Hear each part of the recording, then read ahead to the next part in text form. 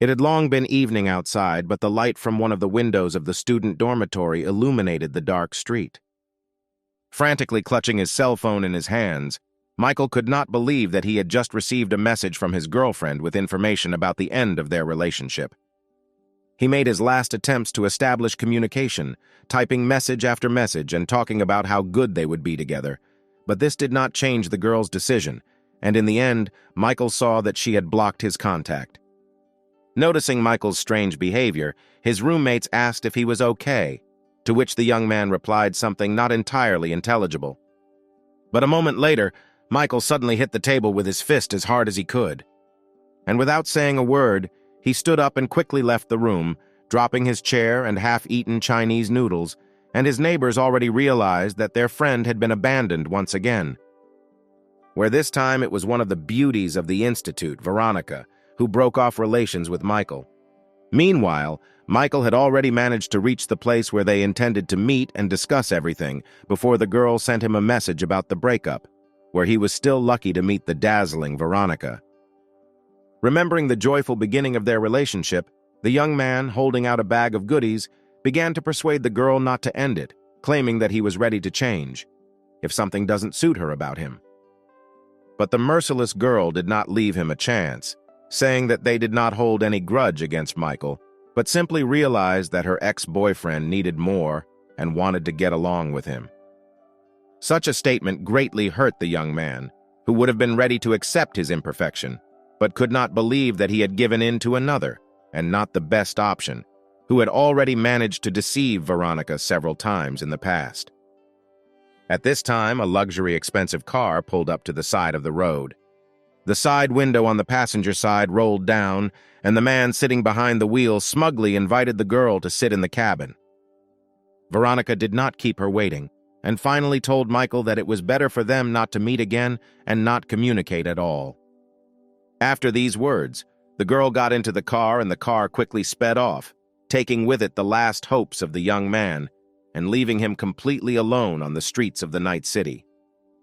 After thinking for a few minutes, Michael threw away the goodies he had bought for Veronica and walked away. He walked around the city at night for a long time and finally decided to go to the supermarket. Washing down his grief with mineral water, the young man thought about why girls generally don't appreciate the sincerity of guys. He didn't know where to take out his anger and squeezed the empty bottle with all his might.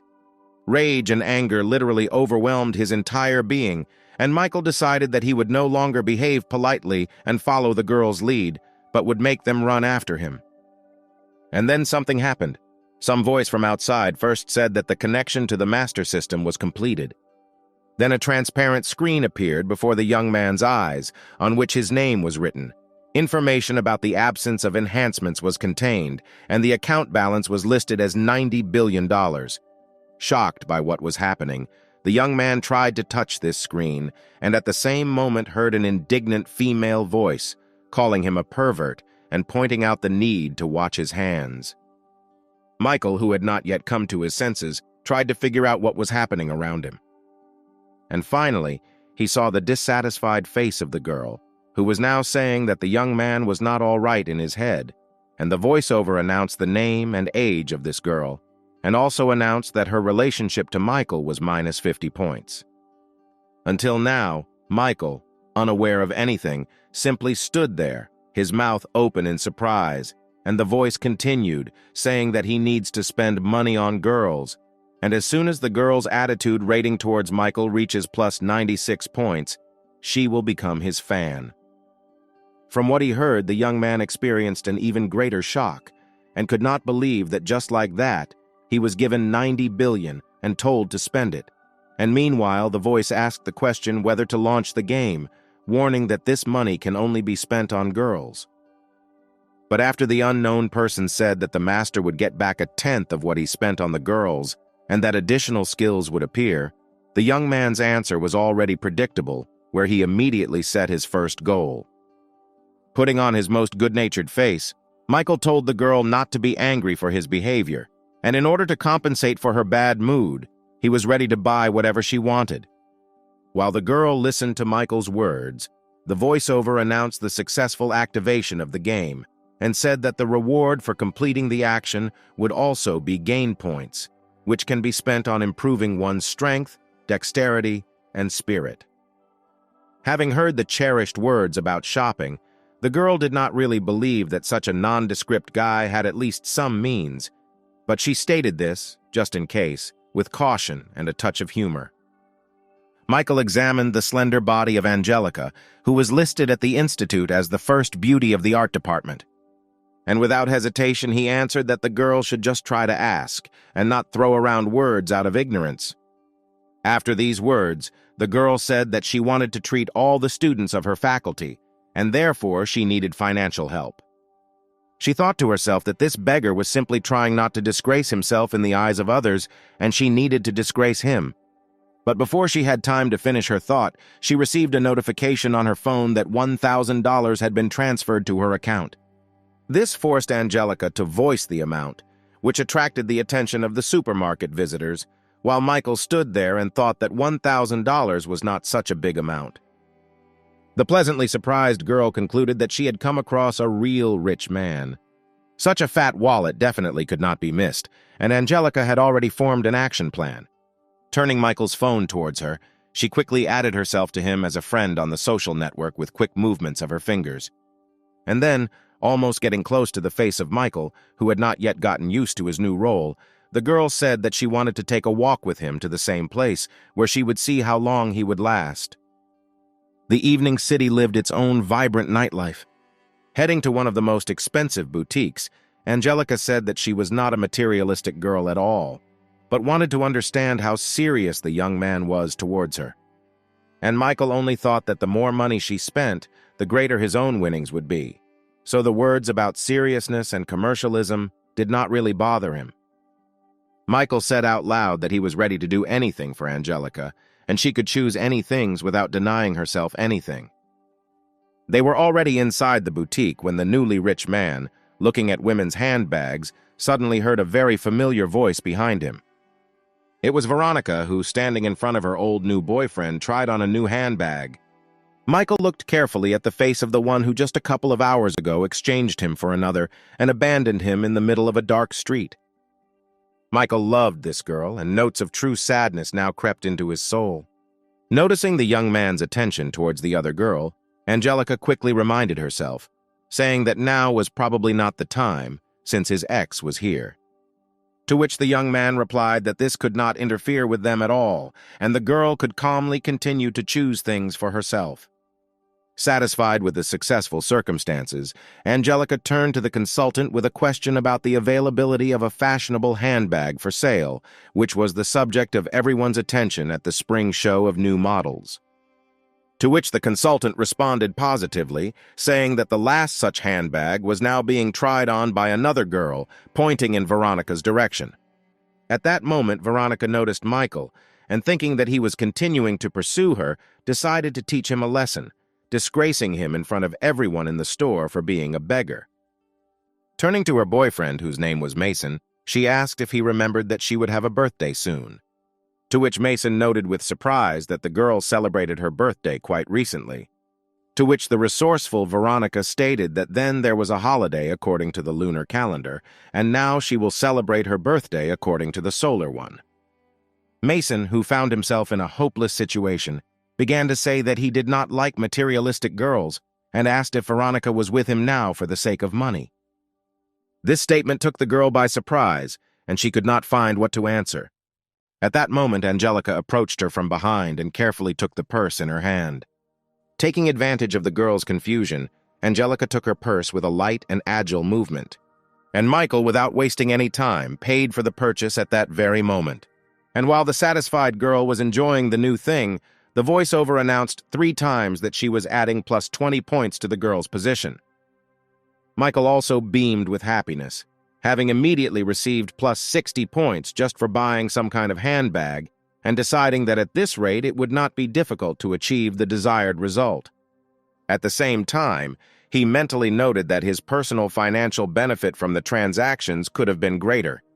Looking at the homely-looking rich man in the face of Michael, the store consultants recalled the words of the director that one should not be biased towards people based only on their appearance, and Veronica, who had lost her purse, stood with her eyes lowered to the floor. Angelica, on the contrary, was happy, noting that both the purse and the guy with the money were now taken by a better owner than Veronica. She looked in fascination at the simple guy looking at the handbags, and again came to the idea that this jackpot should not be missed. Approaching Michael, she gently grabbed his hand and began to thank him for his generosity, calling him dear, which the young man did not expect and was a little embarrassed. Veronica looked at this whole scene with tears in her eyes. Saying that this young man's behavior had crossed all boundaries, Veronica pushed Michael away and rushed out of the store. But he mentally noted that this was just the beginning. At that moment, a familiar voice announced that Veronica is the second object, and currently her attitude towards the master is -10. Listening to this, Michael watched as Mason took off from his seat. And he ran after the girl, rushing away from the boutique, where none of the participants in the action heard how Michael was promised a reward of 20 gain points when Veronica's attitude towards the owner reaches 96 points. And Angelica, who did not miss her chance, clung to the young man, asking where they would go now. To which Michael, who had a taste of the game, replied that only where he could spend money, since he would never believe that one handbag would be enough for a girl. In one boutique, Michael pointed out the most expensive dress. In the other, for the most elegant and incredibly expensive jewelry. And everywhere he invariably paid with the very card that appeared to him after he agreed to participate in the game.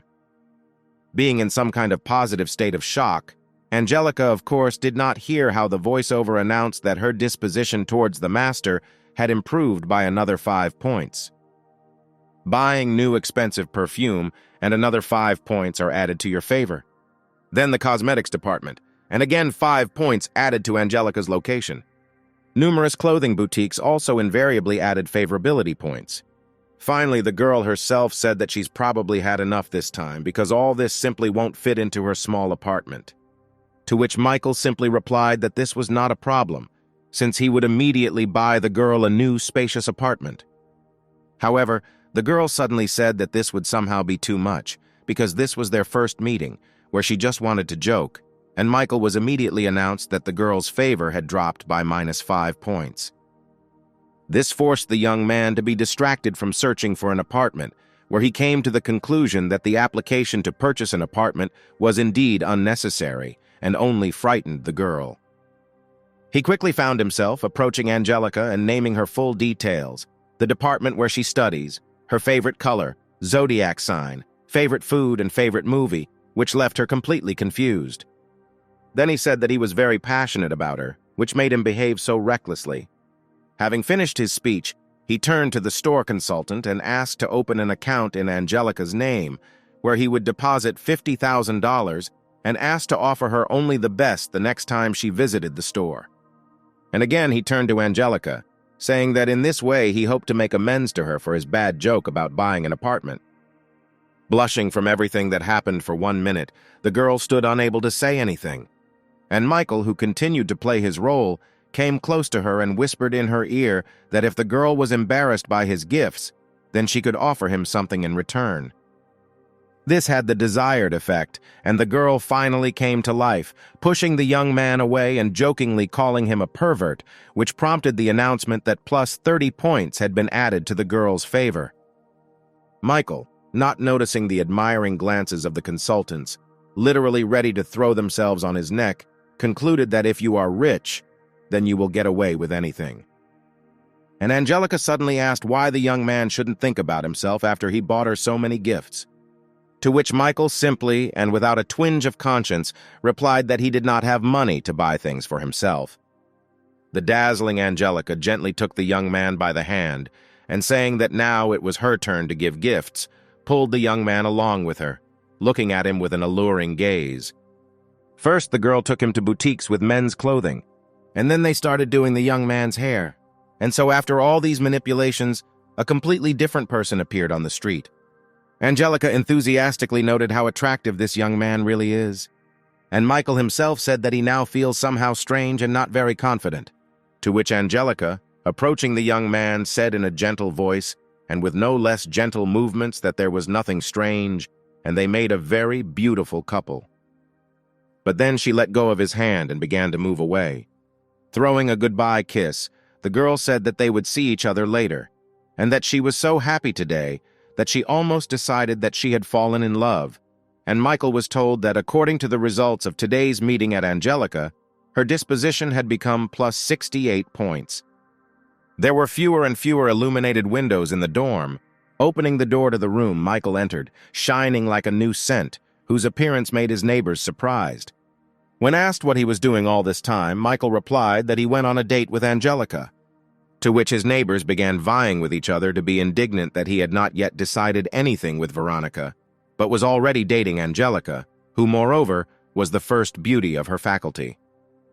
Then one of the guys approached Michael and said that Angelica was not a girl on his level, where the young man did not have enough finances for her, and was immediately awarded gratitude from Michael for his friendly advice. After listening to his friend, the young man began to read new messages, where Veronica wrote that she chose Mason only because her mother was now sick and she really needed money, and without hesitation he transferred her $10,000. At the same moment, in the women's building of the dormitory, an exclamation of surprise sounded so loud that it was heard far beyond the dormitory. That was the surprise of Veronica, who stated that as soon as she mentioned the money, Michael immediately transferred the required amount. Her friend asked if this was the same Michael with whom Veronica broke up, to which the latter answered positively and added that she needed to get rid of Mason, who couldn't even buy her a bag and take Michael into circulation. She began quickly typing one message after another on her cell phone. She asked where the young man got so much money, what kind of relationship he had with Angelica, and whether he still had any feelings for her, for Veronica. Meanwhile, Michael, having heard the announcement that a +5 had been added to Veronica's disposition, began to think that Angelica turned out to be not as selfish as Veronica. Deciding not to answer the girl for now, the young man began to look for places where he could still spend money on girls. And so he found what he needed, an online broadcast of one famous blogger, Miranda, who accepted financial assistance for herself. Michael's joy knew no bounds, because he found himself in the right place to spend a lot of money, which he did not hesitate to do. Having seen the transfer from a user under the name Lone Wolf, Miranda, not yet familiarizing herself with the amount, sent him words and a token of gratitude. But when the amount was shown on the screen, not only the blogger girl was shocked, but also everyone who was now watching her online broadcast. The comments from the audience were not long in coming, noting the appearance of a rich man here and asking him to give him some money. But instead of responding to these meaningless comments, Michael decided that it would be nice to make another translation and pressed the appropriate button on the screen of his mobile phone. Meanwhile, in the office of the online broadcasting company where Miranda worked, a real commotion began. The project manager literally flew into the boss's office without knocking, and with a wild expression on his face, shouted that some rich man had just transferred $1 million to Miranda. The boss's reaction was not long in coming, where he suggested that this was either fraud or money laundering. Meanwhile, other girls who also broadcast online from this company vied with each other to try to write to the Lone Wolf, telling each other how this rich man had just transferred $1 million to Miranda. Miranda herself could not believe that she had just received a transfer of $1 million. The director did not hesitate to appear, who with signs indicated the boss's instructions to take this rich viewer into circulation. But Miranda stated that she could not talk about it, since she herself would not let such a goldfish go anywhere. After blowing a kiss, the girl told the Lone Wolf to send her a private message so that she could receive her well-deserved gratitude. But the Lone Wolf did not respond to either this or any of the following messages, because Michael had long since fallen into a sound, healthy sleep. A new, clear and warm day arrived, and the first rays of the sun illuminated the walls of the men's dormitory. Having woken up, Michael lazily read the correspondence in the general chat about how a certain rich man had appeared in online broadcasts yesterday. And while the young man was washing his face and brushing his teeth, he noted that his transfers yesterday had no effect on Miranda, because there was no notification about adding her to the system, nor about the accrual of favor points. He was just thinking that probably, in order for the system to recognize a new girl, a personal meeting was needed, when he discovered a huge number of messages from various girls who offered to meet him. However, almost immediately he noticed the commotion his comrades were making as they left the room and asked what had happened. To which they explained to him that they were rushing to an open lesson in order to have time to take the best seats, which would allow them to fully enjoy Jessica's beauty. She was an incredibly beautiful girl, whom literally all the guys at school dreamed of, and Michael also remembered this girl in great detail, the location of which all the university guys dreamed of. After all, Jessica was famous as a very educated and cultured girl, developing literally in all areas. She was the chairman of the Students' Association. Her musical talent for playing the piano left no one indifferent. Jessica did not lag behind in more dynamic sports, where she diligently studied ballet and became a state champion in fencing. While Michael was turning over in his head all the merits of this university beauty, he was noticed by students sitting nearby, who assumed that he had transferred from another group, since they had not seen him here before. But the young man didn't care about them. He was thinking about how to establish contact with Jessica, who constantly keeps only in her own company, and for 3 years no one has managed to even just talk to her. And then Veronica and her neighbor noticed him, where the neighbor, whose name was Inga, noted that Michael had dressed up well, which was probably intended to please Veronica. And at the same moment it was announced that plus 10 points had been added to Veronica's disposition. Glancing sideways in the direction where the girl was, Michael noted to himself that Veronica was really some kind of superficial woman, since her position improved only because he had dressed up a little. But throwing away unnecessary thoughts, the young man tried to focus on how he could meet and add Jessica to the system, from which he was distracted by loud exclamations from the left side of the audience. It was one of the guys who suffers from excessive self-confidence and arrogance, who loudly declared that he was about to get Jessica's phone number. Jessica's attention was also attracted by such statements, which made her very surprised.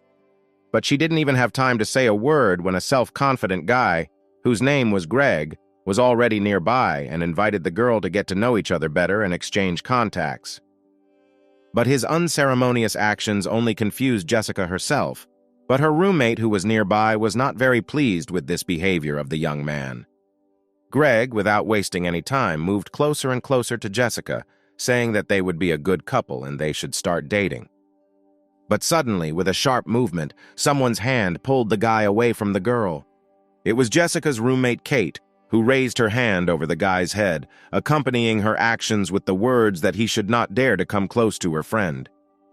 Watching the sharp end of the pen above his head, Greg began hastily making excuses that he just wanted to join the student association, and Kate misunderstood him. Saying that this was the stupidest excuse to approach the girl, Kate sent the failed gentleman away. But not even a few seconds had passed before the attention of both girls was attracted by another voice, asking Jessica to add him as a friend on a social network, which surprised them a lot. It was Michael, who had already prepared his phone for exchanging contact information.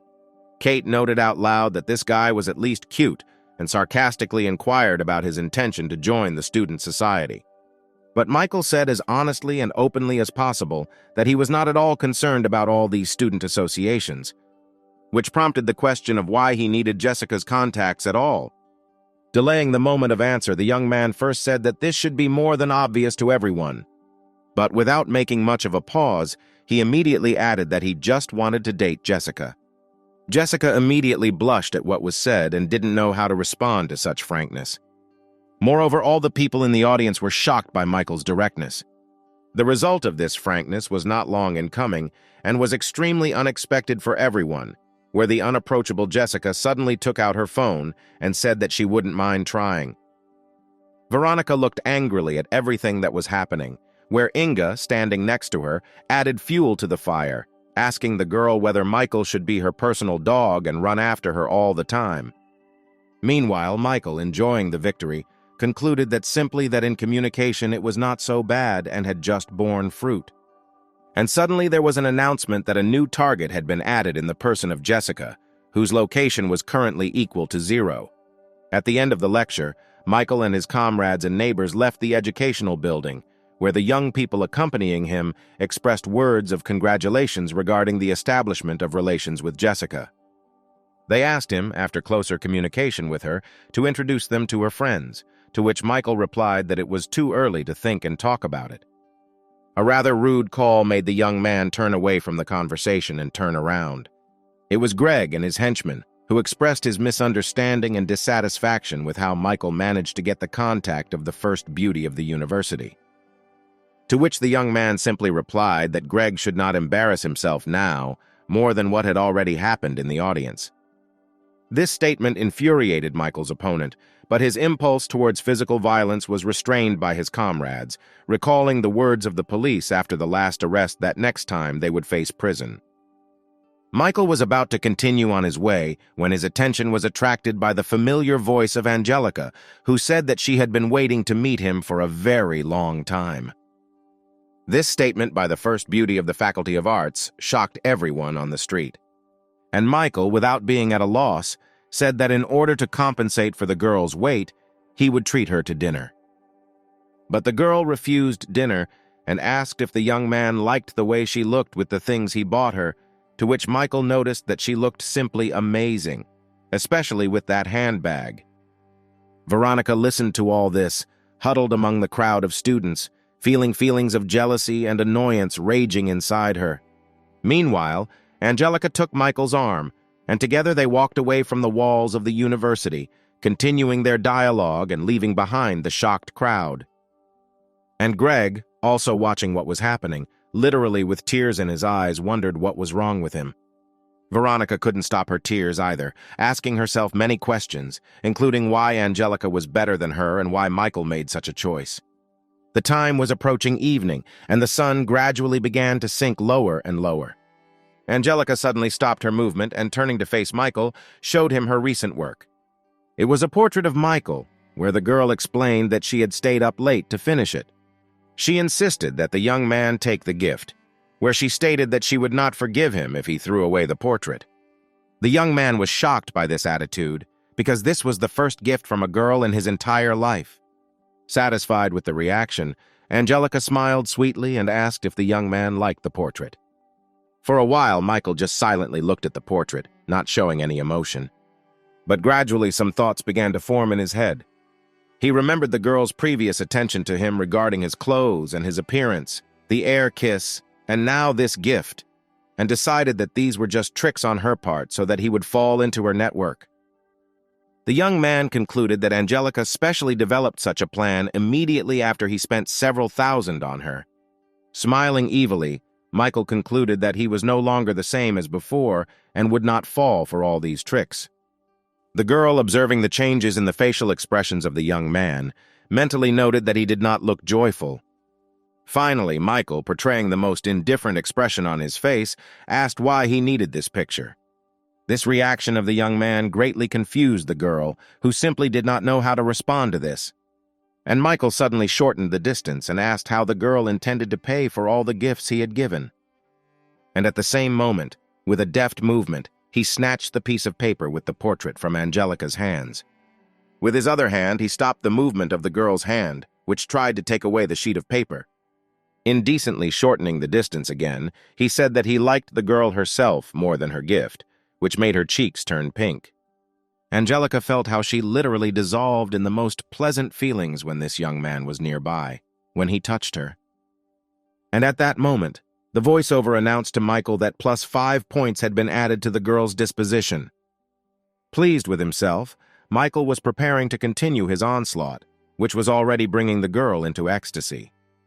But suddenly their almost complete embrace was broken by a guy who rushed between them. He, turning to Angelica, reproached her for refusing to go for a walk with him under the pretext of going for a manicure with a friend, while she was hugging some stranger. Unable to restrain himself, this young man expressed one claim after another. Pointing at Michael, he stated that she only lets this guy hug her because he has money. And Michael was very familiar with this behavior of the young man, and he immediately realized that this young man was a fan of Angelica. Meanwhile, the girl, enraged by the guy's behavior, began to shout angrily that he was no one to her at all, and he shouldn't care about who she hugs or what she does. But the escalation of the conflict was interrupted by the intervention of Michael, who introduced himself to the guy, asked his name, and inquired about how long he had been trying to court Angelica. The young man replied that his name was Tommy. He was also studying at the Faculty of Arts, and had been trying to attract the girl's attention for more than 6 months. This immediately reminded Michael of himself, where he had been chasing the same girl for 3 whole years. He told this story to his new acquaintance, telling how he had to work 4 jobs and eat whatever he could in order to satisfy the selfish needs of his passion.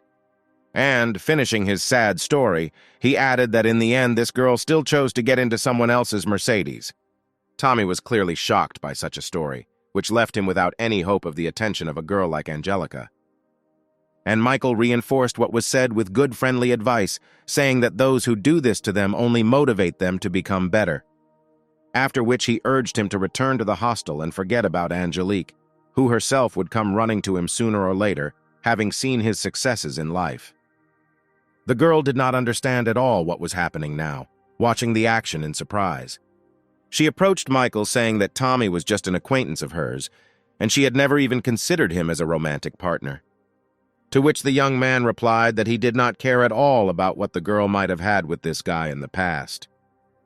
And then Michael, saying that the girl did not respect either herself or him, began to tear the portrait right in front of her face, causing great amazement in the girl.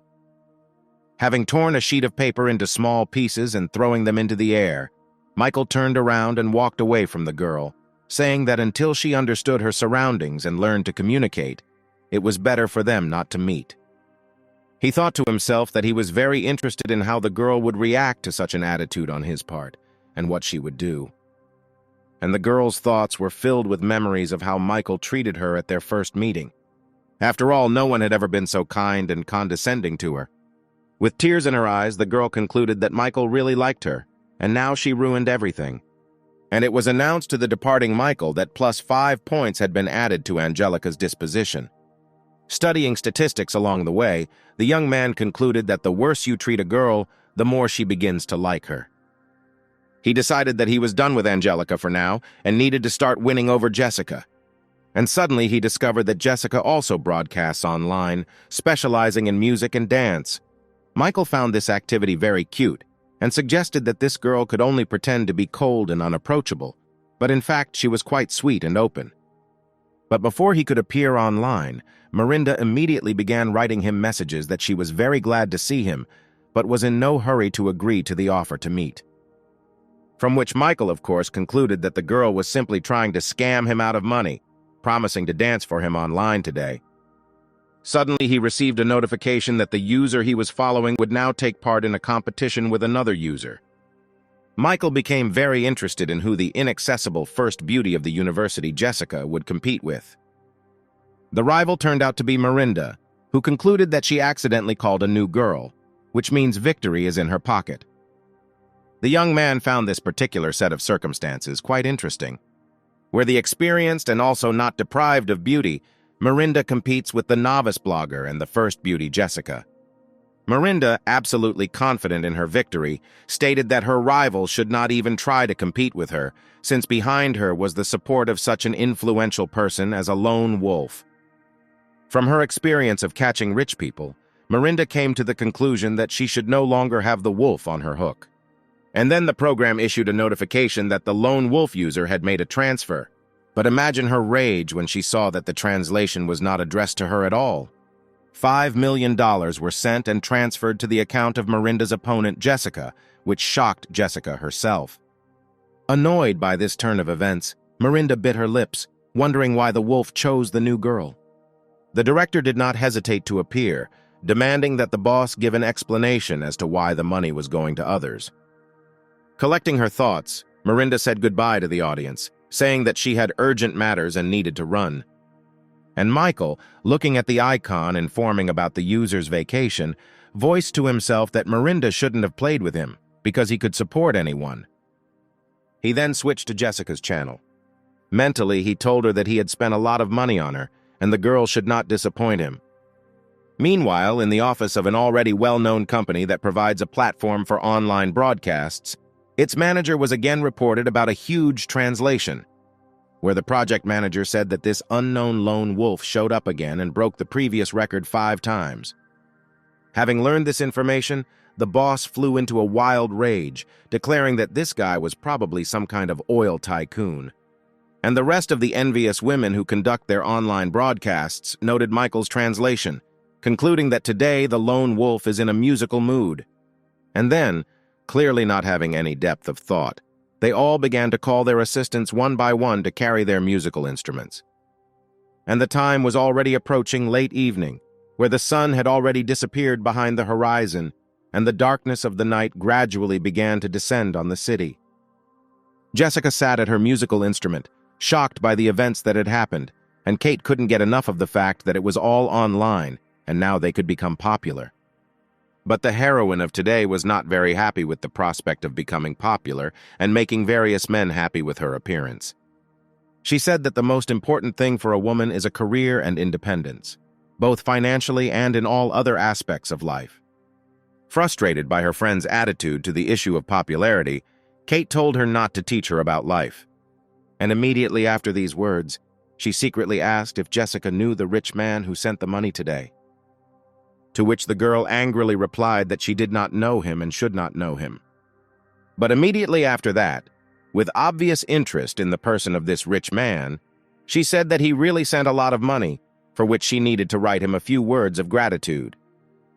And Kate, while collecting equipment, thought with disappointment that her friend had said one thing, but was doing exactly the opposite. Suddenly, a wild scream from her friend made the girl literally jump on the spot and drop all the equipment. Unable to swear, she turned around and saw that nothing critical had happened, and could only quietly ask the question of what had happened. To which Jessica responded in confusion that she apparently knew who the lone wolf really was, where she came to the conclusion that it was Michael. Immediately, the girl remembered the story of one boy who was the son of a very rich and successful man, but at the same time he was modest and did not want to show his wealth and high position. He received the best education, but realized that he did not want to be the object of everyone's attention and wanted to live freely. One day he met a beautiful girl, fell in love with her and decided to win her favor, but as an ordinary poor person. But the girl's friend listened to this story without enthusiasm and only said that she had reread romance novels. The girl began to worry very much about this poor boy, who since childhood was surrounded by the best, and now it is probably very difficult for him to pretend to be a simple person. Michael, meanwhile, managed to take a shower in his dorm. Having almost finished drying himself, the young man noticed that a message had arrived on his phone. Taking the phone, Michael, not without surprise, noted that Jessica invited him to have dinner together without even asking where he got so much money from, and decided to check on her. The second half of the next, as usual, sunny day was already in full swing. Michael was on his way to a date with Jessica, where he chose a moped as his means of transport. He stopped near the women's hostel, where a certain man had already parked his luxury car. This man was the first to start the conversation, saying that he was waiting for his girlfriend and asking Michael who he was waiting for. At that moment, the young man saw Jessica appear on the street, looking around, apparently in search of Michael. And then the young man, pointing at her, answered the man that this was the same girl he was waiting for here. This statement greatly amused the man, where he said that with such a beauty, he himself had a better chance than a guy who did not even have the means to buy a good car. Meanwhile, Jessica saw a young man waiting for her. She continued to believe in her fantasy, where Michael seemed to her to be a secret rich man who was hiding from everyone. Intoxicated by her fantasies, the girl quickly headed towards him. Meanwhile, the man was busy telling Michael about how he had to work hard and then, maybe in 15, 20 years, such a girl would get into his car. While this narrative of success continued, Jessica had already managed to approach Michael and took a place on the moped behind him. The man didn't even have time to understand anything when a moped rushed past him, on which a guy and a gorgeous girl rushed towards new impressions from each other. The man silently looked after the vehicle speeding off into the distance. And then emotions took over, where he, falling to his knees, lamented the fact that his whole life, aimed at obtaining large incomes, turned out to be meaningless, which this situation with a beauty who sat on some kind of moped had just shown him. Jessica didn't see herself on a simple moped. She saw an expensive bike and a prince in a white suit at its wheel. Her fantasies were dispelled by Michael's voice that they had arrived and the sight of the establishment where he had brought them. It was one of the cheapest fast food places in the city, which people of Jessica's level didn't really notice. and the main dish in this establishment was spicy crayfish and shrimp. Before sitting down at the table, Michael placed a napkin in front of the girl, which again evoked in her the most positive emotions, based on her fantasies, where she thought that even in the guise of a simple guy, he did not forget the manners instilled in him from childhood. She also gratefully accepted from him a package of disposable gloves, in which it is customary to eat crayfish and shrimp so as not to get your hands dirty. And so, a minute later, Michael was happily eating the shrimp, and the girl, continuing to live in her fantasies, noted that these are probably the smallest shrimps that he is forced to eat for her sake, so that she does not feel awkward in an expensive restaurant. And at that moment, when Jessica once again imagined the prince in the person of Michael, the latter was told that plus 10 points had been added to the girl's disposition.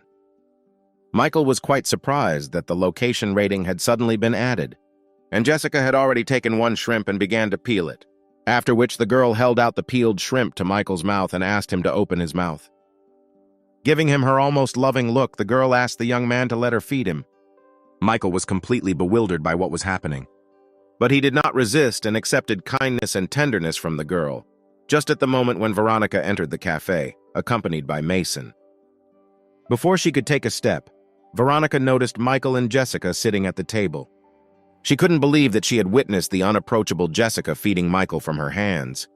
At the same time, the girl began to think about what was happening with Michael, who just yesterday was leaving accompanied by Angelica, and today he is already in the company of another girl. Not wanting to be in front of her ex, she asked Mason to choose another cafe, saying that there were too many people there.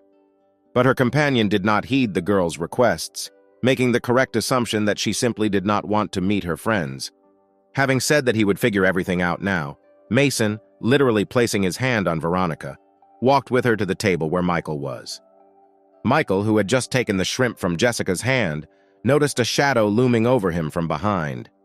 Then he heard his name and saw bills falling in front of his face, after which Mason said that Michael should take these $500 and get out of this cafe. The young man looked at the bills that had fallen both on the table and into the plates of food, and the only thing that came to his mind was that Mason's behavior was extremely ridiculous and did not do him any credit. Throwing another stack of not very large bills, Mason said that now it should definitely be enough for Michael to get away from here. And Jessica suddenly squeezed her purse so hard that her finger bones even cracked. This did not go unnoticed by Michael, who could not understand why the girl was so angry. And the reason for Jessica's anger was Mason, who was now ruining her perfect date, and to whom she sent all imaginable and inconceivable curses. But Mason didn't let up, saying that if it wasn't enough, he could add more, accompanying the words with the movement of his fingers, taking out another stack of banknotes from his wallet and throwing them into the air. Suddenly, someone's hand suddenly fell on the bills lying on the table. The waiter arrived in time and offered Mason to give all this money to him in exchange for organizing another table for him. Roughly grabbing the waiter by the clothes, the man began to say that he did not want any other table other than this one. But his speech was interrupted by a sweeping blow from a woman's handbag right in the face, which did not go in vain on a couple of his teeth. At Michael's surprised look, Jessica hastened to say that this was not her doing. And behind them a huge silhouette appeared, which called Mason a scumbag, living on her money, driving his car, and, as it turns out, also sleeping with other girls using her money. Michael was literally shaken by the sight of this scary, huge woman behind him. And Mason, holding the bruised place, asked his wife Goldie what she was doing here. To which the terrible woman, terribly distorting her face and accompanying her speech with choice abuse, replied that if she had not been here, she would never have known that he was sleeping with others.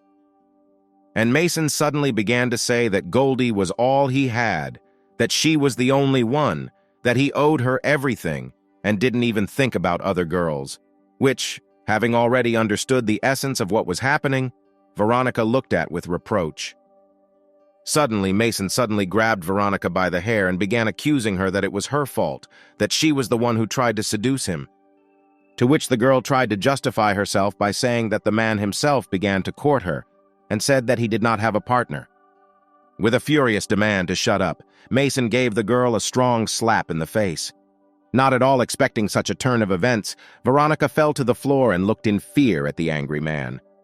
But Mason did not let up, Having entered into the role of the victim on whom the feminine charms had been tested, he had already raised his hand for a new blow. However, someone's hand stopped his movement. It was Michael, who said that a man only disgraces himself by beating a woman in front of the entire cafe. So, continuing to sit on the floor and clutching her cheek that was burning from the blow, Veronica suddenly realized that Michael still loved her. Meanwhile, Michael was told that Veronica's favor had increased by 60 points and that her favor had reached the maximum possible level. After which, the voiceover said that Veronica is a fan of the master. The amount of Michael's personal financial benefit from spending on the girl is $5,000, and 20 gain points were also awarded. Without hesitation, the young man gave the order to use 10 points to improve his physical characteristics. And at the same moment, with a deft movement of his hand, he performed a trick on Mason by bending his arm behind his back, which made the latter howl, after which he pushed him away from himself.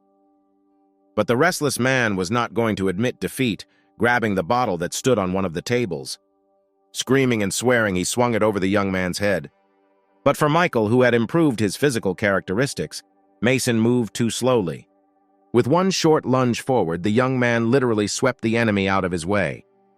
Michael said to Mason, kneeling in front of him, that there is no shame in being supported by a woman, but there is a shame in raising a hand against a woman.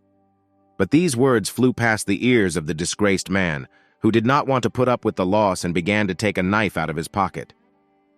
Seeing the bladed weapon, Jessica shouted to her companion to be careful, and the enraged man had already managed to straighten up and begin to perform a stabbing movement with his hand forward, tightly squeezing his weapon.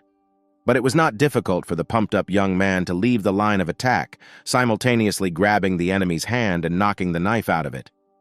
Where immediately after this, without giving the enemy a second to somehow come to his senses and react, Michael used a technique that wrestlers call a throw over the back. The sound of the splat on the floor seemed to be audible even on the street. And so Mason lay unconscious on the floor, defeated by the brave young man who defended the girl's honor. The winner himself, modestly placing his hands in his trouser pockets, headed towards the exit, where Jessica followed him. But suddenly his movement was interrupted by Veronica, who, grabbing his leg, said that she was wrong towards him and asked him to give her another chance. For a moment, Michael thought about it, but quickly pulled himself together and began to speak. He reminded the girl of how he dragged her several kilometers to the hospital when she got hurt. He remembered how he worked tirelessly for 6 months to give her a new phone, which she refused because it was not the latest model. He also remembered that he had always known about her frivolity and commercialism, but stubbornly believed that sooner or later she would notice him and appreciate his efforts. Concluding his speech, Michael said that Veronica had a lot of time and chances. Now the Michael who ran for her has died, and the girl has made her choice. Tears of grief and despair welled up in Veronica's eyes, because every word of the young man was the truth, which, as we know, always hits hard, where the pain from its blows is always stronger than physical pain. Once on the street, Michael apologized to his companion for everything that happened, which ruined their date. To which Jessica playfully replied that everything was great, and she had a unique chance to see the young man from the other side. Such words from the girl greatly embarrassed Michael, but at the same time they were pleasant to him. And Jessica, unable to take her eyes off the young man and replaying the events of today's date in her head, was firmly convinced that this guy could still surprise her with many things. Soon the sky over the city was covered with black thunderclouds, and the downpour did not take long to arrive. The door to the dorm room swung open very suddenly, as if it had been kicked with all its might. So Veronica returned to the room after an unsuccessful evening, where the neighbor who met her lamented the fact that the girl did not have an umbrella with her, and she was all wet. The greeter hastened to tell the news that yesterday Jessica received as much as $5 million from Michael, which infuriated the already very upset girl, who asked where such information came from. To which the friend explained that Jessica's neighbor had spilled the beans about it. Digesting the new information, Veronica fell into some sort of stupor for a few seconds. And finally, she reached her psychological limit and burst into tears. Her sobs were accompanied by such loud sounds that in the neighboring rooms of the dorm, unfriendly statements were constantly heard addressed to the one who was interfering with her rest. Meanwhile, in the room where Michael lived, his neighbors were surprised that their friend was very good at playing video games, suggesting that he was a secret esports player. And Michael himself thought that after the distribution of reinforcement points, even playing games became very easy, but he said out loud that he was just lucky.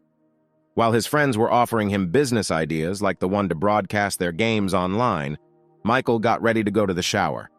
In the shower, he saw the direct effect of the enhancement glasses, expressed in the clearly visible relief of the muscles on his body. He also noticed that his facial features had changed, becoming more fit and courageous. Looking at his body in the mirror, the young man could only think about the fact that now he had to avoid taking shortcuts with the girls. He was distracted from admiring himself by the call of his neighbors, who shouted that his phone was ringing. Michael, coming out of the shower, took the phone. It turned out that the first beauty of the Faculty of Arts, the beautiful Angelica, was calling him. In his thoughts, the young man came to the conclusion that this cunning girl had come up with something new to lure money from him and win him over, which means he needs to be on his guard. Picking up the phone, Michael asked the girl the purpose of her call. But loud sobs and screams that were heard in the speaker of the phone literally forced the young man to pull the receiver away from his ear. The apartment where Angelica lived was in another part of the city. There were new things scattered all over the room, the labels from which had not even been torn off yet. The girl herself was sitting in the middle of the room on her knees on the floor, bowing her head. Unable to stop her tears, Angelique asked Michael to lend her $500,000. She began to say that her father had always been addicted to gambling. And then one day he lost big bandits came to them and took everything they had, after which their previously well-off family found themselves at the very bottom. In the end, the girl added that she was not selfish at all. It's just that their family has a lot of debts that need to be repaid. Having listened to the end, Michael simply hung up without saying anything in response, which surprised the girl. But a moment later, a message arrived on the girl's phone. After reading which, Angelica was simply shocked because $5 million had been deposited into her account. And Michael sent her a voice message that he just accidentally made a mistake by 10. Clutching the phone with the treasured message to her chest, Angelica swore to herself that she must definitely thank Michael. The rain outside was getting heavier. Michael sat in his room, annoyed that despite everything, Angelica's position did not reach the foot level and amounted to 94 points. It was necessary to come up with something, to act in a different way and perhaps directly. He remembered the treatise The Art of War by Sun Tzu, where one of the rules was that the enemy must be forced to act when he hesitates. By morning, the rain had stopped, the clouds had cleared, and a nice, warm, sunny day was shaping up. Michael walked from the hostel to the academic buildings, accompanied by one of his neighbors. Suddenly, he heard a woman's voice calling out to him. It was Veronica, who, handing him a package, said that she had prepared lunch for him and offered to go to lectures together.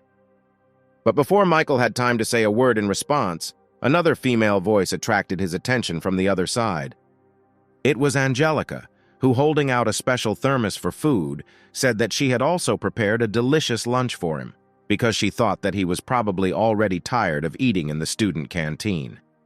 And then the eyes of the two girls met, not foreshadowing anything good for each other. And Michael stood between them, dumbfounded, and did not know what to do or what to say. At this very moment, when the situation seemed to be heating up to the limit, Michael heard another call behind him. The young man slowly turned around, and his amazement knew no bounds. Behind him stood Jessica, who said that she also brought him lunch, where she chose beef noodles as the lunch dish. At the same moment, not the most friendly glances of other contenders for Michael's attention were directed towards the girl. Where to outside spectators, all this seemed like a kind of fight inside the ring. And Michael, taking the bag of food from the girl's hands, asked in surprise how Jessica knew that he liked beef noodles. To which the girl timidly replied that yesterday, when they were eating shrimp, she assumed that the young man liked spicy dishes, where everyone knows that one of the best spicy dishes is noodles with beef. Michael thought to himself that this girl had a clear advantage because of her attentiveness, and he thanked her out loud, saying that it was always nice when someone showed concern. And the prudent Jessica said that gratitude is not required, you just need to always take into account the preferences of the person for whom you are cooking. And the enraged Veronica and Angelica continued to devour the seemingly modest Jessica with their eyes. But no matter how hard they tried to make it look worse, the opponent had already dealt her signature blow, from which all her rivals scattered in different directions without any chance of success. Suddenly, Jessica pulled out a small box and handed it to Michael with words of gratitude. Michael was simply shocked because it was a smartphone of the newest model. The students standing nearby all this time, who witnessed this whole scene with the participation of Michael and the three most beautiful girls of the university, were again shocked that the unapproachable Jessica was giving gifts to this guy. Her rivals experienced no less shock, also wondering about the level of wealth of the girl who could afford to give such an expensive gift. It was a control blow from Jessica, which literally smashed her opponents across the floor, and the girls had no choice but to watch the departing couple. The day was just beginning, where the sun was still gaining its height. Veronica was the first to break the silence after Michael left, telling herself that she just wanted him back, but didn't understand why it had become so difficult. Angelica was able to control herself much better, and she turned to a recent rival who found herself in the same situation with a question about her name and whether they could discuss something with her.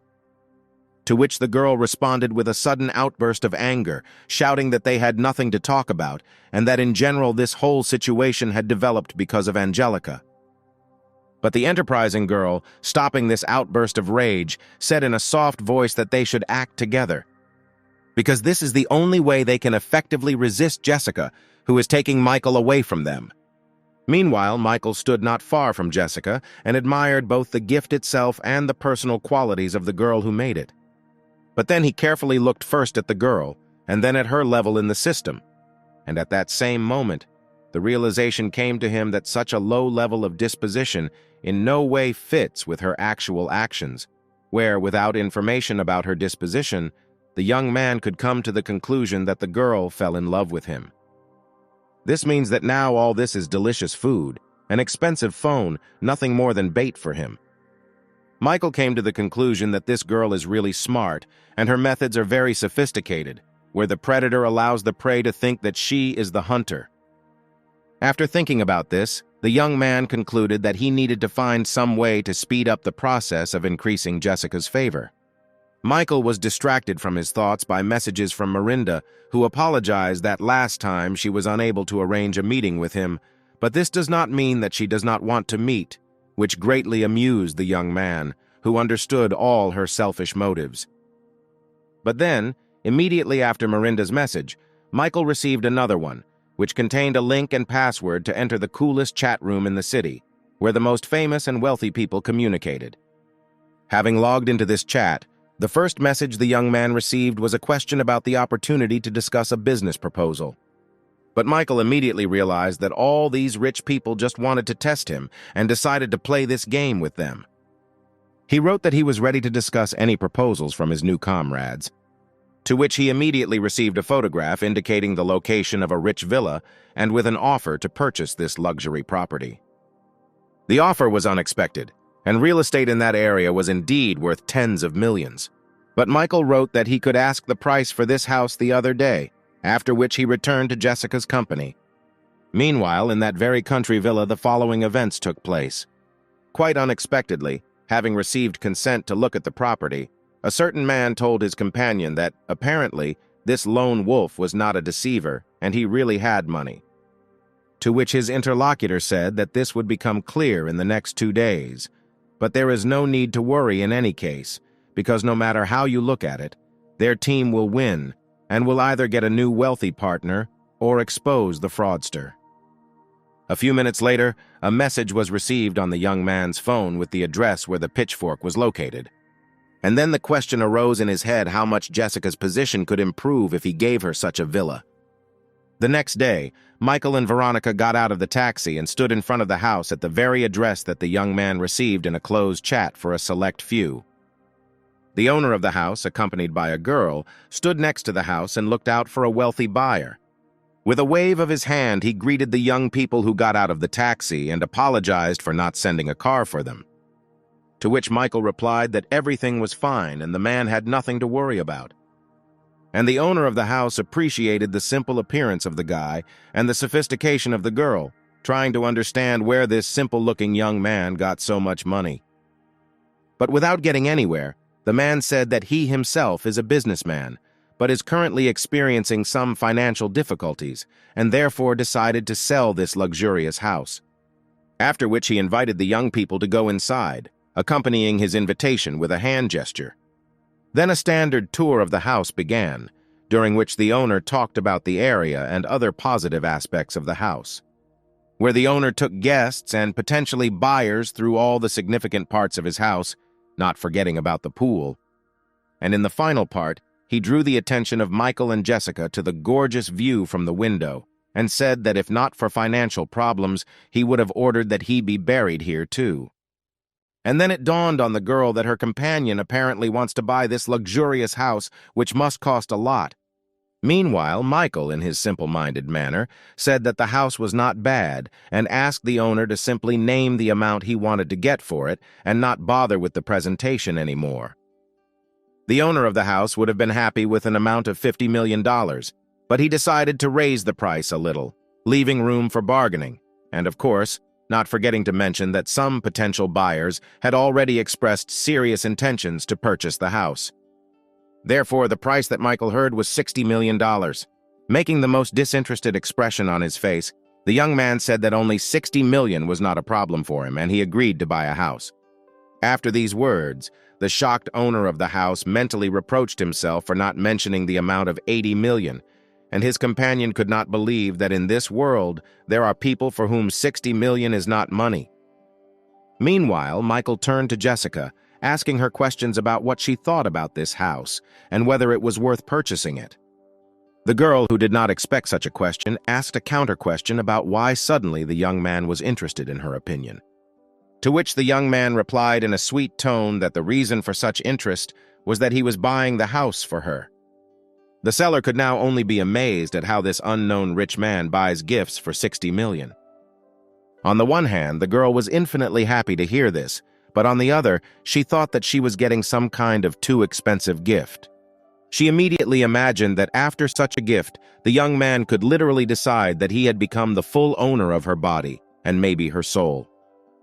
Very carefully, Jessica began to tell Michael that she was very grateful to him for such a gorgeous gift, but precisely because of its high cost, she could not accept it. However, the young man approached her, taking her hand, and began to say that too much real estate was already registered in his name, and the state had recently been introducing new restrictions, so he thought that there would be nothing wrong if one villa was registered on the girl. And in conclusion, Michael added that he still hopes to give the girl this house in the future. Jessica looked at the young man with her fascinated gaze. Her face was burning with a surge of emotions. It was possible to register the house only in the name of the spouse, and thoughts immediately flashed through the girl's head that Michael already saw their future together in marriage. Jessica's happiness knew no bounds, and she completely lost her head. And Michael did not stop his onslaught, saying that he did not see any point in dividing something as belonging to him or her, taking into account the level of their relationship. The girl was smitten by these heartwarming words, and Michael received message after message that points were being added to Jessica's favor. The young man noted for himself that his acting abilities are getting better every day, and at the same time, the girl accompanying the owner of the house, who apparently was connected with him by something more, timidly asked when the man would give her some similar significant expensive gift, at least in the form of an apartment. But the man, realizing that he was not financially capable of such gifts, only laughed absurdly in response. And now the time has come, which is cherished for the owner of the house, to transfer the advance payment. After transferring this, Michael, already saying goodbye, said that he would transfer the remaining $50 million after signing the purchase and sale agreement, with which the owner of the house, of course, agreed, saying that he would prepare all the necessary documents. And so the young people left this luxurious villa and its owners, again calling a taxi. The car with Michael and Jessica inside was moving towards the campus, and the young man sat and calculated in his mind that as soon as Jessica's favor reached the required level, the $60 million spent on the house would turn into his personal $6 million, according to the rules of the system. But the girl had completely different thoughts, which she based on her experience of reading novels, where she believed that the next step on the part of the young man accompanying her now should be to declare his love to her, where it will be close to the wedding, which would be nice to hold somewhere in the Alps. And then they will have a long and happy family life together, children and a common old age, until which they will carefully preserve their feelings for each other. All these dreams and fantasies greatly turned the head of the girl, drunk with feelings. Michael's words that they had arrived at their destination abruptly brought Jessica out of her pleasant fantasies, where she looked out the car window and saw the buildings of the university. Getting out of the car, the girl asked in surprise why Michael didn't come out, to which she immediately received the answer that he had been invited to the gaming club, where he was now heading. After which the car suddenly took off, leaving the girl completely alone. This is not how she saw the continuation of today, and stood disappointed that she never received a declaration of love. Soon a taxi brought Michael to one of the gaming clubs in the city. The comrades who met him said that they had been sitting here for a long time and had managed to lose several times while Michael was not with them.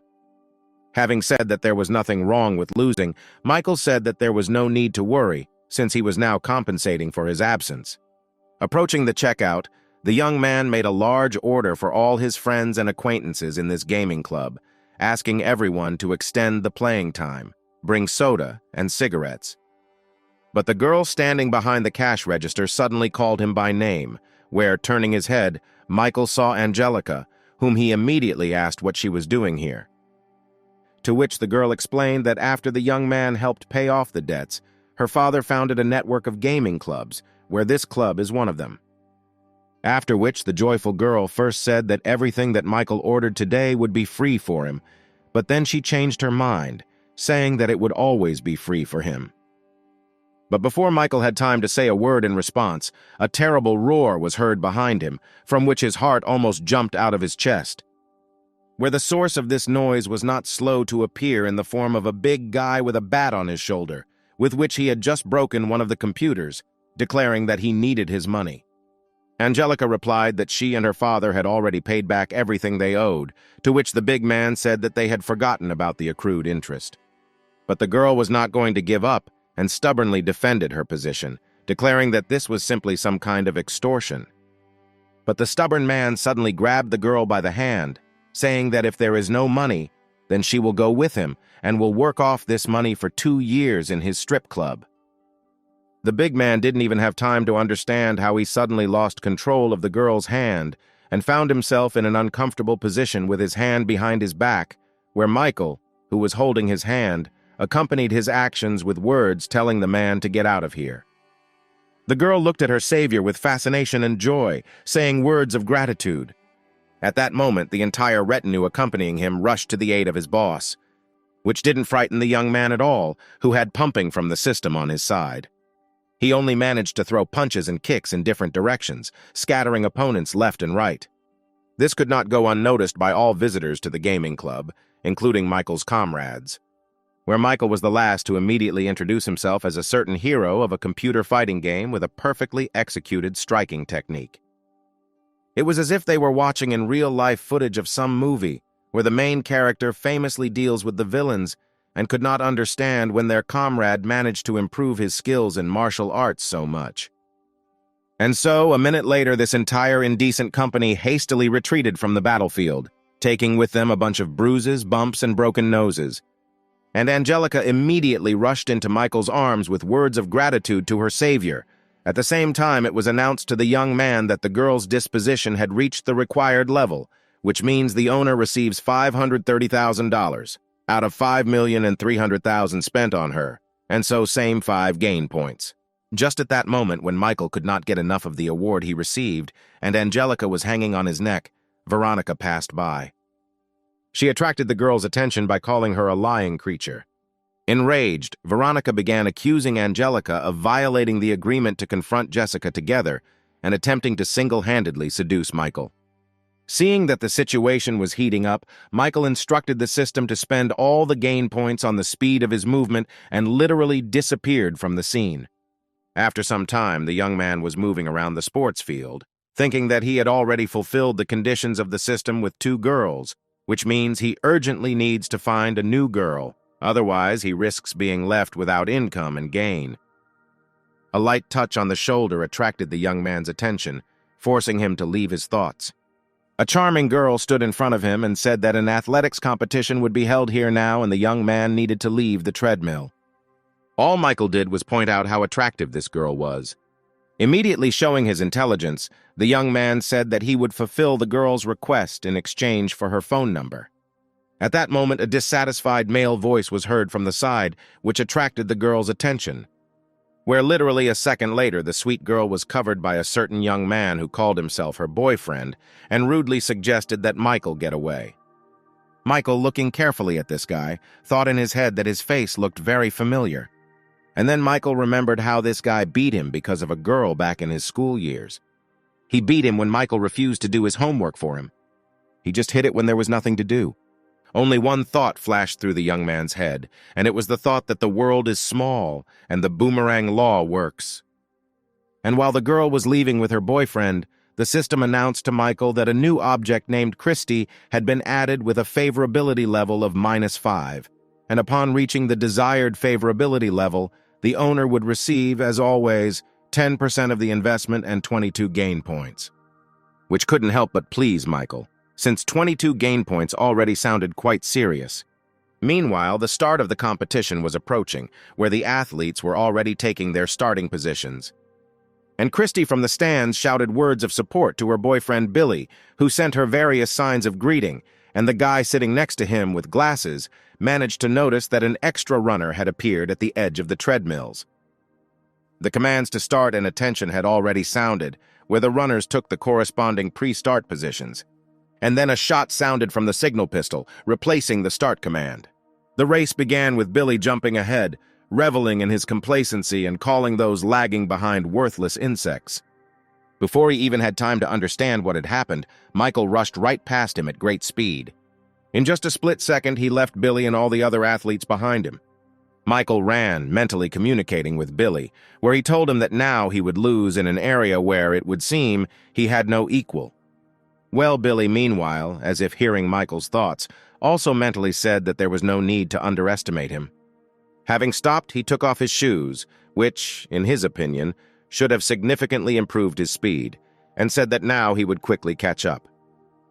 Glancing around, Billy was just beginning to pick up speed again to run. Suddenly, having managed to make a full circle by this time, Michael rushed past him again, throwing words along the way that it would be better for him to start working with his feet and not with his tongue. Looking after Michael, who was speeding away for another circle, Billy could not believe that he had already managed to make a full circle in such a short time.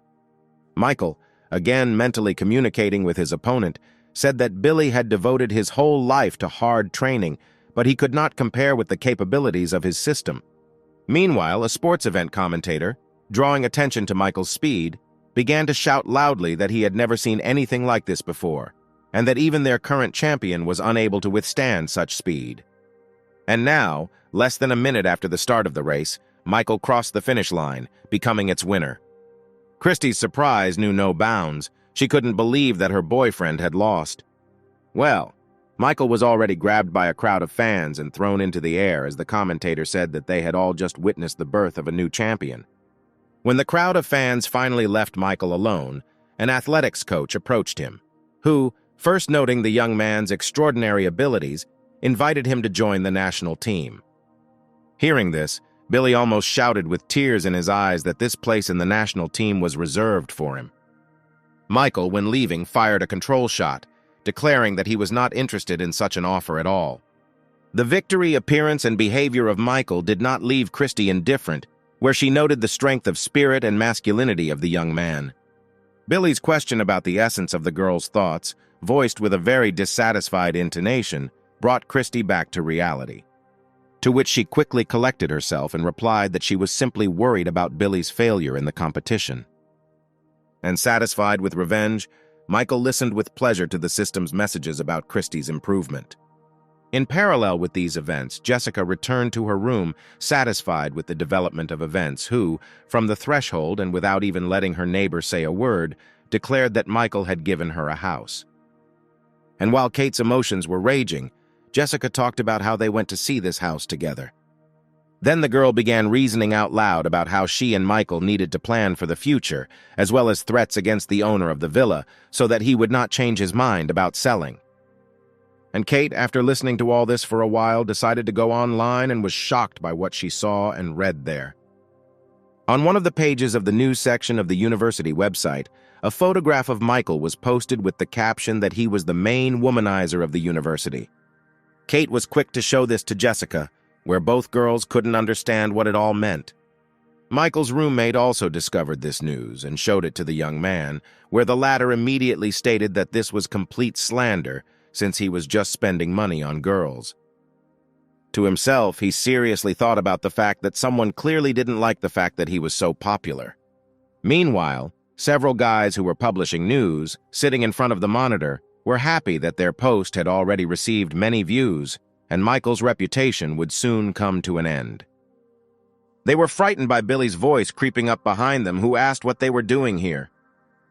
To which they replied that a certain Michael had been behaving very defiantly lately, and they decided to teach him a lesson. Looking at the photo on the internet, Billy immediately recognized the same guy who so brazenly got into the tournament and took the victory from him. But now, having looked at him more closely, he remembered the one he constantly beat and harassed in high school. And then he said that he had known this guy since school, and the definition of a womanizer definitely didn't suit him. He was rather a suck-up, brazenly pestering girls and clinging to everyone who showed him a sign of attention. And since there was intriguing material here, the young correspondents quickly made Billy sit comfortably and asked him to tell everything in detail and more slowly so that he could write everything down. Billy reveled in the thought of revenge, where not a trace should remain of the reputation of Michael, who so brazenly deprived him of the respect of his coach and first place in competitions. Soon the entire university was reading and was shocked by the news, where Michael was accused of molesting girls, of violence against them, and in general of almost half of the crimes provided for by criminal law. Shouting that this state of affairs was unacceptable, the rector of the university slammed his phone onto the table with all his might. He abruptly stood up from the table and loudly declared that this should not happen at his university, and he would personally conduct the most thorough investigation, where he would kick out that guy if everything was confirmed, and his personal assistant looked with tears at the broken phone that I personally searched for the boss for a whole week. Michael is a unique person, coming from a wealthy family, and cannot ignore the girl's misfortunes. He is a fair and selfless person who will never ignore someone else's misfortune and will always protect. Every girl in this city can rely on him and count on his help and support. Every night he turns into a superhero, punishes evil, and saves this city full of sin. This is exactly how Jessica described Michael, sitting in a chair in front of the investigation team. Those who could not believe what they heard said that the girl was clearly exaggerating and asked for clarification about the source of such conclusions. To which the girl displeasedly stated that these conclusions were based on unquestionable female intuition. The rector standing nearby asked the assistant whether the words of this girl could be trusted, to which the assistant, reading the personal file, replied that the girl was from a good family, was the chairman of the student society, and there was no reason not to trust her. But the incredulous rector gave instructions to ask the opinions of other students, including students in the same faculty as Michael. In connection with this decision, the investigation team members asked Veronica, who was walking on campus, to come with them. And now she, bursting into tears, was already sitting in the office and telling how she and Michael broke up because of her, and now he doesn't pay attention to her, but at the same time, she called him the most reliable and worthy person. Where an employee of the investigation team, having handed over napkins, was very surprised that despite the fact that the young man rejected the girl, he still continues to be a good person for her. The rector watched the girl's words about Michael silently from behind the glass. And then, without saying a word, he turned around and left the room, leaving his assistant alone and with a feeling of misunderstanding of what was happening. Having lit another cigarette, the rector stood and thought that there was a high probability that Michael had been slandered, and in fact he was a good guy. He was distracted from these thoughts by the approach of Angelica and her father, from whom he asked how he could help. To which they, unfolding a poster where it was written about Michael's innocence, said that this guy had helped their family a lot, and they came to support him, where Angelica also studies here, only at a different faculty. This state of affairs could not leave the rector indifferent, where absolutely everything spoke in Michael's favor. Saying that he would certainly sort everything out immediately and thanking Angelica and her father for their participation, the rector said goodbye to them. And then he decided to visit the internet himself, where he could read independent and objective comments from people uninterested in the outcome of the issue. Where, literally from the first page, he came across a positive review about Michael and an expressed desire to get to know him better from some girl. What followed was an independent description of the young man's participation and victory in an athletics competition, where he beat the reigning champion. There was also talk about Michael's very friendly attitude towards all the girls, where under the pictures and views, there were dozens of comments from girls that this decent young man was simply slandered, and each of them would be happy to be considered his girlfriend. This finally convinced the rector of Michael's innocence, where he saw that the guy was simply the idol of all the girls, which probably provoked his envious people to slander. Instantly, pictures of the past appeared in the man's head. After all, at one time he too was the best of the best, and a unique, handsome man in the entire university, attracting the attention of all the girls, which of course regularly attracted a variety of envious people. There was no internet then, and in order to set him up, these envious people damaged university property in his name, for which he was brought to disciplinary liability. His parents paid a fine, and this whole story almost ended with his expulsion. With tears in his eyes, the rector spoke out loud words of understanding to Michael, who was not there. And finally, having collected his thoughts and wiped away his tears, the rector loudly declared that he, the head of this university, would never allow lies and slander to flourish here, and justice would be restored immediately. After just a couple of hours, all university students were gathered in the assembly hall, where Michael stood on stage in complete confusion and listened as the rector made a statement that the information recently circulated about this young man was blatant slander. The rector's impulses reached the point that he hugged the young man and said that today they had all gathered here in order to restore his good name. Then, with the words that Michael is the pride of the university and the most good-natured person, the rector presented him with a certificate of honor. And at that very moment, the whole hall burst into thunderous applause for Michael. And among this applauding crowd stood an embittered Billy, who could not understand what had happened, because he hoped that the false information he had reported, spread on the internet, would completely destroy Michael, who had just for some reason suddenly been awarded a certificate of honor. Not far from him stood Christy, who supported the ovation and noted to herself that Michael was very good. And then Michael saw messages that Christy's favor was beginning to grow with a plus sign, after which he looked at the beautiful girl, who was clearly beginning to experience some feelings towards him. The event was over, and all the students began to disperse in all directions. And the restless Billy approached Christy and began to make claims against her regarding the fact that she applauded Michael so zealously, causing such stupid claims to cause an attack of anger in the girl, saying that she has the right to admire good people and Michael is a good person since he does a lot for people, but at the same time does not expect anything in return. The girl turned around and walked away from the evil gentleman. As she left, she also reminded the guy that when he beat him in the race, he could have reveled in his victory, but he behaved more than worthy and even refused the offer to join the national team. Her affectionate tone in which she spoke about Michael completely drove Billy crazy. He grabbed the girl's wrist painfully, yelling at her to shut up and that Michael couldn't get around him. The pain brought tears to Christy's eyes and she screamed for Billy to let her go.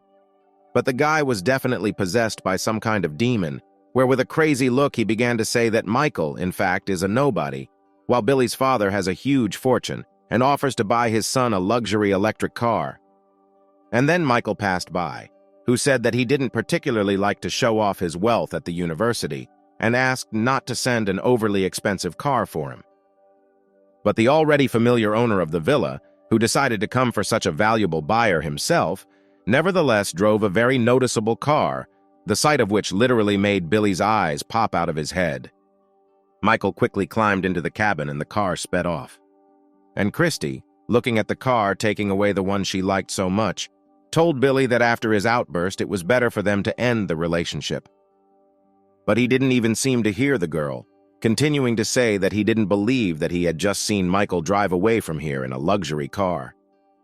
And Michael and the seller of the villa had already arrived at the bank, where the young man transferred the remaining $50 million to the man, which evoked the most positive emotions from the former owner of the villa. He offered to give the young man a ride back to the university, which Michael refused, saying that the man's car was too conspicuous and he would rather get there on his own. While he was walking towards the university and thinking about what else could be more expensive to buy for Jessica, his attention was attracted by messages in the chat of the rich, where the seller of the house had already shared the news that the lone wolf had purchased a villa and expressed his most sincere gratitude for this help. To which Michael immediately replied that it was not at all difficult for him, and he was always happy to help. And suddenly it dawned on the young man that he could give the girl some very expensive car. After some time, Michael was already in one of the most expensive and popular car dealerships. He was met personally by the owner of the car dealership, who wholeheartedly greeted the lone wolf. This was the son of the head of a huge corporation known far beyond the borders of their city, which was mainly engaged in the production and sale of cars and cargo transportation by water on its own ships. Looking at the business card handed to him, Michael thought that for his age, this young man named Mark occupied a very good position in society.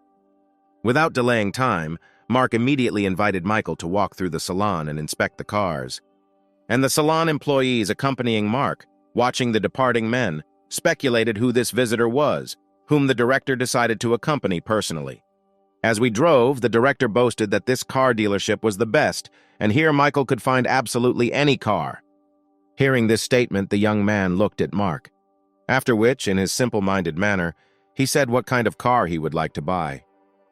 This had its effect, where the director began to say something about the limited edition of such cars and their exorbitant price. And after Michael named several more brands of expensive luxury cars, the director had no choice but to say that their showroom sold cars in the price range from $2 to $8 million. To which Michael stated that apparently he couldn't find anything useful here and needed to go somewhere else. Mark, thinking that after purchasing a house worth $60 million, Michael was unlikely to manage the purchase of an expensive car, he decided, as they say, to play trump cards. Approaching one copy, he said that he was ready to offer the young man the most expensive car they had in their showroom, after which he tore off the white sheet from the iron horse, revealing his beautiful form to the whimsical buyer. And then Mark was quick to name the cost of this automotive masterpiece, $22 million. Michael thought that, in principle, $22 million is neither very expensive nor very cheap, which means it would be quite suitable as a gift for Jessica. He thanked the director for his efforts, said that he would pay by card and asked to drive the car to the campus area, after which he handed the card to Mark, who was stunned by this turn of affairs. While the deal was being finalized, Michael received an incoming call from his best friend Jack. Before he had time to press the green button on the mobile phone screen, a wild scream was heard from the phone speaker, informing Michael that she had cheated on him. Jack said that just yesterday his girlfriend Linda went to her friend's to get a manicure, but when it was late evening, she never returned. He went outside, intending to follow the route the girl was supposed to take, where I witnessed the farewell scene between Linda and some man. Forcefully placing the mug on the table, Jack, with tears in his eyes, finished his story by saying that he already had plans to introduce her to her parents. And then, without hesitation, Jack emptied the mug as Michael told him to stop drinking. And his friend suddenly turned to Michael with the question that maybe it was not too late to return Linda, to persuade her to be with him. But the young man's reaction to these words was quite aggressive, where he, grabbing his friend's clothes, said that it was the girl who was to blame for everything, not him. And Jack knelt down, saying that he seemed to understand everything, but he couldn't help himself. But Michael was unperturbed, coldly saying that Jack was delusional about the fact that his ex was, in fact, a good person. After which he took out his mobile phone and started dialing a number. And when a friend asked what he was up to, the young man replied that there was no need to worry. Now he would arrange everything, and Linda would beg him to be together again. Michael called the manager of the car dealership where he had recently purchased a car, who at first responded without any enthusiasm. But when the young man said that he wanted to buy a few more luxury cars, Mark noticeably cheered up. And Jack silently watched as Michael carried out some manipulations with his phones, called somewhere, and negotiated something with someone. The last one was a conversation with a certain girl with whom Michael agreed to meet in the near future. And now, less than an hour later, Angelica was already throwing herself into Michael's arms, saying that she missed her very much, which Jack was quite surprised by. At dinner, the young man introduced Jack and Angelica to each other. The girl asked out loud whether Michael had really made an appointment with her at such a late hour, just to introduce her to a friend, but she privately decided that meeting her best friend was a good indicator of the young man's intentions, which is a clear indication that Michael likes her. And Michael, as always, simply replied that he invited her for a reason, but with the purpose of asking her to help them tomorrow in one matter. The long-awaited tomorrow for Jack came quickly enough for everyone else, including those who were racing along the track in an expensive sports car.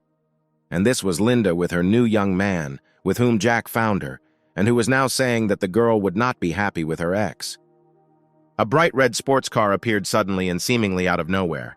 While completing the overtaking, he cut off the car in which the newly made couple was, forcing the driver to pull over to the side of the road. Linda's new boyfriend leaned out of the window, making an obscene gesture and hurling curses at the negligent driver of the red car. But when the car door opened, he was simply speechless, where first a graceful female leg stood on the asphalt, after which a slender body appeared in a red dress, which very well highlighted and emphasized the girl's gorgeous breasts. And now Angelica was completely out of the car, where she amazed Linda's new boyfriend with her beauty, who completely forgot about everything in the world. But the show was just beginning, because the second door of the red car opened and a man's foot stood on the asphalt. And now, adjusting the bracelet of his gold watch, Jack stood next to Angelica, the appearance of which caught Linda's attention. And then Angelica grabbed Jack's hand, saying that she was very scared that the guy driving could scratch her new car, which Jack had just given her, and Jack, trying to stop the trembling in his hands, replied that then he would buy her new. Linda's new boyfriend couldn't believe what he was seeing now, because everyone, including himself, thought that Jack's family was poor. Meanwhile, Linda began to be overcome by feelings of jealousy, envy, and anger. Finally, unable to bear it, Linda shouted at Jack what kind of performance he was putting on here, to which the latter did not pay attention, telling Angelica to get into the car. But Linda did not let up, saying that she was well aware of the financial situation of his family, and this performance was simply ridiculous. Meanwhile, Mark, who remained in the car, said that this woman had seen through them, to which Michael immediately replied that it did not matter, since the final stage of his plan was beginning, which would fix everything. Before he could finish speaking, a strong roar of engines was heard and elite sports cars began to appear around the bend, one after another, which stopped near the place where the performance was taking place, instantly filling the empty space with their chic shine. Immediately, many young people got out of the cars, greeted Jack in a friendly manner, and headed towards Linda's new boyfriend. The young man in white, who introduced himself as Julian, literally hung himself on Linda and her companion, and asked what this rogue told her about himself, suggesting that these were tales about his family owning coal deposits. After which Julian immediately turned his attention to Linda's new boyfriend, saying that he was a common liar who only pretended to be rich in order to get girls into bed. And then, returning to the others, the guy laughed and loudly added that the methods of this loser are as old as time, and it is completely unclear how anyone else could fall for them. Everything she heard plunged the girl into severe shock, where only thoughts swirled in her head about how she could have made a mistake with her choice. In a fit of rage, she rushed after her lover, shouting curses in his wake and wishing him a speedy death.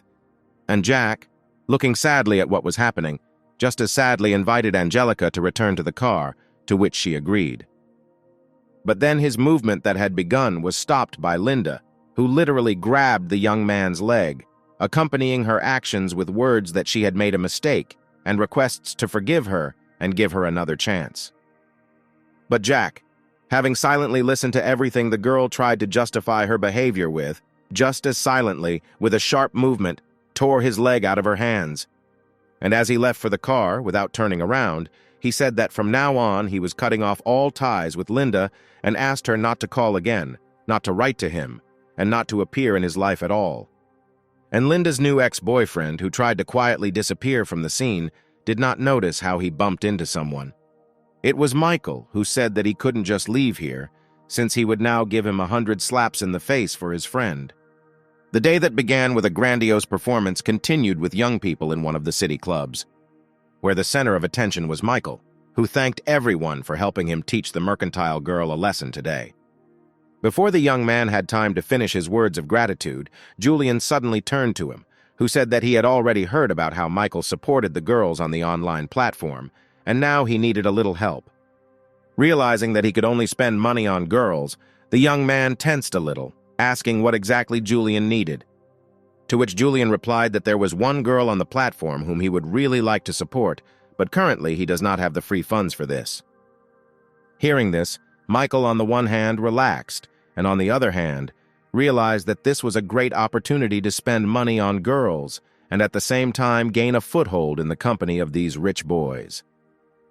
Here Mark intervened in the conversation, saying that there is no need for a lone wolf to support anyone on the platform, and addressed not the most flattering words to Julian, and told Michael not to take the request seriously. Having listened to everything the young people said, Michael suddenly forcefully put his glass on the table. This attracted the attention of the entire company of young people, who became wary in anticipation of what might happen now. But Michael, having unlocked his phone, rolled it on the table towards Julian, saying that while he was going to the toilet, he could spend money on the right girl. The young man never expected such a turn of events, where he would be so easily trusted to manage other people's money at his own discretion. And satisfied, Michael went to the restroom, thinking that it would have been much worse if his company had asked him to pay the bill. In the restroom next to Michael stood a big guy, who was quite surprised when he saw the one standing next to him. Without further ado, the big man showed Michael an approving gesture, which greatly surprised the young man, who did not understand what kind of attention was coming from this guy in his direction. Upon returning to the hall, Michael saw a picture where everyone who was in their company had gathered around Julian and vying with each other, shouting and giving advice about how much more money needed to be transferred. He somehow managed to squeeze through the dense rows of spectators to look at what was happening. And Julian, who saw him, literally begged for salvation and asked the lone wolf to take the phone as soon as possible. Having fulfilled his requests and looked at the balance, the young man noted out loud with disappointment that he had been gone for quite a long time, but the guys were only able to spend 20 million. This did not go unnoticed by the company, which immediately once again wondered who this lone wolf was and what the condition of his family was. And Julian himself, wiping his sweaty forehead from exertion, said that he himself spent no more than a few tens of thousands of dollars at a time, but several million was too much. Michael suddenly said that probably 20 million is not serious and the amount should be increased to 60, which completely shocked his new comrade. Julian hurried to approach Michael and, grabbing his hand with the phone, said that that girl on the platform was definitely not worth it and there was no need to spend so much money on her. After everything, Mark approached Julian and said that there was no need to test the lone wolf. Such people simply need to be respected. After which Julian, raising his glass, asked Michael for forgiveness for his behavior and made himself available to the latter at any time of the day or night. And the conversations of the young people were watched from the side by the girls, who noted that the lone wolf must have a strong influence, since Julian himself, whose family is very famous in the city, gives him signs of respect. Suddenly, Michael was attracted by a message received on his cell phone. Having read it, he quickly said goodbye and, offering to continue another time, since he had urgent matters, left the club with a measured step. Looking after him as he left, someone dared to say that Michael simply did not want to pay the bill, to which he immediately heard in response that a man who calmly spends millions in a couple of hours is definitely capable of paying the bill. Moving down the street, the young man typed a message to Miranda, who wrote that she had returned to the city, agreeing to her offer to meet. Michael waited a long time for this mercantile girl to ask him to meet, and now it's time to receive favor points, reinforcement points, and cash bonuses from what you spend on her. The next day, Miranda, who had just stepped off the plane, walked and mentally prepared herself that this was just a date and she would be able to extract more money from the lone wolf. After all, she had absolutely everything a man could dream of. After the meeting, Michael and Miranda headed to the nearest cafe. There, they talked over coffee, where Michael was constantly distracted by his phone, where Veronica constantly wrote to him, asking for forgiveness. Because of this, he often simply did not hear what the girl told him and repeatedly asked her to repeat what was said. Of course, Miranda was very angry that the guy was not focusing his attention on such a beauty like her and thought about getting up and leaving, but at the same moment she remembered her boss, who would definitely not be happy if the lone wolf was missed. And trying on the most good-natured expression on her face, she continued the conversation, repeating her words that Michael is very young, but at the same time very rich, which is probably a consequence of the fact that he occupies a high position. Suddenly, the system issued a message that Miranda's favorability score for the master was plus 60 points, and therefore the system could not register her, which was not very good, since all the money spent risked being wasted. The plan in the young man's head matured quite quickly, where he simply needed to lower his favorability rating a little, which he immediately did, sticking his finger in his nose and saying that he did not hold any positions, but was an ordinary poor man without an education. The girl, who did not want to believe it, embarrassedly said that the kind of money the young man has does not fall from heaven, which means that he at least has his own business. To which Michael innocently replied that he didn't have any business, he was just spending his father's money. But now his father's company had gone bankrupt, and now they owed creditors several million. And then, taking the girl by the hands, Michael added that he, in fact, met her for this purpose to ask him to return part of the money that he sent her through the online platform.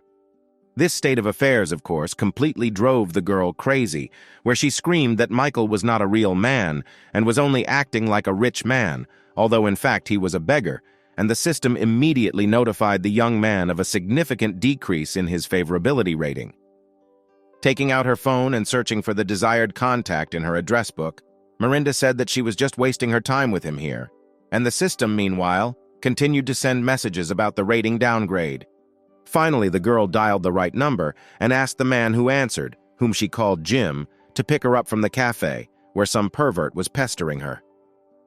And Michael, looking at the girl's actions, mentally concluded that he had met girls greedy for money before, but he still had to look for someone like Miranda. And it didn't take long for Jim to arrive, who, upon entering the cafe, immediately began shouting to leave his girlfriend alone. The girl, seeing the savior and his joyful face, immediately rushed to meet him, wailing about how the pervert grabbed her hand behind her back. But instead of taking Miranda into his arms, Jim suddenly walked past and moved on, where he approached Michael and, firmly shaking his hand, rejoiced at such an unexpected meeting and asked the young man, who did not understand what was happening, what he was doing here. Seeing that Michael did not recognize him, Jim reminded him that yesterday they were drinking together at the club with Julian. And then Michael remembered this guy, also expressing his joy at meeting him, and his new friend expressed regret that yesterday they were not able to have a proper walk, and therefore today he is giving a treat where he will not accept Michael's refusal. Miranda looked at everything that was happening with her shocked gaze. She couldn't understand how a man like Jim, whose family was at the very top of the rich, could suddenly be so kind to the poor Michael. The girl tried to approach him and say a few words, but Jim rudely interrupted her speech, saying that the lone wolf was a very close friend of his good friend. And then he said that this guy has more money than all the rich families in the city could ever dream of. Glancing sharply at Michael, Miranda suddenly realized that his words about poverty were nothing more than a test. Concluding that she needed to somehow rehabilitate herself, the girl came up and timidly asked Michael for forgiveness for her unworthy behavior. And Michael, listening at the same time to the system's message that Miranda had been added, answered her that he forgives her, since the girl is simply still young and stupid. Which could not but please Miranda, who expressed words of gratitude, and the system began sending messages about adding favor points. Michael thought to himself that it was not in vain that the girl went to work in online broadcasting, because as long as the client has money, goodwill will flow out of her like a fountain, which personally only benefits him. Here Jim intervened in the conversation, angrily declaring that the lone wolf had already spent many millions on her, and she invited him to such a worthless cafe. After which he stood up and approached Michael and said that they needed to go to one of the best restaurants in the city, where, as they had already been told, he would treat him, to which the lone wolf, of course, agreed. After watching for a while how the guys were seated in the car, Miranda decided not to miss the opportunity and announced that she was going with them. While they were heading towards the restaurant, the girl decided to make up for lost time and strengthen her connection with the rich young man, clinging tightly to him and taking his arm. In a gentle voice, she asked if the lone wolf was no longer angry with her, where Michael, without looking up from the phone, said that of course not, and Miranda managed to note that he was going to go online.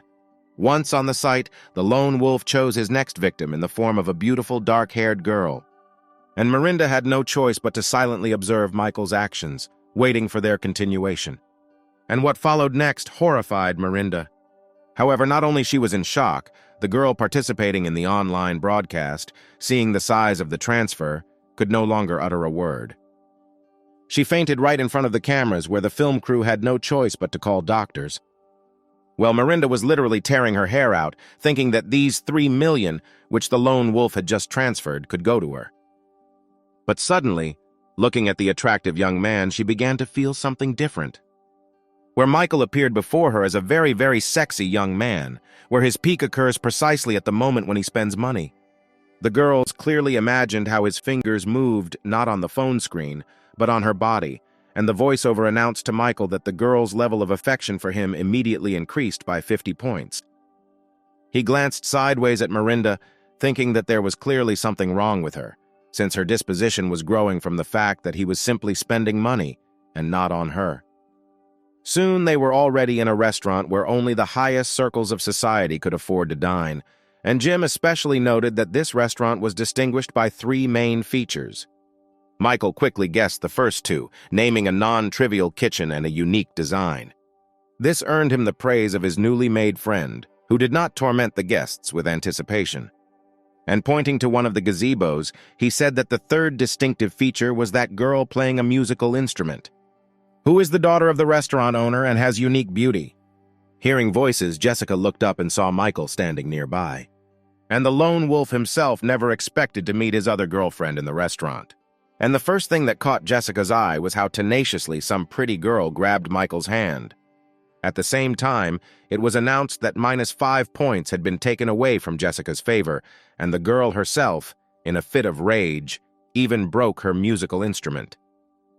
She cast a sad look at Michael, after which, unable to withstand such tension from the surging feelings, she rushed away with tears in her eyes.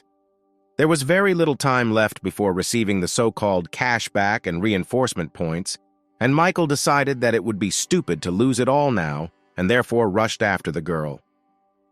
Possessing extraordinary abilities, he instantly caught up with Jessica, blocking her further path.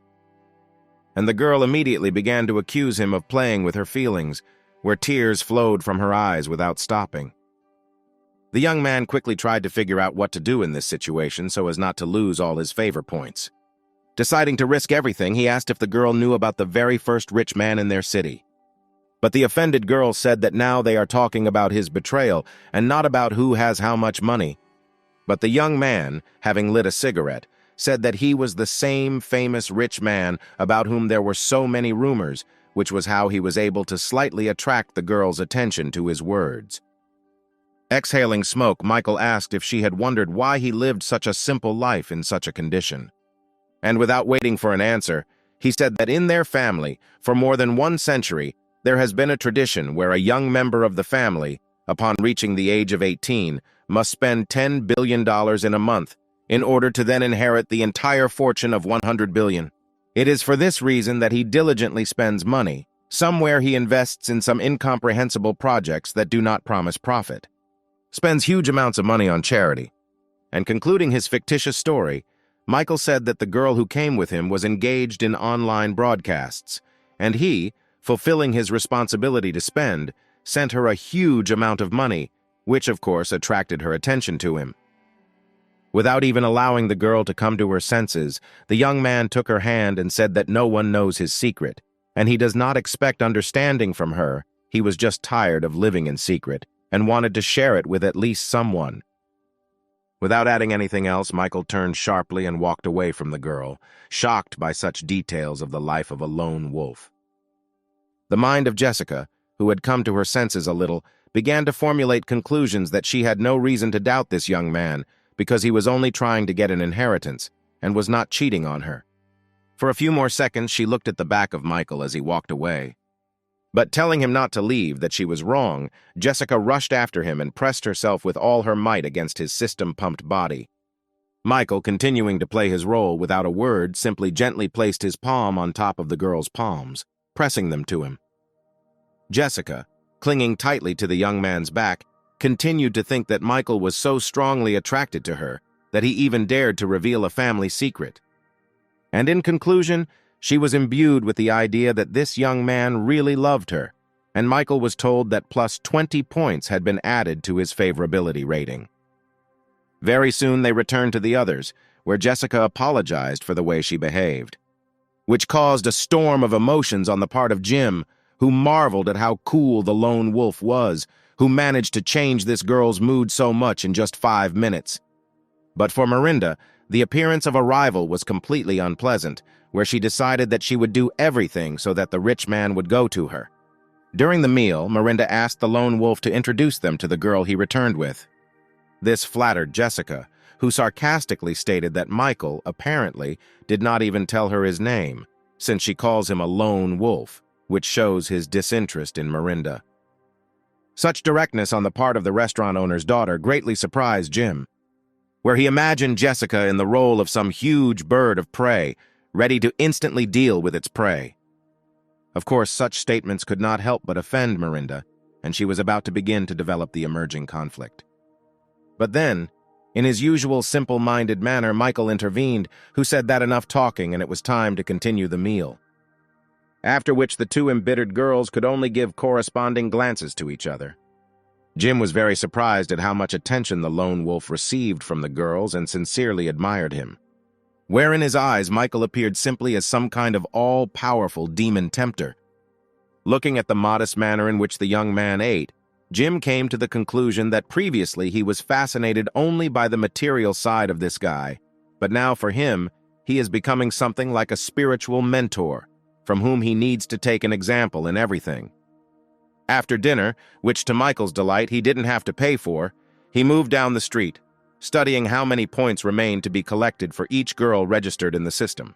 Suddenly he saw a notification that another target had been added to the system. Opening the girl's profile, Michael saw the face of Christy, a girl with whom he had not yet had a chance to really talk. He walked, thinking that the level of her disposition towards him was very, very high, which showed his strong attractiveness in the girl's eyes. And then a conversation between two guys reached his ears about how one of the students was now declaring his love, and he needed to have time to look at this spectacle. Michael also wondered what kind of knight on a white horse decided to confess his feelings so openly. It was Billy, who was kneeling with his hands outstretched, clutching a large, beautiful bouquet. On the contrary, Christy stood in complete bewilderment and listened to Billy's words of apology and requests to give him another chance. Then Michael squeezed through the crowd, who immediately noted that the performance that Billy put on was nothing more than a cheap performance. Before the young man had time to appear, he was immediately noticed by Christy, who immediately became noticeably cheerful. Paying no more attention to her ex, the girl rushed towards Michael, where Billy had no choice but to shed tears and scream for the girl to come back.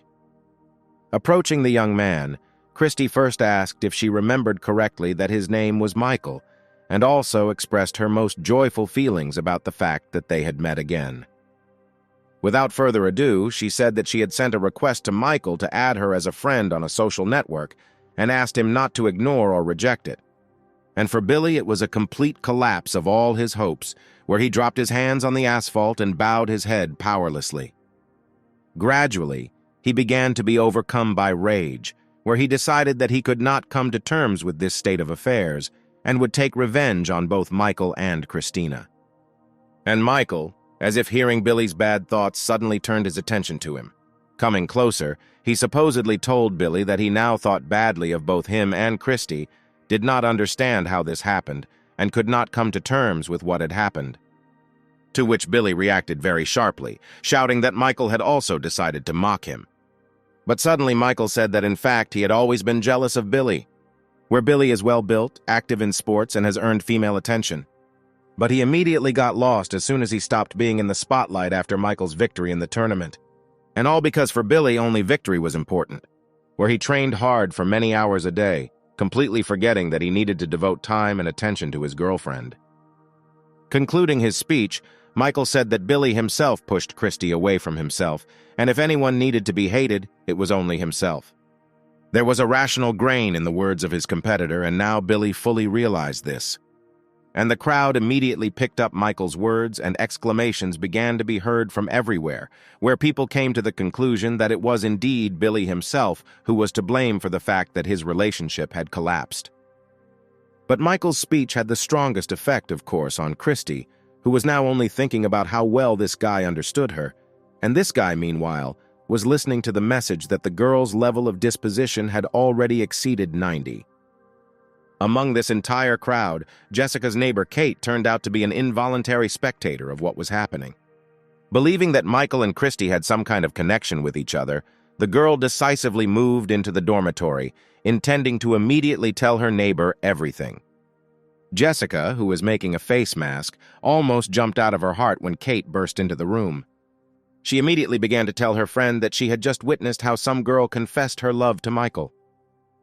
To which Jessica replied that Michael cannot and should not control the feelings of other people, and the fact that other girls are grateful to him for his help is quite normal. But Kate did not let up. Taking out her mobile phone, she showed her friend how much money the lone wolf spends on other girls and asked how she could explain it. To which Jessica said that she is aware of these expenses of his, since Michael mentioned them, and these are not all of his major expenses. Then she added that her relationship with Michael was built on trust, which completely discouraged her poor neighbor. Humming some song under her breath, Jessica left her friend with the thoughts that Jessica's falling in love, and her conclusions were not smart. Michael yawned impolitely loudly, to which his companion told him to concentrate, but immediately heard in response from the young man that he had no intention of coming here at all. The girl sitting opposite recognized Michael and made eyes at him, asking if he was free that evening. And while his companion was trying to somehow justify the behavior of these girls, whom in fact he had invited, Michael suddenly asked a question about what she was doing here, pointing somewhere. There, Veronica moved around the hall, bursting into tears.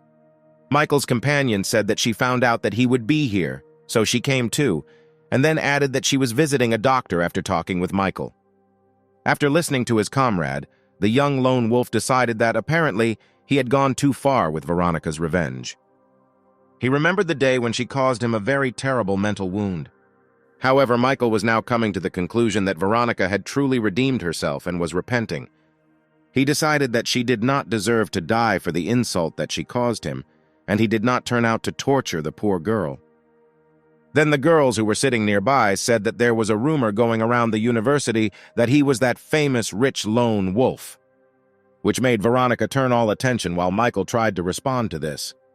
But suddenly a man's voice was heard from the side, saying that if Michael was really that lone wolf, then he would tear off his own head and play football with her. Moving towards Michael, a certain man said that whoever appears online under the name of a lone wolf spends millions, and Michael cares about every penny. Michael stood and silently looked at the approaching man, where he, without even taking the cigar out of his mouth, came almost close to Veronica, introducing himself as Richard, the owner of this store, and asked the girl for her phone number, saying that he had noticed her a long time ago. He was able to catch the attention of Veronica, who lately had been doing nothing but regretting her failed relationship with Michael, and she responded to his attention with a friendly look, while blushing a little. Taking a closer look at the man who appeared, Michael remembered that this was his sworn school enemy, who always boasted of the status and wealth of his family and did not disdain any methods for resolving conflicts. Many times he and his minions beat Michael without any principles or rules, without conscience and honor. And now, standing next to a girl who, as Richard knew, Michael had always liked, he literally provoked the latter with his gaze to respond. But the man decided that this time he would allow him to show off, since he didn't really want to show off in front of all those with whom he had gathered here today. In addition, Michael immediately had the brilliant idea to check how frank Veronica had now become with him and whether she really loved him. Having come up with a plan, the young man stood up from the table and, approaching Richard, introduced him as his classmate in high school, where he and his family owned many companies and were filthy rich. After such a performance, everyone who kept Michael company today was amazed at what an influential person was now standing in front of them, where Veronica did not remain indifferent. Meanwhile, Michael continued, saying that he really is not the lone wolf that everyone talks about. His entire fortune is a couple of millions that he accidentally inherited. What was announced stunned Veronica, who until recently believed that her ex was the fabulously rich lone wolf. The girl was faced with a choice, where on the one hand there was a man with money, but she didn't really like her, and on the other, Michael, who she really liked, but was not rich. And at that very moment, the system announced to the young man that 20 points had been deducted from Veronica's location, then another 20, and another. And in a matter of seconds, Michael ceased to be the object of her worship, which made him laugh a lot. And the childish girl had already communicated with Richard, saying that she did not mind giving him her phone number. Thinking to myself that in such a situation, even a complete idiot could make the right choice between feelings and well-being. Well, Richard, pleased with himself, without letting go of the cigar from his mouth, told Michael that anything can happen in life, where only his love gave him her phone number and is generally disposed towards him in every possible way.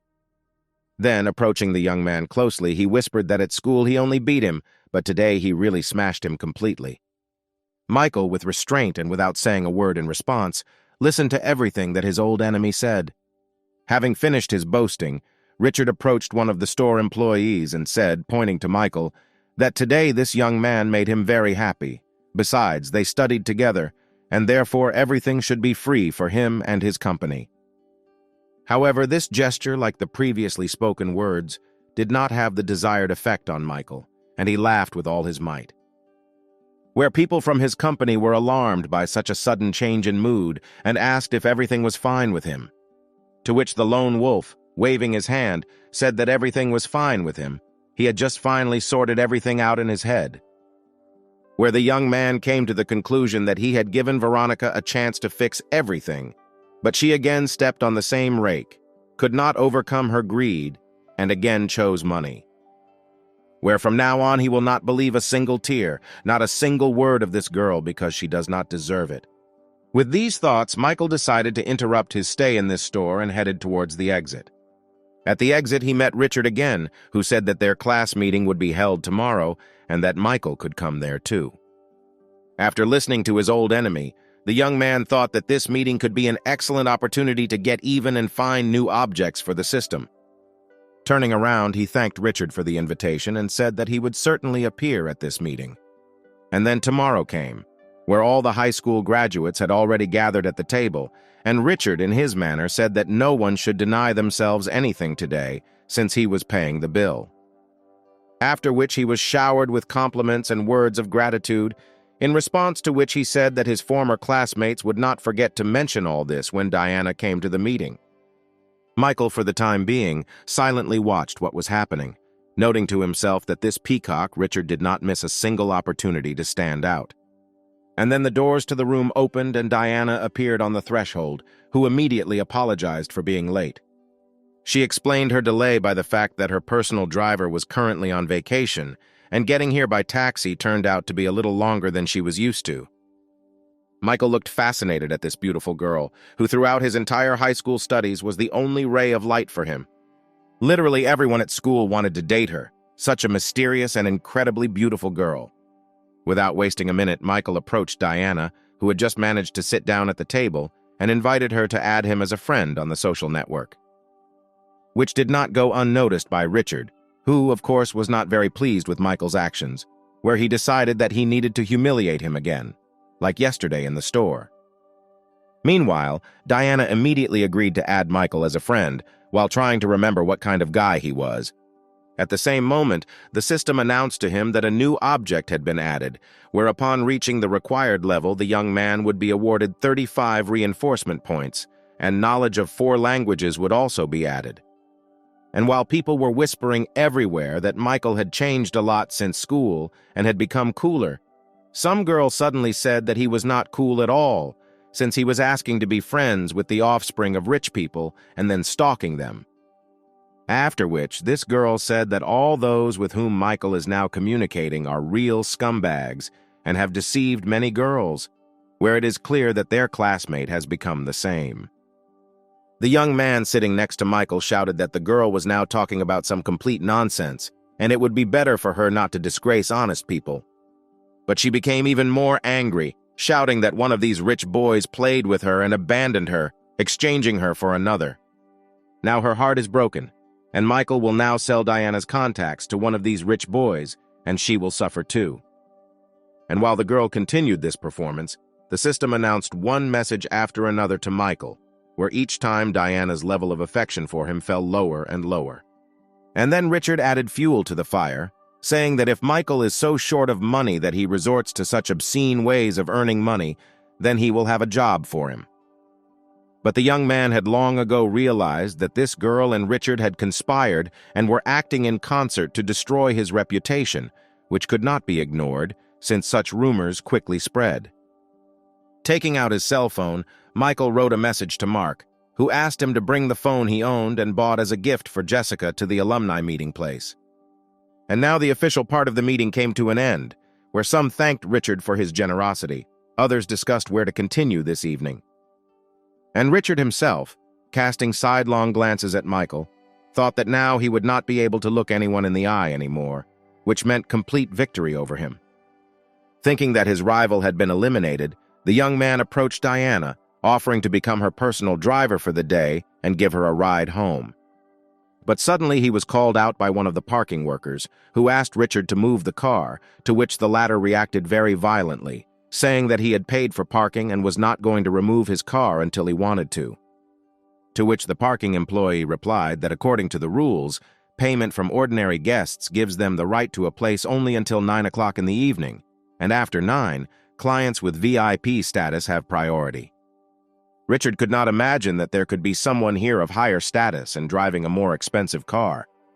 Therefore, when he approached his car, he leaned imposingly on it and decided to wait for the one who, in the opinion of the parking attendant, was a VIP client. And then a red sports car drove up, seeing which Richard immediately noted that it cost more than $20 million, where he personally could only see such cars at exhibitions. And as soon as the car stopped, Mark, who was known throughout the city as one of the richest people, got out of it. Therefore, Richard immediately breathed a sigh of relief, where he was incredibly glad that he did not conflict over a parking space, risking a quarrel with such a respectable person as Mark. But suddenly, in front of everyone, Mark approached Michael, shook his hand in a friendly manner, and handed him the keys to the car, where the young man immediately hugged the newcomer in a friendly way, thanking him for being able to come to such a tribute, to which he immediately received the answer that they were friends, and it was an honor for Mark to drive a car for his friend. Everything that happened, naturally, did not pass without a trace for Richard, who was shocked not only that this very expensive car belonged to Michael, but also that a person like Mark was so polite to his classmate and carried out his instructions. And only now it began to dawn on everyone that in fact Michael is not as poor as everyone thought, and he definitely doesn't need to hang around with the rich and sell someone's contacts.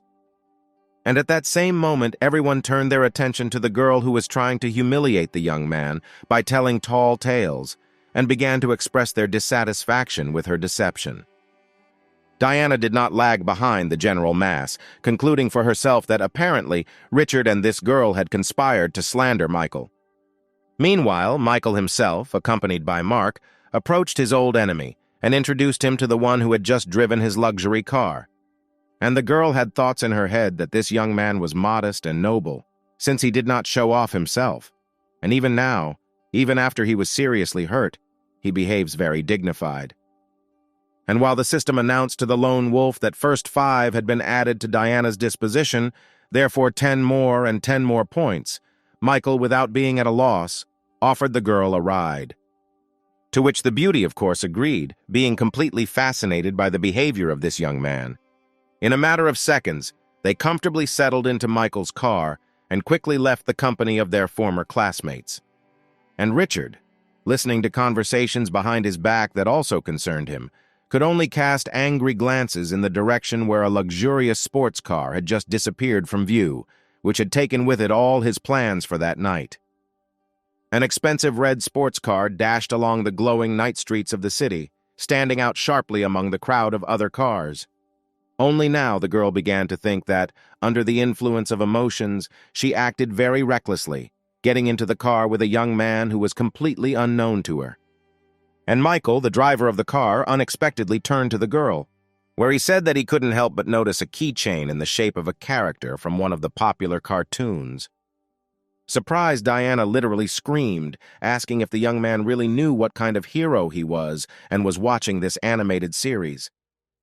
To which Michael replied that of course he watches this cartoon all the time, and this is his favorite character, since he has the coolest abilities, to which the girl immediately agreed, explaining that she had been watching this series for many years.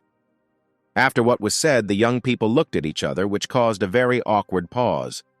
But after a couple of seconds, both of them were laughing at their stupor after discovering the same hobby. Looking at the girl's face, Michael was surprised that she could be so active and cheerful, where it turned out that her regularly distant and indifferent facial expression was nothing more than a mask or some kind of defense mechanism. Looking at this joyful and happy face, the young man really wanted to protect this girl all her life so that she would always smile like that. Michael felt the emergence in him of some completely new, previously unknown feelings. Following the girl outside, the young man said, imitating the gesture of their favorite cartoon character, that he was very glad to get to know Diana from this new side.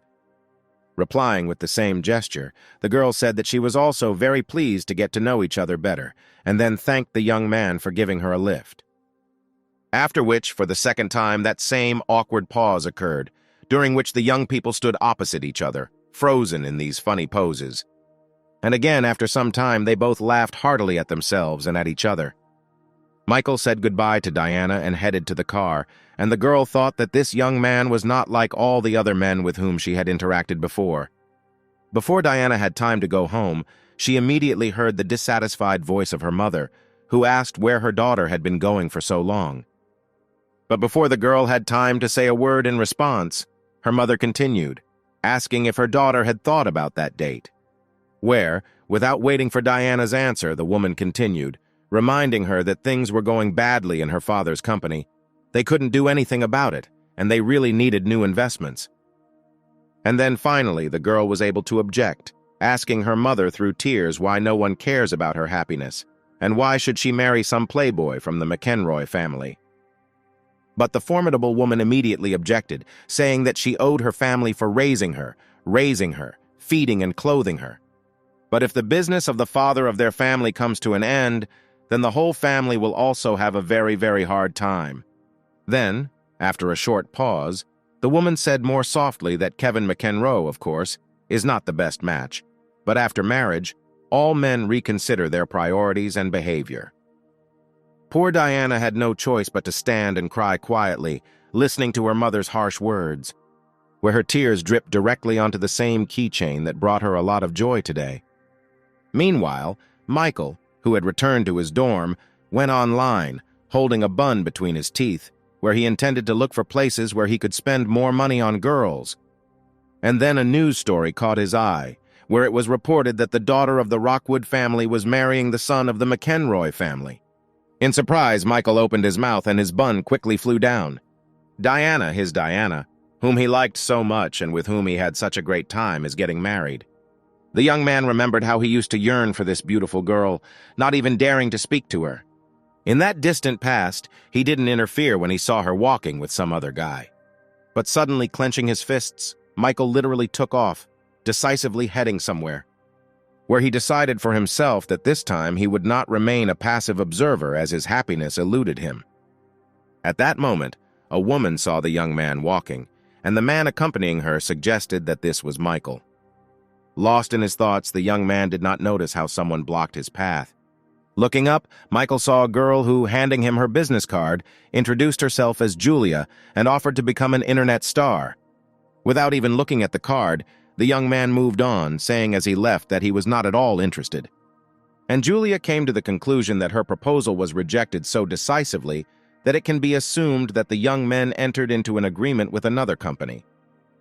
Rushing after Michael, the woman tried to stop him, saying that she had a stable company that guaranteed him a high salary. Where, having overtaken the young man, Julia said that the most important thing is that their company is supported by the well-known rich lone wolf. After which the woman said in an insinuating voice that if the young man did not sign a contract with them now, then the lone wolf would block all his opportunities for further development and growth. Michael, having listened to everything that was said, considered this woman very vile, thinking to himself that he was the lone wolf with whom she was now hiding behind. And the persistent madam did not even think of backing down, asking whether the young man had decided to cooperate with their company. Without saying a word in response, Michael took out his cell phone and quickly wrote a few messages. Julia continued her pressure, asking if the young man was ready to sign the contract. But suddenly her phone rang, where after picking up the receiver, Julia immediately received a good scolding from her boss, who told her to immediately stop doing what she was doing and go to the office. And while the annoying lady tried to somehow explain herself to the boss, Michael calmly continued on his way, where he only thought that he would not allow anyone to take Diana away from him, and the McEnroy family would bitterly regret that they had crossed his path at all. Meanwhile, the car containing members of the Rockwood family was heading to the designated location where a meeting with members of the McEnroe family was to take place. Inside the car, the mother continued to convince her daughter that this union is vital for their family, where Diana just needs to make friends with Kevin, who, according to rumors, is not such a bad guy. And then the girl saw a message received from Michael where he asked about Diana's whereabouts. Replying that she had come to meet the McEnroy family, the girl also told the young man the exact address, to which he replied that he would be there soon. While Diana was texting, she remembered the face of Michael, who had just recently driven her home from a high school reunion. There was nothing even to think about here, since Michael was much more attractive than the one they wanted to introduce her to today. And then Diana's father intervened in the conversation, telling his daughter that he had never asked her for anything, but now he really needed the girl's help. The girl looked at her father and wanted to say something, but the words got stuck in her throat. The girl took a breath, sighed heavily, and said that she agreed to help her father and meet with Kevin McEnroy. And so the car drove up to the appointed meeting place, where they were already waiting for them at the entrance to the business center. The greeter said that Mr. McEnroy was already waiting for them, and he asked them to follow him to their office. And while they were entering the building, David McEnroy's assistant, looking sideways at Diana, concluded that the daughter of the Rockwood family was indeed a rare beauty. And he even feels sorry for the understanding that very soon the young gentleman, with his habits, will leave nothing behind this beauty. And then Diana, who was walking behind everyone, suddenly stopped, directing her gaze somewhere down. And her attention was attracted by the briefcase dangling in her father's hand, thinking about why such a bunch of documents were needed for a simple acquaintance. And so the doors to the office space were opened, and the assistant helpfully invited the Rockwood family to enter. Inside the room, Kevin and his father David were sitting at the table, where the latter warmly greeted the guests, telling them not to be shy, since they were practically one family, and ordered the assistant to serve tea. In this short period of time, Diana managed to notice an agreement lying on the table, where she could clearly read the word, marital. Immediately, the girl realized that this was not just a meeting for acquaintance. Her father was planning something bigger. The McEnroy Family Corporation is one of the largest in their city and controls many areas of business, including supporting shadow projects. At the head of this multi-million-dollar company is David McEnroe, who is famous for his willingness to do anything, even deception, in order to gain profit. And now this man approached Diana, noting out loud that she had grown into a very stately and attractive girl. To which Diana, observing etiquette, responded to the man with words of gratitude, discreetly typing and sending Michael a message that she was in the office at number 305. The tycoon's son Kevin didn't take long to come up, and after greeting him, he said that after seeing the girl once in the photograph, he lost the ability to sleep, thinking about her all night long. Snatching her hand from the not particularly pleasant and sweaty palms of this vile man, Diana somehow squeezed out words of gratitude in response to what was said. And the well-fed son invited the girl to go and sit down, trying to put his hand on some part of the girl's body. And so he reached his goal, where instead of placing his hand on Diana's back or lower back, he unceremoniously grabbed her right buttock. Shouting that such behavior was completely unacceptable, the girl turned sharply and hit the pervert on the hand, calling him a vulgar. And then the girl's father intervened in the situation, threateningly telling his daughter not to dare insult his partner's son. Diana was filled with anger, where she very much wanted to express a lot to her father, but she could not, and out of powerlessness, only clenched her teeth tighter. Then the girl's father turned to David, asking for forgiveness for her, and saying that she was just an unreasonable child who would be a good match for his son, to which Mr. McEnroy immediately replied that it was time to start studying the documents. And so the whole company sat at the table, where the assistant explained something on the documents, and Kevin could not take his eyes off Diana. And suddenly the assistant said that, in accordance with the agreement, the McEnroy family company transfers $100 million to the Rockwood family company to purchase 20% of the shares, provided that Diana becomes Kevin's wife. The shocked girl listened as the assistant added that the tranches would be staged, with the last one arriving when Diana gave birth to an heir. Snatching the paper from the assistant's hands, the girl, fluently reading the lines, shouted that there could be no talk of any marriage, much less children. Abandoning her reading, Diana looked at her father with eyes that instantly became wet, accusing him of deceiving and trying to sell her daughter. Her mother approached the girl and tried to calm her daughter down, but Diana shouted that she was not going to calmly watch how she was being sold now. Through the tears streaming down her face, the girl said that she did not understand such an act of her parents only because of some problems with the business. And then, in another fit of rage, Diana shouted that it was no secret to anyone that Kevin was a pervert and a drinker, and she would never marry him. And immediately after these words, the girl's father rose from the table, who, approaching his daughter, gave her a good slap in the face. Holding her cheek burning with pain, Diana looked through her tears at the face of her father, who raised his hand to his daughter. But he did not even think of admitting his guilt, where he called his daughter a spoiled child who thinks only about herself and not about her family. Looking at her father with a disappointed look, the girl said that under such and such circumstances, she was definitely not thinking about her well-being. And then the girl's mother again intervened in the situation, saying that the father was doing all this only for the good of their family, where she again tried to say that if their business fell, their family would fall too. But Diana interrupted her speech, saying that if their company is going through difficulties, then why don't their family unite and overcome them together, where it is not at all necessary to sell their daughter?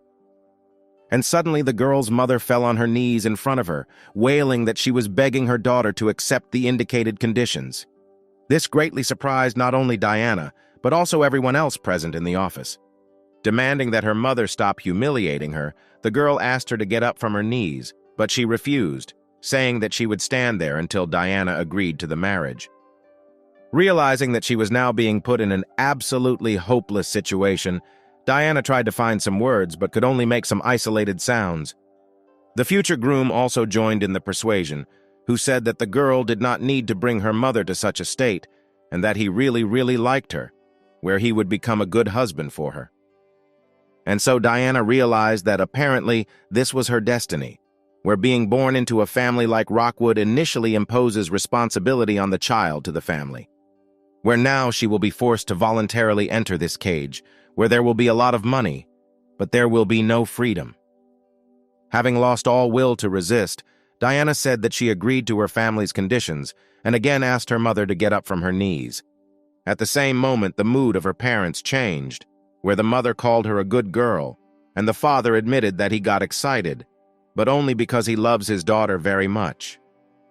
Well, David, lighting a cigar, laconically said that since there were no more objections, he proposed to complete the deal, which the head of the Rockwood family supported with great pleasure, immediately grabbing his briefcase. And the head of the McEnroy family added that the sooner the contract is signed and the wedding takes place, the sooner the money will be credited to the account. Kevin didn't care about contracts. All his perverted attention was focused on the beautiful girl, where all he did was imagine how well they could have fun with her in bed. This is how the deal to sell her daughter was completed at the table, where the subject of today's deal, Diana did not return to the table and stood on the sidelines, quietly accepting her fate. But suddenly, from a strong blow, the front door to the office shattered into small pieces. Both Diana and all the other people gathered in the office turned their heads sharply in the direction where the roar was heard. And Michael, who more than spectacularly appeared on the threshold of the office, asked who the fearless groom was. When Diana saw her savior, her face immediately brightened, and hope began to glimmer inside. The groom did not keep himself waiting, and expressing his lack of understanding of where this impudent man had come from, rushed towards Michael with the intention of striking him.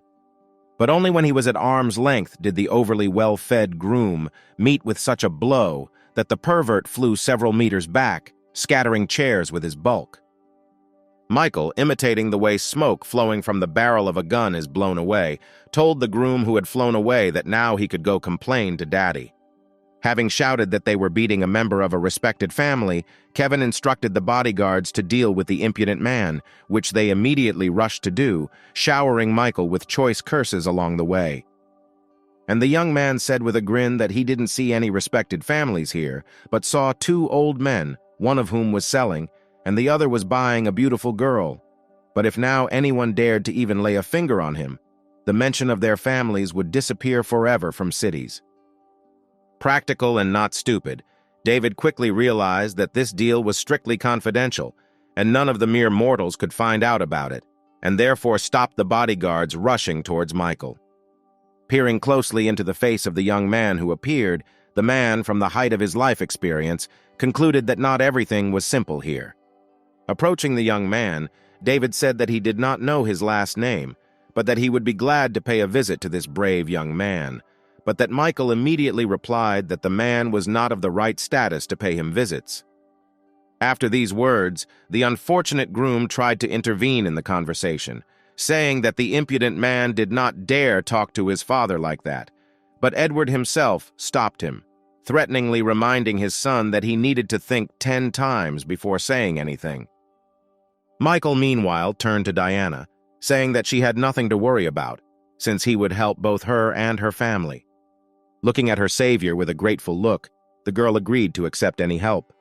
And the young man had already managed to approach the table, where he picked up the contract and began to study its contents under the exclamation of the girl's father, so that he would be careful with the important paper. Having reviewed the document, Michael, grinning, addressed Mr. Rockwood that he was underestimating his daughter, deciding to sell her for only $100 million, where he clearly made such a rash decision either because of old age or because of problems with his head. After which, tearing up the useless paper, Michael said that he was offering to give their family $500 million and purchase 60% of the shares, where what was voiced could only shock a person who completely lacks any feelings. And the experienced David immediately calculated that in order to cash out such an amount, this guy's company must have an income of about $10 billion. Looking closely at the unusual guest, the head of the McEnroy family mentally concluded that he was able to read people like an open book, but not this young man. The greedy, careless father who had just nearly sold his daughter to a pervert thought only that with such investments he would not only revive the company, but also expand his activities. But then Michael added that he was not going to give them that kind of money just for beautiful eyes. He had one condition, where turning, the young man, sharply throwing out his hand, pointed in the direction where Diana stood, where, after seeing this gesture, the poor girl came to the conclusion that now Michael wants to buy her, only for $500 million. Unable to bear such shock any longer and concluding that Michael was just like the others, Diana almost fell to the floor. With thoughts that this seemingly normal guy also perceived her as a commodity, the girl began to cry again, and again the salty liquid dripped directly onto her favorite keychain. But what was voiced by Michael next stunned the girl, because his condition was that these 60% of the shares should be registered in Diana's name. And as soon as this is documented, the promised $500 million will immediately be credited to the account. Everything she heard resonated like wild waves of joy inside the girl, who found hope for the second time today. After all, everything that happened once and for all unlocked all the locks and opened for her the path to the cherished freedom and happiness. Diana has become convinced that real superheroes exist, and Michael is one of them.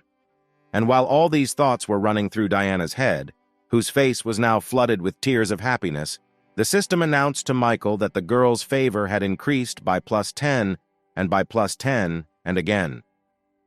In the shortest possible time, a new contract was prepared, which the McEnroy family assistant presented to the girl for review and signature, where Michael had to help the discouraged Diana sign a document saying that from that moment on, no one could tell her what to do anymore.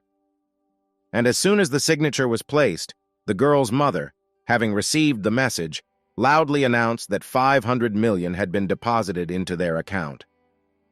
Diana's father, not hiding his joy, approached the young man and asked if this was really the only condition, to which Michael replied that he did not understand what he was talking about. But deciding to teach his unscrupulous father a lesson, the young man leaned over and whispered in his ear that he only thinks about the prosperity and decline of his company, and if he suddenly tries to force Diana to do something that she doesn't want, then he will show how thin the line is between these words. After which Michael approached the girl and, saying that they were done here, offered to leave this nasty place. But then David appeared on their way, who on behalf of his son apologized to the young man. Where the head of the McEnroy family was impressed by how this young man easily transferred 500 million, which only a few could afford in the whole world. Where the man concluded that the young man is very influential, which means there is no point in starting quarrels with him. What was dissatisfied, of course, was the groom, whose wedding had just been disrupted, and began to scream at the top of his lungs that the uninvited guest had started it first. However, the father's slap loudly interrupted the speech of the unlucky son, where, against the backdrop of the leaving couple, David shouted that he should have given this unscrupulous boy a good spanking long ago. After leaving the office, Michael and Diana got into the young man's car parked nearby, where the girl was finally able to thank her knight. But the young man, trying to turn on the radio, said carefreely that there was no need for gratitude, since this was not the first time. And then Diana remembered the events of one late evening when she was returning home on a bicycle through the dark streets, where at some point she was surrounded by a crowd of bandits who first inquired about the girl's money. But without waiting for an answer, they immediately indicated the true purpose of their attention, where they said that they also accepted in kind. Diana didn't even have time to understand anything when someone suddenly rushed at one of her offenders, knocking him down and shouting to the girl to run. Trying to hold back the robber, the guy shouted for the girl to quickly run away without looking back, which she successfully did, while the gang took out their anger on the homely savior. Then the girl was too scared, and it was already quite dark on the street, so she didn't even know who saved her. When Diana brought the police to the scene, all they found was her bicycle, on which apparently the bandits also took out their anger from the lost loot. Now, sitting in Michael's car, the girl said that she no longer hoped that she would ever meet her savior, where in her life she would never have guessed that he could be Michael, and the system had already begun its announcement of an increase in location. Michael looked in fascination at the girl ready for a kiss, hearing that his benefit from spending on this girl amounted to 50 million, added 35 gain points and knowledge of 4 languages, where after listening to all this, the young man seemed to freeze in place from surprise. But having come to his senses, Michael was very surprised that everything happened so quickly, where he did not have to invent anything or resort to any tricks. Which in general was very good, considering that now the girl is ready for real rapprochement. Michael immediately remembered something from the distant past, where he told himself that he would not let him down, he would not miss his chance, since now he had the strength and opportunity with which he would show his feelings. Behind these thoughts, the young man did not notice how he found himself very close to the face of the girl he had saved twice, where there were only a few centimeters left before their lips touched.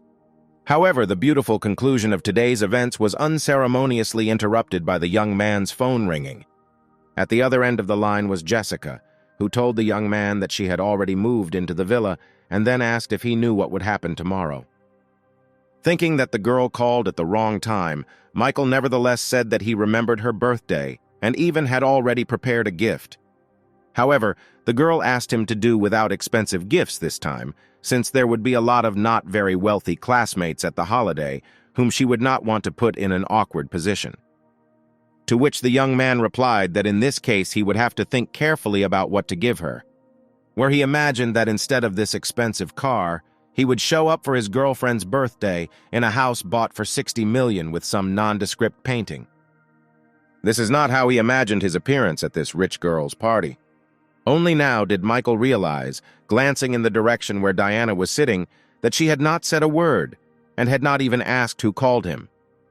Deciding that it would be better not to hide anything, The young man said that a classmate had just called him and invited him to her birthday, after which he invited Diana to join him. Where Michael calculated that if he invited her to go, this would eliminate all suspicions, but if she agreed, then something would need to be thought of. However, the girl refused the invitation, saying that tomorrow at home there would be a large-scale discussion of today's events in peace and a holiday with Michael's friends, whom she does not know. Diana thought to herself that some questions are better left unanswered, so it's better not to ask. The young man said that he was very sorry that she could not go with him, since the girl would outshine everyone there, to which she replied that next time she would definitely accept his proposal. The young man himself, who seemed to have shown politeness, was inside rejoicing at the refusal, since consent would have been much more problematic. Diana was immersed in her thoughts, concluding that various beauties always hover around rich and successful men, but no one could take this gentleman away from her. Saying goodbye on the street, Diana once again thanked her savior, simultaneously apologizing for the fact that he spent so much money for her sake. And the resourceful young man, approaching the girl, said that if she was so worried about it, she could always share a percentage of the profit with him. However, instead of answering, Diana suddenly approached Michael and kissed him on the cheek. After which, the girl, already leaving, turned around and said that this was his percentage, where with these actions she left her mark on Michael, which means now he belongs to her. Not knowing what to say to all this or how to react, the young man simply stood there, thinking that this girl was perfection. The day turned out to be busy, and humming some melody under his breath, Michael walked to the car, thinking that it would be nice to play video games now. But suddenly his attention was attracted by a painfully familiar female voice, calling him by name and asking if it was his car.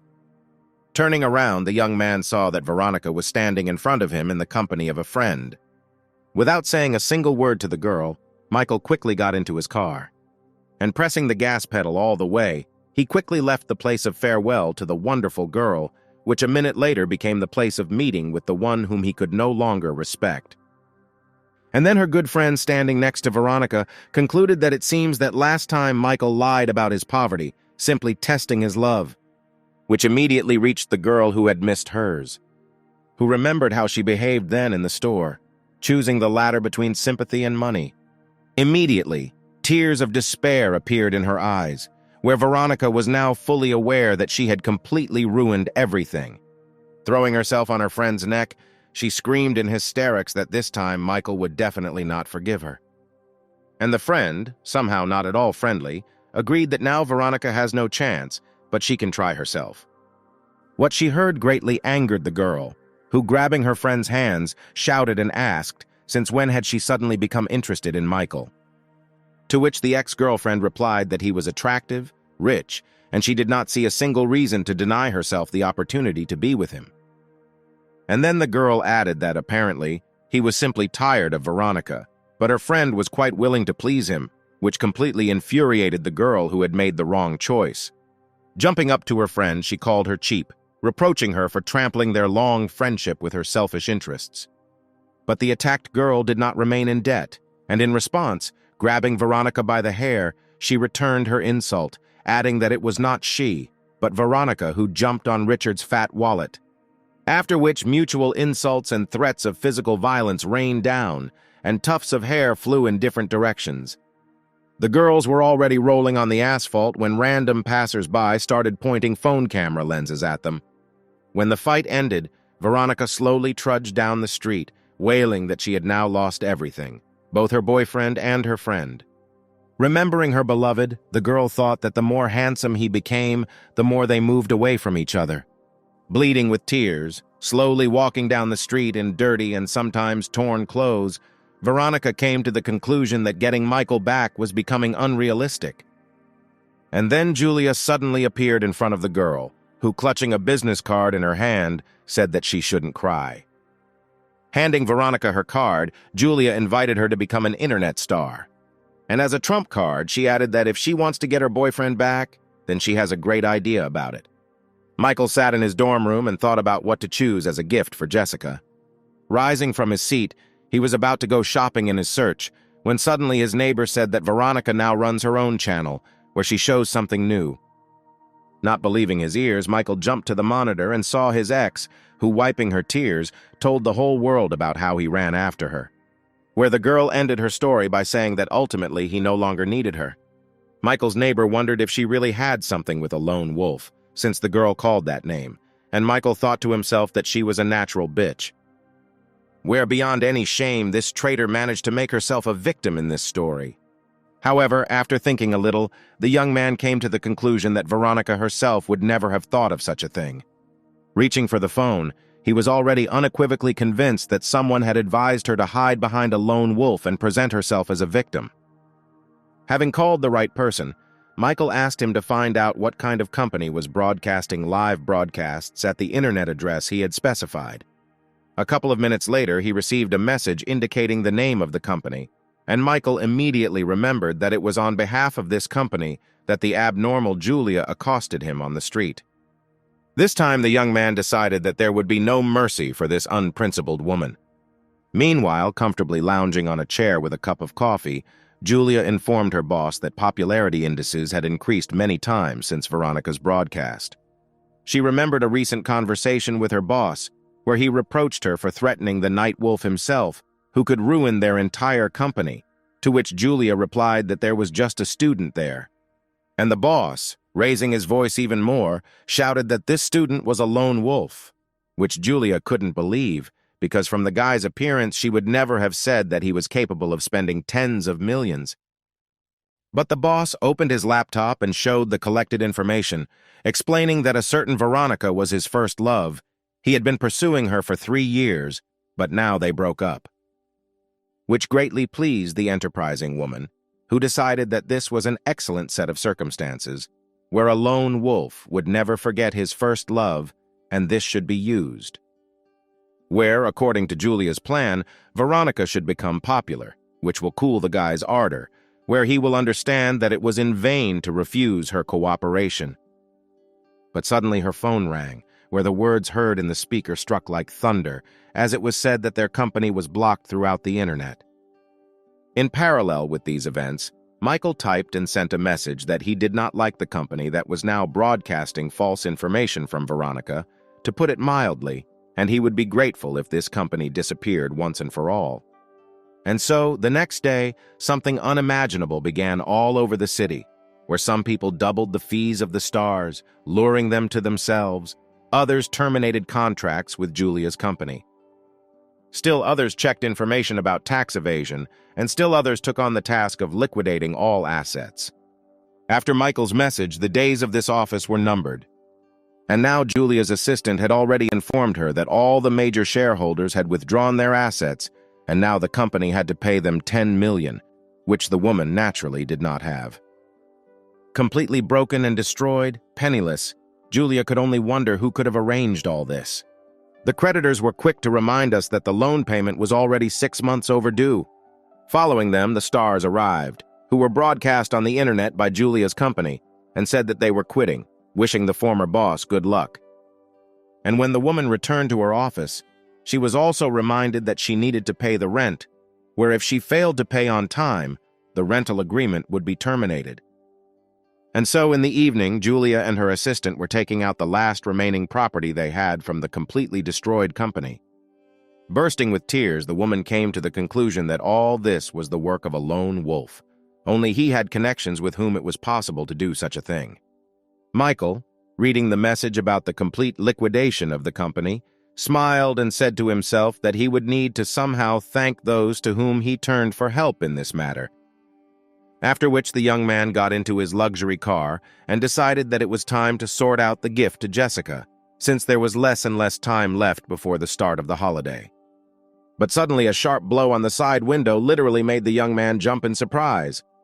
It was Julia, who said that she had made a mistake. Next time she would be smarter, and asked the lone wolf to give her at least some chance of survival. Michael was in complete shock because suddenly the system announced that a new object in the person of Julia had been added. Making a more than serious face, the young man said that it was only a warning where the woman should never come into his sight again. After which he pressed the gas pedal and the car took off, leaving the ruined woman completely alone, and with the thought that this lone wolf was very handsome and courageous. where she was especially turned on by the rudeness on the part of the young man. Michael, in the car speeding off into the distance, could only be surprised at how the system announced an increase in Julia's location, which was completely absurd in such a situation. Jessica's guests admired her new villa, making various assumptions about how much such a property could cost. The hero of today's celebration timidly walked among the guests, every now and then answering the voiced questions that she was not the daughter of a secret billionaire. But suddenly one of the guests asked if this villa really belonged to Jessica, where the girl explained her doubts by the fact that she and her father were present at the auction, where this house was bought by a certain man who had nothing to do with Jessica's family. Kate, who was also present among the guests, stood up for her friend and answered Patricia, who was Jessica's sworn enemy, that the latter was not going to deceive anyone here. But suddenly Patricia had support in the form of a certain young man, who said that he also knew about the sale of the house to that man, since he was present at his daughter's birthday, which was the reason for the purchase. At that very moment, rumors began to spread among the guests that Jessica, apparently, was just the kept woman of the gentleman who bought the house. But suddenly, with a loud bang, someone placed a document on the table indicating ownership of this villa. It was Kate, who crossed her arms victoriously, telling everyone that in this document right now everyone can see the name of the owner, who is Jessica, which immediately silenced their opponent, who lost this fight. As well as the people around, they immediately changed the direction of the conversation, declaring that they did not doubt Jessica's integrity one bit and did not even realize that her work was so profitable. Jessica herself, not really paying attention to the conversations of those gathered, was only thinking about why the one she was waiting for so much had not yet arrived. Meanwhile, Michael had already reached the place of the birthday celebration and was getting out of his car, clutching a gift.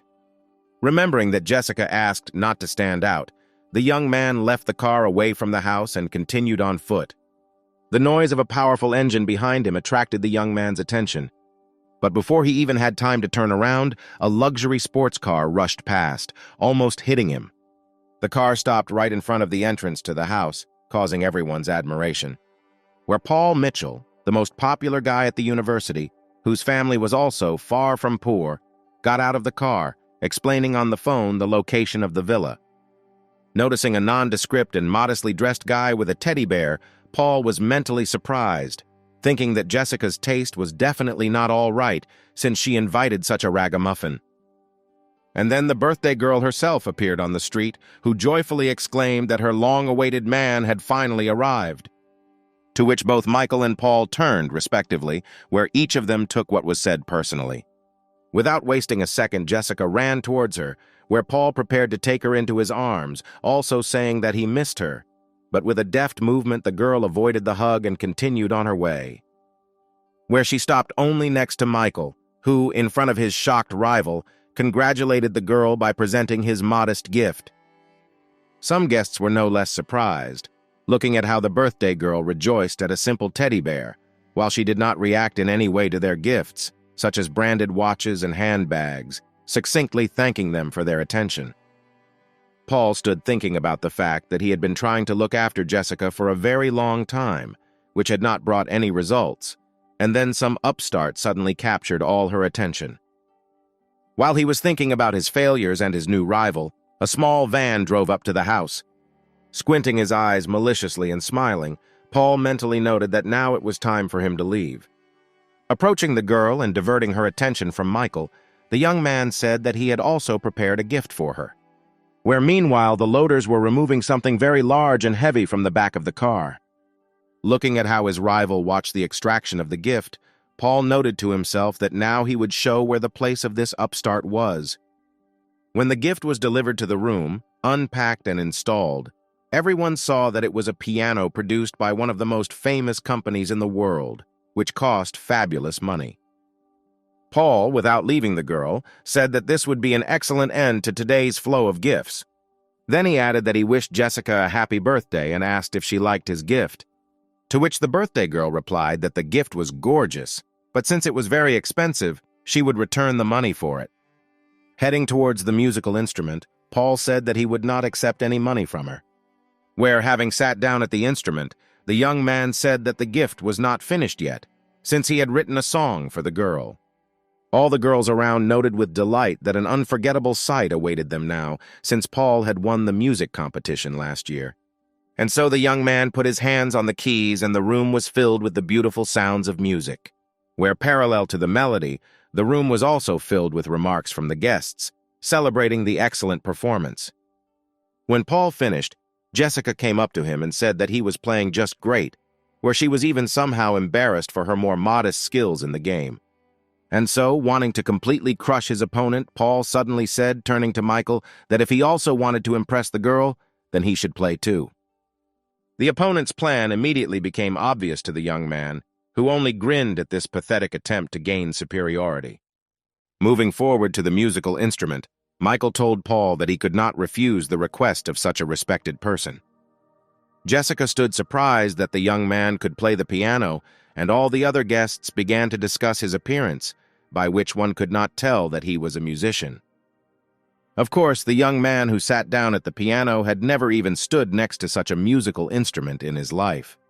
But he had something no one else could even dream of, a system and its reinforcement points. Looking sideways at his opponent, Michael mentally noted that today this guy would not be able to look beautiful at the expense of the reputation of others. After which he ordered the system to provide him with the skill of playing the piano, which corresponds to practice, lasting 50 years. The system completed its task, and the young man got ready to play music. Paul, who was standing nearby, suddenly felt some changes in the energy of his opponent, which greatly worried him. And then Michael's fingers began to deftly move over the keys of the piano, extracting from it a sound that was already familiar to everyone, from which Paul's eyes opened wide. After all, the same melody was playing that he himself had just performed, and no one else was able to remember it in such detail after hearing it only once. Not without a smile, noting to himself that he had already been able to shock his opponent, the young man also mentally said that the best was yet to come.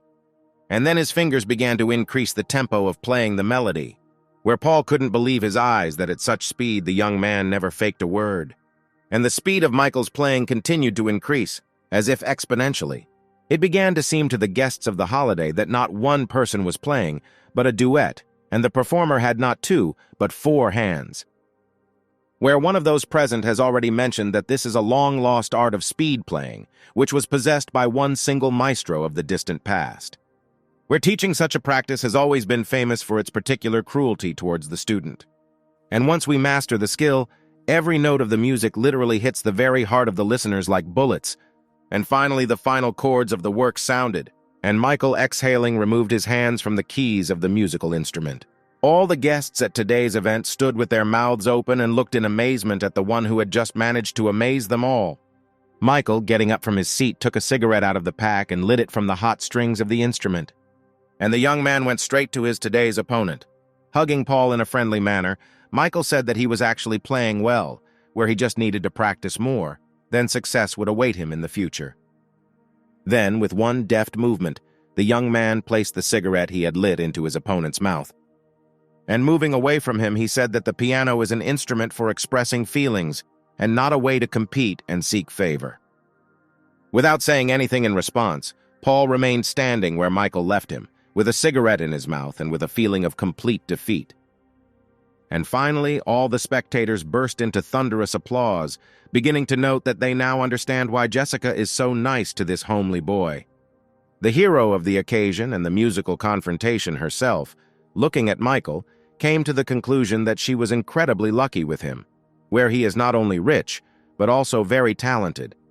And while the young man was sitting on the couch and drinking juice, the system announced to him that +5 points had been added to the girl's disposition. Immediately after which the system reported that the level of favor had reached the required limit, where the young man was awarded all the promised bonuses. And from that moment on, Jessica becomes a devoted fan of Michael. And the last thing the young man heard in this announcement was the amount of his personal benefit from the expenses incurred for the girl, which amounted to a little more than 7 million. Which could not but please the young man, where he noted that after all this villa was not acquired in vain. After hearing all about bonuses and accruals, Michael sat and thought about where he should spend his reinforcement points, from which he was distracted by a familiar female voice which uttered words of surprise at the young man's talents. Clinging to the young man's body, Jessica said that she was very happy that he was next to her today. And the resourceful Michael immediately replied that the girl could consider the musical masterpiece a second gift, and he was now very interested in how she would thank him. And only Paul sat quietly on the sidelines, thinking that today he had been defeated on all fronts. Suddenly, those present perked up and information spread around the hall that Melanie Stone herself had arrived at the celebration. Michael and Jessica reacted to this by interrupting their dialogue. And then the figure of the very girl whose appearance had caused such a commotion appeared in the aisle. Melanie Stone was listed as the first beauty of their entire university, where she also served as president of the student union. But she was even more famous not for her appearance, but for her contemptuous attitude towards the male half of the planet's population, where, for this reason, the majority assumed that Melanie prefers girls in matters of personal close relationships. Because of this, and also due to the fairly close relationship between Melanie and Jessica, many were convinced that they were a love couple.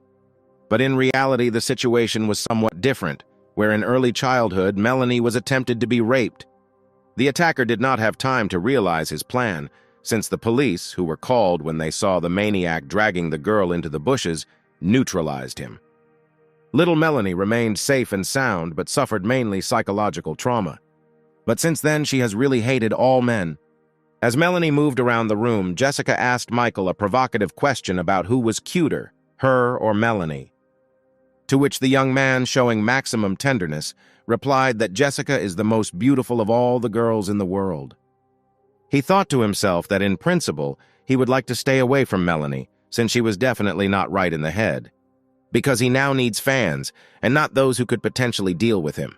And suddenly Jessica called out to her friend, saying that she was late and calling her over, which did not really inspire Michael, who did not want to get close to this girl. Coming closer, Melanie apologized to her friend for being late, explaining that there were heavy traffic jams in the city. Jessica, tightly grasping Michael's hand, immediately introduced him to her friend as her boyfriend. After exchanging greetings, Melanie was the first to start the conversation, asking if he was playing now, to which the young man answered in the affirmative, feeling extremely awkward next to this girl. But instead of words of delight, the evil girl said that she had already heard a lot about how Michael jumps around the university from one girl to another, where he is certainly talented in the game, but leads an immoral lifestyle, which ran like a blade through the young man's body. Of course, Michael was very indignant at what was said, but Jessica calmed him down, saying that Melanie had a sharp tongue but a kind heart. And at that moment the system made itself known, announcing that Melanie had been added as an object where the current location level was about 80 points. What finally drove the young man crazy, where he complained that the system apparently was broken, last time connecting some kind of pervert, and now this killer of the male spirit. Beside himself with rage, Michael kicked the floor, mentally lamenting the fact that he had just exchanged a few words with Melanie and immediately earned minus 80 points, but that Jessica was looking on in surprise. Having calmed down a little, Michael, casting a sideways glance at Melanie, noted that he was turning into a womanizer after all, where even now he is attracted by the beauty of this girl who is angry towards men, which, however, the young man immediately attributed to the fault of the system, because of which he pays so much attention to the opposite sex. The holiday continued, and it was already getting dark outside. It was time for the birthday cake, which Michael delivered to the hall amidst shouts of congratulations. According to tradition, Jessica made a wish and blew out all the candles on the cake with a strong exhalation, after which she and Michael cut the cake into individual portions. And when the treat was distributed, and the birthday girl herself thanked her guests for their attention, Melanie asked to go away with her for a minute, which seemed very strange to Jessica, since her friend's face was very concerned. Their conversation took place on the street, under the bright light of a huge moon, where Melanie, without foreplay, advised her friend to stay away from Michael, which provoked a logical question from Jessica: why? To which the friend replied that it was obvious, where this guy at the university had already established relationships with many, and she did not want her friend to be left with a broken heart. And finishing the contents of the glass, Melanie added that she would graduate soon and plans to hand over the post of president of the Students' Union to Jessica. This news almost shocked the girl so much that she couldn't be found right away, to be sure. After all, as for the functioning of the student union, in this regard over the past year they had many disagreements where no one wanted to give in to each other. And now this impulse to give her such a high position made Jessica think seriously. Where the first thought that came to her mind was that Melanie really was more into girls and apparently was attracted to her. Quickly began to wave his head and hands negatively. Jessica answered her friend that she was not sure that she could cope with such responsibility, and Michael was actually a very good and caring young man. To which Melanie, approaching the girl, sternly said that she did not recognize her, since before her deputy had been more demanding of herself and others, which in general would not change the decision on the transfer of powers. But Jessica, in a not very decisive tone, suddenly said that she was planning to leave the student union altogether in order to be able to spend more time with Michael. Which embittered her friend even more, where she menacingly asked about where her friend's determination and perseverance had gone, adding that Michael was generally dangerous to society. At that same moment, the system announced to Michael that Melanie's level of favor towards him had dropped to -90 points, which made him almost choke on a piece of cake. He looked at the girl standing on the balcony, not understanding what he could do to deserve -10 points when he was just eating cake. And so the guests began to gradually go home, where the mistress of this house cordially thanked them for their visit and wished them a safe journey. Michael was also about to move towards his dorm, but he was suddenly stopped by Jessica's call, who, having caught up with him, said that she still needed to talk to him. After talking with the girl, the young man finally left her house, thinking that as soon as the level of favor increased, the girl began to seem even more beautiful to him. During the conversation, she simply suggested going to the cinema together tomorrow, but it was suggested in such a tone as if she was asking him to spend the night with her. Michael was very flattered by this attitude towards him from a beautiful girl, but his pleasant thoughts, feelings, and fantasies were interrupted by the sounds of a man crying. Turning around, Michael saw Paul sitting next to his car, roaring and wailing that the years spent not learning to play the piano were wasted. Seeing his recent rival in such a defeated state, Michael could not help but experience moral satisfaction. In one quick movement, he found himself on the hood of Paul's car, where he jumped up in surprise, calling the young man by name, and Michael expressed his pleasure that his name was so well remembered.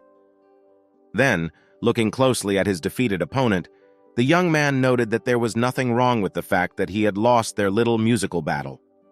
The tone with which Michael spoke and his facial expression did not please Paul, who also shouted that such communication with him was unacceptable. Jumping off the hood of the car, the young man said that, of course, Paul was right, and then headed to his car, noting that he was so full that it was difficult to walk. But the young man, inflamed by the confrontation, did not let up, saying that he was ready to admit that Michael had surpassed him in playing the piano. But immediately taking out the key to his car, he continued that in terms of security, Michael is far from him, where probably he is not able to even pay for a taxi home. But the young man, who was no longer interested in further confrontation, simply walked up to his car, opened the door, and began to get inside. Squeezing the key to his car so tightly that it shattered into several pieces, the young man stood and silently watched as his opponent got into a car that costs about 5 times more than his own. But then his feelings got the better of him, and Paul fell to the ground, cursing Michael and trying to understand where he got such an expensive car. And Michael himself had long been immersed in thoughts about what movie he and Jessica would watch tomorrow.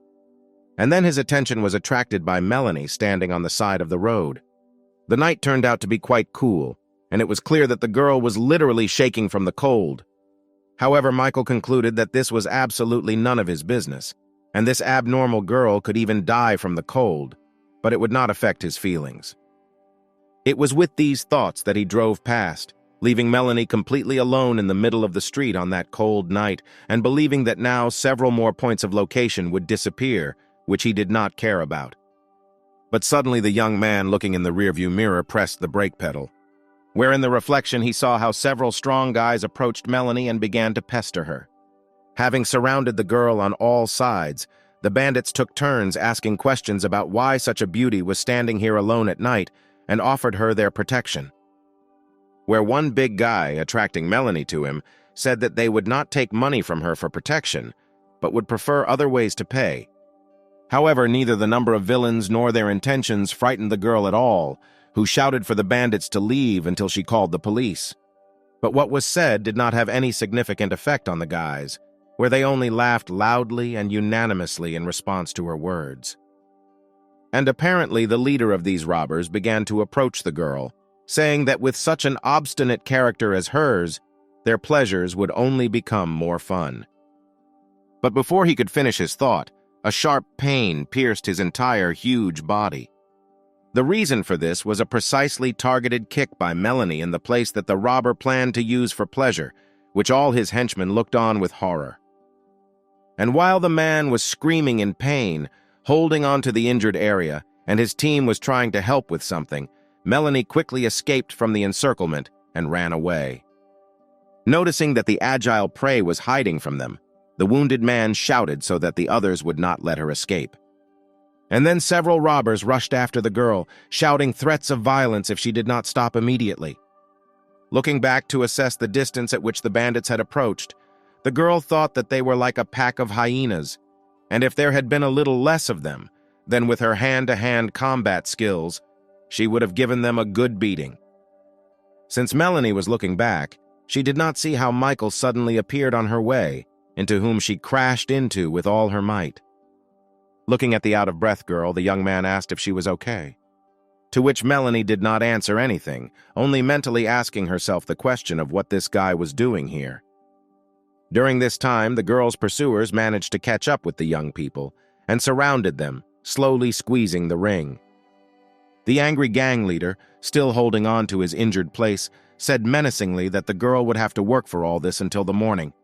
Melanie looked at this man with genuine disgust, thinking only that it was simply impossible to be so disgusting. Then she turned her attention to Michael, concluding that if it weren't for him, she would have run away long ago and been safe. Well, Michael, turning to the hooligans, said that in today's reality laws already rule, and suggested that the attackers get out of his sight within the next 2 minutes. However, the leader of this gang said smugly that he was the law here, and the defender would now be in very bad shape. In the next couple of minutes, the quiet, cloudless night was well diluted by the sounds of blows, falls, and screams of pain. And finally, in the middle of the street, only Michael remained on his feet from the male half, who examined the defeated opponents. Shaking his palms off one another, the young man, looking at the lying leader of the gang, said that he should have listened to his advice. After which he turned to Melanie again, asking if everything was okay with her.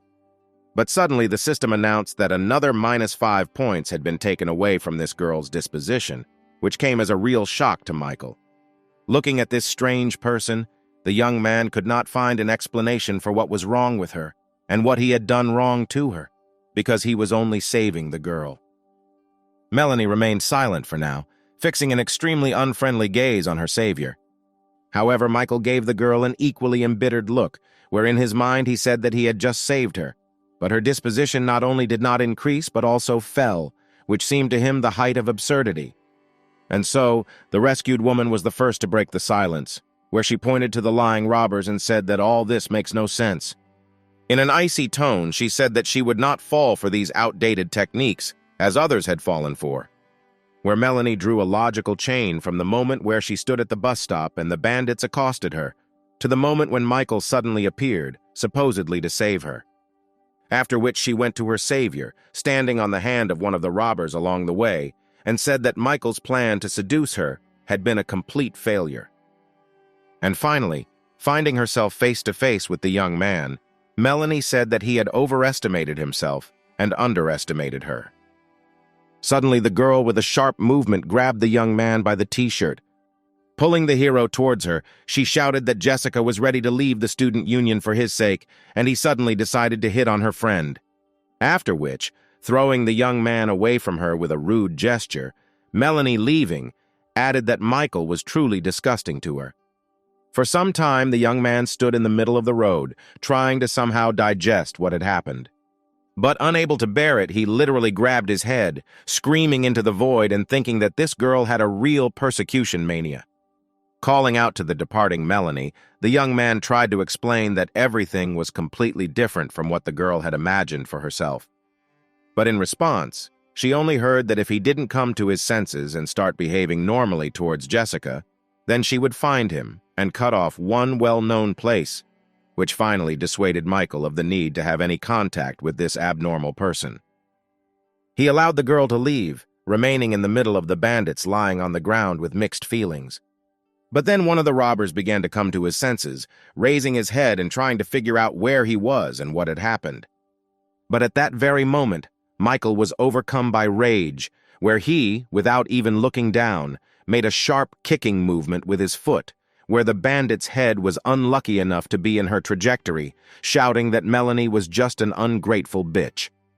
Without even noticing that he had just knocked out one of the bandits again, the young man turned around and walked away, hurling curses at the saved girl along the way. This is how the young man managed to walk all the way to the university. He could not stop thinking about what the ungrateful Melanie had said to him, continuing to address her with abusive words every now and then. He was distracted from his gloomy thoughts by the vibration of the phone in his pocket and the ringing melody that followed it. Taking the phone out of his pocket, Michael thought that someone was obviously late with the calls. As it turned out, Diana called, inquiring about the young man's plans for tomorrow. But before the young man had time to say a word in response, the girl, without wasting time, said that tomorrow she had a lot of free time and she was inviting Michael to go to the movies. Realizing that tomorrow he would also have a date with Jessica, the young man tried to object, but the persistent girl said that it was her first invitation, which he could not refuse. Michael had no choice but to accept the invitation, where he decided that it was simply worthwhile to distribute the dates so that they did not overlap in time. The next day, Michael was sitting in his car near the university dormitory. Sending a message to his friend, he asked where he had been staying for so long. After all, yesterday, Jack was tearfully talking about how another girl refused to go to the cinema with him, and therefore he asks a friend to accompany him. Clutching his head, Michael smiled, thinking that his plans were changing at the speed of light, where tomorrow, apparently, he would have to watch not 2, but 3 films.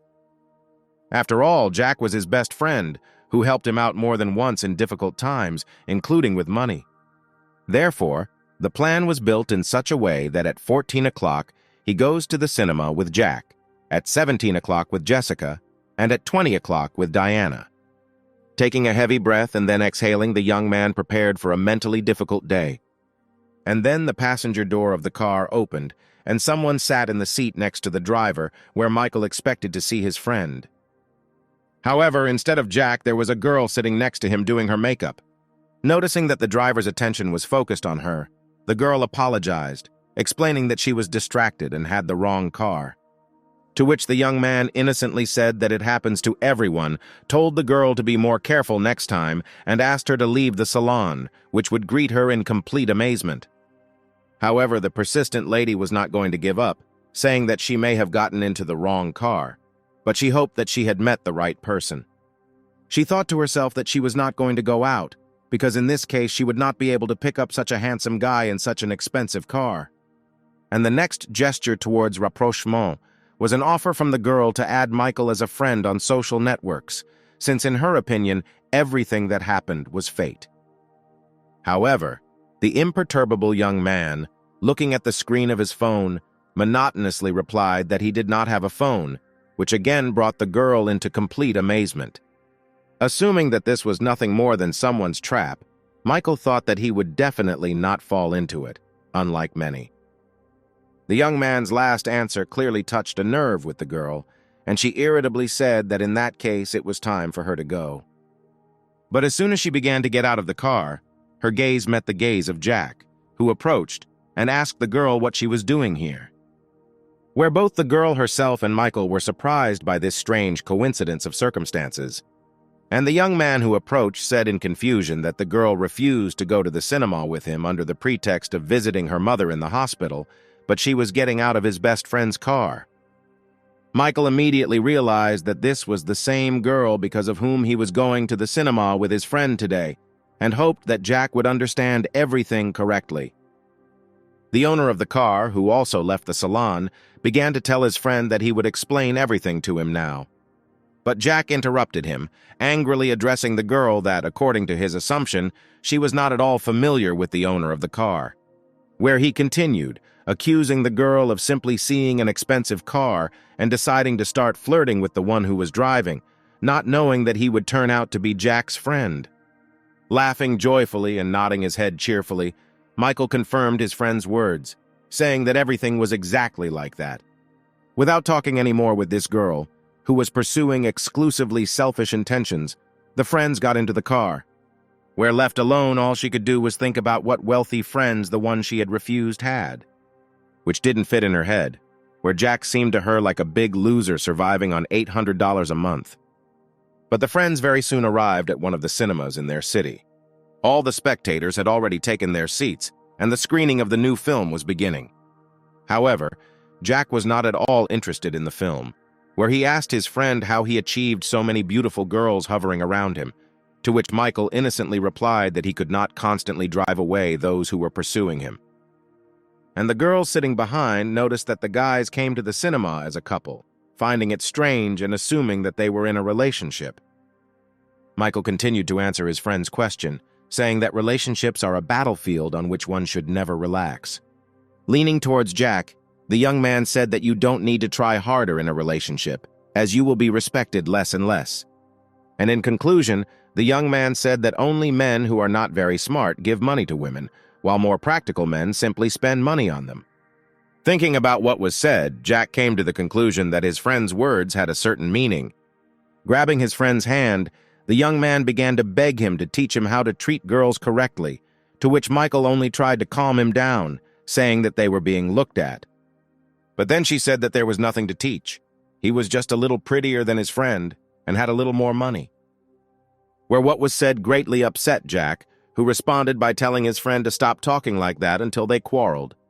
At the end of the film, the friends walked towards the exit, where Jack thanked his friend for his attention and said that he was now in his debt. To which Michael replied that he had the opportunity to pay in the very near future, where Jack would greatly help him out if he called him in 2 or 3 hours. And those girls, having noticed how the men held hands for the second time, made the final conclusion for themselves that they were in a relationship. Having received his friend's consent to help, Michael headed to the next date, where he needed the call in order to find a reason to leave one date and come to another. Very soon the young man arrived at the cinema, where they agreed to meet with Jessica. Seeing the girl waiting for him to appear, Michael was mentally glad that he was not late. Jessica, looking at her watch, noted that there was only half an hour left before the start of the film, and her boyfriend was still not there. But a man's voice heard behind her attracted the girl's attention. However, when she turned around, Jessica saw a completely different man than she had been waiting for, where the man introduced himself as Clark and asked the girl to add him as a friend on a social network. To which the girl, asking for forgiveness, replied that she had a date, which, however, did not stop the persistent guy, who said that adding him as a friend would not interfere with the date. But then, patting him on the shoulder, Michael came up and said that the girl had already refused him, and he shouldn't waste any more of her or his time. Winking at the guy and walking around him, the young man said that he would now demonstrate how to meet girls. After which he quickly approached Jessica, slamming his hand hard on the wall, which sent the girl into a stupor. And he said that she was very beautiful, immediately offering to find a quieter place for a closer acquaintance.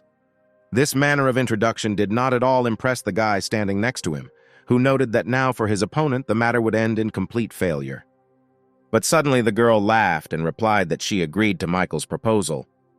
Where Michael's rival, and all the people nearby who witnessed the events, could not believe that this approach really worked.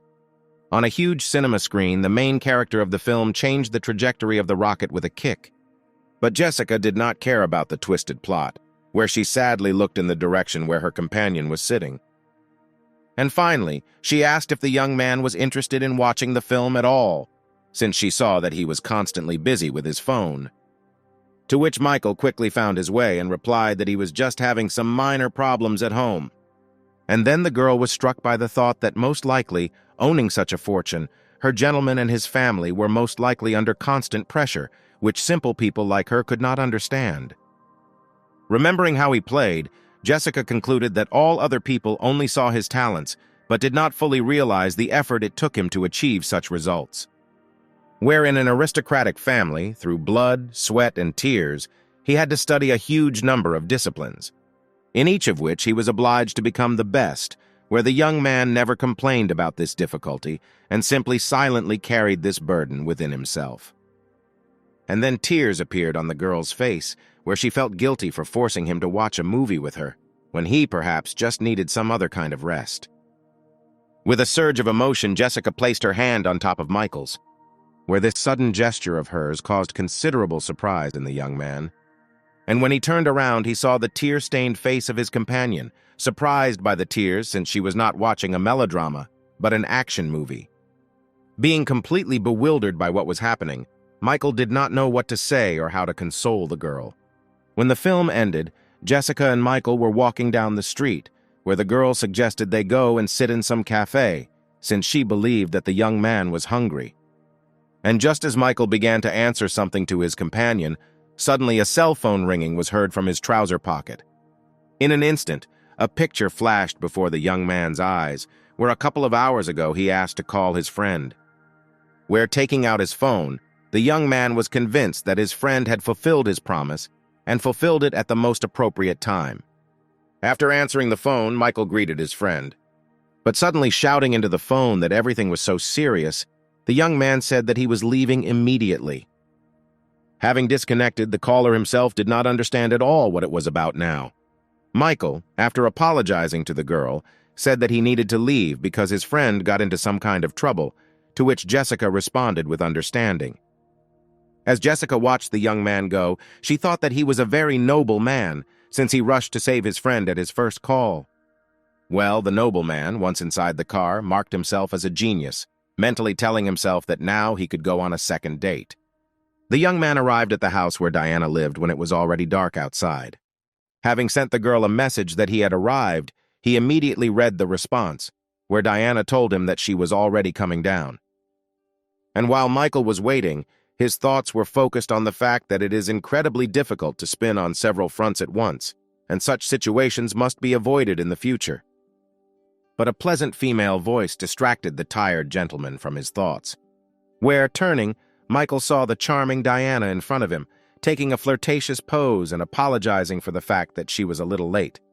Seeing today's image of his new companion, Michael was speechless. Looking at the girl, the young man mentally noted that she was simply an incredible beauty, where no matter what style of clothing she chooses for herself, everything will suit her.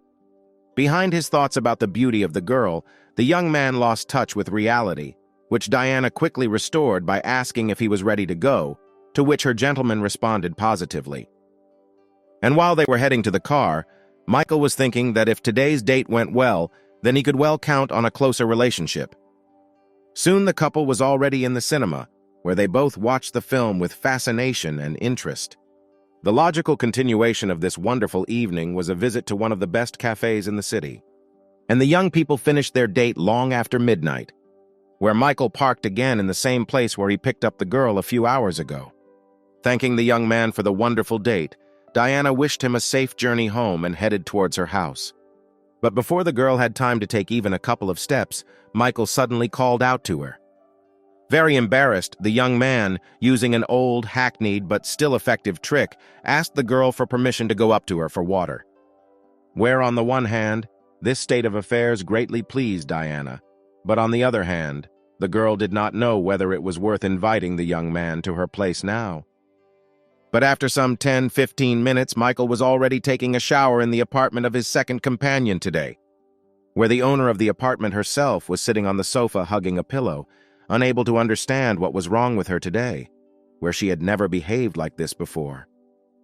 After all, Michael only asked to go up for a drink, and in the end she leaves him at her place for the night because it's already quite late to return. These thoughts made the girl feel very ashamed of herself, where for some reason she gave permission for the young man to stay. And then her thoughts went further, where she thought about what if intimacy suddenly happened between them, where she caught herself thinking that she wouldn't even mind at all. But at that very second, Diana covered her face with a pillow, mentally scolding herself for these vulgar thoughts. And when she removed the pillow from her face, her gaze fell on the movie tickets sticking out of Michael's pocket. Having taken them out, Diana discovered that there were not 2, but 4 tickets, immediately concluding for herself that the young man had also managed to go to the cinema with another girl. A few minutes later, Michael emerged from the shower, drying his hair and telling the shower owner that he was done. And almost immediately his gaze fell on 4 movie tickets lying on the table. Well, Diana, sitting on the sofa, said menacingly that these 4 tickets fell out of the young man's pocket, where she thinks that he also went to the cinema with another girl. Without allowing Michael to say a word in response, the girl immediately added that he had become a part of her life.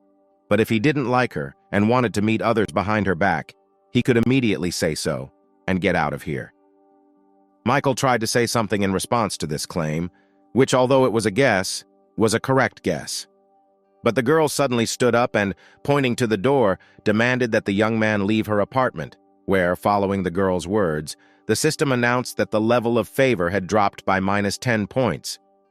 But not even a couple of seconds had passed before the system was activated again, announcing a decrease in the location level by another -10 points. Michael understood that something urgently needed to be done, otherwise the object could be lost forever. Where, without thinking twice, he told himself that he had been preparing for a similar situation, and now it was time to act.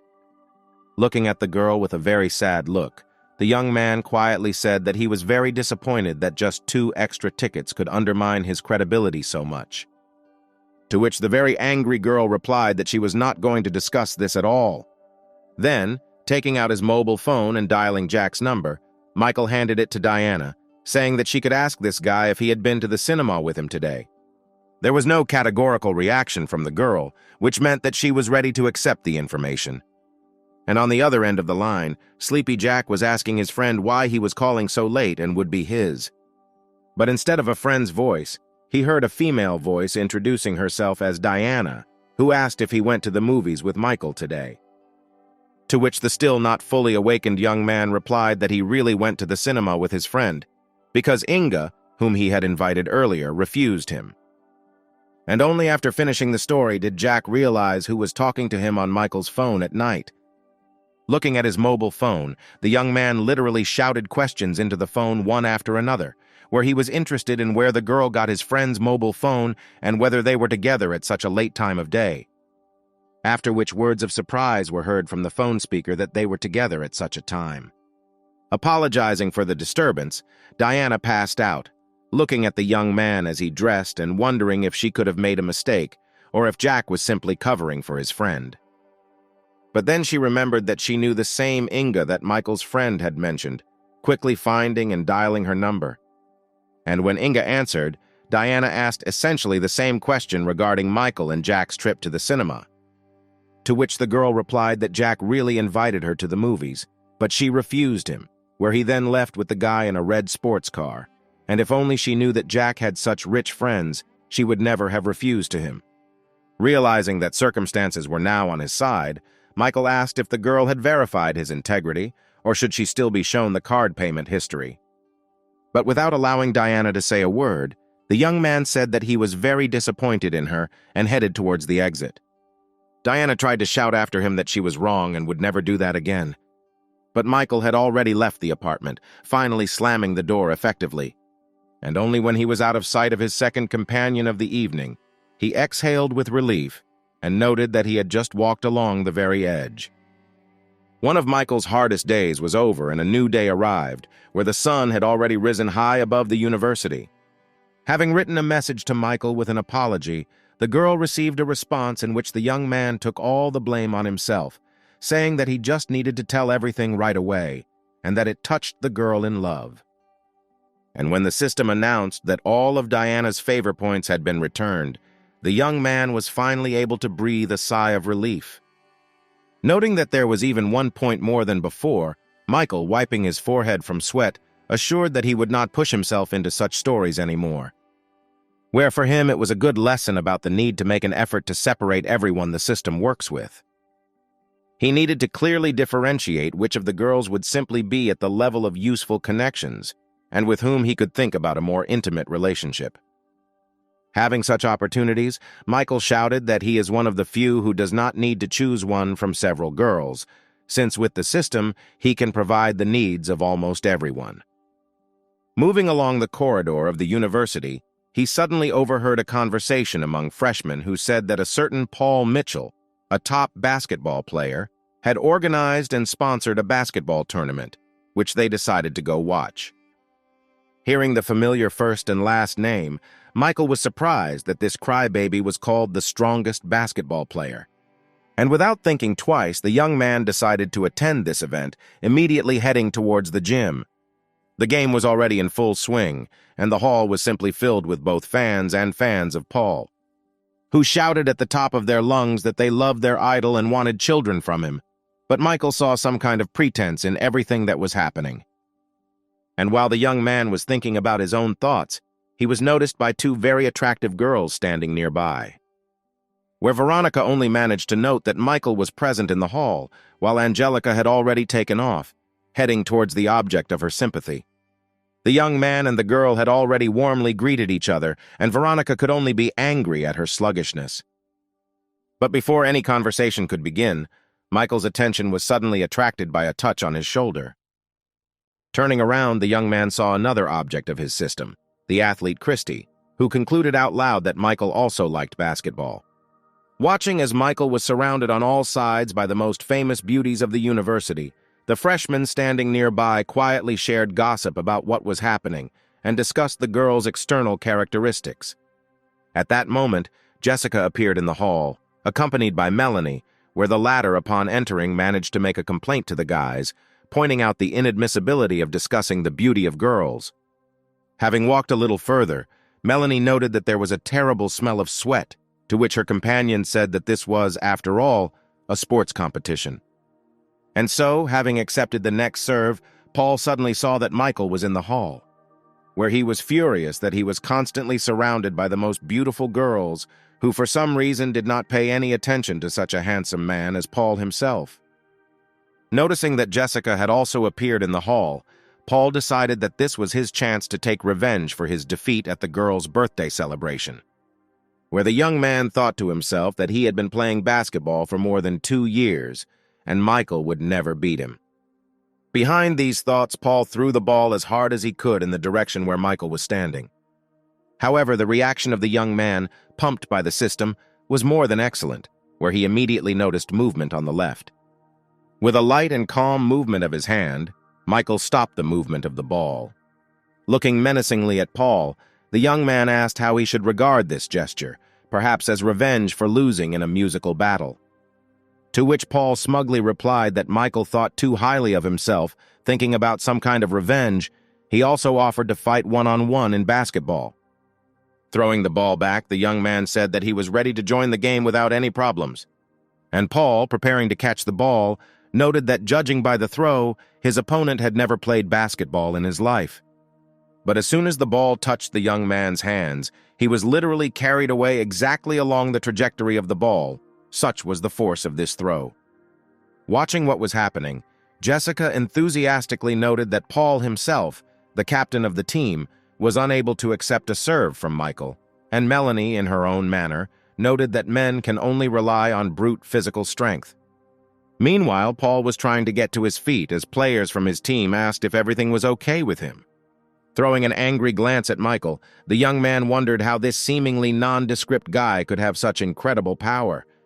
Well, Michael himself had already approached his opponent, who was on all fours, saying that he was ready to play 5-on-5, where he would be able to assess the level of all the team players.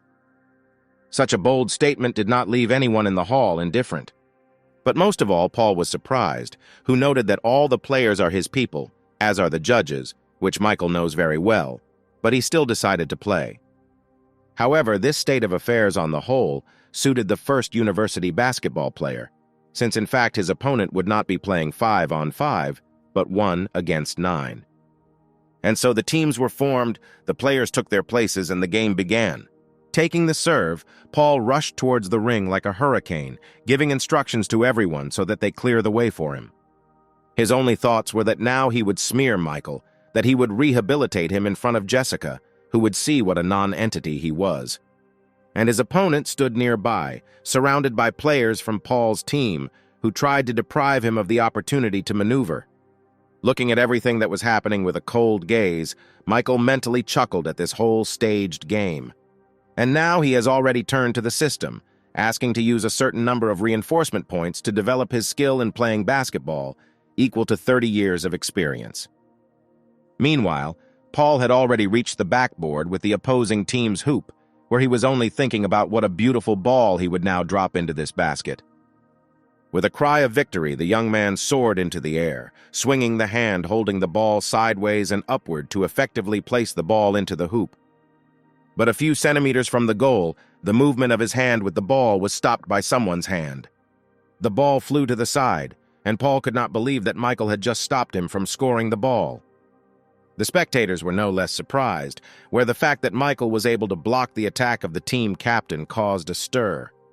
Well, those three who tried to block the enemy stood with a confused look, trying to find out from each other how Michael was able to escape, where he seemed to disappear from their environment and appear in another place.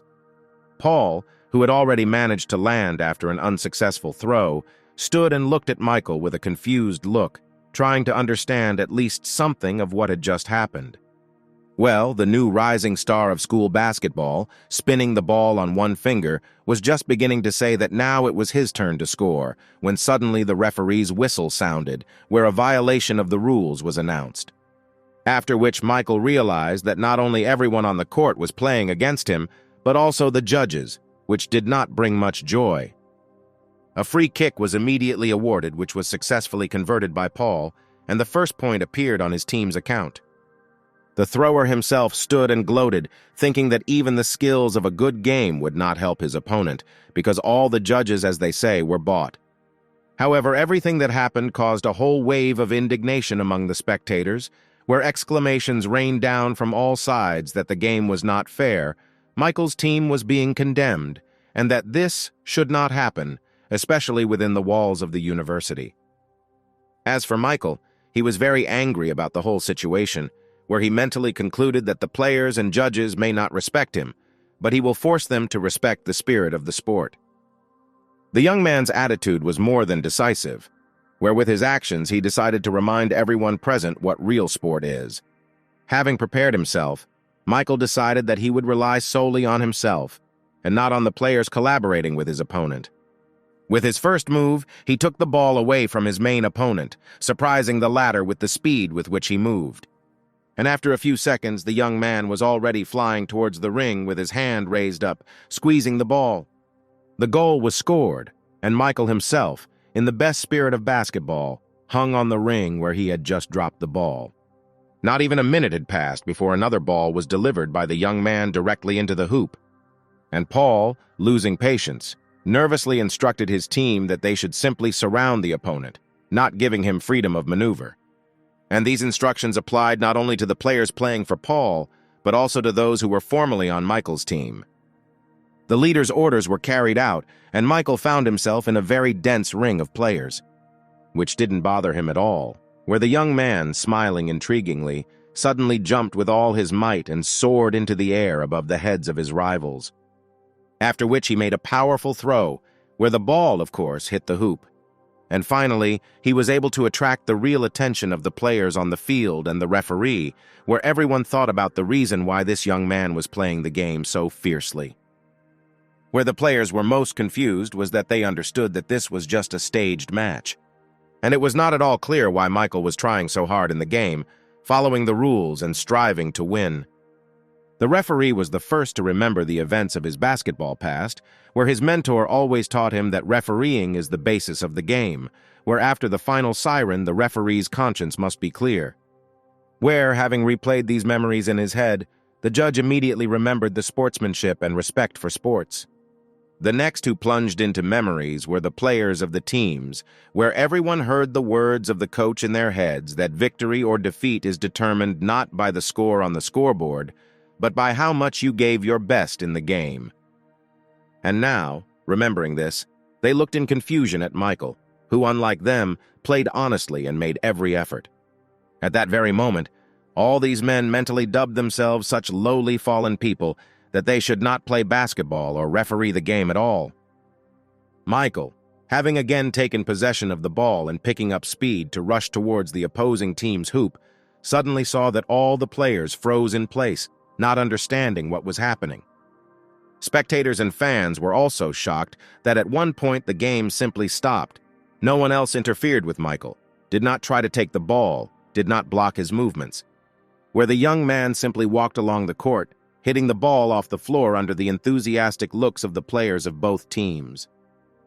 And then one of the spectators made the right conclusion, saying that this young man's attitude towards the game crushed the rest of the players. Jessica did not remain indifferent to what happened, saying that now everyone has witnessed true sportsmanship.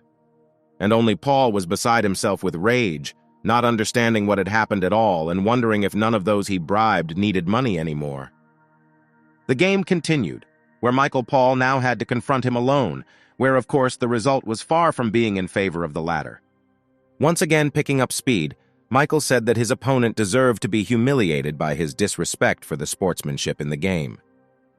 Paul himself, looking at the enemy rushing towards him, decided that he needed to play tough in defense, which would allow him to maintain at least some respect. And so Michael, having caught up with his opponent, decided not to go around him, but to jump and drop the ball into the basket from that place. And as soon as he soared into the air, suddenly Paul, with a sharp movement, delivered a powerful blow with his elbow to the young man's torso. However, the effect of this unsportsmanlike action was exactly the opposite of what Paul expected, where something in his joint cracked violently, and he experienced severe pain. The acute pain literally knocked the young man off his feet, where he screamed heart-rendingly in pain, at the same time indignant at how this was even possible. Michael, as if nothing had happened, calmly dropped his game-winning ball into the basket. Looking at everything that was happening, Jessica joyfully applauded, where the system immediately announced that the level of her location had increased above the minimum required, for which Michael was awarded another 10 gain points.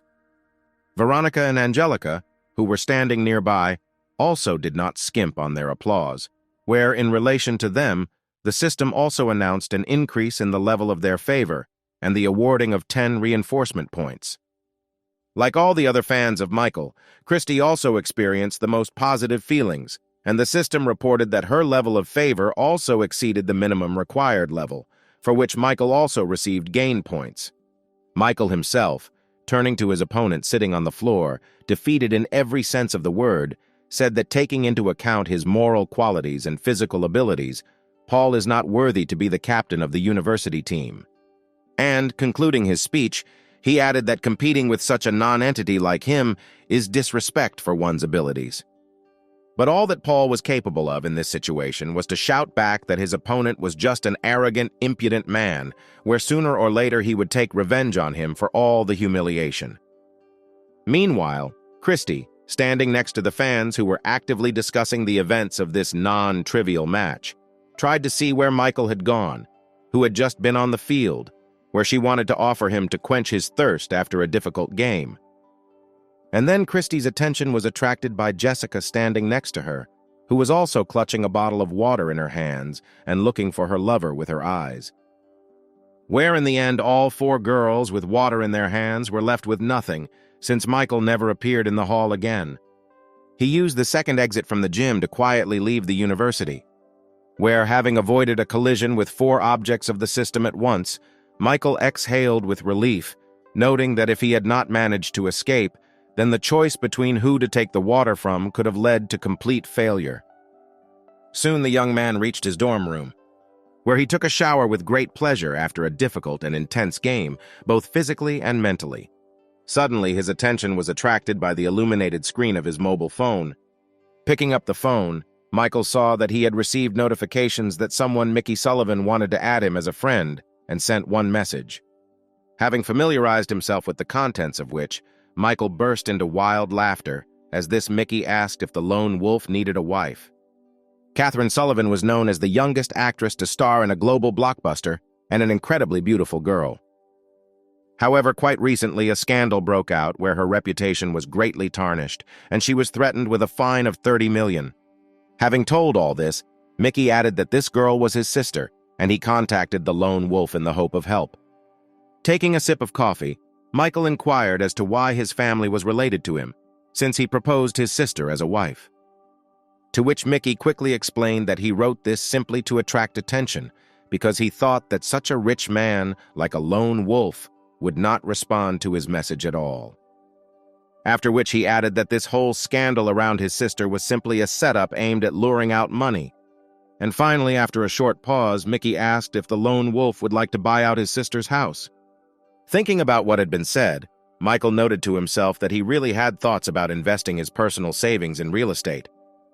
In addition, the young man also thought about the character of Katrin, who apparently should have huge demands like all movie stars. And that's all he needs, because according to the rules of the system, the more money you spend on an object, the larger the amount will later be at his disposal. And so, having finished his thoughts, Michael replied that he was ready to help, but in any case, he needed to look at the house first, which could not but please Mickey. He quickly took out his phone from his pocket, saying that he was now coordinating a time, thinking to himself that the lone wolf was indeed a very rich and worthy person. Mickey immediately remembered how the lone wolf transferred millions to girls from online broadcasts, and if he liked his sister, then the future of their family would be secured once and for all. At the same time, in one of the cottages on the outskirts of the city, Katrin was talking loudly on the phone, where the girl told her invisible interlocutor that she would not meet with that man, since there were not the most pleasant rumors about him. And when the conversation was over, the girl forcefully put the phone on the bed and began to take out her anger on the pillow, cursing the men who only think about her body. When the rage subsided, the girl fell exhausted on the bed, thinking about what she should do now, because she somehow had to pay $30 million, which of course they were ready to give her, but on the condition of a very close personal relationship. Placing her hand on her head, Katrin sadly said into the void that she only wanted to act in films, which is not difficult. Her sad thoughts were interrupted by the ringtone on the phone that was lying next to her. As it turned out, her brother called, who joyfully announced that he had found her a sponsor, which did not make the girl very happy, who decided that Mickey, apparently, had taken up pimping, selling his sister to the rich, which she voiced to her brother.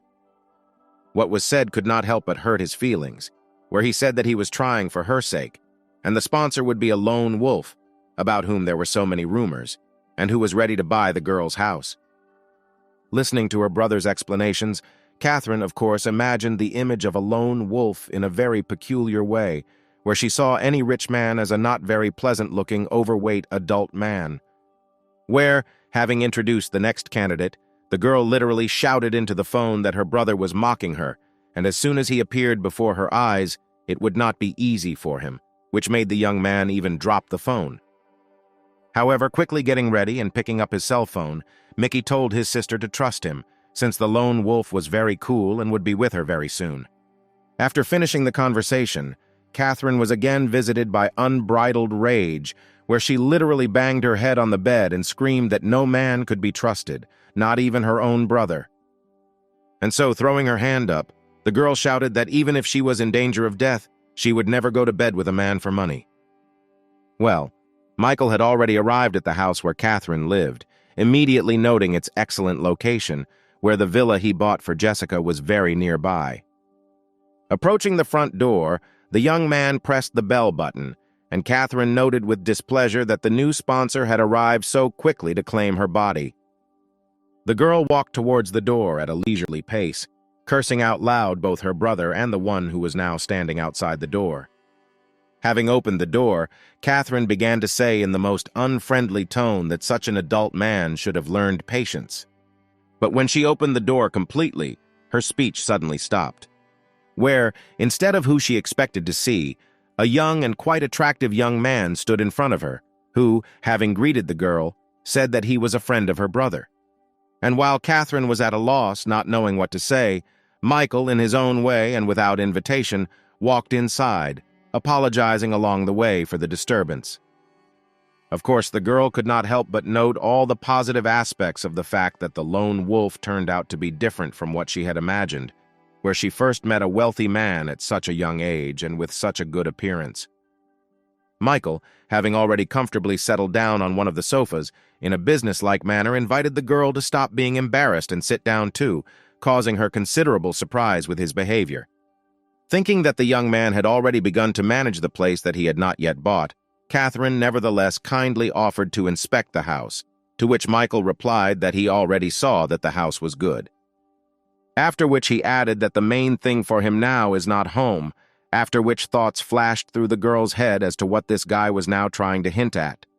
But the young man did not even think of hinting, saying directly about his desire to be Catherine's lover, where immediately after these words the system announced that a new object had been added, whereupon reaching the appropriate level of favor, which was now in a deep minus, the young man would receive 30 gain points, acting skill and the usual percentages of what was spent.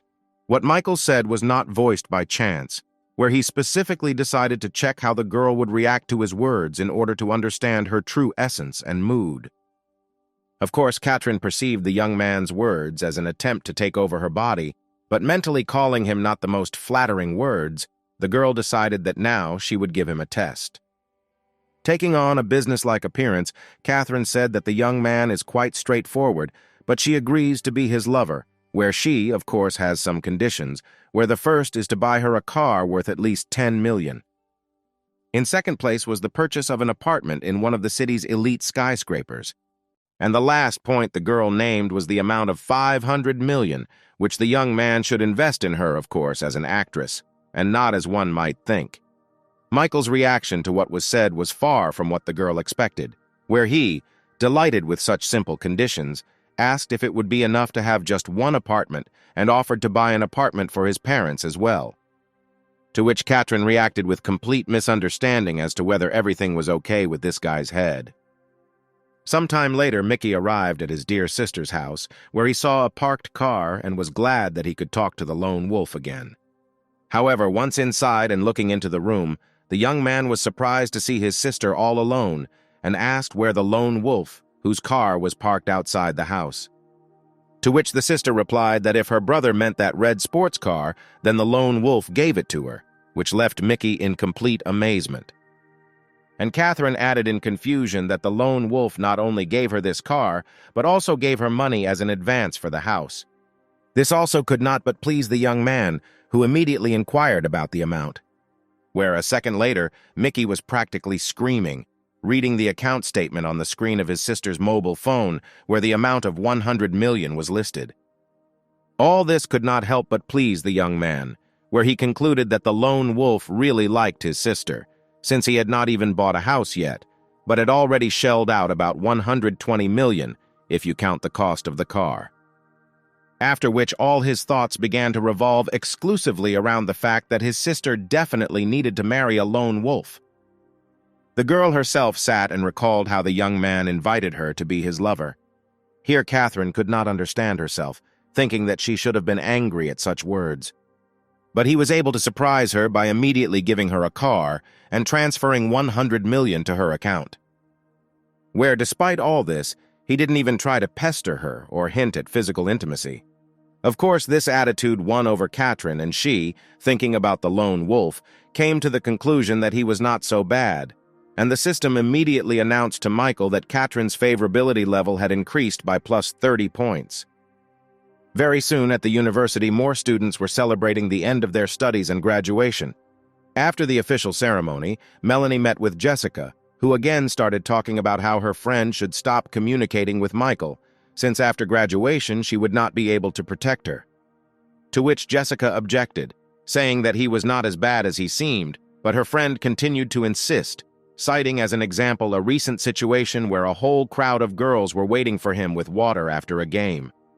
But the girl again objected, saying that she saw it perfectly well, but in Michael's favor she could say that he did not accept water from anyone, but simply left, doing the right thing. Then Melanie decided to use her main trump card, telling how Michael, after her friend's birthday, organized a staged assassination attempt and rescue, trying to get her into bed in this way. After listening to this, Jessica said that it was probably time for her friend to go to a psychotherapist and, in general, reconsider her prejudiced attitude towards the male half of the population. After showing her friend an old news story where the girl and her father defended Michael, talking about how he saved their family, Jessica said that her lover was a very good person with a great sense of justice. And in the end, The girl added that Michael didn't even know that Melanie would be present at the holiday, and therefore couldn't arrange anything. After listening to her friend and reading the news about the trial at the university, Melanie suddenly had the idea that she might have been mistaken, where she was not only prejudiced against men, but also greatly insulted the one who actually saved her honor and her life. And suddenly the girl abruptly took off, leaving her friend alone, where she shouted after her that she still needed to take a photo together. Leaving the walls of the university, Melanie cursed herself for everything she said to Michael. Some time passed where Melanie had already managed to get a job. Sitting at her workplace, the girl could only think that quite a lot of time had passed since those events, but she was still ashamed of her behavior, first of all, in front of her friend. Every now and then she remembered the situation when Michael came to her defense, being subsequently insulted by her. The girl was literally burning with shame for her behavior and did not know how to pacify this feeling in herself. Her attention was attracted by the manager's voice, who demanded that Melanie come to her. And the girl immediately complied with the request, asking how she could be useful. To which the manager explained that a charity auction was planned soon, where, according to rumors, the lone wolf himself would be present, and where Melanie should go as a representative of their company, make friends with this rich man, and thereby ensure their future. Of course, such a request did not greatly please the girl, who did not welcome prosperity through personal relationships between the sexes. But she could not refuse, saying that she would try, to which the manager harshly replied that there was no need not to try, but to do. Michael sat in his university dorm room as usual, where he spoke on the phone with his longtime friend Mark, listening to the latter's story about how the Catherine Sullivan scandal came to be, saying that the internet is full of materials on this issue. Everything related to the new object of the system, of course, interested the young man, and he decided to read the articles, moving closer to the computer screen. And Mark continued his story, saying that she crossed the path of some rich man, where several clauses were secretly added to her contract, which she is now accused of having violated and also destroying her reputation. Michael, listening to his friend and simultaneously reading an article discrediting Catherine, noted that she was different from the majority in her environment, since she had worthy moral principles. And Mark has already changed the subject, saying that if we talk about the environment and high society, then a charity auction will soon take place, where the cream of society will be, and where the lone wolf must certainly come. The word auction appealed to Michael, where he commented to himself that it looked like the kind of place where you could spend a ton of money and was worth a visit. But before taking part in it, the young man had to do one more very important thing. Meanwhile, in the house where Catherine lived, real turmoil reigned, where the owner of the house and the object of propaganda defaming her demanded from her assistants that the resource with false news be immediately closed before the news was spread throughout the entire network. To which one of the people present said that serious forces with a lot of money were playing against them, which they did not have enough money to resist. But suddenly Catherine's attention was attracted by the lit-up phone screen, on which information appeared about the receipt of a message from the bank. Having familiarized herself with the contents of which, the girl was amazed and confused, because another 100 million had just been transferred to her account. Catherine immediately realized that the lone wolf saw the unfolding information war and realized that her side might not have enough funds. Such a gesture of goodwill on the part of the young man struck a nerve with the girl, and the system immediately announced to the sponsor that the target's level of favor had increased. And then the day came for the auction, where the organization of the event was at the highest level and where, indeed, only the richest and most famous people of the city were gradually drawn up. Those who arrived earlier were already inside and awaiting the arrival of other guests and the start of the event. Julian, who was also there, asked Mickey what had changed his mood so much, to which the latter replied that now his family would be fine, since his sister had established a good relationship with the lone wolf himself. And then all those present spoke about the mysterious person of the lone wolf, who really managed to surprise so many. And Julian, after listening to Mickey, noted that this explains why Catherine started a war with such influential people, since supporting a lone wolf costs a lot. And while the rest of those present asked Mickey to introduce them to the lone wolf, Paul, who was in the same company, suddenly decided to leave their company. Where was the question about where he was going, the young man, waving his hand, answered that he simply needed to go to the restroom, In fact, Paul didn't go to the restroom. He just moved around the room and thought that Mickey and his sister wouldn't be worth it without Lone Wolf and Little Finger. The young man's thoughts also revolved around the fact that today's auction is simply a distribution of spheres of influence for the next decade, where everyone came here in search of influential partners, and where a lone wolf will have a significant impact on the balance of power. In fact, Paul had been collecting information regarding this mysterious person for a long time, and he had no doubt at all that he had succeeded in drawing up a high-quality psychological portrait of a lone wolf, where, in his opinion, a lone wolf should be a wise, far-sighted, charismatic, and at the same time restrained man of respectable age. Deciding to be the first to meet this respected gentleman today, the young man left the hall and went outside. While waiting for this fateful meeting, Paul could only think that today he would prove that he was a worthy heir to his family. And suddenly his gaze stopped on a very familiar figure, where Michael stood not far from the entrance to the gala event, where Paul immediately noted his very modest attire. Michael himself believed that he spent a fortune to purchase this suit and everything that came with it. With a trembling in his body, he recalled how he tried on these new things in one of the expensive salons in the city. And he noted to himself that spending your own money is not such a great pleasure. And only now, when Michael looked at everyone who was at the entrance, he noticed one strange thing. The security guards carrying out access control had exactly the same suits as the one he was wearing.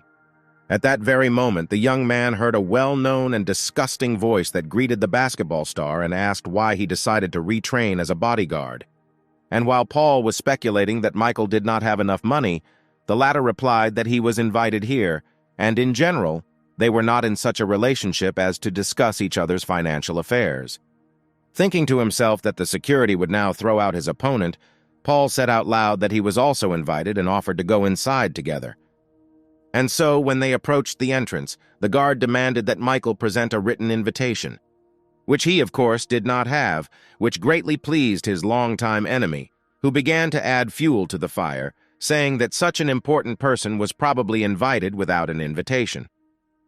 And to top off the bullying, Paul said that it's not a shame to work as a security guard, but it's a shame to pretend to be someone you're not. At that moment, a car drove up to the entrance, from which, shining in her indescribable beauty, emerged Melanie, who had arrived here on behalf of the manager to make friends with a lone wolf. And while she was walking towards the entrance, all that could be heard from all sides were enthusiastic exclamations regarding her beauty, which nothing and no one could eclipse. The beauty herself did not stop thinking that she did not like this assignment at all, but she still had to fulfill it and ensure a comfortable life for her company. And then the girl's attention was attracted by the conversation between the men, which was taking place in a raised voice. Where, turning around, she saw Michael, whom the security guard reproached for trying to get into such a serious event without an invitation. To which the young man once again emotionally responded that he really did not have the necessary piece of paper, but this did not mean that he was not invited. But the guard said that all the guests had been given invitations, and Paul added that only VIPs, such as his older brother John Mitchell, the head of the largest internet broadcasting corporation, could be present without an invitation. After which the young man, with an obvious mocking intonation, asked Michael the question of which corporation he was the head of in order to come here without a written invitation. But then Melanie intervened in the dialogue, saying that Michael had arrived with her, after which she handed over her invitation card, which contained an entry with the participant's last name and an indication of +1. And while the guard was checking the invitation, Michael himself was surprised that this girl who hated him more than anyone in the world suddenly decided to help him. He received an answer to his question almost instantly, where Melanie, who headed inside, said that she was helping him not out of the kindness of her heart, since she had not changed her opinion about him, but only out of a sense of duty for salvation. Where she admitted, hiding her eyes, that that night when she was attacked, she really misunderstood everything. Michael, having called the girl overly self-confident, also mentally said that her favor would not prevent him from publicly humiliating Paul, where he was going to soon call the right person who would solve the issue of getting inside without an invitation. And so he, smiling, said that he did not need any handouts, where he was invited here not as Melanie's accompaniment, but as an independent guest. After which he recommended that the girl, amazed by such a reaction, mind her own business, since there was no longer a student union here, where she was the main one and meant something. Naturally, everything voiced greatly hurt the girl, who mentally cursed both Michael, who did not appreciate the help, and, at the same time, all the other men on the planet. And all those who witnessed this scene began to speak out not in favor of Michael, declaring that this beggar had just been thrown a life preserver that could have pulled him into high society, and which he so stupidly refused. Paul did not let up, saying that in the future Michael would have a very hard time with such habits. And the young man, not responding to Paul's remarks or to the barbs of those around him, thought that they could laugh as much as they wanted, but his time would soon come. Julian, who came out of the room, noticed the pandemonium around Michael. Something very familiar seemed to him in this crowd, where, having looked closely, he immediately saw his old acquaintance, a lone wolf, whom he had already met before and spent unlimited amounts of his money on. Seeing how the second son of the Mitchell family mocked the lone wolf, Julian was horrified and realized that he needed to inform his older brother about this as quickly as possible, while something could still be fixed. John Mitchell, in the company of Mark, told him his plans to meet the lone wolf and asked his friend to tell him a little about him.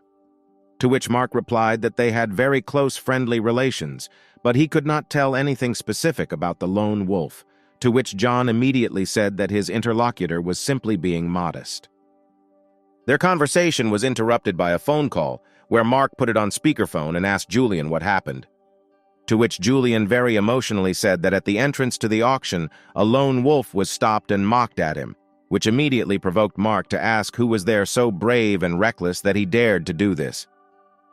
The answer was not long in coming, where the caller said that it was Paul Mitchell, which of course led to a corresponding reaction from the brother of the one whose name was mentioned. Without even a second's hesitation, John rushed to save himself, his family, and their impeccable reputation, where Mark shouted after him not to do anything stupid and to wait for him. But Paul still couldn't calm down and continued his mockery, putting his hand on his opponent's shoulder and saying that the guard's uniform suited Michael very well. But the young man, with a deft movement, threw off the enemy's hand, saying that his words meant absolutely nothing to him. After which, turning his head to the young man's ear, Michael whispered that even his high-ranking brother had no right to say anything like that about him. To which Paul immediately shouted that the impudent guy doesn't even know what position his older brother holds, what connections and opportunities he has, where if he wants, half the city will crawl to him on their knees. And for insulting his brother, he will now teach Michael a good lesson, where no one can stop him.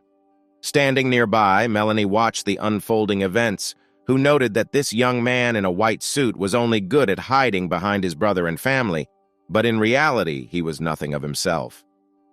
But looking at Michael, the girl added that in any case, this libertine deserved everything that was happening to him now.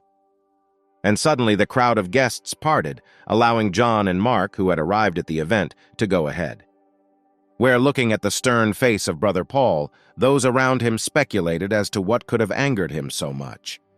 Seeing his brother, Paul said that he would sort out this situation himself, and his intervention was not required.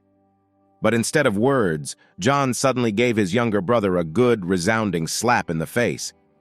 Grabbing the place where the blow fell, Paul, not understanding what he could do to deserve this, asked his brother why he was doing this to him. In response, John said that Paul had no brains at all, and pointing to Michael added that he should immediately apologize to the lone wolf. It's unlikely that anything could shock the young man more than the information that his longtime enemy was the famous lone wolf. And his older brother, without waiting for Paul to apologize, made one himself on behalf of his brother. Watching what was happening, those around were simply stunned when they realized that this young man in a cheap suit turned out to be that rich lone wolf. Where some began to say that he was beautiful in his simplicity, others agreed that such people really did not need a written invitation, and still others even asked for an autograph. And once again, Michael's defeated and completely crushed opponent stood on the sidelines, noting that this young man had surpassed him in literally everything, in music, in sports, and in his position in society, where instead of becoming the lone wolf's first friend, he became his sworn enemy. Here Mark intervened in the situation, saying that all this was his oversight, and the lone wolf should have called immediately, and all the issues would have been resolved instantly. To which Michael, slapping his friend on the shoulder in a brotherly manner, said that that's why he didn't call, because his friend was too kind and had already done a lot for him. After which Mark addressed everyone present, announcing that the auction would begin soon and it was time for everyone to go inside and take their seats. Following Michael was Melanie, reflecting that she was categorically mistaken about this young man who, it turns out, does not live for show, but is very modest. Where, given his condition and position, he could get absolutely all the girls not only at the university, but also in the city. And then the girl felt doubly ashamed for all her wrong beliefs towards this young man, as well as for the rude words she had spoken. Grabbing her head, Melanie thought about how she could now fulfill the manager's instructions and establish friendly relations with the one she had humiliated for so long. Watching Michael go inside, accompanied by the richest people in the city, the girl came to the conclusion that she definitely needed to turn this whole situation in her favor. The auction hall gradually filled with guests who had arrived to participate in this significant event.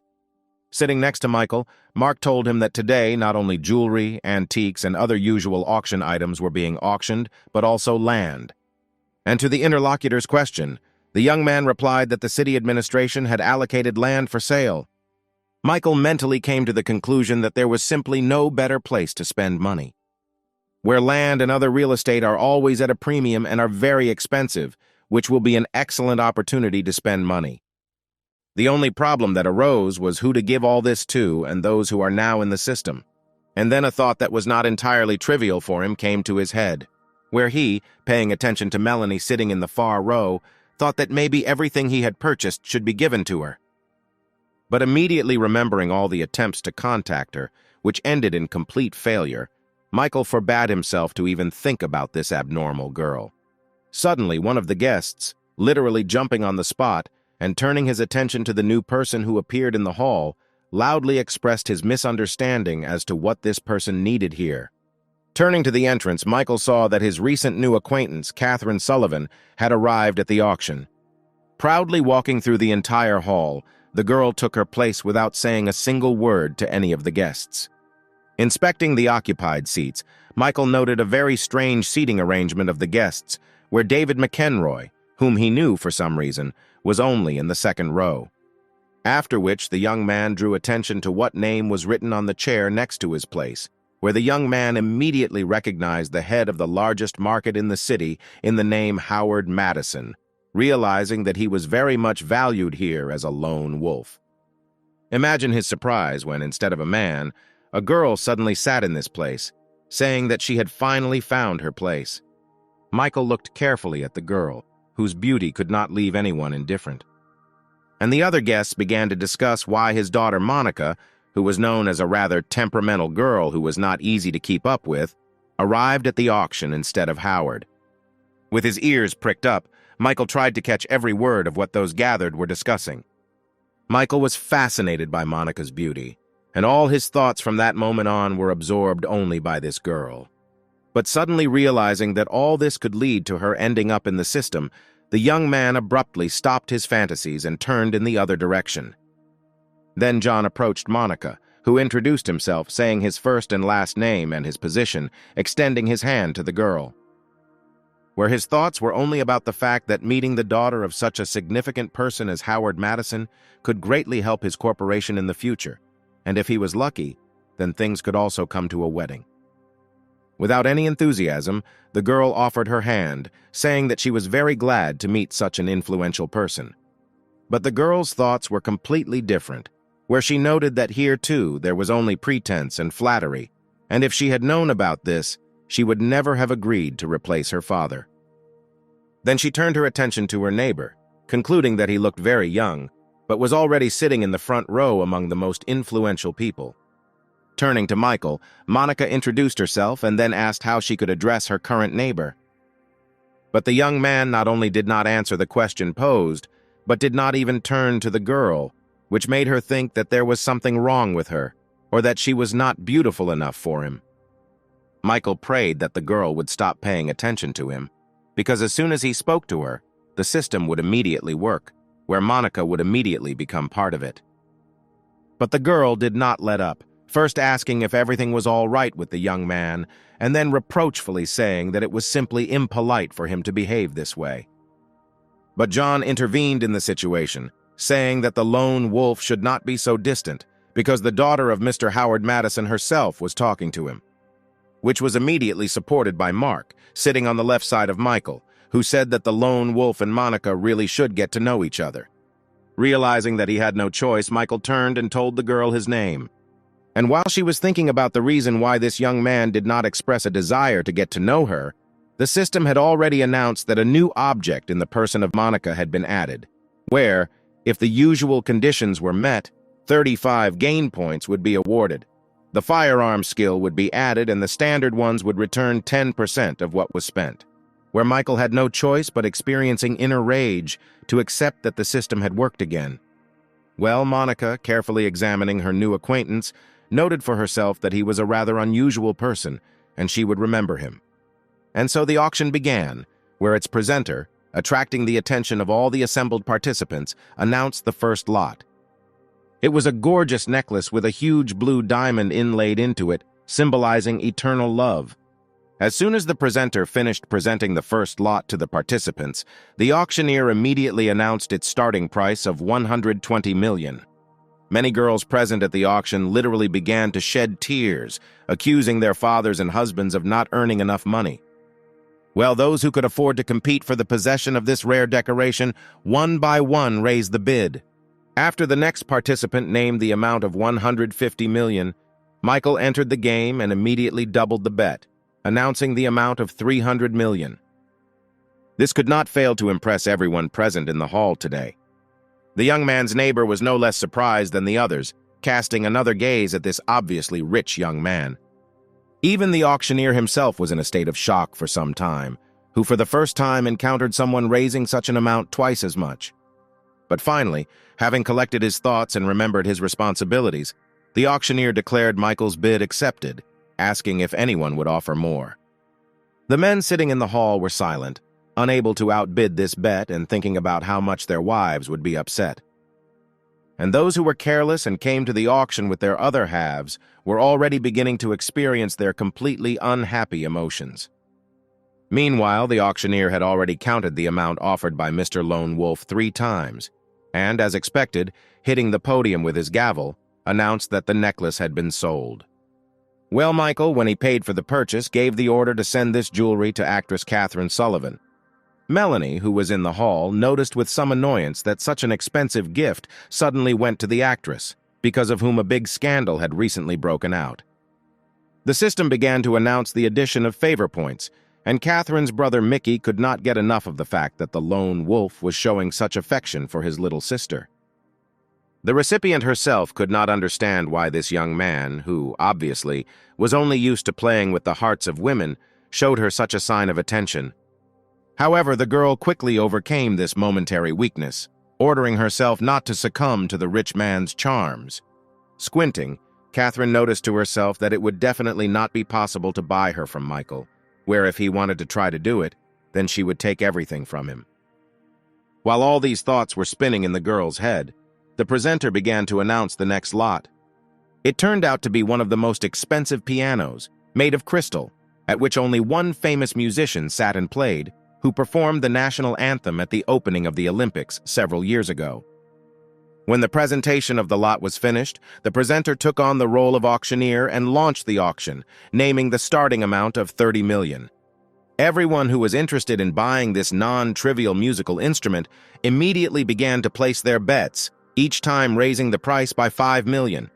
One of the honorary guests of the auction, who like Michael was sitting in the front row, smugly outbid any bids. But even he couldn't sit still when the lone wolf announced he was raising the bet to 200 million.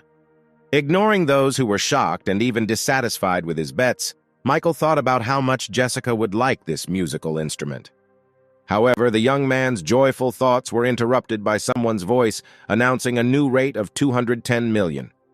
Michael turned to look at the one who had the courage and money to outbid him.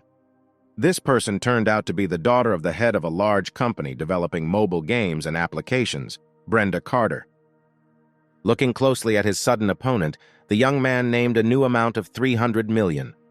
but the girl was clearly interested in taking the piano to her home today and immediately countered with the amount of 310 million. The young man did not really like this confrontation, and he even frowned, giving Brenda a not very friendly look. And with the most serious expression on his face, Michael immediately raised the bet by 190 million, indicating the amount of $500 million.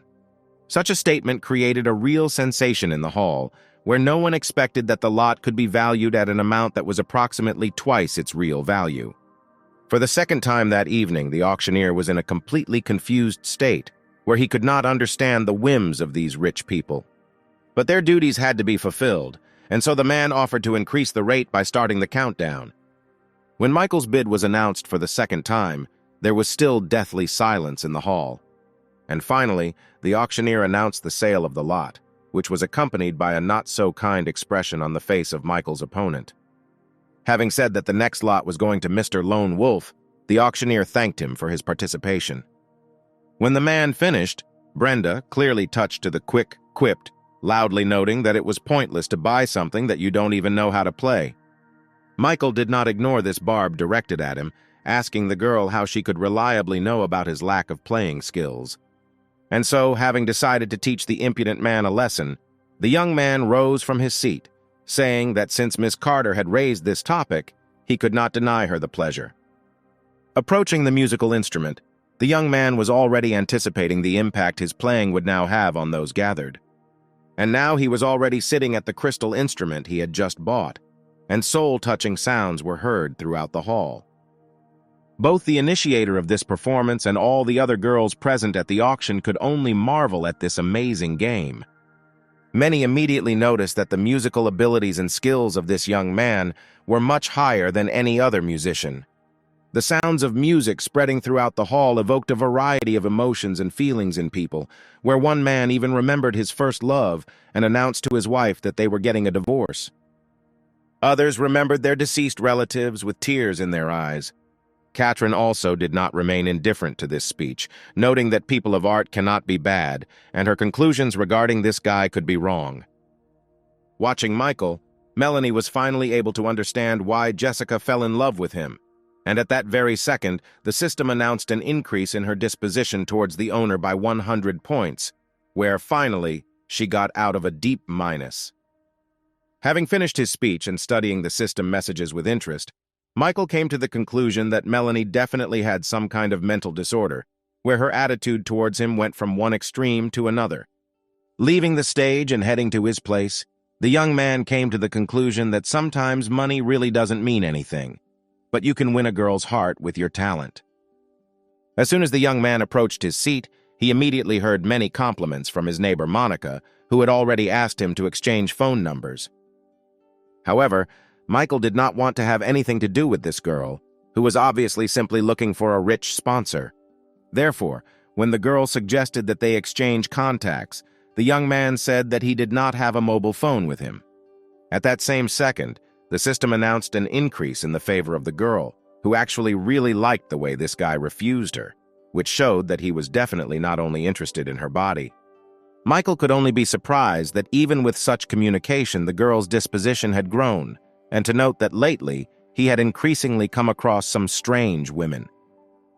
Well, Monica did not back down, saying that the young man could simply dictate his phone number or ID on social networks, and then she herself would find him and add him as a friend.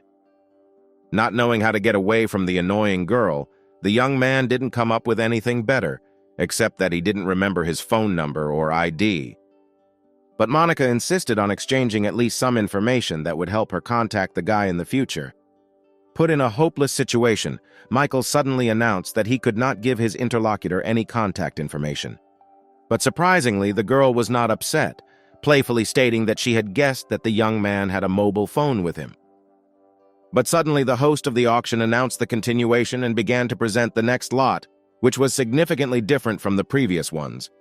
And when it was announced to her that a bankrupt company was being put up for auction next, Michael noticed, not without pleasure, that this place was really created for him and his system. The presenter continued, saying that the bankrupt broadcasting company Dexter TV was being put up for auction, the value of which in its best times reached $1 billion, but the starting price was only $50 million, Without waiting for other bets, the young man was the first to raise the bar immediately to 60 million. However, after his bet, the hall suddenly fell silent, where none of the participants tried to place any more bets. In surprise, the young man even turned around, not understanding what was happening and why no one was participating in the auction, where his only assumption was that no one was interested in the lot. But all the other participants did not place bets, not because they did not want to get the company, but because they understood in advance that it was impossible to outbid the lone wolf. The silence was interrupted by the auctioneer, who cheerfully noted that Mr. Lone Wolf had decided to aim for the third lot and asked whether there would be more bids. The audience responded with silence, and the man, counting to 3, once again announced the sale of the lot to Michael. The auction participants listened in silence as the auctioneer expressed his hopes for the speedy return of the former greatness of the broadcasting company Dexter TV. Also present at the auction was David McEnroe, who had just received a message that information had been dug up on Michael and was now thinking about how useful it could be. In order to find out what was found out, the man even left the room, calling his informant and ordering him to tell him everything immediately.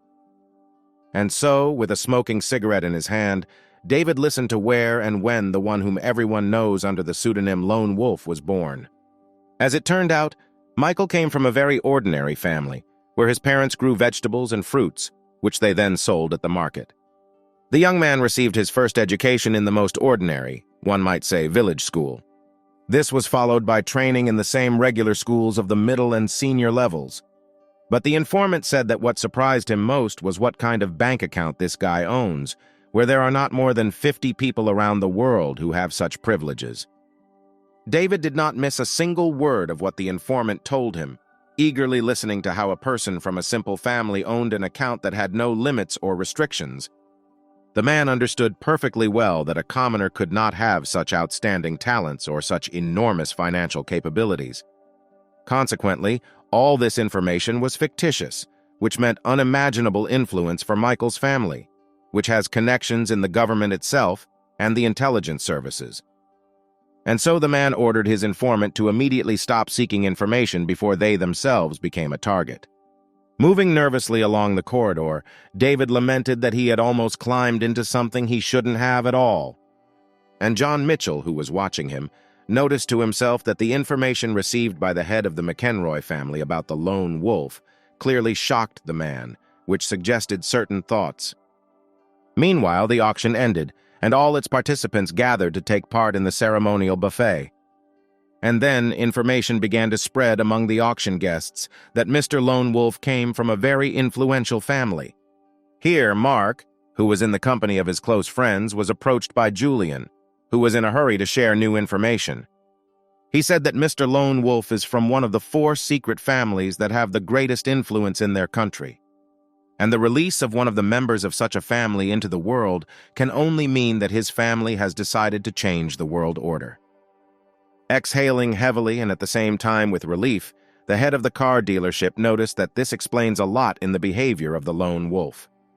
Michael himself, moving around the hall and listening to all these speculations about his personality, noted to himself with humor that his father was the simplest fruit merchant. Suddenly, the young man's attention was attracted by women's voices, who stated that in front of them was definitely Mr. Lone Wolf. Just a moment later, Michael found himself literally surrounded by a crowd of girls who, vying with each other, dictated their phone numbers, addresses, invited him to visit, or just take a walk. Meanwhile, the music began to play a little louder, and everyone present gradually began to form pairs that slowly circled around the hall. The girls, literally clinging to Michael and not allowing him to pass, one after another tried to attract him to dance with her. Not knowing what to do, the young man looked around and soon saw his lifeline, where he chose actress Catherine Sullivan as such, standing nearby with a glass of champagne in her hands. Breaking free from the tenacious hands of the fans who surrounded him, Michael asked for forgiveness, declaring that he already had a partner at this event. And now the young man was already standing next to Catherine, extending his hand to her and inviting her to dance. Such a gesture was extremely unexpected for the young actress, who stood and thought about what she should do so that this guy would not consider her too pliable. She even blushed a little, remembering the gift he gave her today, and deciding that it would be somehow wrong to refuse. And as soon as she extended her hand to the young man, with a sharp movement he pressed the girl to him, hugging her around the waist. Finding herself very close to her partner, Catherine tried to be indignant about his actions, but the resourceful Michael immediately said that for her sake he had refused almost 24 girls, and therefore did not intend to wait. The system immediately activated dance skills, where after a few seconds the girl noticed that this guy was also a very good dancer. Catherine, on the one hand, was very embarrassed, feeling Michael's hands on her, but on the other hand, she caught herself thinking that she really liked it. In the next dance movement, the girl looked straight into the eyes of her partner, whom she began to like more and more. The girl's face instantly flushed when she allowed herself to admit the idea that she was starting to feel something for this guy, and the system immediately announced an increase in the level of favor. And enthusiastic exclamations were heard from all sides, who saw Michael and Catherine as a very beautiful couple. Monica also watched the dance of the young people from her place, who, on the one hand, noted Michael's loyalty, and on the other, did not understand why he was together with such a notorious person. The daughter of the head of the market was especially pleased that this guy did not fall for the tricks of other girls who were ready to do anything to get such a sponsor. But at the same time, Monica was very angry that Michael refused her, where she could not believe that he valued this actress Catherine Sullivan more. Then John approached the girl and, according to all the rules, tried to invite her to dance. But she answered in a very rude manner that she does not dance, and she is also not very interested in old men. The man, who had just turned 30, was taken aback by Monica's harsh statement. Meanwhile, the music ended, and Michael happily noted that he had not performed this dance in vain, since as many as 5 points were added to Katrina's disposition. Just as he was about to leave the dance area, a woman's voice behind him suddenly caught his attention. Monica approached him, extended her hand to the guy, and invited him to the next dance. Seeing this, John was beside himself with rage, because this girl had just told him that she did not dance, and his younger brother Paul stood aside and sympathized with him. Well, Michael had no intention of continuing the dancing, and therefore rejected Monica's proposal, citing fatigue. But the persistent girl was not going to let him go so easily, asking the young man to talk to her a little. Noting to himself the excessive importunity of this person, Michael reluctantly invited her to step aside to talk. Having left the dance area, the young people soon sat comfortably on the sofas that stood nearby. Monica went on the attack without preludes, directly asking whether the guy had a girlfriend and whether Catherine was one, to which Michael, of course, answered in the negative. This answer suited the daughter of the market head quite well, who noted to herself that if he was not officially in a relationship, then she definitely had a chance. Then she decided to remove her rival using other methods, asking Michael if he was concerned about all the rumors that were circulating around Catherine. To which the young man replied that he did not care, and in general all these rumors would soon disappear, to which he would make every effort. Clearly understanding that the young man was already investing in something, Monica asked how much he had already invested in the activities of this actress. To which the guy replied that he bought her a car, an apartment, and also invests about $500 million in her projects. Monica, after listening to her interlocutor, mentally concluded that he, apparently, did not even understand that he was simply being used. Where, being raised and brought up in such a rich family, this poor young man never met evil and greedy people like Catherine. Imagining how this actress was extracting money from Michael, Monica literally flew into indescribable rage. Aloud, she asked the guy if he thought Miss Sullivan's demands were too high, to which the young man replied completely calmly that spending money on girls is completely normal, and he just sent Carton another $200 million. Unable to hold back any longer, Monica practically attacked her interlocutor, directly telling him that that actress was simply using him and his wallet. But very soon the girl tamed her ardor, saying that the young man himself was free to decide who and how much to spend, and she only wanted to warn him. And when the young man replied that he was not so stupid, Monica came to the conclusion that anyone who is in love would say the same. Then the girl remembered how this incredible young man played the piano. His simple-minded face stood before the girl's eyes, where she could not get rid of the thought that he was behaving very naively. And now the system was already announcing to Michael that Monica's level of favor had once again increased. Receiving the third message from the system about increasing the level of favor, Michael finally realized that this was most likely due to her feeling of pity for him. At that second, he himself felt sorry for Monica, who did not even suspect that he was the king and god in this situation. Not without pleasure, the young man came to the conclusion that his interlocutor did not even know what he was capable of.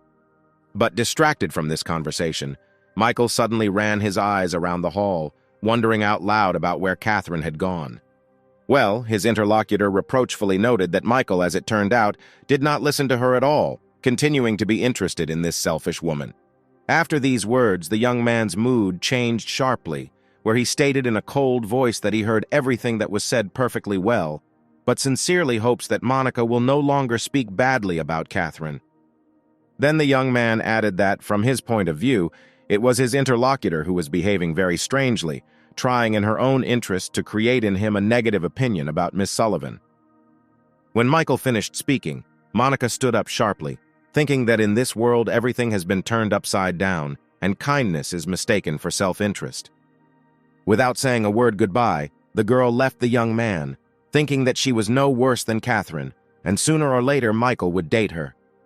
The very object of her interest thought that this girl was very hot-tempered, and therefore it would be better to stay away from her.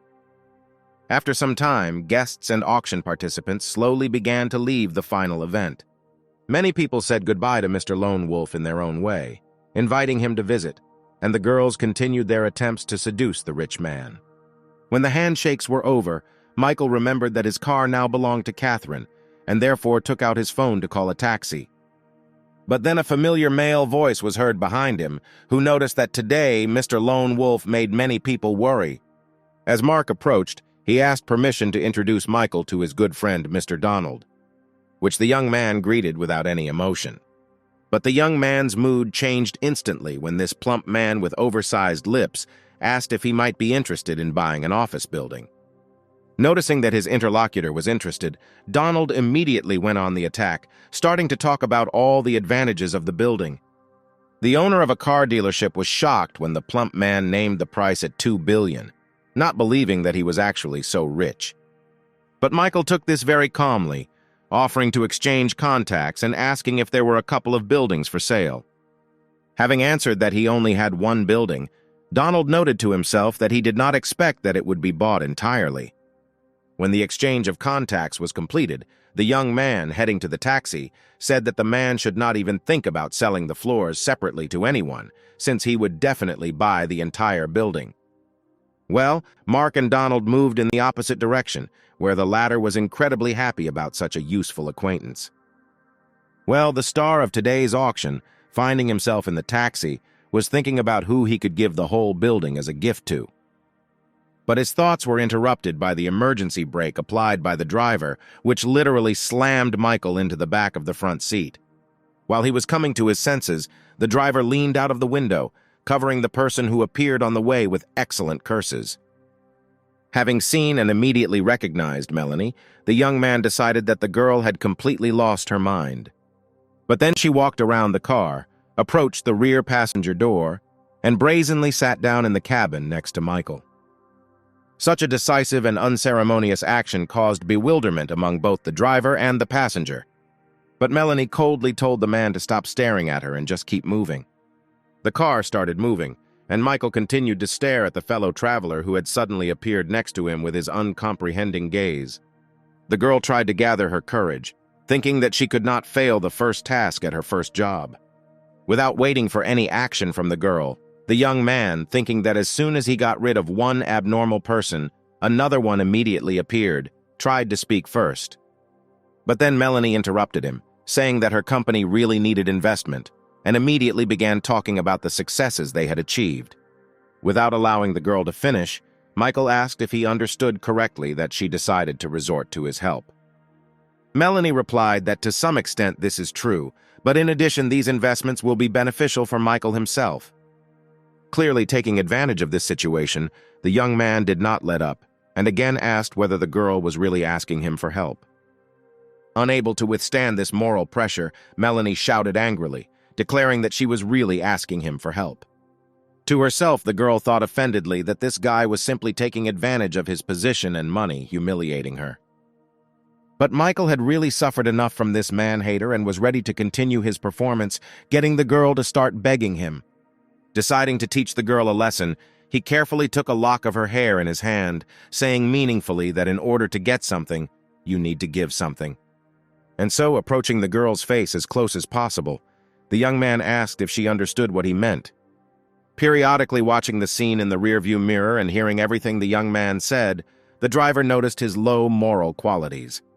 But Melanie's patience came to an end, and with a sharp movement of her hand, she shouted that she would never sleep with Michael. And now she was absolutely sure that he was deceiving Jessica. But the young man, clearly ready for such a reaction, suddenly declared that the girl had too high an opinion of herself, since he was not at all interested in such cold and evil partners as her. These words clearly had an effect, which was immediately evident from the confused look of Michael's companion. However, she quickly collected her thoughts and continued the attack, asking for clarification about what was meant here then. But Michael quickly changed the topic, saying that the girl still had too high an opinion of herself, because for some reason she decided that he would become an investor in her company when they only met a couple of times, and even then they did not part on the best terms. Melanie tried to answer something to this, but the young man immediately reminded her of their last meeting, where she did not even bother to apologize. The girl had nothing to answer to this, and she, pursing her lips in annoyance, said that she understood what her interlocutor was talking about. Very emotionally agreeing that it was all her fault, Melanie said that she would no longer bother the guy, and so turning to the driver, the girl asked him to immediately stop the car and let her get out. And while she was addressing the man, Michael, looking outside the window, suddenly noticed that they were completely in the wrong place where they should be according to the route. The car stopped abruptly, and the young man, clutching his head, noted to himself that nothing good was worth expecting from the appearance of this person. And as soon as he thought about it, the car was suddenly surrounded and blocked by 3 more cars on all sides. From all the cars that appeared, people gradually began to come out onto the street, and there were quite a few of them. Michael looked around, noticing that a whole gang of bandits had arrived to confront him. And while the young man noted that this time, apparently, it would not be possible to figure it out in a simple way, Melanie asked him how to do it. To which the young man innocently replied that they had no choice but to surrender, which greatly surprised his companion. Meanwhile, the apparent leader of the group praised the young man dressed as a waiter for his excellent idea of arranging the kidnapping of a rich man at an auction. After hearing what the men were saying, Michael proposed to go their separate ways amicably, where he would be willing to give them as much money as they wanted. To which the gang leader replied that he was very glad for such an understanding victim, but they still wanted to beat him a little first. The man didn't have time to finish his thought completely, where his vile speech was interrupted by Michael's heel hitting him directly on the head. All the other gang members didn't even understand what happened, watching their boss lying unconscious on the asphalt. Michael looked closely at his future opponents, noting that these were not just street hooligans, but a trained group of bandits. And now this group has already rushed forward with the goal of dealing with the daring young man who dared to raise his foot against their boss. But the system did its job, and Michael's pumped-up body easily repelled attacks and dealt retaliatory blows. Then one of the participants in the battle drew attention to Melanie standing nearby, offering to grab her, which would help pacify the ardor of their victim.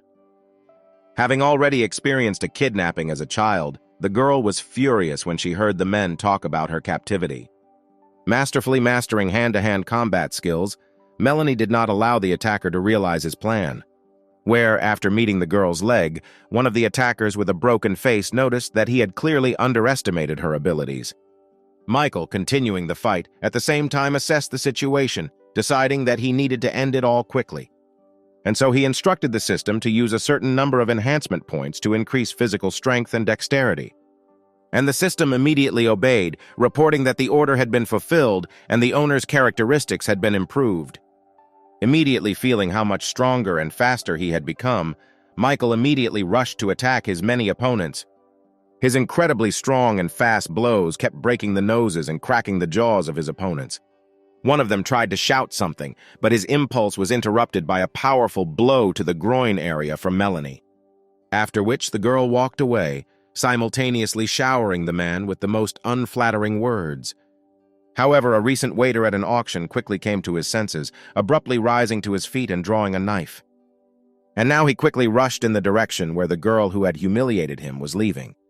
Melanie didn't have a chance to react, but when she turned around, she saw how someone's hand stopped the deadly blow, grabbing the knife right by the blade. Michael, who appeared in front of the former waiter, noticed that attacking a girl from behind with a knife was not at all good. Well, the victim herself, who miraculously escaped death, stood and watched as blood flowed from her savior's hand. And the young man, adding that he would now teach the villain a lesson, gave him a strong kick. Soon it was all over, and the entire nearby area was covered with the bodies of the failed kidnappers. When neither of his opponents were on their feet anymore, Michael turned his attention to Melanie, whose body was visibly shaking. And suddenly the girl threw herself on the young man's neck, thanking him for saving her from the killer. Having never expected such a violent reaction from this cold girl, Michael experienced extreme amazement.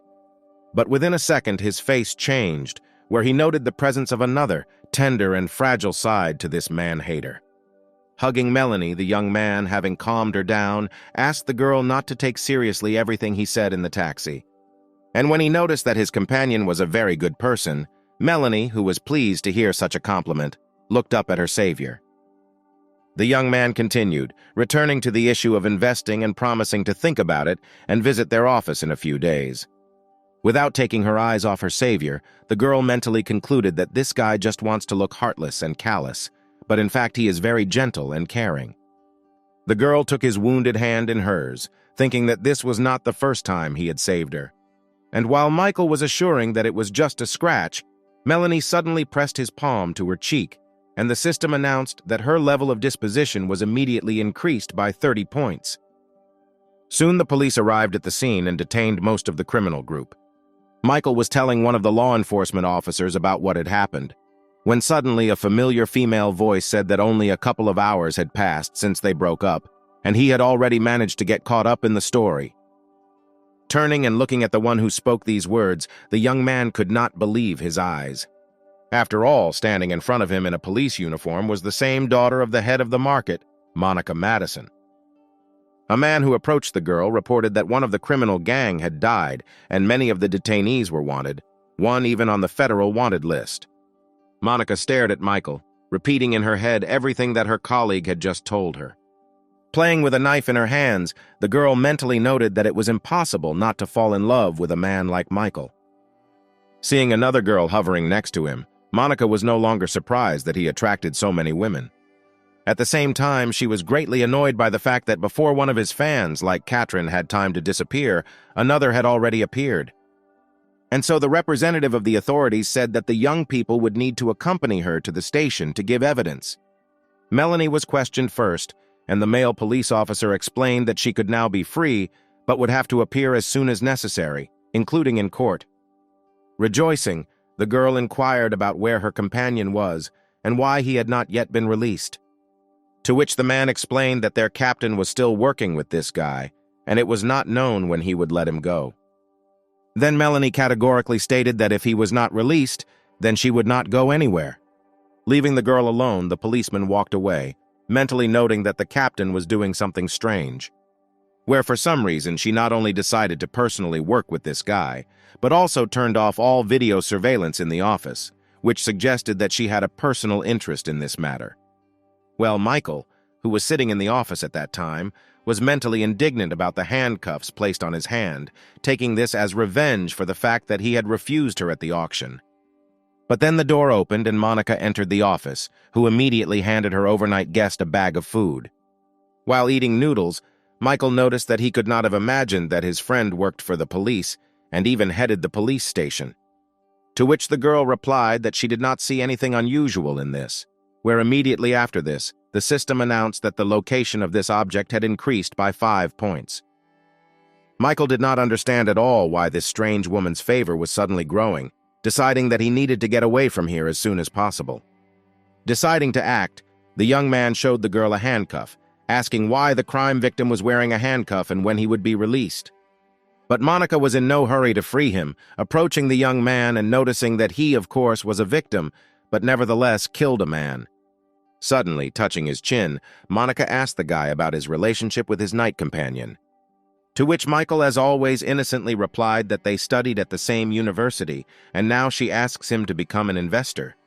Suddenly, the abnormal woman grabbed the young man's uncuffed hand, and with the other began to unbutton the buttons on his shirt. And when she finished her strange act, the young man asked what it all meant.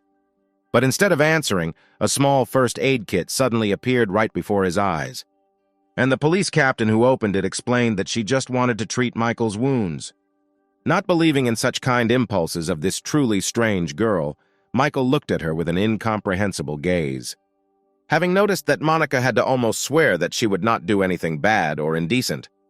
When the girl began processing, the young man noticed that he could do all this himself at home and not distract the captain from her numerous work. But the girl told him not to move and just accept her help, adding that inflammatory processes are no joke, and therefore the wounds need to be treated as quickly as possible. Realizing that he could not get away from this, the guy at the same time guessed where all this could ultimately lead to. After all, this was the most common female technique, to surround with care so much that the man stopped controlling himself and began to obey her will. And when a man is hooked, completely opposite actions begin, such as periodic ignoring. After which the object of female attention literally turns into the toy of a resourceful woman who does whatever she wants with him. This is exactly the kind of devil Michael now imagined Monica treating his wounds to be. And then the young man promised himself that he would never fall for this bait. And so he, buttoning his shirt, coldly noted that he and the captain had known each other for only a few hours, and therefore they should keep their distance. But the girl sincerely did not understand what was happening to this guy, saying absolutely seriously that she only wanted to help the wounded man. To which the young man explained that he was not angry, but simply had feelings for a completely different girl. After which the guy gave a whole speech about how Monica is a very good girl, and everything could have worked out for them if they had met a little earlier. All these words touched the heart of the police captain even more, where she never expected that such a rich man would care so much about morality. Without a doubt, this young man was the one she needed, and with whom she would connect her life without hesitation. But finally, Michael was able to leave the police station, moving towards the newly called taxi. Monica closely watched his every step from the window of her office. Where were the girl's thoughts about the fact that she could not give this man, beautiful in every sense, to other women unworthy of him? Well, Michael's former companion remained at the police station, where she managed to fall asleep on the chairs while waiting for her savior. Arriving at Jessica's house, the young man only thought about the fact that he had not slept for a whole day, and hoped that his girlfriend would allow him to rest with her. When the young man was inside, he heard the sound of pouring water and headed towards the shower, assuming that the girl was there. And the girl was really in the shower, where her beautiful, slender body was hidden behind the curtain. And so the young man was faced with a choice, where one side of him said that it was definitely not worth entering, but the little demon living in every person found it reasonable and even necessary to break into the shower. But when the girl finished washing, she turned to Jessica, noting that they really had a very large and comfortable bathroom. It was at this moment that Michael entered the room in whose torment his demonic side had won. Seeing a stranger in front of her, the girl was at first taken aback, whispering the word help. But after a second, she loudly called for help as best she could, calling Michael a thief and a pervert. Well, the unexpected guest himself could not understand who she was and what she was doing in his friend's house. And now the girl was already in the arms of her friend, unable to stop her tears and declaring that the guy had seen her practically naked. And the tired young man asked Jessica to explain everything to his friend while he took a shower.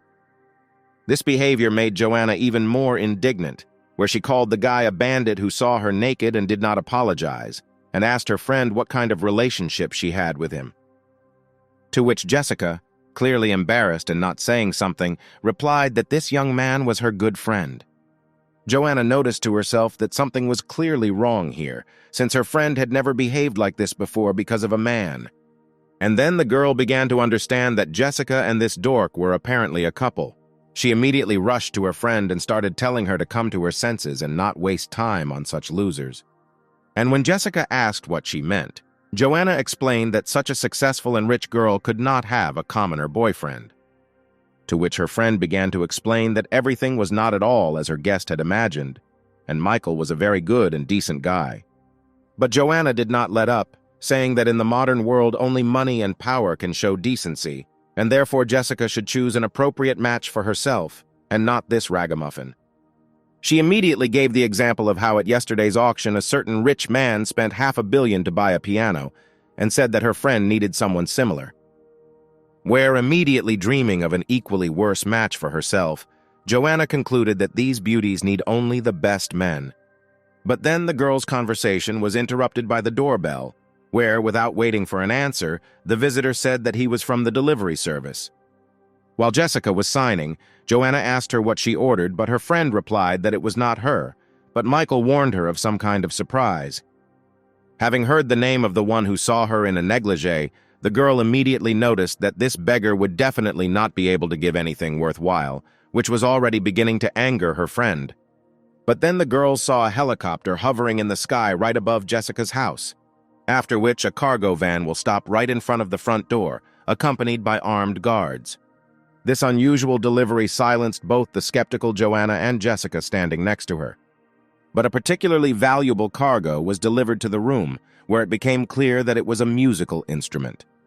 Jessica wondered what kind of instrument it was that was being transported under such protection, and her friend, with the same skepticism, stated that the less confident a man is in a gift, the more beautiful the wrapper is.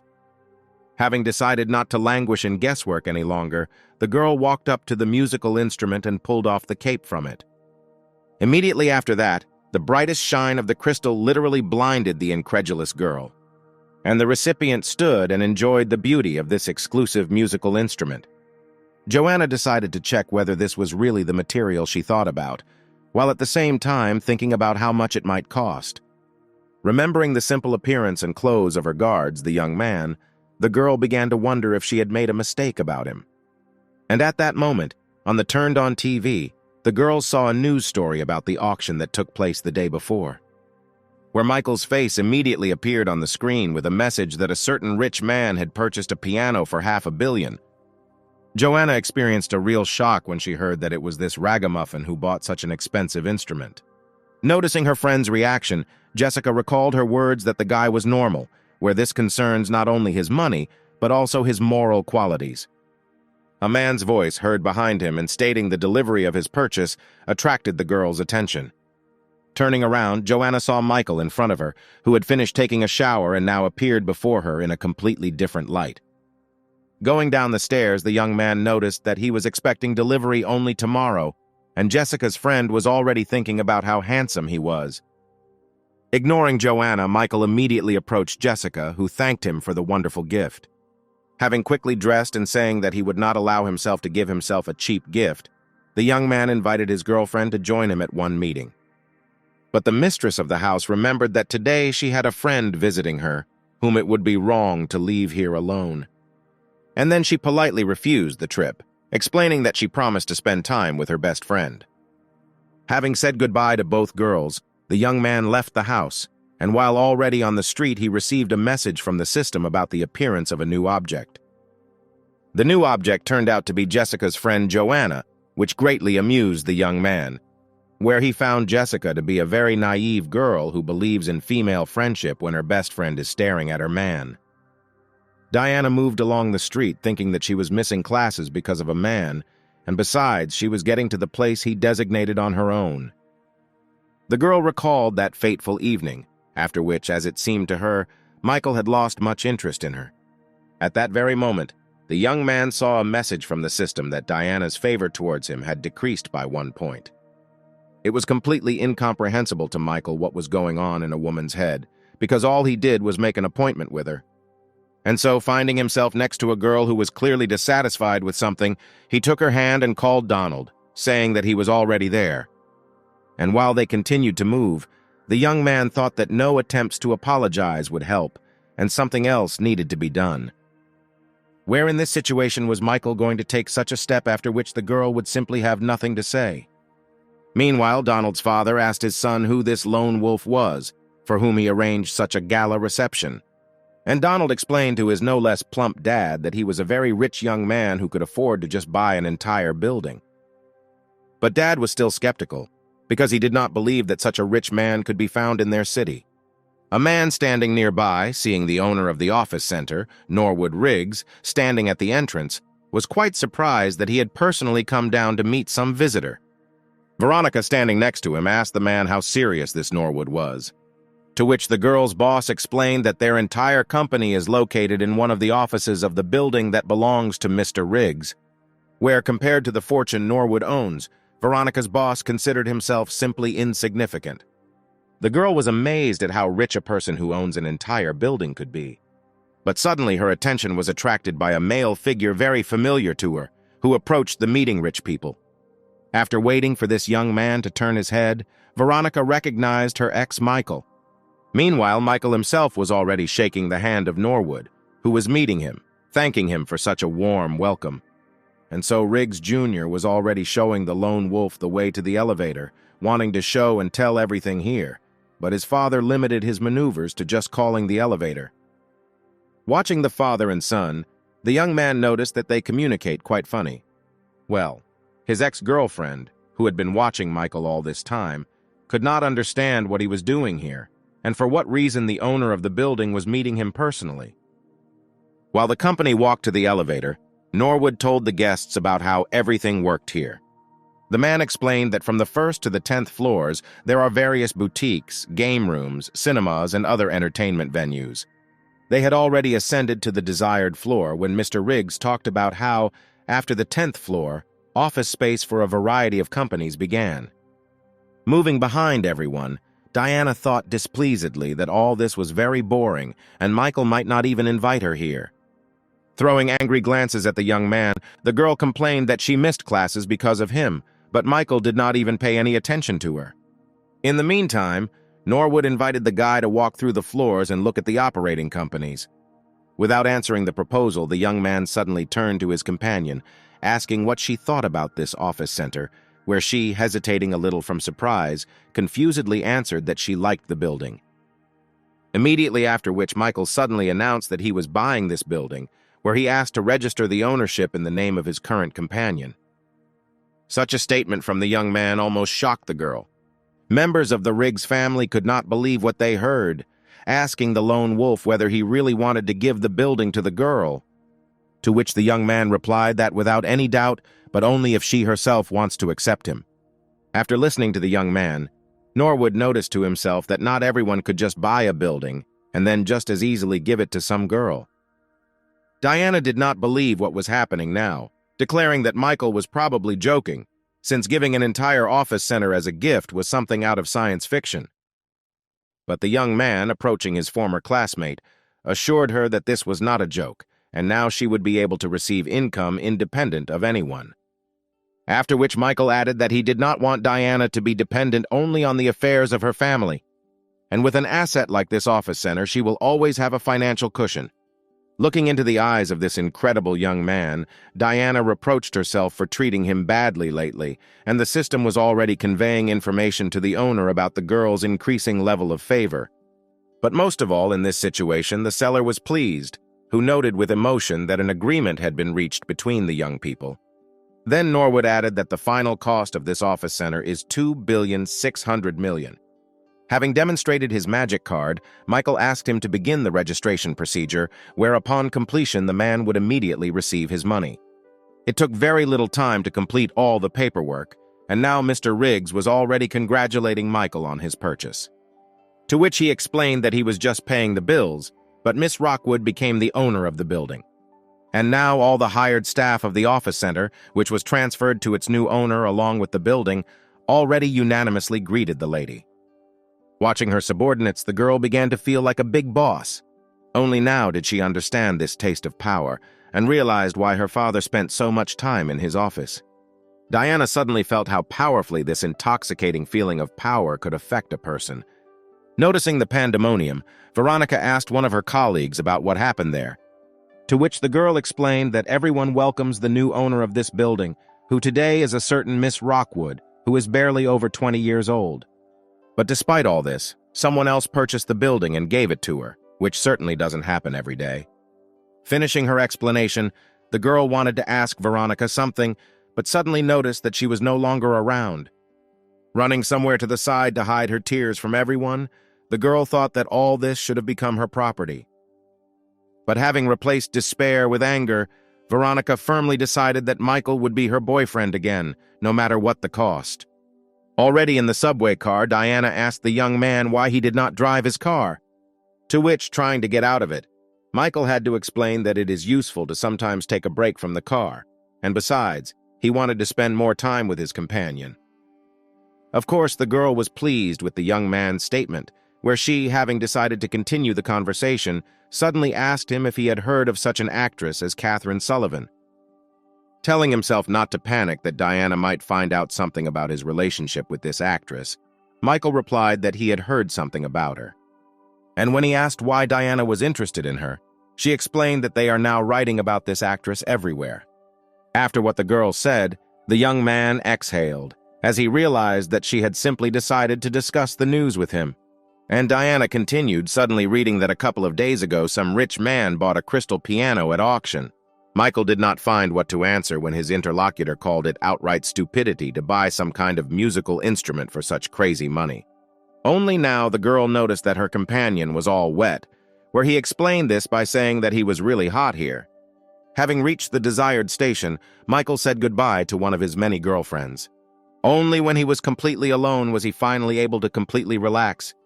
Continuing to move, the young man wondered whether Diana was really just reading the news, or whether she knew something and was trying to test him.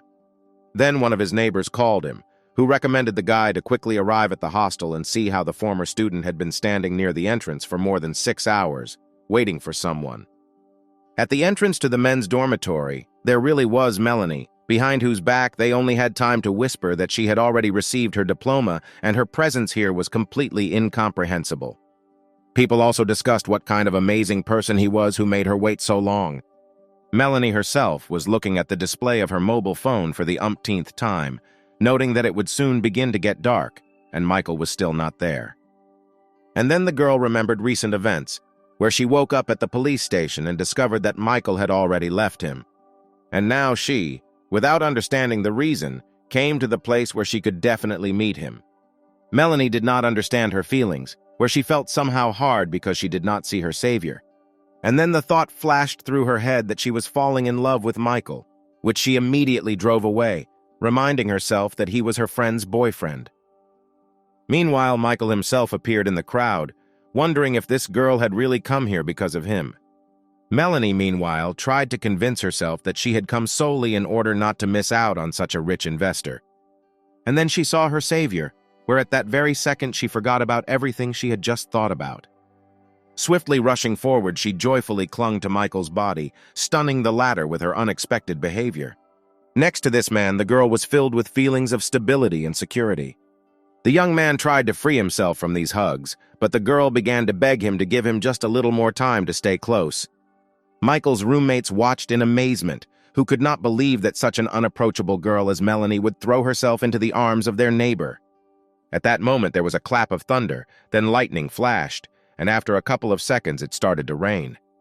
All the spectators on the street rushed into the scattered area, where the luckiest ones had an umbrella with them.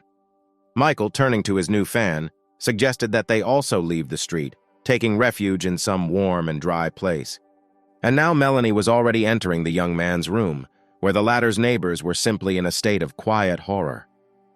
Sitting down on a chair and looking around, the girl noticed that the men's dormitories were actually not as bad as they were said to be. Well, Michael's neighbors were already torturing the young man as to why he brought this girl here. But then he was distracted from his explanations with his friends by Melanie's voice, who stated that the guy had a lot of dirty clothes. Where, stretching out her hand, the girl suddenly pulled out the most unexpected item from the laundry basket. A little later, she recalled with great shame what she was holding in her hands and how humiliating it really was. But Michael told Melanie that the storm had passed, the rain had stopped, and now he could walk the girl home. When they went outside, the young man asked why the girl came to the hostel, because she could simply write about financing issues. However, Melanie insisted that she came here solely for business reasons. And only now she realized and told her interlocutor that she did not have Michael's contact information. And while she offered to exchange them, rejoicing that now she could contact him at any time, the young man himself was amazed that there were still people in the world who could wait 6 hours for a meeting. And so the young people exchanged contacts and added themselves as friends on social networks, where Melanie was very glad that now she could contact Michael at any time, of course, exclusively on investment issues, as she assured herself. When leaving, the young man told his companion that she needn't worry about investments, since he planned to come to their office tomorrow. As she watched Michael go, the girl thought that they could call her anything, but she really had the warmest feelings for this guy. The only thing that worried the girl was what her friend Jessica might think and say about her. The next day, sitting next to Melanie in the car, Michael suddenly noticed her strange expression on her face, as if asking him about who he was corresponding with. The young man noticed to himself that this girl probably still has some kind of split personality, since yesterday everything was fine, but now she is somehow angry again. Melanie herself thought that this guy already has a girlfriend, and she doesn't want to spoil his relationship or be a third in it. Taking out her mobile phone, the girl in love called her boss, informing her that she, in the company of an investor, would soon arrive at the office. When they got there and left the car, Michael couldn't believe where the office of the company where his companion worked was located. The girl immediately noticed the young man's strange reaction to where she and he had come, where the young man noticed to himself that out of hundreds of buildings in their city, the company where Melanie works is located in the one that he just bought and gave to Diana. They were already waiting for the elevator when Michael thought that a meeting with Diana herself now might not be at all opportune. But then the elevator doors began to open, and behind them the young man could already discern familiar facial features, where Diana, looking at him in surprise, asked how he ended up here, because earlier he told her that he had some business. Michael had no choice but to enter the elevator and go up, accompanied by 2 objects of his system at once. The young man mentally instructed himself to remain calm and not make it clear that he was in any way excited. And so the guy decided to introduce the girls, introducing the first to Melanie, with whom he studied at the same university, and who now works in one of the companies that rent premises here. After which Michael introduced Diana, saying that they once went to school with her, and now she is the owner of this entire building. Hearing that this girl owned the entire building, Melanie was very surprised that one could be so rich at such a young age. But most of all, she was interested in what kind of relationship connected her and Michael, where they studied together, and now she is very beautiful and rich. Not experiencing pleasant emotions from this acquaintance, the girl nevertheless extended her hand to Diana, saying that she was very pleased to meet you. But the owner of the building also did not have any sympathy for the new acquaintance, responding with the same feigned politeness. Examining her rival, Diana mentally noted that Michael was most likely trying to deceive her, since he was unlikely to come here to discuss issues of cooperation with such a beauty. Inside herself, the girl tore and tore, remembering that he did not have time to meet with her, and for the sake of some stranger beauty, he even came to her office. When the elevator reached the desired floor, Melanie asked Michael to wait a little while she reported to her boss about their arrival. And the young man watched in horror as his peculiar protective barrier, saving him from Diana's wrath, was removed. There was nothing to do, and the young man was the first to turn to the girl who remained next to him, which meanwhile took a formidable defensive pose, deciding that now the guy would be ridiculous to try to apologize to her. But suddenly the young man quietly told his interlocutor to be careful in communicating with this girl. And when she incomprehensibly asked what Michael was trying to tell her, he explained that Melanie has a non-traditional sexual orientation and has already set her sights on such a beauty as Diana. This information was a real shock for the girl, and Michael assured her that he was absolutely serious. It was at this moment that Melanie herself returned to the young people, informing her investor that the boss was expecting him. Having quickly said goodbye to Diana and inviting her to have lunch together, Michael headed to the meeting. As she watched the retreating young man, the owner of the office center, who, of course, did not believe his story about Melanie's sexuality, was already making plans on how she could verify what he had said. And then she remembered one of her former fans, whom she had once blocked, and who was supposed to study at the same university where Melanie and Jake were. When Billy pulled out his vibrating cell phone, he was incredibly surprised to see that it was Diana Rockwood herself calling him. And so the young man, without knowing it, helped his enemy, confirming that Melanie really loves girls. He told his interlocutor the sad story of her childhood, where she was kidnapped by a maniac. It was after this incident that the girl became cold and even aggressive towards the male part of the planet's population. Diana listened to her sad story with interest and sympathy for Melanie's suffering. Concluding which, Billy embellished the event, saying that, according to rumors, she turned the female half of the student community into her personal harem. The information received generally delighted Diana, who immediately exclaimed that in this case Michael had not deceived her, and there was definitely nothing between him and this beauty. But as soon as Billy heard this name, his mood immediately changed. But he didn't have time to say another word, as Diana disconnected and blocked his number again. The owner of the office center herself came to the conclusion that Michael did not lie to her, and Billy, who spreads gossip, should continue to be blocked. Meanwhile, the boss of the company where Melanie worked presented her activities to the investor. All this information about annual turnover, profits, new technologies, and other related information seemed incredibly boring to Michael. And at some point his patience came to an end, and the young man interrupted the speech of the company director. Having said that in general everything was clear to him, the young man asked to indicate to him the amount at which the girl estimates her campaign. This was rather strange behavior on the part of such a rich man, which at first made the woman wary. But at the same time, she noted that a rich man of this level could well afford to go beyond the usual in such negotiations. Thinking that no investor had previously been able to offer more than 100 million, the boss named the amount as 1 billion. After which, watching the investor's reactions, the woman again became wary, thinking that apparently such an amount was too much for this guy. But suddenly Michael took on a completely different, carefree look, where he reproached his interlocutor for wasting his time on some unnecessary numbers, when the question was only some billion. Such a statement could not leave the campaign boss indifferent, because it is not every day that you meet a person who does not count a billion as money. Meanwhile, Michael continued, saying that he would buy 49% of the company's shares, but for this the woman would have to do something for him.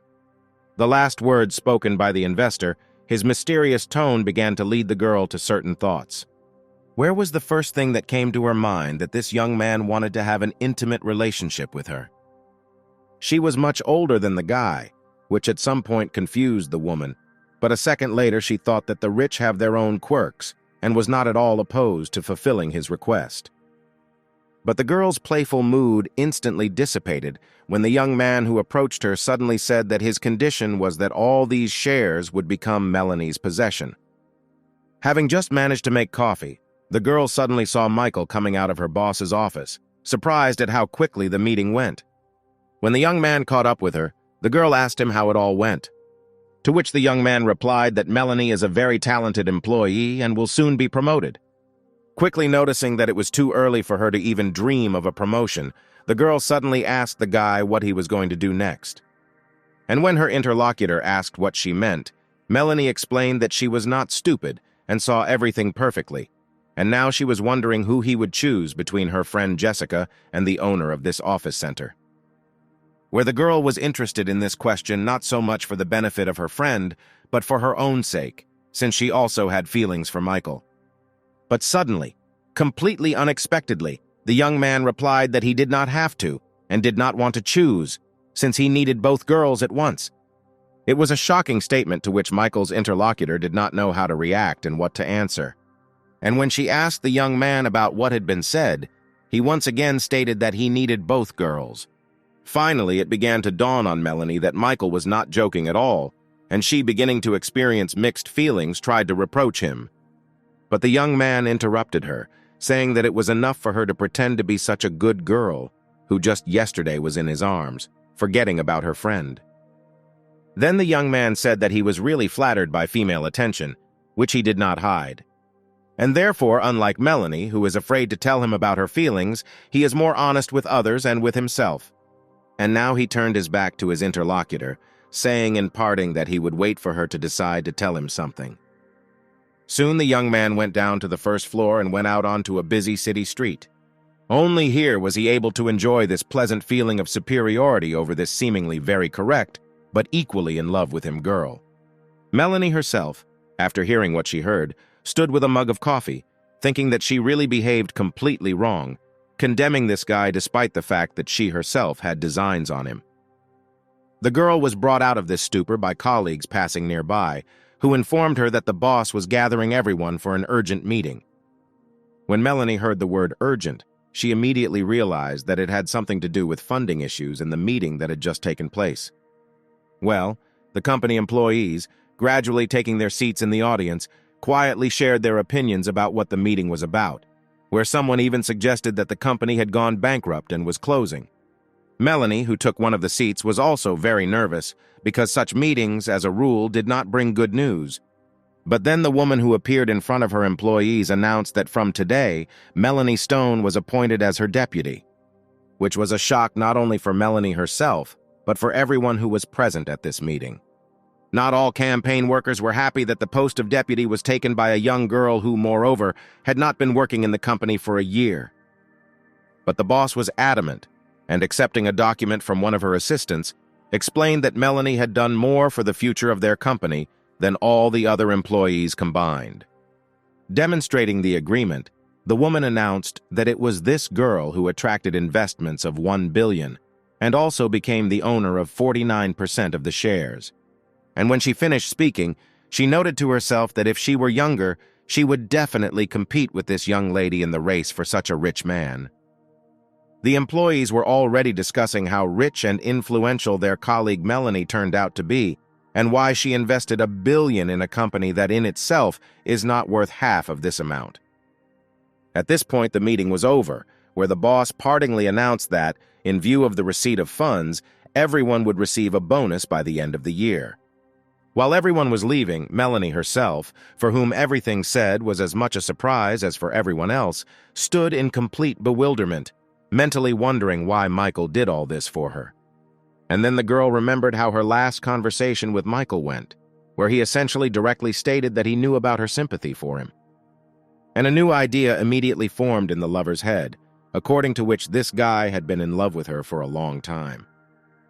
With emotion, she came to the conclusion that of all the candidates, Michael apparently wanted to choose her. And so, on the wings of love, the girl rushed away from the office, thinking only that she definitely needed to meet Michael, and the system began to issue messages about the increase in the level of her favor. And while the girl was running, her level of favor continued to increase every second until she reached the minimum required level to receive rewards. And so the system announced to the owner that he had been awarded 35 gain points, as well as 100 million out of the billion spent on this object. The guy immediately remembered the situation with Angelica, when direct spending only led to harm and led to the loss of favorability points, praising himself for how he arranged everything regarding Melanie. While walking down the street and thinking about his strategies, the young man heard the ringing tone of his cell phone. Taking out the phone, Michael was very surprised that the unapproachable Catherine Sullivan herself suddenly decided to call him. And when he answered the call, at that very second he heard the hysterical crying of a girl who declared her not very good mental abilities. And when the young man asked what was the matter, the film explained that famous personalities came out in support of that director, and now she again remained extreme. After listening to the explanations, the young man simply refused to understand how this film industry works and works, where he poured hundreds of millions into it, but never got any results. However, this was a great way to spend a lot more money, and therefore Michael told his interlocutor not to cry, as he would solve everything. Rumors constantly circulated around director Floyd Hicks that he was taking advantage of his position to seduce young actresses who wanted to break into the big screen, but there was no evidence of this yet. And this time, all the talk around this director died down when several actresses, led by celebrity Cheryl Farrell, spoke out in support of him. Listening to this information, Michael was surprised that the simple words of this actress were listened to so much. And his informant continued, adding that Cheryl is not only good as an actress, she also does a lot of charity work. And so Mark concluded that this time Floyd saved his reputation thanks exclusively to this girl. But in order to bring this man to the very bottom, you need to act extremely inventively. Michael didn't quite understand what his old friend meant by inventive. And the owner of the car dealership, handing the guy a card, explained that he hired private detectives who found one useful person. Soon the young man arrived at the address indicated on the card, where he was very surprised that the person he was looking for lived in such a remote place. Approaching the desired apartment, the young man suddenly heard a loud, rude voice telling someone that he did not intend to do charity work here. Having opened the door, Michael was quite surprised when he saw someone standing in the very center of the room. It was Kevin McEnroe himself, who showed a certain man a bat in his hands and demanded that he return all the money immediately. In response, unsuccessful director Wally Fox asked the gentleman to give him another chance, where his next creation would definitely become a box office hit. But Kevin clearly did not intend to believe the man, saying that he would not give him any more money, and besides, there are rumors that Wally managed to cross someone's path in the film industry. However, the director did not despair and asked to be given at least one more chance to make a film. But then the enraged son of the McEnroe family angrily shouted that now he himself would show him an action movie of the 90s, swinging a bat. But his impulse was suddenly stopped by a powerful and unexpected blow, which threw the little mafia boss far to the side. Jumping to his feet and holding on to the bruised area, Kevin angrily shouted that the insolent person who dared to touch him was no longer a tenant. But then he heard a familiar voice that recommended the guy to choose his expressions before a lot of trouble fell on his family. Kevin immediately recognized the one whose fist was already touching his body, remembering his father's words that Mr. Lone Wolf came from a secret, influential family. And now he was already standing in front of Michael and timidly talking about the fact that he and his minions were leaving this place, since the Lone Wolf had an interest in this man. Neither Michael himself nor Wally, whom he saved, even had time to blink an eye before the entire crowd of young men left the room. But the director had already turned his attention to his savior, in whom he immediately saw a very influential man, whom even the McEnroe family was afraid of. Michael, glad that there weren't many problems here, turned to the man he had saved, saying that he had one important matter for him. Adjusting his glasses, the lenses cracked from the beating he had received, Wally replied that he would help in any way he could, but he had one condition. And suddenly he literally threw himself at the feet of the young man, begging him to become his patron. Soon Wally was sitting at the table, wondering what his new patron was up to with the revelation of Floyd Hicks. Michael reacted sharply to the patron's appeal, saying that he did not need to be called that, but at the same time confirmed that he was interested in the man solely on the issue of exposure. The director immediately realized that this guy already knew that he had incriminating evidence, which he, however, was ready to hand over to him. And so Wally said absolutely seriously that he really had something to help, but in return he wanted to ask the young man for something. And when Michael noted that money was not a problem, the director stood up sharply and said that he was not interested in personal gain, where he just wanted the young man to invest in his project. Michael noted to himself that such a desire for art is worthy of praise and assistance.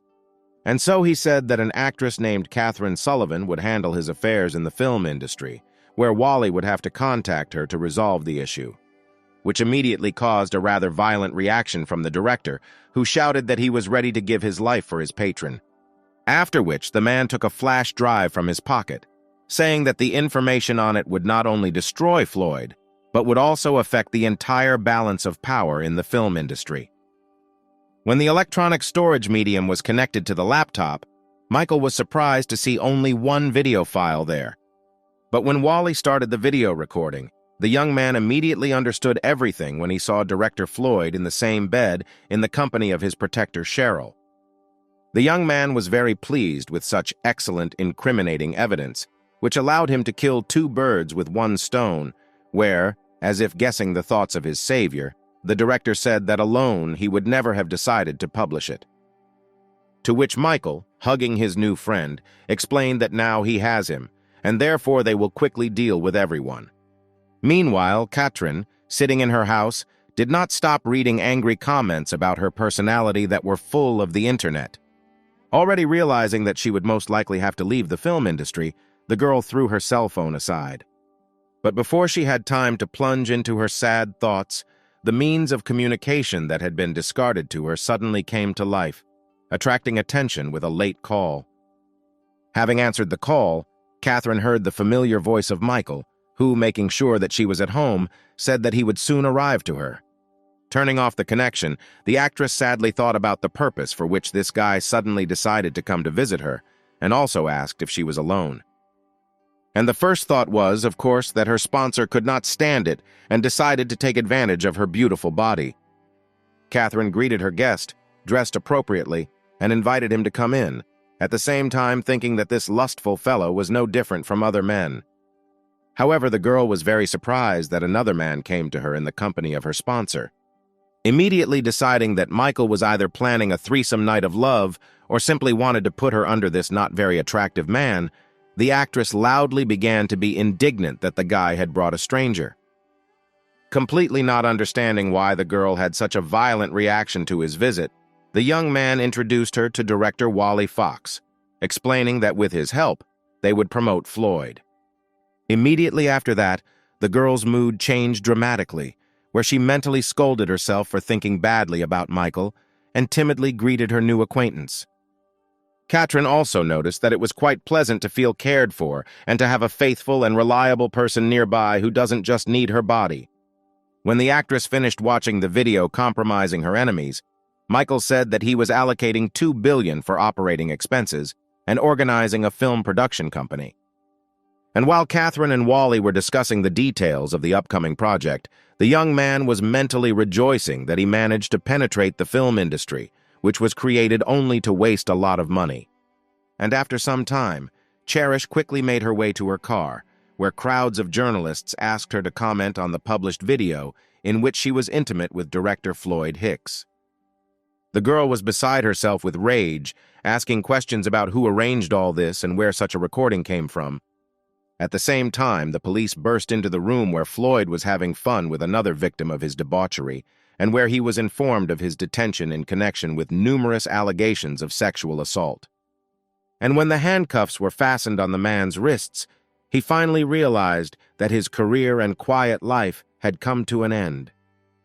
When the enemies were finished, Catherine held a press conference, at which she decided to bring important information to the attention of the public, where she talked about how she and director Wally Fox had founded a new film production company and would soon begin working on new projects.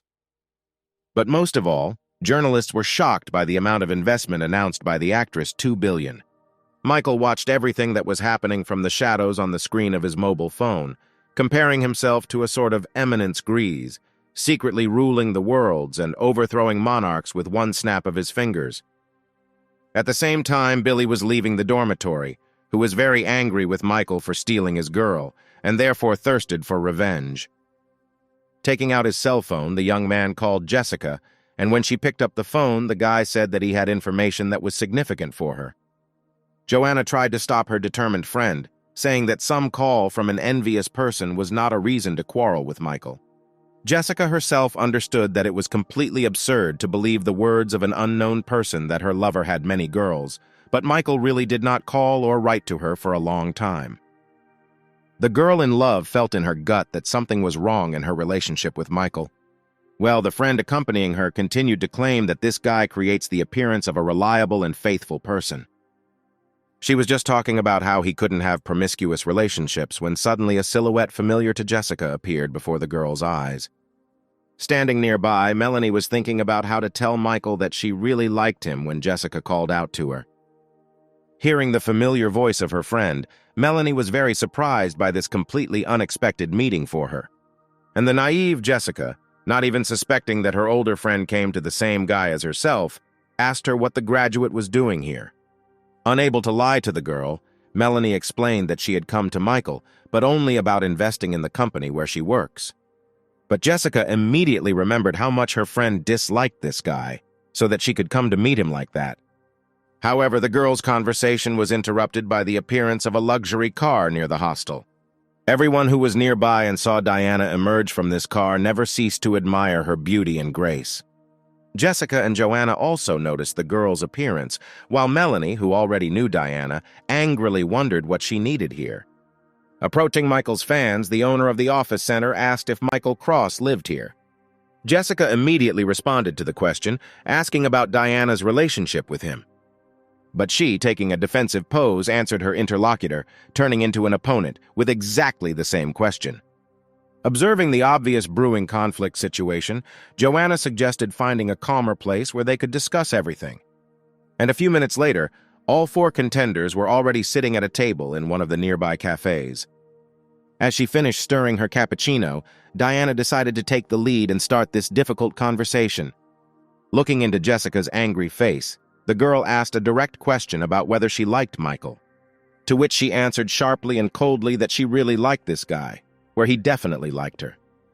But Diana objected, saying that Michael had been chasing her since her school years, then protected her from an unwanted marriage, and therefore, obviously, he likes her, not Jessica. But then Joanna intervened in the conversation, who noticed that Michael gave her friend a villa and a crystal piano worth $500 million, which objectively shows his attitude towards her. Only now did Diana realize that her lover was the same rich man who had recently become famous for his participation in the auction. However, the girl had something to cover this card with, and she immediately said that if we talk about the material side, then an entire office center was a gift for her. Where immediately after this, Jessica noticed to herself that apparently Michael was simply lying to her. But at some point, Melanie intervened in the conversation between two girls who were trying to separate one guy, where she modestly said that she also did not go unnoticed by the young man who bought $1 billion worth of company shares and gave them to her. Where, after what was said, each of the girls plunged into their own thoughts. Jessica was the first to break down, briskly taking out her cell phone and saying that she needed to call him immediately and make a claim. But suddenly the girl realized that, in fact, she had nothing to show Michael, since from their first acquaintance, there had been no talk about an official relationship between them. Following her, Diana mentioned that every time she tried to talk about the relationship, the young man changed the topic of conversation. And then Joanna expressed her opinion, saying that this rich man got a great job without promising anything to anyone and at the same time meeting with everyone at the same time. Deciding not to wait any longer, Diana was the first to get up from the table and went in search of her lover with the intention of finding out everything immediately. But her impulse was stopped by Joanna, who said that in this case she needed to come up with something more sophisticated than an ordinary scandal. To which the owner of the office center doubtfully stated that it might not be worthwhile to traumatize the psyche of her lover. Uniting the angry girls, Joanna said that if they just broke up with Michael, he would simply find a new victim. After which the conspirator announced that an excellent plan for revenge had matured in her beautiful head, where she suggests not to say anything to this libertine, but to just continue spending his money. And so all the girls got excited about this idea, according to which they had to spend all his money so that he could no longer deceive anyone. Already in the evening, Jessica expressed her last doubts about their plan for revenge, but her friend insisted that there could be no pity here. And so Joanna snatched the phone from her friend, saying that if she couldn't make up her mind, then she would do everything herself. Turning his attention to the animated screen of his cell phone, Michael immediately saw that the message came from Jessica. After reading its contents, the young man realized that the girl was simply asking him for money, saying that she had recently been thinking about creating her own broadcasting company. Remembering that he had bought a bankrupt channel at an auction, Michael at the same time wondered whether she had thought of this herself or whether someone had suggested it to her. And both girls were shocked when they read in response that the young man was not only giving Jessica a broadcasting company, but also investing $5 billion in its development. Jessica interpreted this gesture in her own way, deciding that Michael had been planning her future for a long time, knowing about her passion for broadcasting and having bought the bankrupt channel. And now the girl was already thinking that although this guy is a libertine, he is quite far-sighted and cares, among other things, about the future of his girls. Her friend tried to interrupt her romantic mood, saying that she urgently needed to put the squeeze on the guy before he changed his mind about investing. Jessica, of course, tried to convince Joanna that the guy's words could be trusted anyway, but she didn't listen to her at all, continuing to attack Michael with messages. To herself, the girl lamented that she did not get this man, where she did not mind sharing him with other girls. Well, Michael himself, having analyzed Jessica's current communication style, came to the conclusion that it was definitely not she who was communicating with him. The young man immediately realized that most likely the girl's phone was in the hands of her enterprising friend, who was spinning it for money. But Michael was completely indifferent to this, because the main thing for him was that the money was spent as much and as often as possible. At the same time, Diana informed her mother that she became aware of several of Michael's hobbies, which greatly surprised the woman. The girl was finishing telling the details of the incrimination when the screen of her mobile phone began to glow. Having shown her mother what was on the screen, Diana explained that she and all the deceived girls had created a common chat. While she was reading the message that Jessica had received $5 billion and a broadcasting company, angry that she had not received anything yet, her attention began to be attracted by the woman sitting next to her, who told her surprised daughter that their entire association against Michael was nothing more than a deception. And now, remembering her sad past, the mother told her daughter that she and her father came from different social circles, where she had to make a lot of efforts in order to marry him. Then the woman reminded that although their family is rich, they are still far from Michael's level. And as you know, all influential and rich men will always be surrounded by female attention, which does not give a reason to retreat and give such value to their rivals. Diana tried to object, but her mother immediately noticed that despite the claims of all her companions that Michael was a scoundrel, not one of them ended their relationship with him. Where everyone hopes that this is exactly what others will do, and in the end only one will remain next to this rich man. The experienced woman's arguments were not without meaning, and greatly inspired the almost desperate girl. And her mother continued to add fuel to the fire, saying that it was her daughter who should get Michael, thereby ensuring the best future for herself. And so the purposeful girl decided that she was leaving this coalition and ending the Cold War against her lover.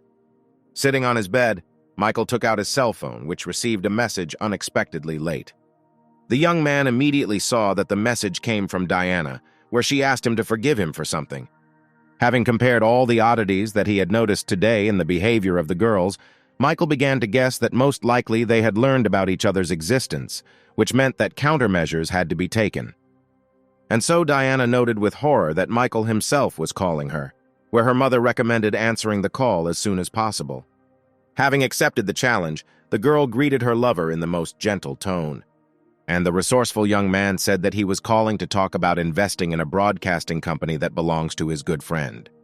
When the conversation was over and the mother asked Diana what Michael had said, the girl conveyed the substance of their conversation.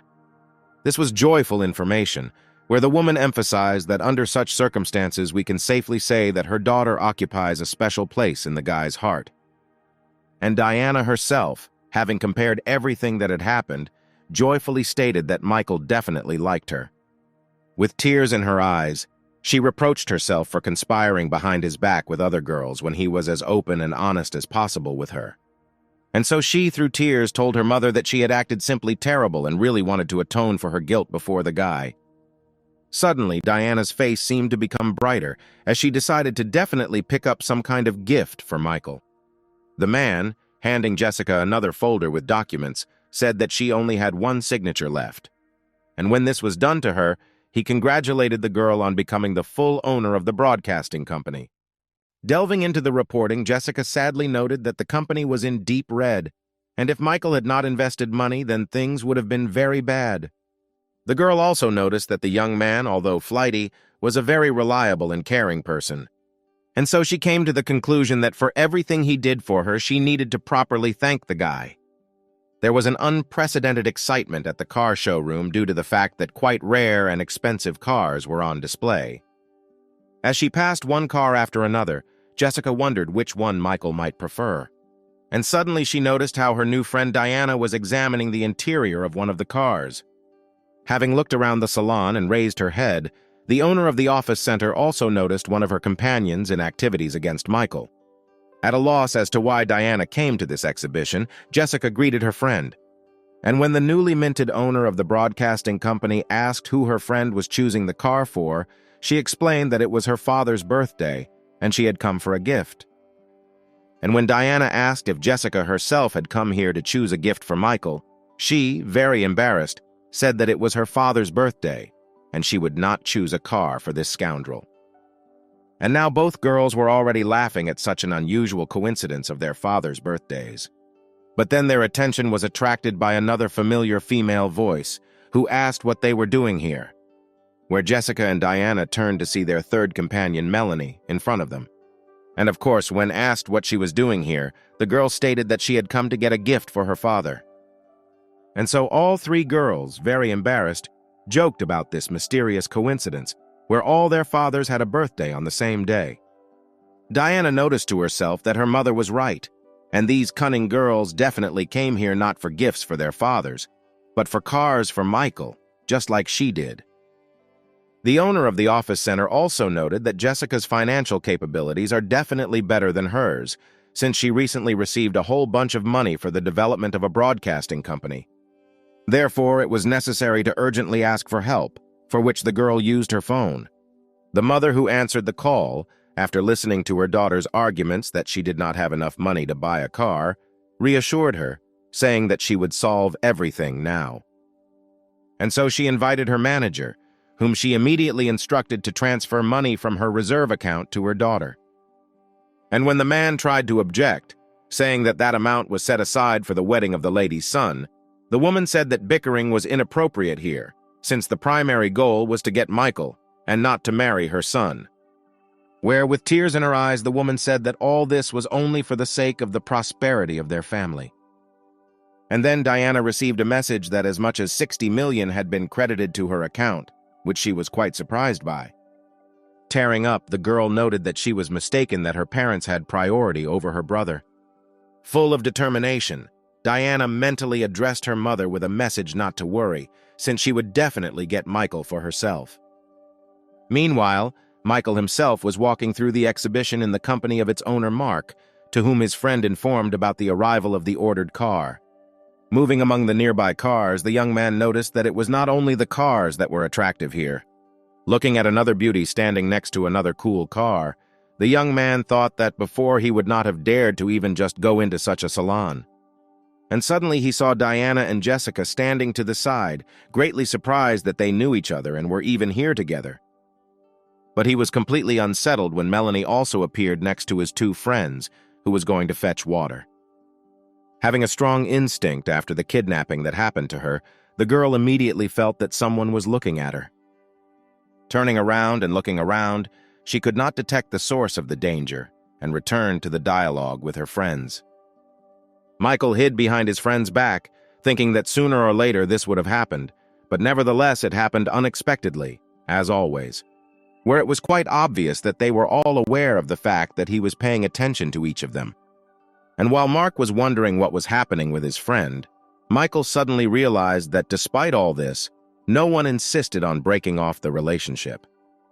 Consequently, the game he started could well be continued, where completely new prospects were now opening up.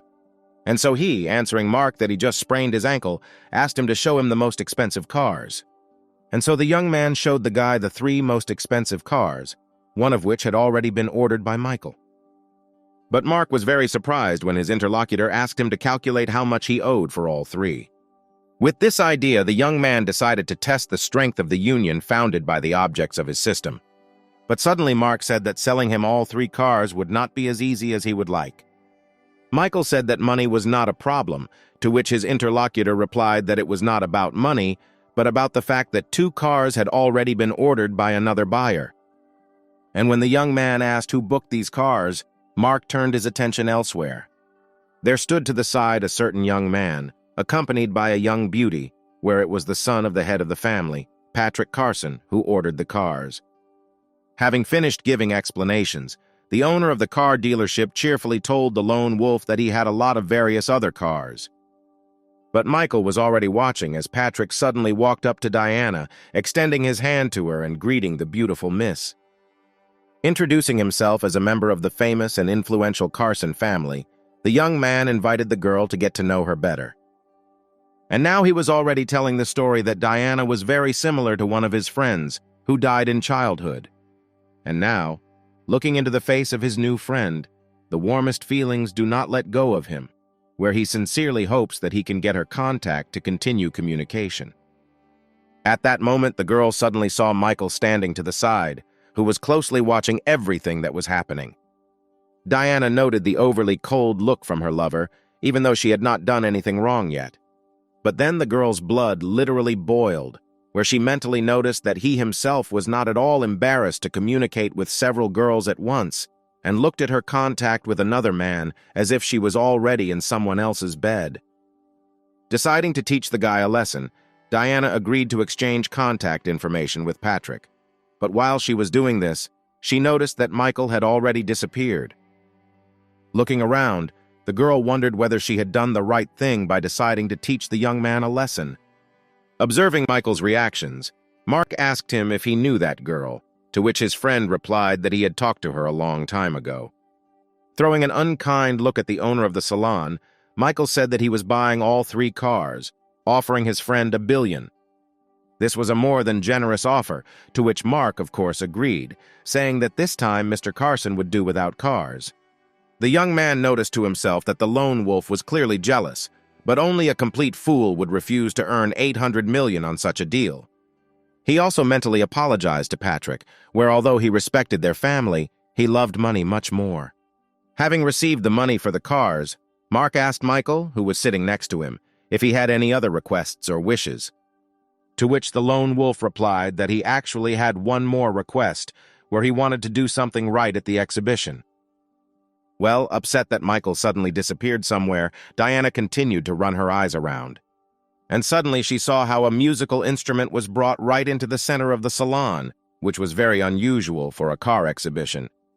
All the guests immediately began to wonder what was going on here and what they could expect. And then Michael appeared and walked up to the musical instrument and sat down comfortably behind it. The owner of the office center immediately noticed how sad the young man sang the melody. Each note literally resonated with pain in the very depths of the girl's soul, making her cry. And the young man continued, filling everything around with the melody of sadness, melancholy, and sadness. Everyone who was in the hall began to experience a variety of sensations from the melody being performed, but one thing was constant tears flowed from everyone's eyes. Jessica and Melanie, who were still at the exhibition, immediately noticed that Michael was clearly not in the mood today. Well, the one who provoked this whole performance felt how every note was filled with a feeling of loss. But Michael finished playing and got up from the instrument and said that you need to be able to let people go, even if you love them, and therefore he lets Diana go. Without another word, the young man turned around and walked away. Realizing her huge mistake, the girl rushed after him, begging him not to leave her alone. However, the girl's path was blocked by Mark, who asked Miss Rockwood to stay for a while. Looking at the respectable man, Diana asked him why he was detaining her, to which the young man, handing the girl the papers, explained that Mr. Lone Wolf had just purchased a car, which he asked to hand over to her. This was a control shot to the very heart, where the girl literally melted from the realization that Michael had come here to choose a gift for her. And Mark, who had reached certain agreements with Michael, willingly confirmed the girl's guesses. Where accompanying Diana, he added that the lone wolf really felt a strong affection for Miss Rockwood. Everything that happened greatly hurt the girl's feelings, where she again blamed herself for unworthy actions towards her lover. The girl understood that because of some petty idea like revenge, Michael's trust in her was completely undermined. And now she was already sitting on the floor, shedding her bitter tears, and Melanie and Jessica, who had come to her, tried to calm their friend down. However, Mark, who had been nearby all this time, immediately attracted the attention of the approaching girls, calling them by name. Handing them some papers too, the young man explained that Mr. Lone Wolf had not deprived them. While picking up the documents for her car, Melanie stated that, apparently, Michael had long been aware that they had cooperated against him. Jessica completely agreed with this, also noting that even under such circumstances, they still received gifts from him. And so all 3 girls decided to try to improve their relationship with Michael, where, although he is a big lover of the opposite sex, he treats everyone with respect. Touched by another expensive gift, Jessica noticed that the young man always does this, making secret signs of attention and never demanding anything in return. Here Melanie remembered how Michael came to her defense more than once. Diana also made her contribution, saying that they all acted very basely, uniting against such a delightful person. And then messages began to pour into the owner of the system that the level of affection for all 3 girls began to grow. Leaving the car exhibition in a taxi, Michael joyfully noted that the billion had done its job. The young man was extremely interested in what kind of reward he would receive when the level of object placement began to reach 100 points. Receiving messages from Diana with pleas for forgiveness, the young man decided that a few days of completely ignoring the girl would only be beneficial. And suddenly the young man's attention was attracted by a painfully familiar female voice, which he had not heard for a very long time. Turning around, Michael saw in front of him the very first object of his system, Angelica, who stated that they had not met with him for a long time. Trying to find some kind of excuse, the guy immediately noticed that this girl began to look completely different. But not allowing the young man to justify himself regarding the long break in their communication, Angelica pulled him along, saying that she had to show him something. And when Michael tried to find out what was going on, the girl told him to just trust and follow her. With an absolutely indifferent face, the young man thought about what this selfish girl might need from him, where the options could be another branded handbag or something like that. Soon they entered a house and stopped at the door, where in response to the guy's next question, Angelica explained that it was a surprise. And so the girl opened the door, behind which the young man saw an apartment, all hung with his own portraits. Looking at the art gallery of his portraits, the young man asked his companion in surprise whether she had painted it all herself. To which the girl embarrassedly explained that she had bought this apartment quite recently. The living room looked somehow nondescript, and so she decided to decorate it in this way. Then Michael, smiling, said that the surprise was quite unusual, to which Angelica replied even more embarrassedly that the surprise was not these pictures at all. Looking the young man straight in the eyes, the girl suddenly said that she was giving him this wonderful apartment, which couldn't help but shock the young man, to whom no one had ever given such gifts. Angelica reminded her interlocutor of how he helped her family and dealt with debt collectors. After that, her father promised never to play again, and in general, their life began to improve, where the changes affected her herself, who was able to look at herself and her life from the outside. Now she understands why Michael did not respect her at all before, where she was a materialistic and selfish girl. Now she wants to try to become worthy of her savior and try to improve their relationship. The behavior of this girl was very different from the one Michael used to know, where the previous Angelica would definitely never have given him an apartment. Turning to his friend, the young man said that in general her intentions were clear to him, but giving away an entire apartment was already too much. But Angelica, handing the key to the guy, said that she perfectly understands that he can buy himself a dozen such apartments, but for her this gift means a lot. Looking at the key in his hand, Michael finally understood why the girl had not contacted him for so long, preparing this surprise. Also, the newly minted owner of the apartment noticed that of all his girls, Angelica was in the most difficult situation at the time of their meeting. The girl's decision to give him an apartment definitely seemed to him not very well thought out, but exactly in line with his desires. And so, after thinking a little, Michael said that he accepted this expensive gift.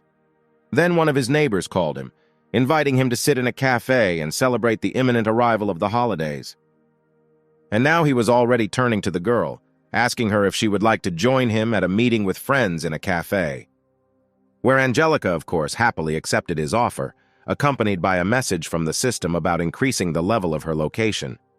To herself, the girl was glad that she was not indifferent to Michael, who decided to introduce her to his close circle.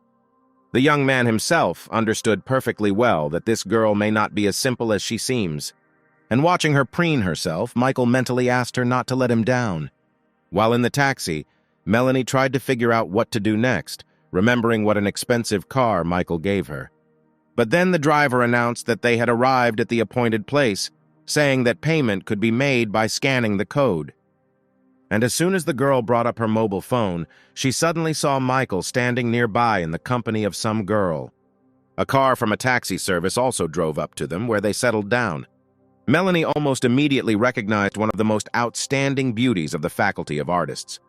And now she was already instructing the driver to follow another taxi, saying that she would pay double the price. Some inner feeling in the girl told her that something very important was about to happen. But she was very surprised when she saw that Michael and his companion simply arrived at the cafe. Leaning against the window, Melanie watched every step of the couple, and the driver tried to attract her attention so that she would pay for the trip. Having heard the man's requests, the girl apologized and transferred the money by scanning the code, after which she got out of the car and headed to the same cafe, deciding to continue observing. Michael's friends cheered loudly, noting at the same time that the girl accompanying him looked very familiar. As the couple got closer, the young people had the opportunity to look at her more closely. And now the guys were already amazed that their friend was once again accompanied by one of the most famous beauties of the university. Meanwhile, approaching his friends, Michael apologized for their delay. Observing the rules of decency, the young man decided to start by introducing the girl to his roommates, whom she must have seen many times at the university. And the guys, who had only seen Angelica from afar, but had never spoken to her, took turns introducing themselves to her. Then Michael tried to introduce his today's companion to his friends. But the guys immediately stopped him, saying that there was no person at the university who did not know Angelica. But then one of the young man's neighbors asked a provocative question about his relationship with the girl, what clearly neither those to whom the question was addressed, nor even the other guys nearby expected. Angelica was the first to speak, noting that she herself did not yet understand what the relationship was between her and Michael. She also noticed that she had been chasing him for a long time and even gave him an apartment, but he had not yet reciprocated, which shocked all three guys. And so they all agreed that their friend Michael was a real demon tempter. The attention of the whole company was attracted by the girl sitting next to her, who suddenly dropped something from her hands. Where Melanie, frantically clutching a fallen mug, stated with horror that Michael had been given an apartment. The girl blamed herself for the fact that for everything this guy did for her, she never thanked him. Where now his opinion of her will definitely be completely ruined, and the girl who is now with him will gain an advantage. Realizing that Angelica could pose a very serious competition, Melanie decided to write about this in the general chat. And so the dinner was over, where, having asked for the bill, the young people suddenly found out that it had already been paid by a girl from their company. And when everyone asked why she did it, Angelica explained that she was simply glad to spend time in such a pleasant company and decided to treat the guys. Michael tried to object further, but the girl asked him to stop, saying that this was the least she could do to thank him for his help.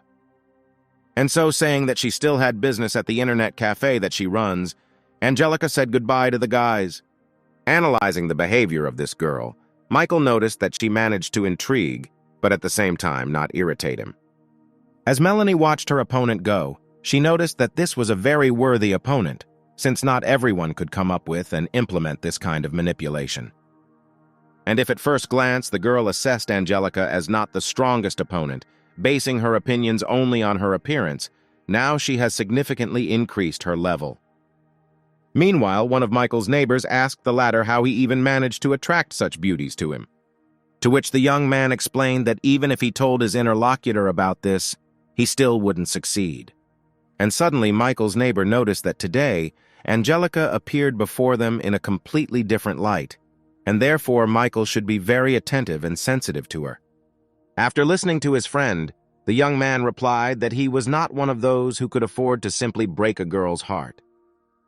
Continuing their simple dialogue, the friends soon found themselves on the street, where, unexpectedly for both sides, a meeting took place between Michael and Billy, who called Jessica to report his enemy's promiscuous affairs.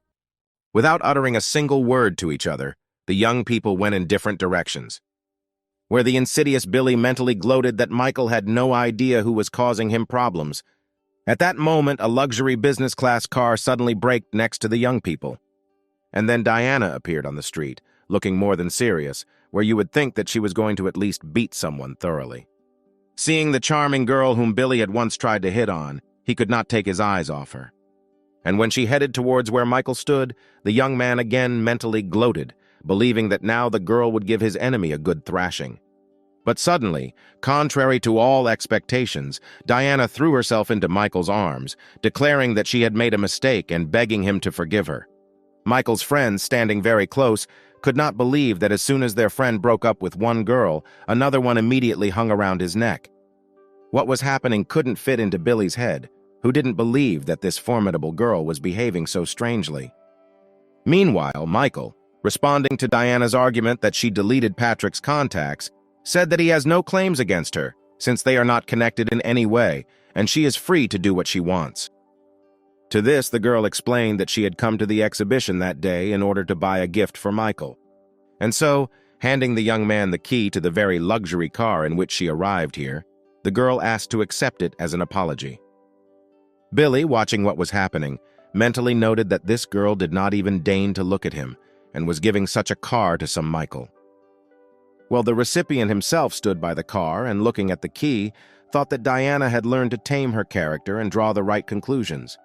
But continuing his game, the young man said that although he accepts the gift, this does not make fundamental changes in their relationship, since it is now difficult for him to believe the girl's words. Then something happened that no one expected, where Michael loudly told Melanie to stop hiding, come and get into the car so that he could give her a ride home. As she approached, the girl noted that she did not feel very comfortable, since the young man should have given Diana a lift, not her. To which the young man explained that the car now belongs to him, therefore he himself decides whom he should give a ride with it. Having said that the guy's position was quite clear to her, the girl opened the door and sat in the front passenger seat.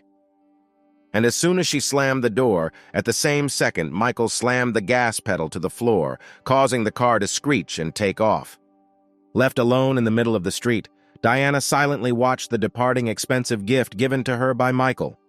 At that second, Billy approached her, who decided to take advantage of the situation and declared that this guy, who treated her like that, behaved extremely disgustingly and was unworthy of the girl. But Diana suddenly demanded that the young man close his mouth, saying that he could not even imagine how much good Michael had done for her. Taken aback by such a statement, Billy tried once again to influence the opinion of his interlocutor. But she interrupted his speech in an even sharper and colder voice, saying that her relationship with Michael did not concern the young man at all. The girl's thoughts were that Michael was deliberately making her angry for the reason that he was completely not indifferent to her. Well, in the meantime, Melanie asked the young man why he did this to Diana. To this, Michael explained that there was no specific reason, where this girl simply did not live up to his expectations. And his interlocutor said that in any case, his experiences are visible because Diana is his first love. But the young man, of course, began to deny that he was in any way concerned about the fate of this girl, which only brought a smile on Melanie's face, since she didn't believe the guy's statement.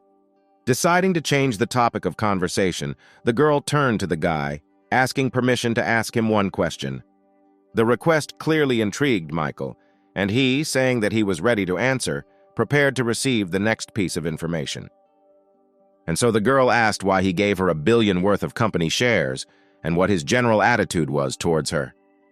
And when the young man asked if Melanie wanted to hear the truth, she sharply declared that only the truth interested her. To which the young man simply replied that he did all this in order to increase the girl's level of affection towards him. Not understanding what we were talking about, his companion asked why he needed her location. And Michael still innocently explained that he needed the location to complete the task. Stunned by such answers, the girl completely stopped understanding anything from what this guy was saying. And suddenly the young man sharply pressed the brake pedal, stopping the movement of the car. After which he told the girl that he had become a member of some kind of system that gave him a lot of money, but he could only spend it on girls, where Melanie was one of his objects. After this statement, the young man's interlocutor asked him to stop saying nonsense. Realizing that no one would believe the truth, Michael changed his position, saying that he only spent money on the girl because she was beautiful and he wanted to get her into bed. This explanation was closer to reality, where the girl mentally noted that this could well explain everything. And Michael was amazed at the girl's reaction, where just recently she could have castrated him immediately for such statements, but now she looks very interested. And so Melanie, from the window of her home, watched Michael's car drive away. Blushing heavily, the girl thought that this guy was always talking about some kind of nonsense, which meanwhile he regularly got away with. While washing the fruit, she thought that for the money he spent on her, anyone would have ended up in his bed long ago. And so she came to the conclusion that this guy was pursuing some completely different goals than just getting her into bed. Then Diana called the girl, to whom Melanie immediately informed that she and Michael were no longer together, since he drove her home and left. Then the caller asked her friend to talk about the substance of their conversation on the road. In particular, she was interested in whether Michael was talking about her.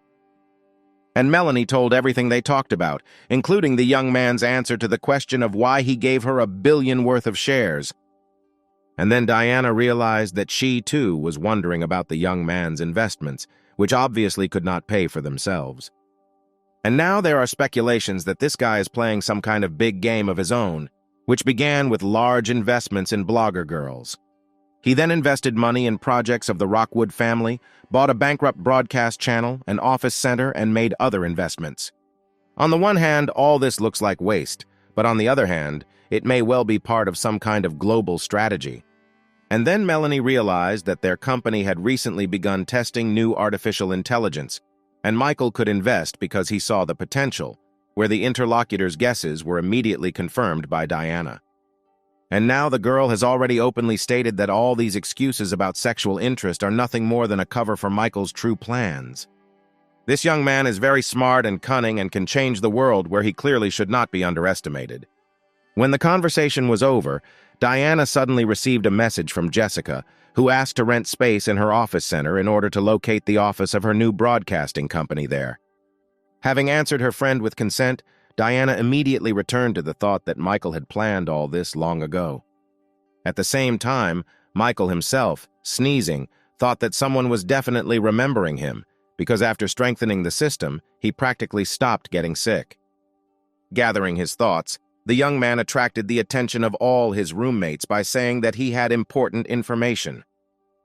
And when everyone looked away from their business, which for the most part was computer games, the young man announced that he was moving. At that very second, everyone who was in the room rushed to his feet, begging him not to rush into moving until he taught them how to properly attract girls. To which Michael replied that for this, first of all, you need to become as handsome as him. At the same time, while at Jessica's villa, her friend Joanna happily stated that all preparations had been completed, and they could begin recruiting people to work in their broadcasting company. To which the girl no less joyfully said that the first person she hires is Joanna herself, who gets the position of executive director. After which Jessica said that she would definitely have to work hard to find people who would conduct live broadcasts. And while her friend was talking about what she could look for among the hosts she knew, the girl remembered that she had contact with a former employee of a bankrupt broadcasting company. Loudly ordering the young man to get out of her life, the woman threw all the water that was in her glass in his face. Which, however, did not anger the guy at all, who calmly said that he himself did not really want to continue to maintain this relationship. Julia was already shaking all over from the mere sight of this guy, but his last words only added fuel to the fire. She reminded the young man that she had supported him for several years, but he answered indifferently that now the woman has no money, and therefore she is no longer interested in him, since she is not able to give him the kind of life to which he is accustomed. And now he was already turning around, leaving the cafe and saying goodbye that he had paid today's bill, since he believed that his ex simply no longer had the money for it. While the guy was leaving, the woman could hear the whispers of other visitors to the cafe, who had become unwitting witnesses to this scene, and who felt sorry for the middle-aged woman. Completely broken and destroyed on all sides, the woman mentally noted that she was not very old yet, and maybe she would still find an opportunity to improve her affairs. And then Jessica, who called her, suddenly invited Julia to take part in the development of a new broadcasting company. In his sleep, the young man heard the key turn in the door lock of the front door to his apartment. Quickly opening his eyes and taking a sitting position, Michael immediately realized that someone had decided to illegally enter his home and rob him. And now he was already standing next to the front door, armed with a glass vase and prepared to protect his property. And the door opened, where a second later Angelica appeared on the threshold, who almost hit him right on the head with a vase. Putting his improvised weapon back on the table, the young man, while getting dressed, reproached the girl for coming without warning. To which the girl, closing the front door and apologizing, explained that she did not expect to see Michael here and had come to make the apartment a little more comfortable by the time he decided to move. And when Angelica turned around, she noticed with pleasure that this guy just had a great body. And then, as if reading the girl's thoughts, Michael noticed that she saw him with a naked torso, where now their position should be equalized. Blushing a little and taking on a thoughtful look, Angelica said that if her interlocutor really wants it, then she finds it possible to do it. After listening to the girl, Michael said that he was speaking absolutely, because he was already quite an adult man. Deciding to see who would win this game, the girl grabbed the bottom of her t-shirt and began to take it off. Where, seeing this movement, Michael was horrified, stopping the guest and saying that he was just joking. In response, the girl cheerfully told her interlocutor not to worry so much, because she was also joking. When this confrontation was over, Angelique changed the subject, saying that she had brought the young man breakfast. And while she was arranging the dishes that had been prepared for her, Michael approached the girl from behind, noticing that a couple of minutes ago she was saying that she had no idea about his move. After which the young man, putting his hand on the girl's tummy, asked who she was bringing breakfast for if she thought the apartment was empty. Angelica did not answer this question, thinking that she had done a lot of work, which should bear fruit, and Michael was already looking at what had been prepared. The aromas of the dishes prepared by Angelica aroused a strong appetite, and the girl herself stated that she could cook a lot of things and was ready to do it for the young man every day. Such a statement could not leave the guy indifferent, where he would not mind receiving such a delicious breakfast every day. And while sitting at the table, he already offered the girl to hire her as a housekeeper, where he was ready to pay her a lot of money. To which Angelica stated that she did not need any money, since she was ready to do all this completely free of charge. Continuing to enjoy this delicious breakfast, Michael mentally noted that the beautiful girl who prepared the delicious food really attracted attention, where the young man appreciated her flirting skills in capturing the interest of a man. The young man was distracted from breakfast and his own thoughts by his cell phone starting to ring, and Catherine Sullivan called the young man, who once again asked him for help. Talking through a wireless earpiece, Michael asked what happened, asking the girl to hurry up and citing his busy schedule. To which Catherine said that she really had no one else to turn to for help. And so the girl said that she and director Wally Fox had everything ready for the start of filming, but the company they worked with suddenly refused further cooperation. Hearing the name Wally, the young man asked the girl who he was, and his interlocutor reminded the guy of the man who calls him his patron, saying that Michael needs to work on his memory. And when Catherine finished explaining the situation to him, the young man told her not to worry, as she would help him. After which he added that in order to continue their work normally, Catherine and Wally must refuse to work with intermediaries and organize everything completely on their own, for which he allocates $500 billion. Receiving a message about the transfer of money, the girl stood and could not believe that this guy was simply transferring simply unimaginable money for the umpteenth time. Well, the benefactor himself, taking a sip, saying that in a couple of days he would come to find out how they were doing, and for the girl to call if there were problems, turned off the connection. Putting the phone aside, Catherine noted that Michael spoke about the amount of $500 billion in the same way as she would say about 5 cents.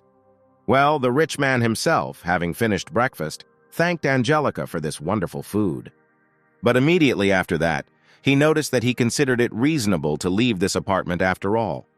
The girl, who had not expected such a statement, exclaimed in alarm, asking why he decided to do this. And then, taking the most open and submissive pose, Angelica, in her melodious voice, asked him what she had done wrong. In response, Michael explained that he would not be able to feel at home here if a girl showed up to him like this without warning. Immediately after which the young man added that the problem could be solved if she was ready to give him the second key to the apartment. Agreeing to the conditions put forward, Angelica sadly handed the second key to her interlocutor. The cunning girl noted to herself that she had several such keys in stock. But Michael, as if reading her thoughts, suddenly said that he perfectly understands that his morning guest may still have the keys, but if she does not respect his privacy, he will simply move out. Noticing that Angelica was a very understanding girl, Michael said goodbye to her, citing business. As he left, the young man thought that women need to be able to be put in their place in time, which he had long ago learned. When Michael arrived at the scene, he didn't even have time to get out of his car when he suddenly heard a familiar voice. It was his best friend Jack, accompanied by his new girlfriend, who was also welcoming Michael. Seeing Sophia, the young man was a little upset because he wanted to spend time only with his best friend. But there was nothing to be done, and Michael invited both young men into his brand new car. Finding herself in the interior of a luxury car, Sophia mentally noted that her boyfriend's friend was very rich, suggesting that they would go to one of the most expensive restaurants to eat. But all her hopes were dashed when the girl saw the place where young people had gathered to have a bite to eat. Jack, on the contrary, was very pleased that they had come to this place and not to some restaurant. And now he was happily telling his companion that there was very tasty food here that the girl would definitely like. Having supported her boyfriend's mood, the girl at the same time thought that this Michael could only pretend to be a rich man, since rich people certainly don't eat in such places. They were already sitting at one of the tables when the company's attention was suddenly attracted by a news story on TV. And then Catherine appeared on the screen, who greeted all the spectators and said that she had to convey very important information. And so the girl said that Mr. Lone Wolf invested $500 billion in their company, with which they are going to create the largest company in the film industry. Michael's friend understood that we were talking about him, and immediately asked whether he really decided to reshape the world of cinema. Well, Jack's companion instantly changed her mood, where she fully realized how rich her boyfriend's friend was. Michael himself was not very happy that Catherine made him so popular with her statement. Meanwhile, Jack did not stop asking his friend to get autographs for him from Catherine and other stars. And when the young man started asking Michael where he got that kind of money, the latter literally had to shut him up with food. Well, Sophia, who was nearby looking at Jack, mentally concluded that this guy was her guide to a bright and most importantly rich future. The girl was determined to grab this opportunity where Michael makes everyone around him rich. And so, showing concern that was completely unexpected for Jack, Sophia began to help him wipe the remaining sauce from the corners of his mouth. This news story did not go unnoticed by all the other fans of Michael, who were quite surprised that it amounted to $500 billion. Where the girls were interested not only in why he decided to make such investments, but also in how he knew the actress Catherine Sullivan. Melanie brought some clarity by saying that she had already seen how Michael gave this girl a piece of jewelry at the auction, which means they met before it even started. Diana, having good business acumen, immediately noticed that such a large investment project could not be implemented so quickly, which means it had been in the plans for a very long time. And all the girls already agreed that spending $500 billion was too much just to attract a girl. And so Diana, having listed all of Michael's major investments, wondered out loud what he was up to. At some point, Joanna had the great idea to tell the public that Jessica's broadcasting company was also a lone wolf, which would immediately attract the attention of bloggers. Where the owner of this company found this idea excellent and promising unimaginable benefits, Diana continued to insist that everything that was happening was part of some global plan of Michael. In the midst of the discussion, Julia passed by and asked the girls what they were discussing. Jessica explained to her that they were simply listening to a speech at a press conference by actress Catherine Sullivan, in whose activities Mr. Lone Wolf had invested a lot of money. And as soon as the woman heard this pseudonym, her face immediately changed greatly. But she experienced a real shock when Jessica brought to her the information that their entire company was created by a lone wolf. Having calmed down a little, Julia suddenly announced that she would like to quit this job. Completely not understanding why this woman suddenly made such a decision, Jessica began to persuade her to stay, saying that she was ready to increase her salary, and also convincing her that with the support of a lone wolf, their future was secure. But Julia explained that the reason for her departure was Mr. Lone Wolf himself, who had already ruined her company, and now his anger could affect Jessica's activities. The girl could not believe that such a handsome guy like Michael could do this to this woman. Deciding to discuss the situation with him personally, Jessica urged Julia to calm down. On the other side of town, Michael was just saying goodbye to his friend and his companion. Having answered the incoming call, the young man said that he had time and opportunity to talk. The young man assumed that now the conversation would be about the $500 billion that he invested in Katrina's activities. But Jessica suddenly asked him about how Julia had offended him, that he had decided to ruin her company, where the young man did not even understand who his interlocutor was talking about. And when the girl reminded him that this woman had her own small broadcasting company, Michael immediately remembered her.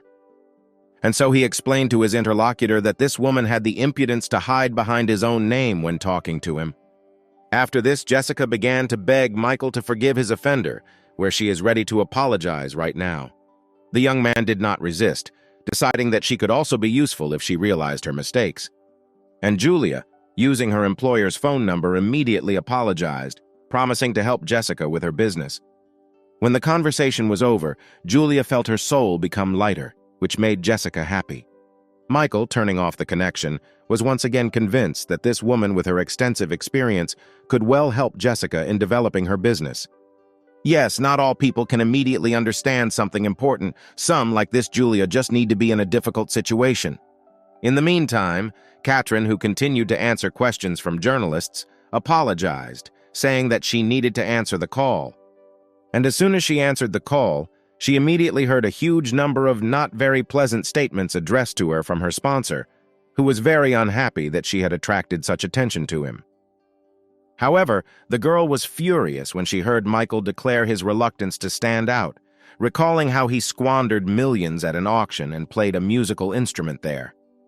But at some point, the guy calmed down, saying that he couldn't get anything back, but since the girl had arranged a press conference, he had one request. Without interrupting her patron, Catherine wondered what this unpredictable man might need this time. And when Michael voiced his request, the girl, smiling a little, replied that she would do everything without any problems. And so she again turned to reporters and viewers, saying that this was an important call from her sponsor, Lone Wolf.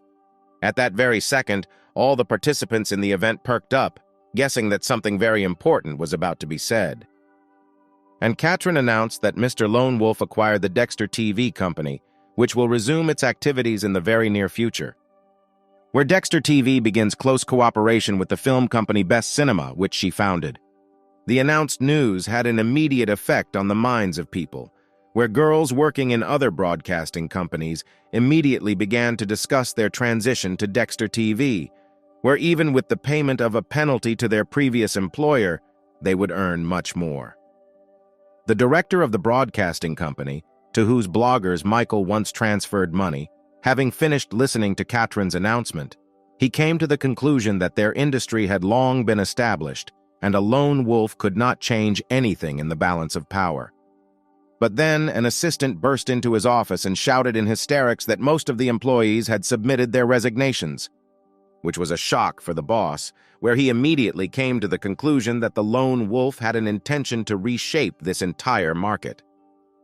Well, Jessica was overjoyed when Catherine announced her broadcasting company to the whole country, to which Diana noted once again that her assumptions about Michael's well-thought-out strategy were completely confirmed. This guy really acts as some kind of eminence grise, where all his previous seemingly absurd actions now take on concrete meaning. Here, Joanna entered the conversation, who also stated that all of Michael's actions were explained by his desire to invest. And right after her, Diana said that in this case he did not spend the money in order to attract more girls to himself. Where Melanie and Jessica ended her thought, coming to the conclusion that he simply considered them the most worthy to become part of his plan. And now all three girls were asking themselves the same question, where they wanted to understand whether, in this case, Michael had at least some real feelings for them. Diana was the first to break the resulting silence, saying that at the moment it is not clear to anyone whether Michael likes any of them. But under any circumstances, she decides to stay by his side until he makes his choice. The rest of the girls just looked at each other after what was said. Julia diffused the situation by saying that men value strong and self-sufficient women, inviting everyone to return to work. Everyone agreed with this argument, deciding that the one who would bring him the greatest benefit would stay with Michael. The man who approached Veronica gave his address and last name in order to receive the mail. And now the girl was already showing him the parcel that had arrived, offering to help him unpack it. But then she was greatly frightened by the loud cry of her colleague, who, without hiding her emotions, said that the actress Catherine Sullivan had just announced an investment of $500 billion. Having heard the reason for such a violent reaction, Veronica noted that most likely this was a publicity stunt, since quite recently this actress was noticed in scandals. But her interlocutor did not agree, saying that a very big and famous person was behind her. Continuing to open the parcel, the girl even cut her finger when her colleague called the man a lone wolf. And Veronica's colleague was already praying that such a rich man would meet on her way. Well, The man receiving the parcel immediately joined the conversation, recalling that he saw the moment when a lone wolf transferred huge sums to girls bloggers. Veronica fell into a state of stupor for some time, trying to at least imagine the amount of 500 billion and thinking about what and when she did wrong in this life. A glass of water flying several meters shattered into pieces with a loud clang, hitting the canvas of a painting hanging on the wall. And the man with glasses, lounging in a chair, noticed displeasedly that this lone wolf was constantly interfering with his business. Collecting fragments from the floor, a very attractive and provocatively dressed girl reported to the gentleman that she had already ordered to find out everything. And the man, as if not hearing the girl's words at all, turned to the portrait of Catherine, asking her whether the lone wolf was really her secret patron, and whether he had accidentally helped her get rid of Floyd Hicks. But then he stood up and, going to the window, shouted that he was the heir of the Calloway family and always gets whatever he wants. The assistant who approached him told the gentleman everything that her team had managed to gather regarding the activities of the new film company. And when the girl suggested that there was only a question of big money, the man called her very naive. But at the same time, he noticed that his family has an incredible amount of connections and money where it is useless to compete with them. Continuing his thoughts out loud, Adam said that most likely his opponent understands all this, but definitely has some kind of secret side plan.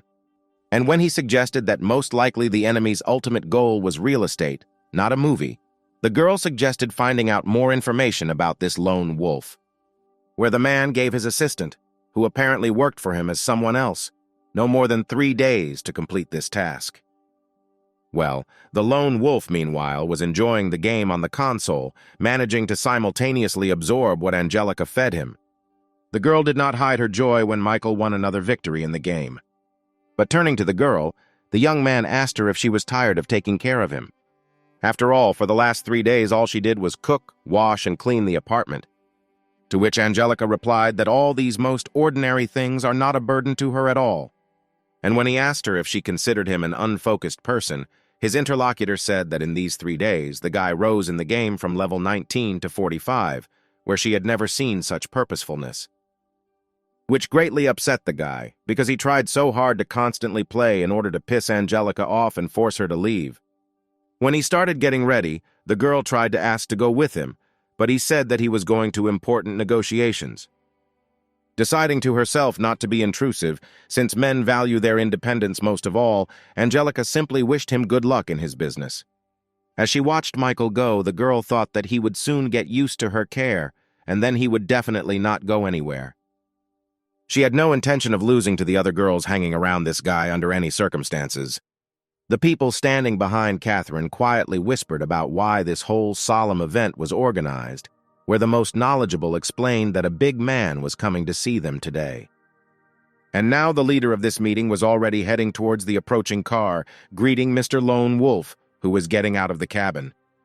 Michael noted that a star of Catherine's level should not have met him in person, to which the girl objected, saying that it was just respect for the investor. And while they were heading inside the building, the girl thought that she felt very calm next to this guy, and apparently she was beginning to warm up to him. At some point, all the people around greeted Mr. Lone Wolf in unison, after which Michael asked Catherine not to make such an organization on his next visit, but to meet him without unnecessary noise. Coquettishly straightening her hair, the actress replied that she understood the young man. She thought to herself that the young man was to some extent deceiving her, since it was quite obvious that such attention flattered him. Soon they were already sitting in the presentation hall, where the speaker reported on the main task of deciding on the location of the construction of the city for filming. Pointing to one place on the map, the man suggested stopping on this land, which would definitely ensure the achievement of the company's goals. However, Catherine did not agree with this, since land near the city is very expensive, and therefore it is better for them to choose something further away. Wally also contributed, saying that the best place for filming would be a picturesque place surrounded by nature. And so everyone who participated in this debate turned their attention to Michael, asking what the lone wolf thought about this matter. Where the young man, who did not expect such attention, responded with a question about why his opinion should decide anything here. To which Katrin responded, stating that his opinion will be decisive, since all the money is his, and everyone gathered here pursues his interests. After thinking a little, Michael suddenly said that none of these three options were suitable. And so he went to the map and circled a certain small settlement that was located quite far from the city. And when he heard the opinion that this remote land had no commercial potential, he completely agreed with this, adding that they would take part in creating one. And very soon the entire crowd of leaders, managers, and other interested parties were already sitting and discussing the non-trivial decision of the lone wolf. The great businessman himself thought that he was born in this small town, where there would never be any commercial gain even if an alien ship suddenly landed there. However, his plans, unlike the team's, were to spend as much money as possible. And so, sitting down in a chair, the young man said contentedly that he had decided to invest in this small town. Dispersing to their workplaces, company employees noted that in many years of their work, this was the first such short meeting of directors. Looking at the young and obscenely rich guy, people wondered whether he was a genius or just a fool.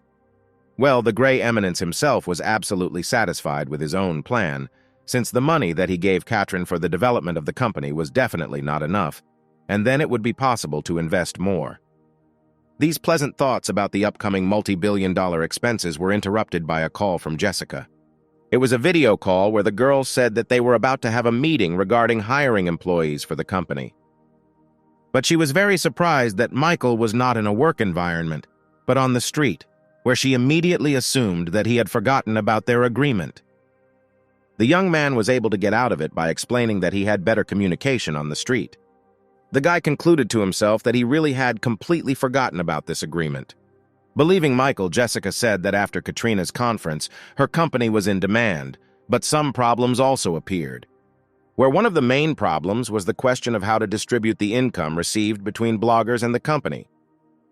Then employees from various services and departments joined the conversation, using terminology that immediately gave Michael a headache.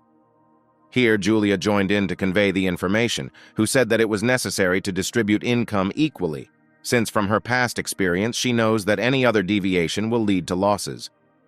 And suddenly at that moment Michael perked up when his cherished word loss sounded. When he asked the woman to repeat what she had said, she explained that the company was just trying to get back on its feet, and therefore any wrong steps could lead to its complete collapse again. But the young man, on the contrary, needed to organize everything so that the companies would work at a loss. And so he said that the company should give at least 80% of the profits to presenters and bloggers, where such a statement caused all the meeting participants to fall into a state of complete stupor. Well, the leader himself continued, saying that Dexter TV should become the #1 broadcasting company in the whole country so that everyone could make money from them. He then added that his goal is to capture the entire market and popularize their company in the shortest possible time, where he doesn't have to worry about money since he has more than enough of it. And when he finished his long and shocking speech, he turned to the meeting participants with the question of whether there would be any objections. But as one might expect, not a single objection to the lone wolf's arguments was received. A few minutes after the meeting ended, Jessica turned her attention to her vibrating phone, where, having opened the received message, the girl discovered that another $5 billion had appeared in her account. Well, the founder of 2 companies, aimed only at waste, was very pleased that he could now spend an incredible amount of money, where after that, he would receive his well-deserved reward.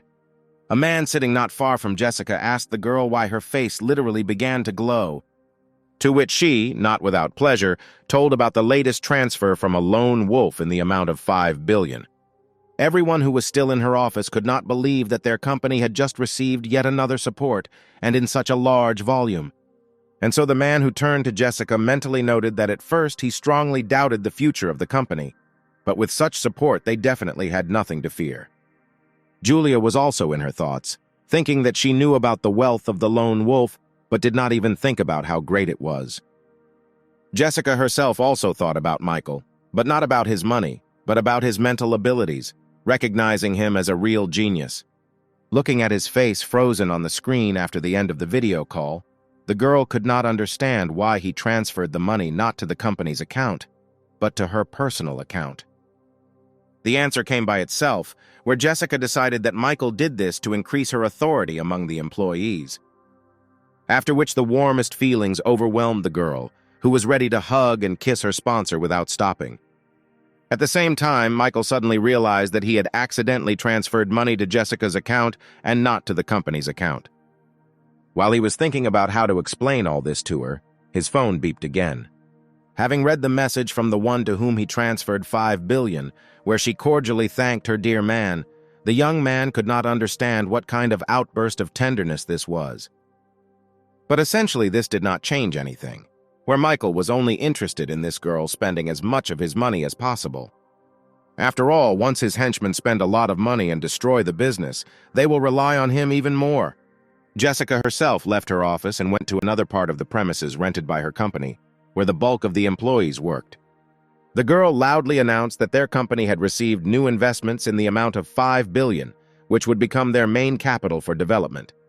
To the delight of all employees, she announced a doubling of wages, as well as quarterly bonuses, adding that Dexter TV should become #1 among its competitors. Of course, the workers were immensely inspired by such good news about the increase in earnings, and therefore were ready to work without sparing themselves. Well, Jessica, watching people's reactions, mentally addressed Michael, saying that she would not disappoint him. As evening fell, the young man returned to his apartment, which, to his surprise, turned out to be empty. Walking into the room, Michael noticed a small folded piece of paper on the table. It was a note from Angelica, who, citing urgent business, announced her absence, leaving the preparation of dinner to the guy himself. Having finished reading, the young man immediately noticed that this girl continued to play her secret game. After all, it was absolutely obvious here that at first she showed constant care for him for some time, to which he had to get used to, and now she went aside so that the young man would experience discomfort from her absence. But at the same time, the guy noticed that despite all these attempts to get him, he did not feel any negative emotions towards Angelica. Having settled comfortably on the sofa, the young man suddenly realized how calm he now felt. But after not having been in this position for even 5 minutes, Michael suddenly assumed a sitting position, deciding that he needed to visit his parents. And now he was already sitting on a high-speed train, taking him to his small homeland, where he was exhausted from the heat and stuffiness. However, the railway did not deliver him directly to his home, where the young man had to travel the next part of the journey by bus. And finally he left the no less stuffy interior of the bus, noticing that before the road home seemed much shorter. The young man could explain his feelings only by the fact that his lifestyle had recently changed a lot, where he began to get more and more accustomed to comfort. However, today he could not travel all this way in his luxury car, since both his parents and everyone who knows him would instantly have many questions. While Michael was walking, lost in his thoughts, his attention was attracted by a car stopping nearby. Behind the wheel was one of Michael's former classmates, Spencer Fry, who asked whether his friend was still studying or had already found a job. When the young man replied that he was studying at the university and had come home for the holidays, Spencer invited him to get into the car and talk.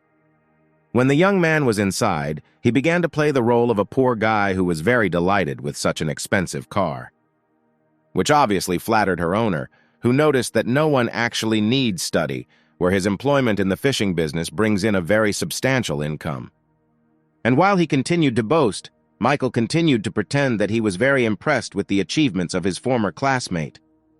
Suddenly, the attention of the young people was attracted by a beautiful girl who appeared on the road.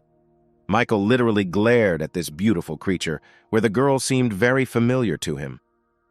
And so his memories moved to the distant school past, where the young man finally recognized his old friend Kiara Larson in this beauty. Spencer, who also noticed the girl, could not help but notice that old man Larson's daughter was becoming more and more beautiful every year, and he was not at all averse to getting her for himself. Squeezing the gas pedal, the young entrepreneur drove up to the lonely girl standing. Well, through the lowered window, Kiara noticed Michael sitting in the passenger seat, very happy that he had returned.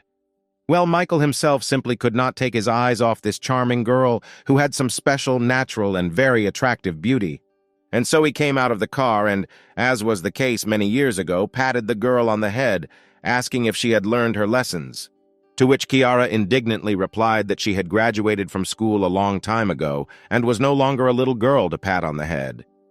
Here, Spencer, who had also left the car, joined the conversation and immediately began inviting the girl to become his wife, where she would not need anything. But Kiara turned away and said that the groom was not at all her type, and was also overweight. But the guy did not back down, saying that he was even ready to lose weight to achieve his goal. Then the girl said that Spencer, who was older than both Ciara herself and Michael, was already too old for her. And while she was saying this, the system announced to Michael that it had discovered a new object, which, however, could not be tied to the owner, since it already had too high a location level.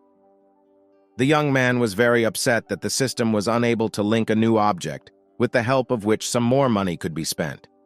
This beautiful girl seemed to Michael to be a kind of gem. But the financially interested young man immediately decided that he simply needed to lower the level of the location of the object, which he had already had to do before. And so he suddenly began to support Spencer's position, urging Kiara to think about his proposal and not play hard to get, since this guy has already reached great heights. And as Michael continued to exalt his comrade, the girl's position immediately began to decline. Well, Spencer himself, who never expected such support, thanked the guy for his words. He noticed to himself that education definitely benefited him, since Michael became very accommodating. Kiara couldn't believe what she heard from Michael, where the system gave him one message after another, informing the owner and lowering the level of the object's location. And finally, the girl's location reached 0, and the system announced the addition of a new object, which greatly pleased the guy. And the girl, upset by the young man's words, turned around and ran away with not very flattering words addressed to Michael. The young man mentally apologized to her, also mentally explaining his behavior by saying that for completing the task with this object, he would get a considerable sum in the form of reinforcement points and new skills. After saying goodbye to Spencer, Michael finally made it to his parents' house, where he could not understand why no one responded to the knock or opened the door. But then his attention was attracted by a neighbor who asked the guy to come to her. As the young man approached, the woman, whom everyone here called Aunt Laura, said that the guy would be better off returning to where he came from. Completely not understanding what the woman was telling him, the young man asked her to tell her about what was happening here. And Aunt Laura explained that Michael's father ran away, taking Kiara's mother with him, and after that the young man's mother seemed to return to her parents' house. The thing is that Michael's father and Kiara's mother have been in love with each other since school. But the parents of Kiara's mother were unhappy with the financial situation of Michael's father, and therefore married her to the son of the Larson family.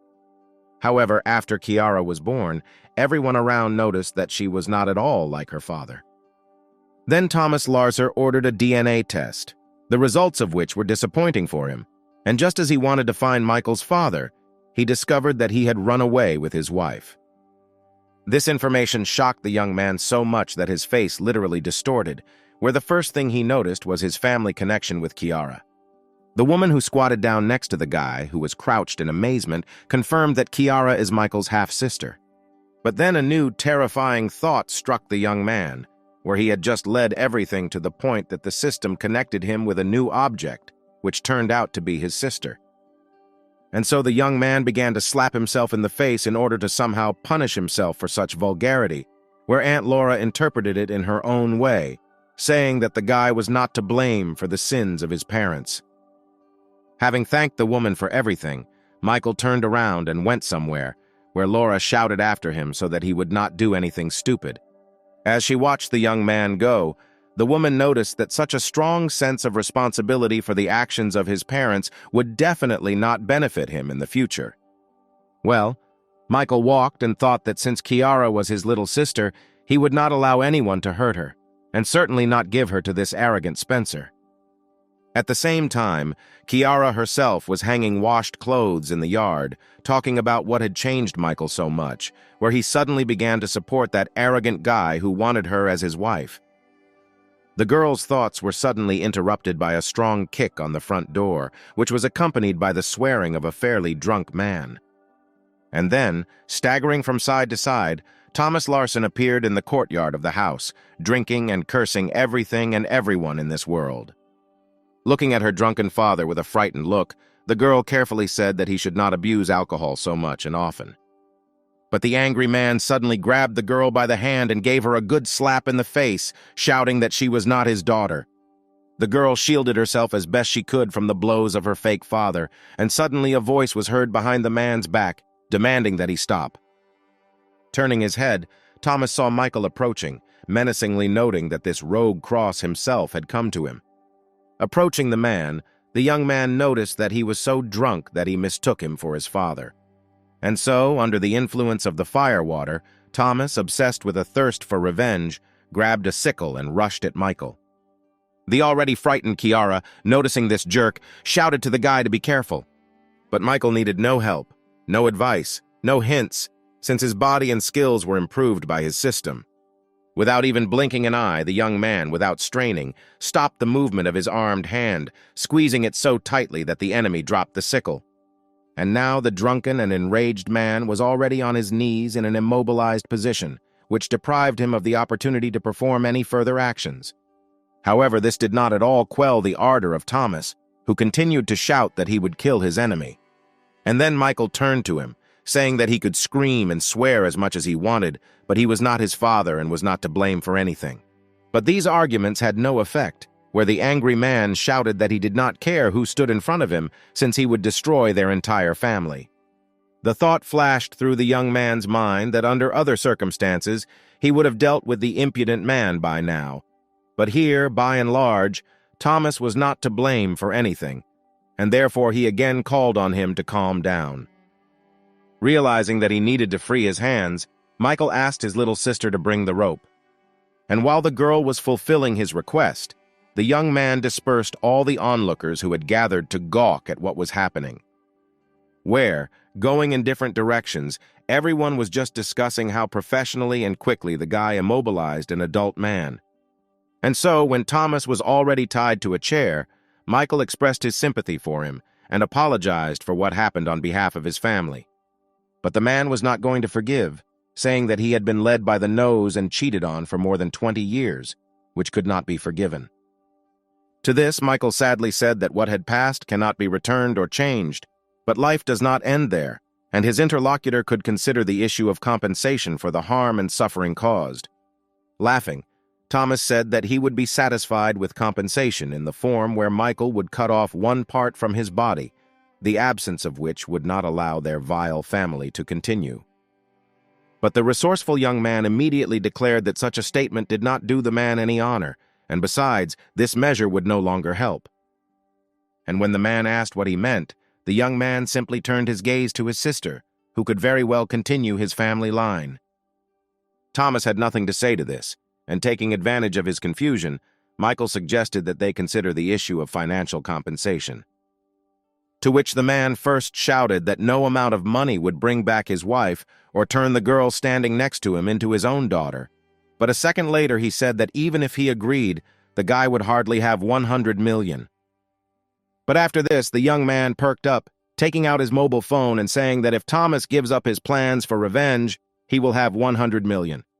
His opponent could not believe that this person from a poor family was really offering him such a huge sum. Michael did not say anything in response, simply showing his interlocutor the screen of his mobile phone displaying his bank account. Beginning to realize that this guy was not joking and that he really had 100 million, Thomas began to think. After all, this opened up completely different prospects for him, where he would marry again and have his own children. Where now before him, still a fairly young man, there was a choice between a new life in happiness or a new life in prison. As if even sober, Thomas asked Michael if he was joking about money.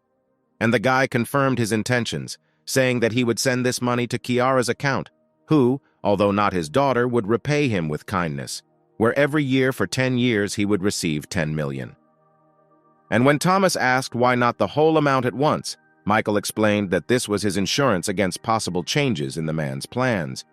Understanding all the pain that his father caused to Mr. Larson, the young man hoped that this money would somehow help him cope and start his life again. Well, in the meantime, Kiara, who heard the whole conversation, was in shock that she was not the daughter of the one she considered her father and was the sister of Michael Cross. The system had already started sending messages about the increase in the girl's favor level, who was delighted with how her brother protected her. Michael immediately noticed that the system messages differ from messages about other girls, where in this case Kiara is stimulated not by financial interest, but by feelings of kinship and trust in a loved one. Having transferred the money, Michael approached the man, saying that he would now untie him and asking him not to do stupid things. And when he finished freeing the prisoner, Kiara approached him, who asked her brother for the opportunity to live with him, since she was afraid to stay in this house. Rejoicing that he had a younger sister, the young man, of course, gave his consent to live together, since he himself planned to take the girl to his place. Adam's assistant reported to the gentleman that under the pseudonym, Lone Wolf was actually hiding a university student named Michael Cross, who had never had anything outstanding in his family or life. This seemed strange to her, and she dug a little deeper, where she was able to find a medical report more than 20 years old. The son of the Calloway family sat and silently listened to everything that his charming assistant told him. Well, the girl continued, saying that according to this conclusion, Michael Cross's mother could never have children. Therefore, this young man is not a child of this unremarkable family. When the girl finished her report, Adam, clearly very skeptical, asked her if this was all she managed to find out about this guy, to which his assistant confusedly confirmed what her boss had said. And suddenly the man, who was suddenly overcome by a feeling of rage, jumped up from his seat and hit his assistant right in the face.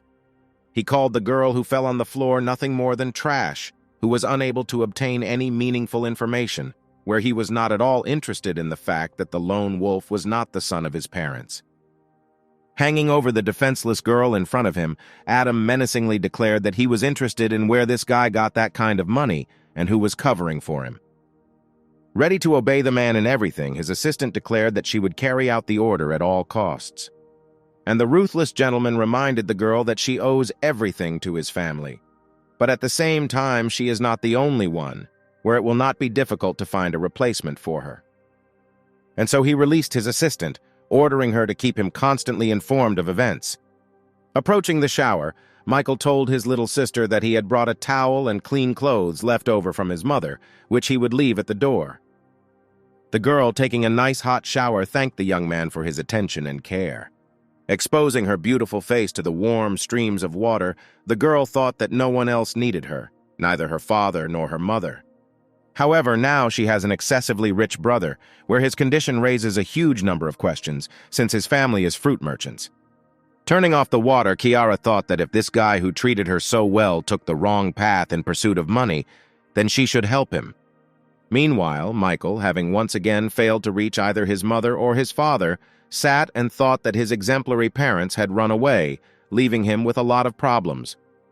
Then Kiara came out of the shower and told her brother that she had finished her water procedures. While she was drying her hair, Michael looked into her clear and beautiful eyes, which attracted him greatly. Having shown the girl the place where she would sleep, the young man was about to go to his room, but the girl suddenly grabbed him by the clothes. In a timid voice, she asked her brother to spend the night with her in the same room, where she was even ready to sleep on the floor. Looking at the girl and exhaling heavily, Michael agreed to fulfill her request, deciding that it was normal for brother and sister to sleep almost together. Having already settled down on the bed, the young man still could not believe that he had a younger sister.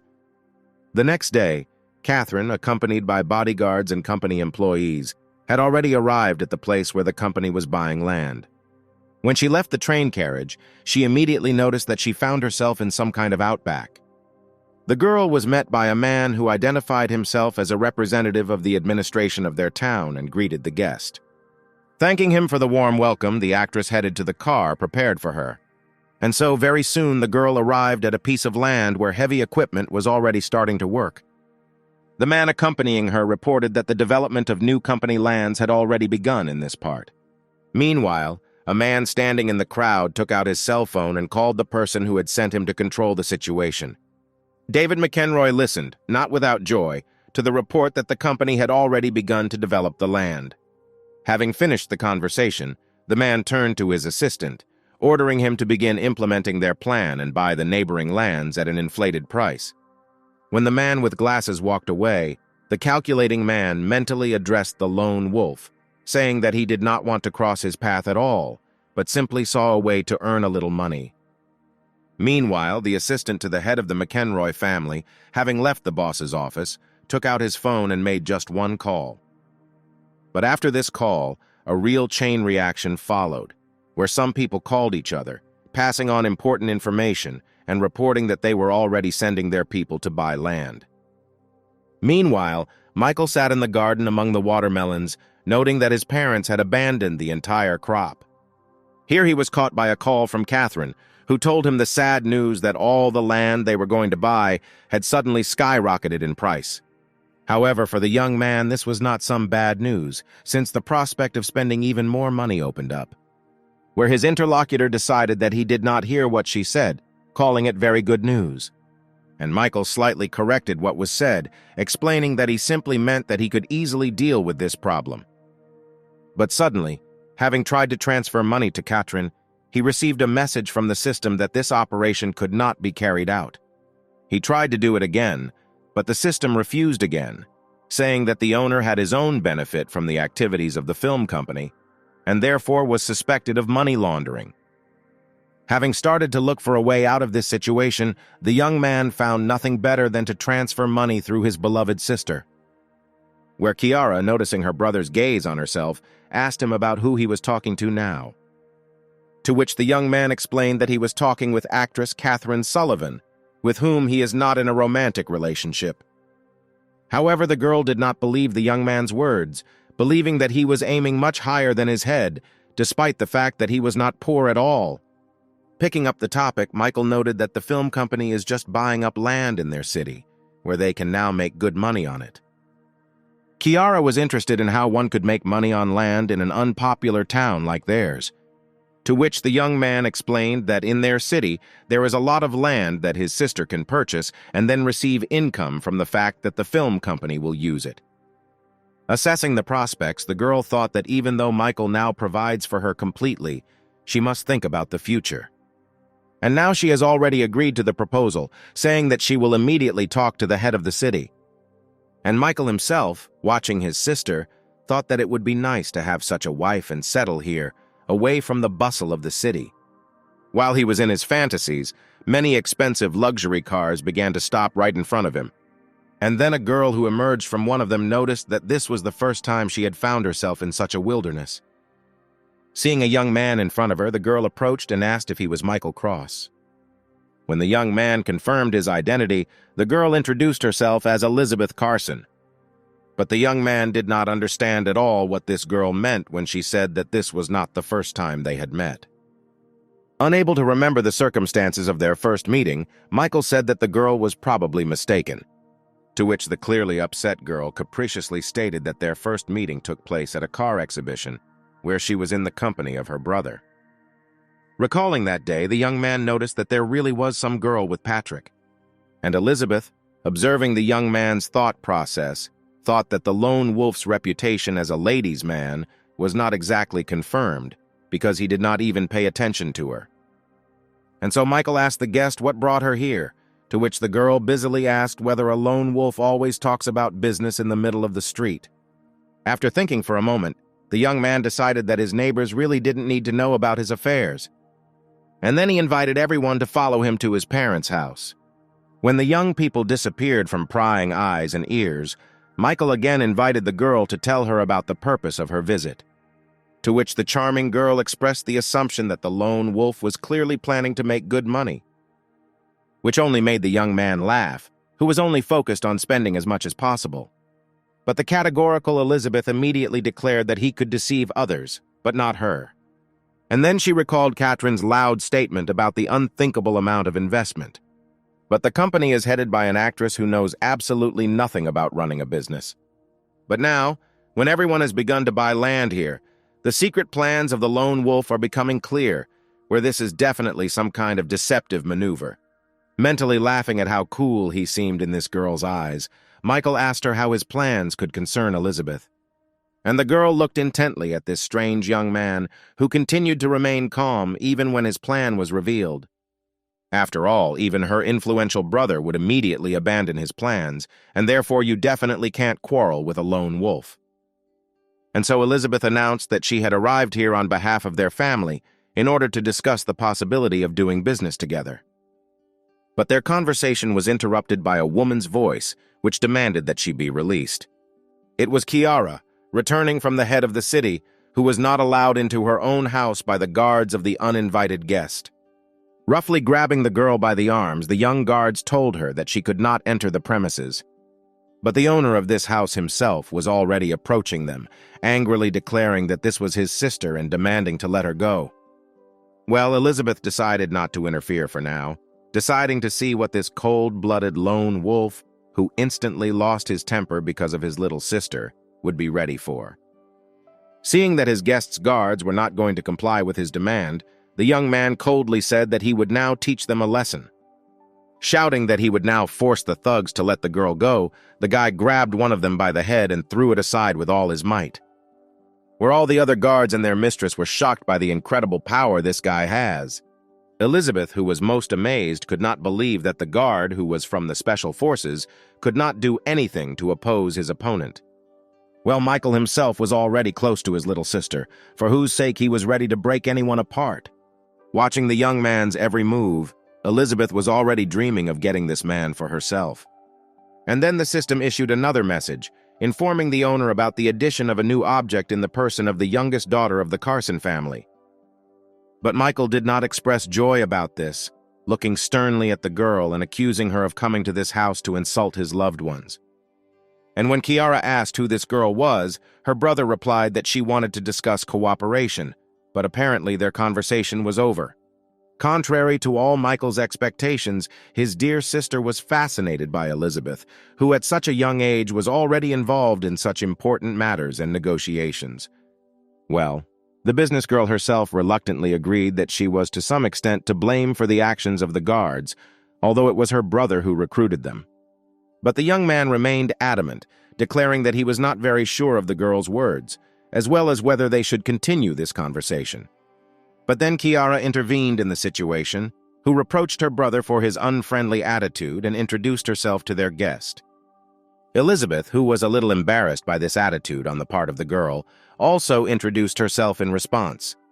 And a few minutes later, Michael was already watching as the two girls were discussing at the top of their lungs the fact that they, as it turned out, were even born on the same day. Soon the young man had no choice but to go and do his household chores while his sister and her new friend continued to actively get acquainted. But then Kiara approached her brother, saying that, according to Elizabeth's stories, he was incredibly cool, to which the young man replied that she still had a lot to learn about him. The system announced an increase in the sister's level of affection for her brother, and she herself was already sitting next to him, ready to listen to new details from the original source. Watching her relatives, Elizabeth noticed to herself that this guy and his sister had a very warm relationship. And with such a huge fortune, this young man lives in some kind of wilderness and just sits in the yard sorting through bean pods. The girl could not believe that such men existed in principle, and the system was already announcing to Michael an increase in the level of location and a second new object. The young man responded to Elizabeth's request to spend the night with a categorical refusal, saying that they only had a business relationship. But she insisted, saying that she really wanted to know life outside the big city, and only 2 people lived in such a big house. Here, Kiara also joined in the persuasion, who also asked to allow her new friend to stay for a few days. About to say something completely negative, the young man turned his head and immediately met those pure and innocent eyes. And so his position was captured, where he told the girls that they could do whatever their heart desired, which pleased them immensely. The young man thought to himself that he would show this impudent woman all the delights of life in a country house, where she herself would soon run away. Well, Elizabeth noticed that everything was going very well for her, where now she had a chance to observe this mysterious character. Lying in his room, Michael could not fall asleep, listening to the voice of his sister, who admired her friend's outfits. Turning on his side, the young man thought that cooperation with the Carson family could be useful, where with their help, he could always remain in the shadows. Shielding himself from the squeals and girlish laughter with a pillow, Michael thought about how his older brother let Elizabeth go to some unknown man, not knowing what he could do to her. An excessively loud noise coming from outside the window made the young man literally jump out of his bed. And when he left his room, Elizabeth met him and wished him good morning. Looking out into the street, the young man saw heavy construction equipment, and immediately accused his guest of abusing his hospitality. But the girl objected to him, explaining that she simply decided to put this place in order. Since she plans to live here for a while, she had to renovate the restroom first. Then she led Michael to the barn where the animals were, saying along the way that everything was terrible there. But now the pigsty shone with cleanliness, where each pig even had its own bath. Watching all this absurdity, Michael could only think that all the rich people were a little crazy. Having finished examining the pigsty, Elizabeth led the young man to the room in which she planned to live for some time. And when the door opened, Michael saw that innovation had also affected this room, in the corner of which he noticed his little sister. Joyfully greeting her brother, Kiara immediately declared that their guest was simply some incredible person. To which the young man replied without any enthusiasm that the main thing for him was that his little sister was happy. Well, his guest had already talked about the fact that all the materials used were environmentally friendly, after which she informed the owner of the house about further changes she planned. Michael understood that any resistance in this case was useless, and only mentally stated that if his parents returned, he would definitely not recognize his home. Watching the two young girls, he also noticed that he had returned here to relax, but instead, apparently, he would work as a nanny. Meanwhile, one of the guards located on the street reported to the gentleman that everything was going according to plan, where the young miss had already settled in the house, and the lone wolf was not at all against cooperation. To which Patrick Carson instructed his man to report to him about everything that was happening and to take good care of his sister. When he finished speaking, a woman's voice coming from behind him asked if everything was okay there. Turning to face his interlocutor, Patrick replied that it couldn't have been better, since a lone wolf doesn't miss a single skirt. And Victoria Malton, standing next to him, noticed the high sense of purpose of his interlocutor, who did not hesitate to use his sister as bait. And so they already discussed together that after the unification of the Carson and Calloway families, this dissolute lone wolf would not have the most enviable end. And so the girl said, since everything is going according to plan, then it's time for her to enter the active phase of the game and fulfill her role. And just as she decided to leave the young man, he suddenly stopped her movement, asking where she was in such a hurry and whether she really didn't like the wine. To which Victoria replied that the wine was more than wonderful, but its taste would be much sweeter when they celebrated the victory. And so, moving along the corridor, the girl thought that if Mr. Lone Wolf was at least half the same as her recent interlocutor, then he definitely could not escape her seductive spell. People gathered at the Cross family's house were actively discussing the fact that Michael suddenly began to live with the daughter of the Larson family. But then the gates opened, and everyone saw Michael himself coming out into the street, but only accompanied by a completely different girl. Standing next to him, Spencer was extremely unhappy that this guy was getting all the female attention. But then he turned to a former classmate, asking if he wanted to go out into the city in the evening and relax a little in a cafe. Turning to his interlocutor, the young man asked what was the reason for this. To which Spencer explained that something like a reunion of their school's alumni was expected. Seeing no reason to refuse this guy, the young man agreed to go to the meeting, saying that he had plenty of free time. The young man thought to himself that these meetings are usually created in order to brag to each other about their achievements. Having finished the dialogue, Michael and his companion continued their journey and soon found themselves in the middle of a cornfield. Asking her companion why they came here, Elizabeth mentally hoped that he would not do anything indecent with her away from people. It seemed to her that Michael had brought her here for a reason and had some secret vulgar intent. She imagined the most terrible pictures when she heard the young man's words that she stayed to live with him of her own free will, just as today she came here with him also without coercion. The girl was already prepared for the worst when suddenly Michael threw her a basket, telling her to pick up some corn on the cob.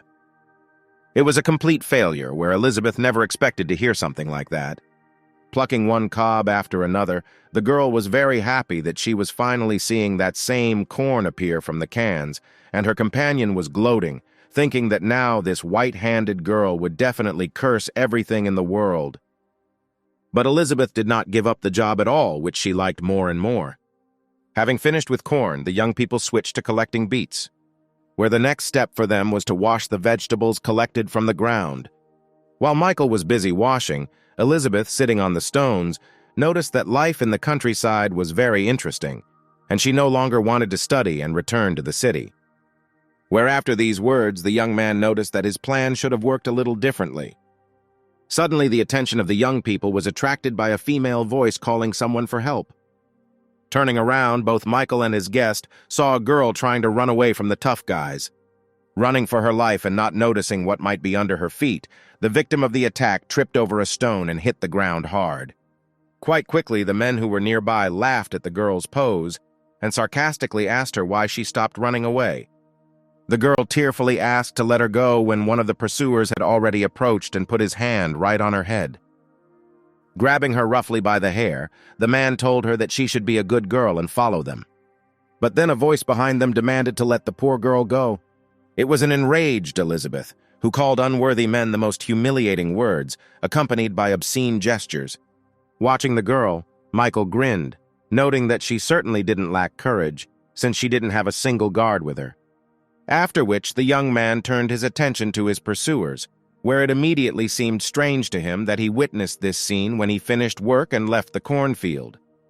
But nevertheless, he decided to intervene, telling the attackers that it was time for them to run away. Which, however, did not please their probable leader at all, who angrily asked the guy who he was and why he was minding his own business.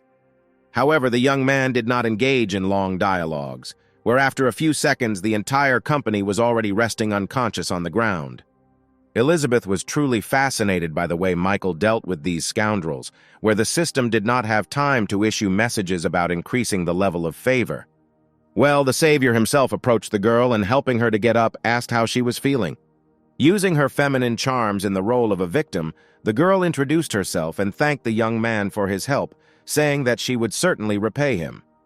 The young man was very surprised at how beautiful a girl who needed help could be. Well, his impeccable system immediately announced the addition of a new object. But the most interesting thing was what benefits the achievement of a certain level of disposition promised, where, among other things, there was a huge number of very different skills. But Michael not only wondered who this girl was, for whom they give so many skills, but also why the disposition was as much as minus 80 points. Immediately he remembered Melanie, who also plunged into a deep negative towards him, but even she did not hate him so much. At the same time, thanks to the system, the young man understood that this girl could pretend as much as she wanted, but he already knew that she appeared here for a reason. Then Elizabeth approached Victoria, who asked the girl why these guys were pursuing her. To this, the victim explained that she simply owed them a large amount of money. And so she told her fictitious story, in which her father spent his whole life in prison, and at some point her mother became very ill. Since the bank did not approve the loan, she had to turn to private individuals to borrow money, but her mother died, and the debt remained. And these men demanded that she earn money by selling her body, so she ran away. Finishing listening to this sad story with tears in her eyes, Elizabeth said that she was the daughter of the Carson family and would help her with money. But Victoria refused help, saying that she would solve all her problems herself, which she just needed a little more time. And her interlocutor admired the strength and determination of the girl, who clearly was not looking for easy ways. The dialogue between the two girls was closely watched by Michael, in whose gaze skeptical notes had already been creeping in for a long time. Looking at Elizabeth, the young man noticed that only such an inexperienced person as she could believe in this hackneyed, absurd, obviously made-up plot. But at the same time, the guy decided not to expose his new acquaintance for now, deciding that she could entertain him well. The young man also found it necessary to find out who was behind this girl. And so he instructed Elizabeth to take the girl they rescued to the house, treat her wounds, and help her get in order. But looking at the joyful daughter of the Carson family, Michael noted that she herself would also do well to take a shower and change clothes, so as not to look like a pig after a mud bath. Deciding not to put off his plans for later, the young man suddenly turned to Victoria, saying that he could offer her a job. Throwing a not very interested look at the lone wolf, the girl began to say that she did not yet know how to respond to the proposal. The spy noticed to herself that it was much easier to infiltrate than she thought, where this guy is really obsessed with girls and is already offering a job. But suddenly Michael innocently declared that since the girl was not eager to find a job, he was refusing his offer. Victoria never expected such a strange turn, having thought about the guy's unusual behavior. Elizabeth decided to intervene in the situation, who said that such a beautiful and obviously educated girl would definitely not be left without a good job. To which Victoria, trying to change the topic of conversation, said that Miss Carson was much more attractive than her. Elizabeth appreciated the compliment, saying that the girl definitely knows how to communicate, unlike those who call her a pig. While the spy continued to shower her with compliments, saying that her protector also had a very broad soul. But inside the girl there was anxiety, where she perfectly understood that the lone wolf was interested in her, but for some reason he did not develop events where this could be because of a stranger nearby. But Elizabeth said that since Michael did not take the girl to his place, then she would find her a job with her. However, this prospect did not suit Victoria at all, whose task was to get closer to the lone wolf, and she cursed the girl who was sticking her nose into someone else's business. When they returned home, the girl's guards surrounded the victim, vying with each other, saying that now the master was at least taking them all away because they had not noticed. But the true representative of the Carson family immediately became indignant, shouting that her brother would definitely find out how they confused her with a completely different person. And so the whole crowd of men tearfully begged to forgive them, where they were prevented from establishing the exact identity of the lady by the dirt on the girls' faces. Meanwhile, Michael's sister had already managed to appreciate the appearance of their new guest, immediately noticing how beautiful she was.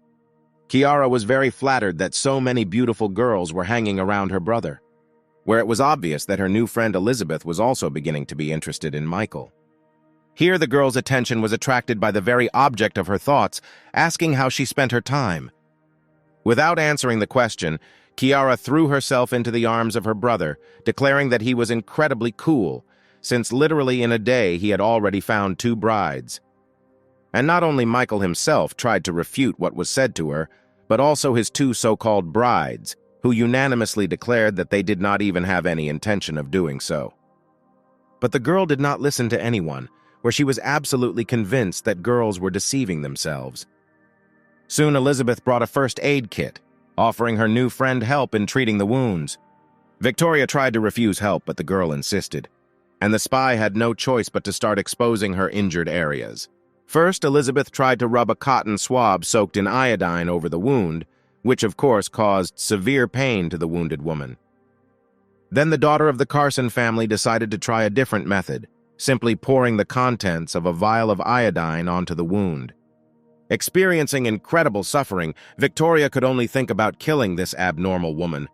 But the torture was stopped by Michael, who decided to provide medical care himself. Having explained to Victoria that Elizabeth most likely had never provided first aid, the young man promised to do everything quickly and as carefully as possible. In the most tender voice, the girl thanked her savior, giving him a tender and sensual look, and meanwhile the system reported that her level of favor had dropped by 5 points, which came as a complete surprise to the owner of the system, who did literally nothing to lower the level. Unable to hide his surprise, the young man raised his head and looked at Victoria. The girl immediately sensed something was wrong and asked Michael what had happened, to which the guy said that everything was fine, mentally concluding that this girl would make a delightful actress, where, of all the people she had met, perhaps only Angelica could be a worthy competitor to her. The enemy was truly worthy, and therefore one had to be constantly on guard.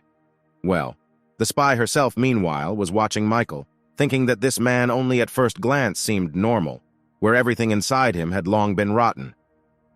The girl remembered the information from the medical institution, according to which Michael's mother could not have children. Therefore, he and that pretty girl Kiara are not brother and sister, where no one probably even realizes what terrible horrors he might be planning against this innocent girl, covering up their life together with family ties. And so the spy decided that she would definitely expose this werewolf and completely bankrupt him.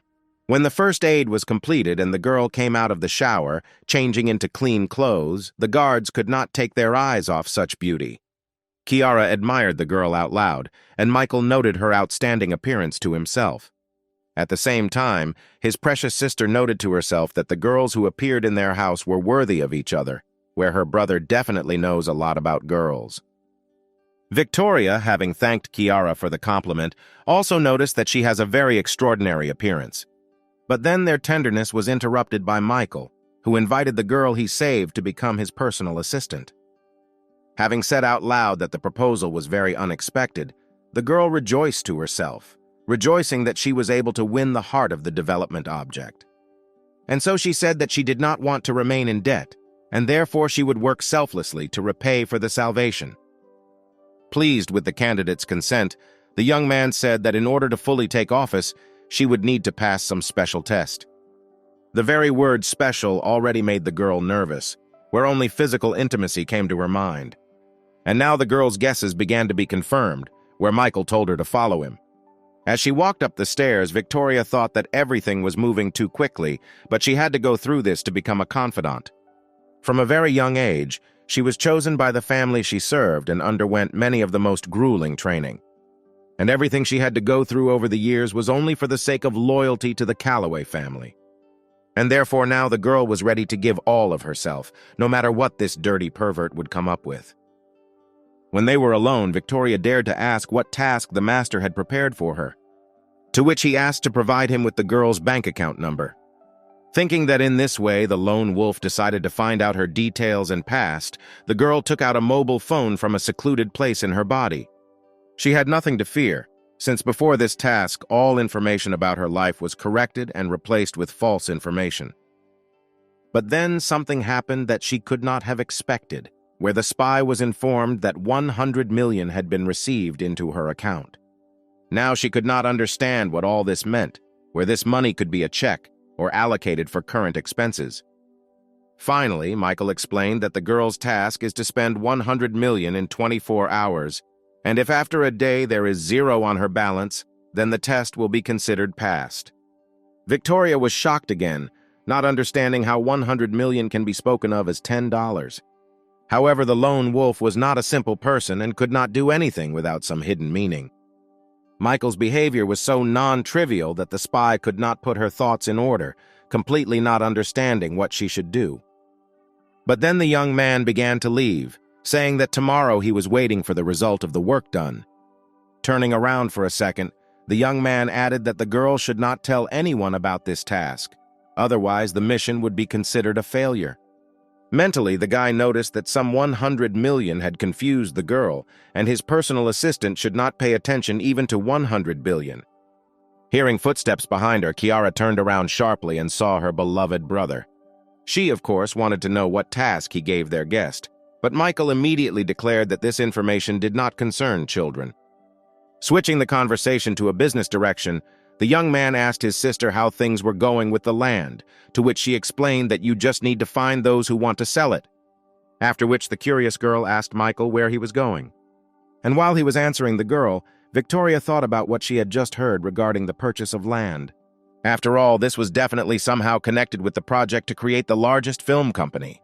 And then it dawned on her that the purchase of land in the north was just a fraudulent maneuver, where he was preparing to buy up all the land at bargain prices in the south. In this way, he will wreak havoc in the real estate world, where many people will lose their money and businesses by committing suicide. Pleased with herself, Victoria mentally concluded that this time the plans of the lone wolf would not work out, since two powerful families had united against him. Meanwhile, Kiara begged her brother to take her to the city, and when the young man asked for what purposes, she modestly explained that she really wanted to buy new things. Michael immediately realized that this was the influence of Elizabeth, whose sister saw a lot of clothes and, of course, also wanted to expand her wardrobe. The young man did not see any problems with spending money and allowed the girl to go with him, saying that she would pay for everything. But then the attention of the brother and sister was attracted by the daughter of the Carson family, who appeared behind them, who said that she also wanted to go to the city with them. Looking at the girl, Michael decided that it was quite possible to take her too, which would only increase his expenses. And now he had already turned his attention to Victoria, thinking about taking her with him too. And now the girls, overwhelmed with emotions, had already run out of the car and were heading towards the first store. Michael approached the spy remaining in the car and told her to also go with them. And to the girl's question, He explained that she should wear his sister's purchases, since he still hired her as a personal assistant.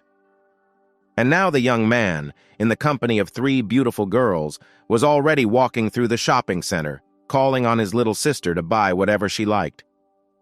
The still very shy girl looked at herself in the mirror, trying out one dress or another. Noticing that his little sister liked something, Michael immediately noticed that it suited her very well. And now he called the seller, saying that they were buying both of these dresses. In the handbag department, the young man couldn't help but notice that his little sister had excellent taste. And now he already demanded to bring each option in 2 colors, saying that he was buying everything. And so it continued in every department into which the difficult one brought his dear sister. At some point, Kiara stopped her brother, saying that they bought so much that she couldn't bear it for several years. Michael tried to justify himself by saying that despite all the shopping, they didn't have a single package in their hands, to which his sister immediately remembered that Victoria was carrying all the packages. After this, the young man immediately approached his assistant, sarcastically asking if she was tired, where of course she replied that her work was not difficult. And Michael said that even if the girl was tired, it would not change anything, since she must prove that she could be useful. And while Victoria mentally instructed herself to remain silent and endure, the young man gave the order to take all the things home, since they had an event planned. Accepting the boss's instructions, the girl only thought to herself that the moment would come when she would be able to deal with this insolent person. 2 guys standing near the cafe were quite surprised when a car stopped next to them, similar to which they had only seen on the TV screen. The door opened and 2 indescribable beauties came out into the street, who instantly won the hearts of the guys. But then, following the girls, a young man who seemed very familiar to the guys got out of the car. As he got closer, Michael smiled and greeted his former classmates. Having recognized the guy, the young people were shocked that it was he who arrived in this expensive car and in the company of such beauties. But then someone's arrogant voice noticed that this luxury car did not belong to Michael. It was Spencer, who immediately reproached the young man for trying to create the appearance of wealth in front of his comrades by renting this car. Listening to everything that Spencer said, Michael could only sigh heavily, where he could not just show everyone his true wealth. Here another character entered the conversation and said that there was no need to attack a person who just decided to play a little. Turning around, Michael immediately recognized another of his classmates, Andrew, who always got a lot of trouble at school. And this young man, who had become much prettier, was immediately surrounded on all sides, amazed at how much he had changed.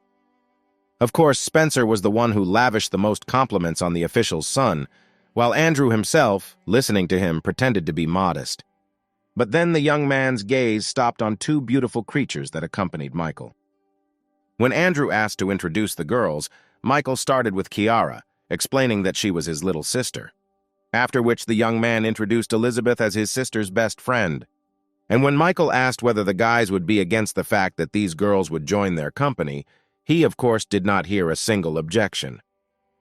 While Michael and his companions headed inside the cafe, Andrew, walking behind them, was thinking about which of them to choose for himself, or whether he should take possession of both at once. However, the young man immediately noticed that this rogue had his eye on his sister and was ready to repel the attacks. Soon, the luxurious table was set, and everyone who had gathered for the meeting today took their places at it. Turning to Michael, Andrew asked about his plans after he graduated from university. To which the young man, who was most interested in food here, explained that he hadn't really thought about it yet.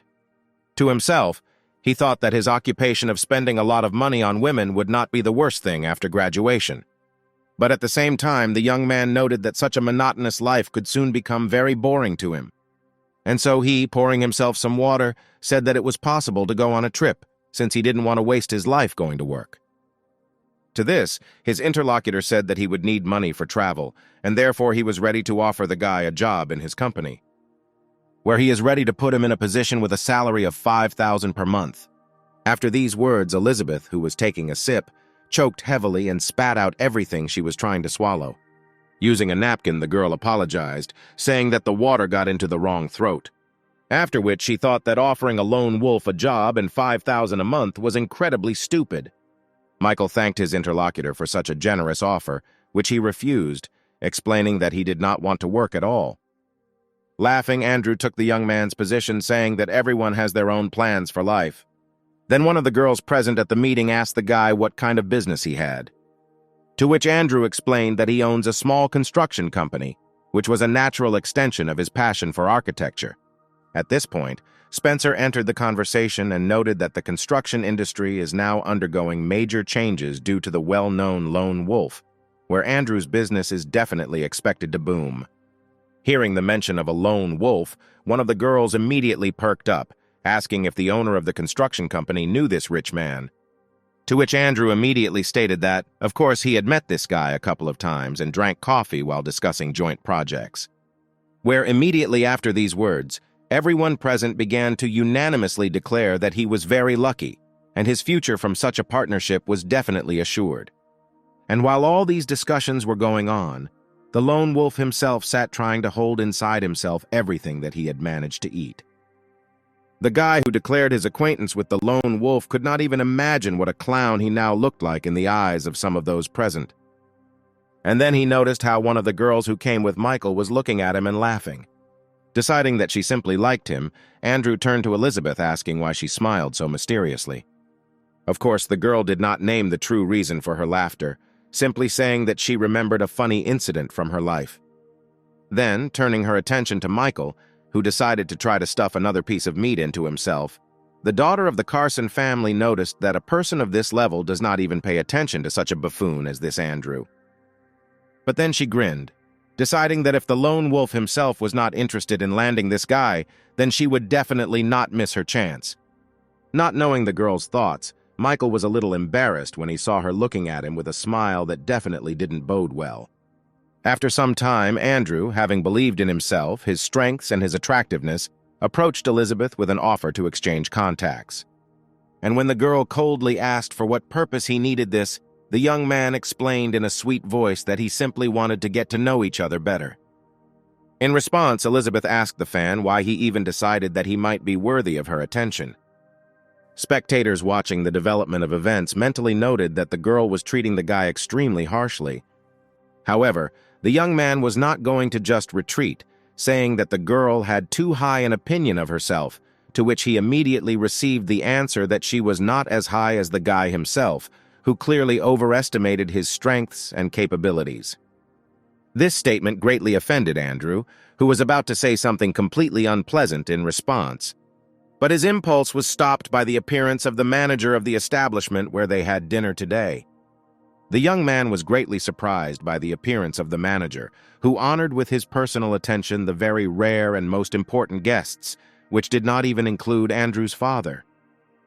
And so this high-ranking man bowed to the young girl, asking forgiveness for the fact that they did not prepare everything in advance, since they did not know that the lady would arrive in their small town.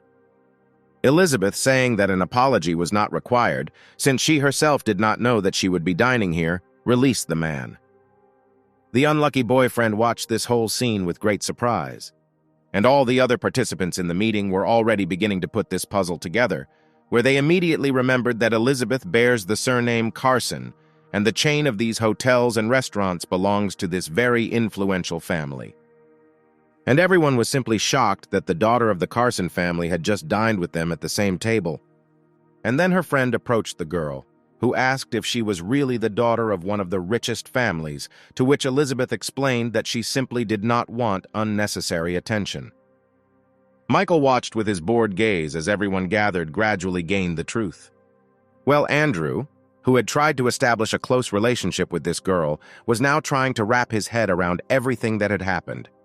Meanwhile, joyful Elizabeth grabbed Michael's arm and suggested leaving this place and returning home. Andrew was truly amazed that some Michael Cross managed to pick up the heiress of the richest family, who, leaving the evening of the alumni meeting, shouted to the manager that the entire bill should be written down in her name. When the young people were next to their car, Michael reproached Elizabeth for putting on such an unnecessary show, but the girl said that it was for his sake, since she did not like Andrew's treatment of the guy at all. Then Victoria called the girl, who had been waiting for the young people, where the daughter of the Carson family explained that they were at the event and would return soon. Having finished talking, The spy wondered why she was not invited to this event, where Michael could have suspected something. But after a second, Victoria noted that, in principle, she could already find out all the information, including how many and what dishes the guy ate at dinner. Adam was taking a bath, helped by two beautiful girls massaging his body, when suddenly his cell phone rang. He was quite surprised when his agent told him about the task of spending $100 million in a day, where Adam regarded such an approach from a lone wolf as a test of trust. Having got out of the bathroom, the man reassured Victoria, saying that he would send people to help remove this amount. After which he praised the girl for the work done, which was very pleasant for her and even caused a blush on her cheeks. At the same time, Michael was driving a car, taking the girls home from the reunion, when suddenly his phone rang. Slowing down a little, the young man answered the call, where Katrin called him again. The girl was in a state of hysterics, declaring that she slept only 4 hours, but the problems did not decrease. And when the young man asked her to calm down and explain everything in detail, the actress said that land prices had tripled, and now she couldn't buy it. To which the young man replied that the growth, of course, is large, but in general the problem can be solved. However, Katrin did not see any way out of this situation, and therefore simply listened to what her sponsor would offer. And Michael said that if someone is trying to profit from them, then the easiest solution would be to change their location. The cleaners sitting on the landing were discussing the fact that in a week, 6 people had already jumped out of their office window.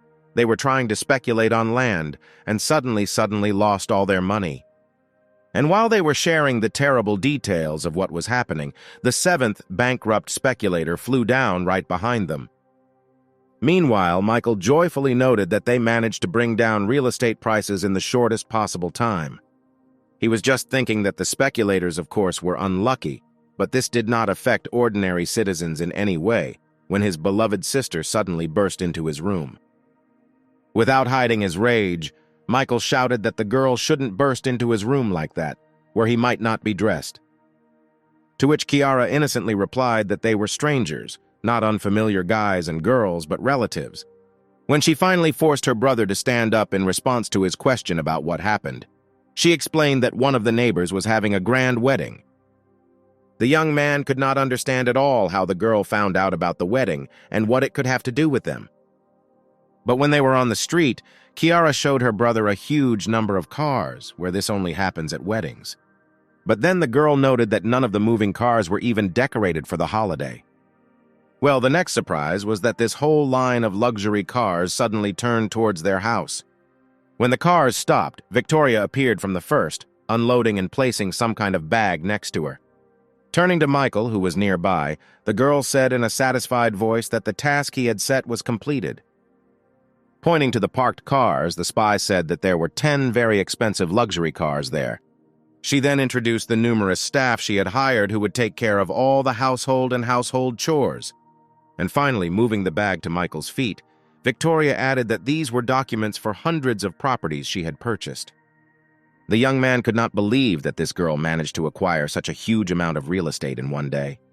However, without showing his emotions, the young man asked in whose name all the acquisitions were registered. To this, the girl, not without pleasure, stated that she founded a company called Photon, for which she made all purchases. And handing the young man a package of documents, the spy added that all he had to do was sign all these documents in order to gain full rights. Pretending that he was studying the documents received, the young man noticed to himself that the girl was very capable, where in just a day she managed to found a company, which clearly indicates that she was helped. And having said that they would talk about the documents later, Michael asked Victoria to follow him. Having started the movement, the girl was worried that her employer might have suspected something, since it would have been impossible for her to really cope with such a task alone. When they were alone, Michael asked if the girl had any idea why he was secluded with her. And when she replied that she did not have a single thought on this matter, the young man turned and, holding out a folder with documents, said that it was she who would become the owner of the company she founded and all its assets. Which, of course, led the girl into confusion, where she confusedly began to repeat that she was not worthy of such an honor. But the young man interrupted her speech, saying that she clearly underestimated herself. But when his interlocutor asked to explain why she was given such an honor, Michael suddenly declared that he simply liked her very much. Playing her role wonderfully, the girl portrayed strong embarrassment, closely bordering on the pleasant emotions that every girl to whom a man expresses his sympathy would experience. Well, Michael, who was playing his game, immediately approached Victoria, saying that he was ready to give her 100 million and 1,000 times more. Taking timid steps back, Victoria said that her boss must be joking, since they had known each other for no more than 2 days. But here Michael made a very compelling argument, saying that he would never trust 100 million and would not give the company to someone for whom he has no feelings. Meanwhile, the girl had run out of space to retreat and her back rested against the wall. And when she again tried to object, the young man suddenly hit the wall with his palm, saying that she could accept his feelings as love at first sight. Soon, the young man's second hand was on the wall, surrounding the defenseless girl, where immediately after this gesture, Michael announced that she was now appointed to the position of his assistant. But suddenly removing his hands, Michael declared that the girl had passed all his tests. When the guy was far enough away from her, Victoria exhaled with relief, as she had already thought that now he would force her to have physical intimacy. At that very moment, the girl was distracted by the signal of her mobile phone, which, as usual, was in one of her intimate places. When Victoria read the message informing her about the transfer of 1 billion, she immediately turned to her boss asking her to explain what it all meant. To which Michael cheerfully replied that this is the next task of his new personal assistant, where she must spend this billion in a week. This completely broke all the logic of the girl, who could not understand why he simply forces her to spend huge amounts of money. And the only thought that could explain everything now and came to the spy's head was that Michael really liked her. The great schemer himself was only glad that, although the girl sent to him, nevertheless turned out to be very useful for him in terms of spending. He was also very interested in when this actress would start doing what she infiltrated for. Victoria herself drove away the thoughts that Michael might like her, remembering her loyalty to the Calloway family. She immediately gave herself the idea that this billion was just an attempt to buy her, which she, like the others, would definitely not fall for. Out loud, in the most tender voice, she thanked her boss for such generosity, saying that she would do everything to meet his expectations. After such words and reaction, the young man turned to the system, where he saw the same 85 points. And looking into the girl's face, whose facial expressions were completely inconsistent with her actual attitude, Michael noticed that it would be very difficult to win her over to his side. And so he, continuing his movement, finally said that she was free to do whatever she saw fit with the money in order to spend it to the last cent. And Victoria was very surprised that her boss just gave her 1 billion and left her company without demanding anything in return. A minute after these events, Diana was already talking to Michael, asking him where he was, expressing her desire to meet. Not knowing what to do with herself, Diana took her cell phone and called Melanie, offering to meet and spend time together on the weekend. But she refused her friend, saying that after her promotion to deputy director, she had a lot to delve into, and therefore she was forced to work on weekends too. In addition, their entire team, developing and implementing a new application, works overtime and on weekends, where she cannot leave them. And so the upset girl had no choice but to state that they could see each other some other time. Diana made her next call to Jessica, asking about her plans for the weekend. But she also found herself busy, where she was already preparing for a weekend trip to another city to participate in an industry summit. Having said goodbye to her friend until next time, Diana did not know who else to call or what to do with herself. Looking at her phone, the girl came to the idea that she could call Michael, where he himself, apparently, would never call her. And now the girl was already telling the young man that she would like to meet him. Michael was standing at the entrance to his house when another super-luxury car stopped right behind him. Everyone who periodically came to his house to observe was amazed when they saw the car from the cover of magazines. But people experienced even greater amazement when a stunning girl emerged from the interior of this insanely expensive car. And now she approached Michael, who met her with another watermelon in his hands. Saying that this was not the place for conversation, the young man invited his guest to come into the house. Spencer, who was nearby, was literally tearing out his hair when he realized that another beauty had come to visit his former classmate.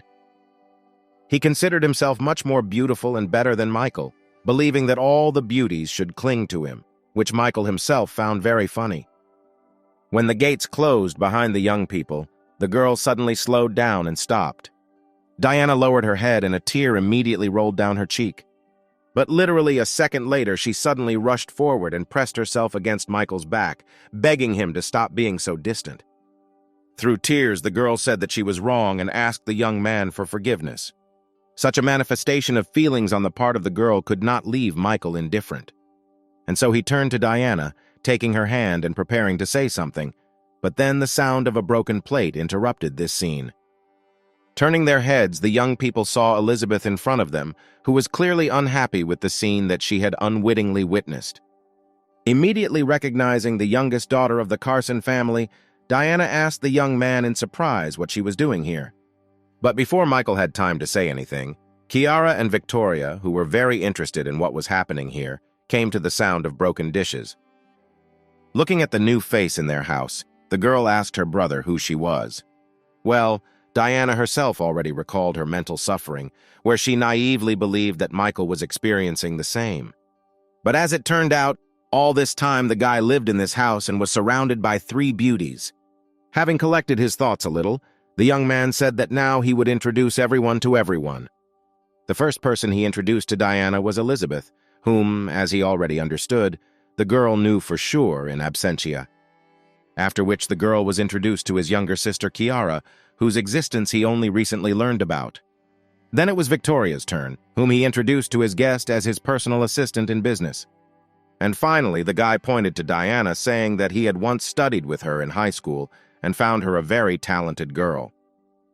The person who disliked Diana's presence the most was Elizabeth, who remembered how easily she had given her contacts to her brother, and who now decided that she would never give her a guy like Michael.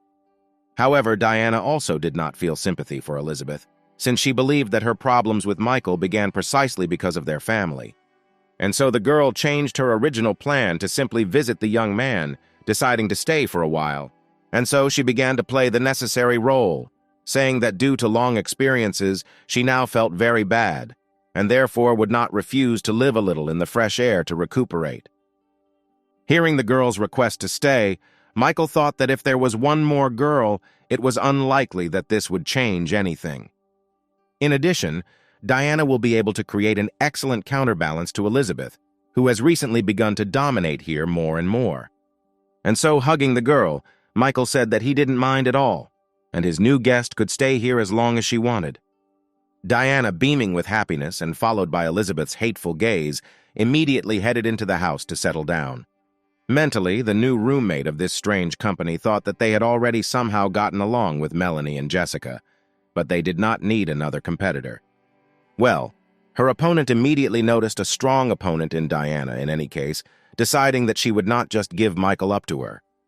The next day, the young man, accompanied by both applicants, went to collect watermelons. And when he rested in the shade of a tree, one gave him water, and the other wiped his face, which was wet from the heat. When the harvest for eating was completed, the young people returned to the house. It was then that the young man was caught by Aunt Laura, who said that she had good news. Having said that he would stay to talk with his neighbor, the young man sent his companions and temporary roommates home.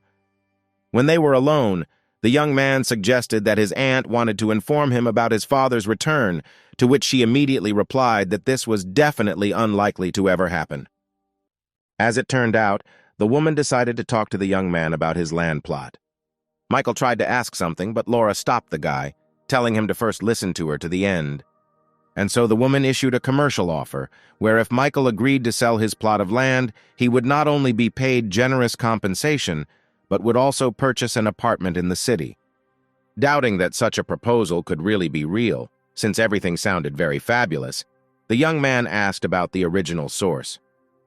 To which the woman explained that she was working with a certain company that had put forward such wonderful conditions, and besides, she was paying extra money to those who would persuade people to sell the land. And when the young man said that his neighbor had most likely contacted scammers, she explained that the company had all its data open, and it was called Photon. The announced name had its effect, where the guy immediately recognized his own company, which he gave to Victoria's management. At the same time, Kiara was standing at another house, with the owners of which she was going to negotiate the sale of a plot of land. The girl thanked Victoria for allowing her to earn good money by searching for people willing to sell their land profitably. And when the spy replied that she had essentially done nothing, Kiara disagreed with her, saying that she had learned a lot during their communication. Looking into the beautiful eyes of this pure and honest girl, Victoria thought about how low Michael had sunk by taking advantage of this child.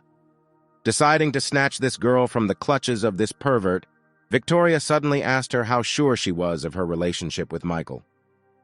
In response, Kiara answered in confusion that this was absolutely proven, where no one doubts it, including the man who raised her.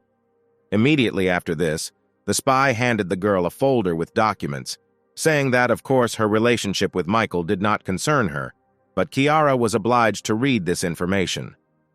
And when her interlocutor asked what was in the folder, Victoria explained that there was a medical report that was given to Michael's mother before he was born, stating that she could not have children. The spy finished her explanation by telling Kiara that Michael Cross is not the son of this family, and then is not related to the girl. This was a real shock for Kiara, who immediately asked if Michael was adopted, but Victoria had no answer to this question. The girl understood that under any circumstances, whether she was the daughter of the father of the Larson family or the daughter of the father of the Cross family, she and Michael were not related by blood. Immediately, the girl remembered how zealously the young man defended her from the tyrant father, who raised his hand against his stepdaughter. The girl also remembered every moment she spent with this guy, who showed true care for her. And so the girl caught herself thinking that she had always liked Michael, which she simply did not want to admit, and therefore the news could well be considered good. And so Kiara told the spy that she didn't want to worry about this at all, where in any case she and Michael became very close.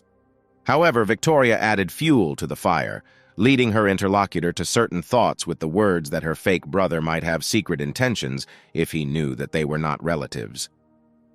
And when the girl asked to explain what she meant, the spy explained that Michael, at the very least, could turn out to be a pervert. However, Kiara then stated that she needed to somehow wrap her head around all this new information, and so for now they should just return home. And now the girls were already approaching the gates of the Cross family house. All the way, Kiara thought that her brother apparently liked her too. But at the same time, the girl noted that he was constantly surrounded by the most beautiful girls of their country, where she, an ordinary girl from the countryside, certainly had no chance. Well, Victoria, who watched the change in her companion's facial expressions, cursed Michael, who was playing with the feelings of this beautiful girl. At that very second, Michael himself was wildly surprised that Victoria's level of favor suddenly dropped by another 5 points. And then Victoria herself just entered the room, looking at whom the young man could not understand why her favor suddenly fell when he was not even talking to the girl. While watching the returning girls, Michael attracted Elizabeth's attention by asking her to light a fire in the kitchen. The girl was very indignant that there was no ordinary stove in the house, to which the owner of the house explained that dishes always turn out tastier over a fire. He then turned to his precious sister, saying that today he would delight her with his culinary skills. After all, the ability to cook was the only thing he could develop without the help of the system. And so, armed with a knife and other kitchen utensils, the young man began preparing dinner for his overly large family. Soon everything that had been shredded and chopped was already in the frying pan. Everyone who was nearby, including one of the security guards, looked in fascination at how Michael was in charge of the kitchen. And so, after 30 minutes, there were 2 signature dishes on the table, into which the young man had almost poured his soul. The young man, of course, invited his little sister to be the first to take the sample. All the other girls watched without blinking as the spoonful of egg rice went into Kiara's mouth. And as soon as her taste buds caught the taste, Michael's sister's face literally brightened, where she immediately screamed that it was a real masterpiece. The girl experienced real bliss, where the taste of this dish seemed to transport her to a world of happiness and bliss. Snatching the spoon from her brother, Kiara furiously attacked everything that was still on the table. Deciding that their friend was clearly overacting, everyone else was quick to approach in order to also evaluate the taste of the dish. And now each of them has already blissfully declared that food simply cannot be so tasty. And now all four girls were already sitting at the table, devouring the prepared dishes and praising the cook. And so the system began to issue messages one after another that each of his girls had increased their level of favor. A separate bonus was the open skill in culinary arts, which was immediately increased by several dozen levels because the owner discovered it on his own. Glad that new skills could be learned independently, the young man attracted the attention of his personal assistant, saying that it was time for her to finish eating, since he had another task. And when the girl tried to ask whether this question could be postponed for at least 5 minutes, Michael coldly said that she was not his guest or relative, but an employee. Realizing that the young man was essentially right, the girl agreed with his arguments, thinking to herself that even the most tyrants of tyrants gave their subordinates time to eat. When the young people went out to a quiet and secluded place, Michael noted that his assistant had been working very hard lately. And so he asked her about how and where she spends the billion entrusted to her. Victoria was prepared and handed the boss another folder that contained information about where the money was spent. And while the young man ran his eyes between the lines for the sake of appearance, the girl outlined in 2 words how many real estate properties she had bought. She also talked about the hired specialists, and noted that some of the costs had not yet been taken into account in the estimate, but she would soon take care of it.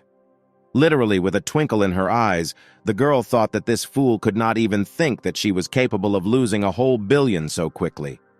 Where she believed that his days were numbered, because everything she bought, the company she founded, required regular financial investments. Michael, of course, did not understand a single word of the papers, but was well aware that he had created a bottomless abyss into which he could safely pour his billions, where everything he manages to spend will give him his personal financial benefit. And so, turning to the spy, the young man praised her for doing a very good job, where such a calm reaction to the squandered billion surprised his interlocutor quite a bit. But at some point, Michael suddenly raised his hand and reached out to the girl's face. Watching the movement of the young man's hand, the girl was at a loss as to his intentions and what she should do. Ready to accept any of his perverted fantasies, Victoria was shocked by how he simply removed the stuck grain of rice. Having sent it into her mouth, the young man noticed that the girl should eat more carefully so as not to appear in such an indecent manner in front of important people. Burning with shame, Victoria told her boss that she would try to be more attentive. To herself, she was glad that no physical intimacy occurred between them. But then Michael approached her again, noticing that apparently the girl had enormous talent. And now she was already experiencing another shock when she suddenly had as much as 5 billion in her account. And while she was coming to her senses, Michael said that this was her new task, where she had to master this money over the next week. But that was not all, where the guy also quietly added that if she copes, he will accept her into his close circle and reveal all his secrets. This is precisely the goal that the spy pursued, and therefore she clearly reported to her boss that she would do everything in the best possible way. Michael's thoughts were that someone else's spy could become his tool for spending money. That same evening, Victoria told her master the good news that she had a chance to get into the narrow circle of those close to the lone wolf.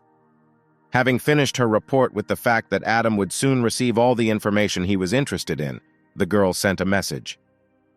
Having finished her report to her superiors, the girl thought that these 5 billion could be spent on purchasing land, which would also require even more investments. Remembering the smug face of her temporary boss, the spy mentally addressed him with words that he completely underestimated women.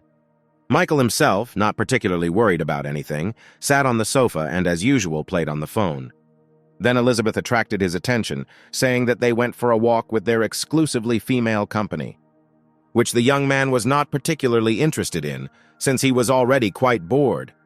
Leaning back on the sofa, the guy noted that he would not mind returning to his school years and living here with his parents. Behind these thoughts about a carefree and generally happy past, the young man did not notice how he fell asleep. The woman who approached the gate of the house at first did not even immediately understand whether she had come to the right address. It also seemed strange to her that there was a huge number of the most expensive cars standing around. Opening the doors, the woman loudly asked if there was anyone inside this house. The sound of a painfully familiar voice woke up the young man, who literally jumped on the spot. Looking towards the front door, Michael noted, not without surprise, that his mother was standing on the threshold. The woman was very happy to see her son in the house, and at the same time inquired about what happened to their house. But the young man did not answer anything, simply throwing himself into his mother's arms and saying that he missed her very much. Hugging her son, Rosemary replied that she missed him too, saying that she wanted to cook something tasty for her son. Already sitting at the table, Michael said that he was already aware of the situation with Mr. Larson's father and wife, where his position was on his mother's side. And when the woman asked her son never to be like his father, the young man reminded her that he was very modest and could not even speak normally to a girl. At that very moment, the front door opened again, and the girls who appeared in the room informed Michael that they had returned. They were very surprised when they found the guy in the company of some woman. Rosemary, who was no less surprised, immediately asked her son who all these girls were.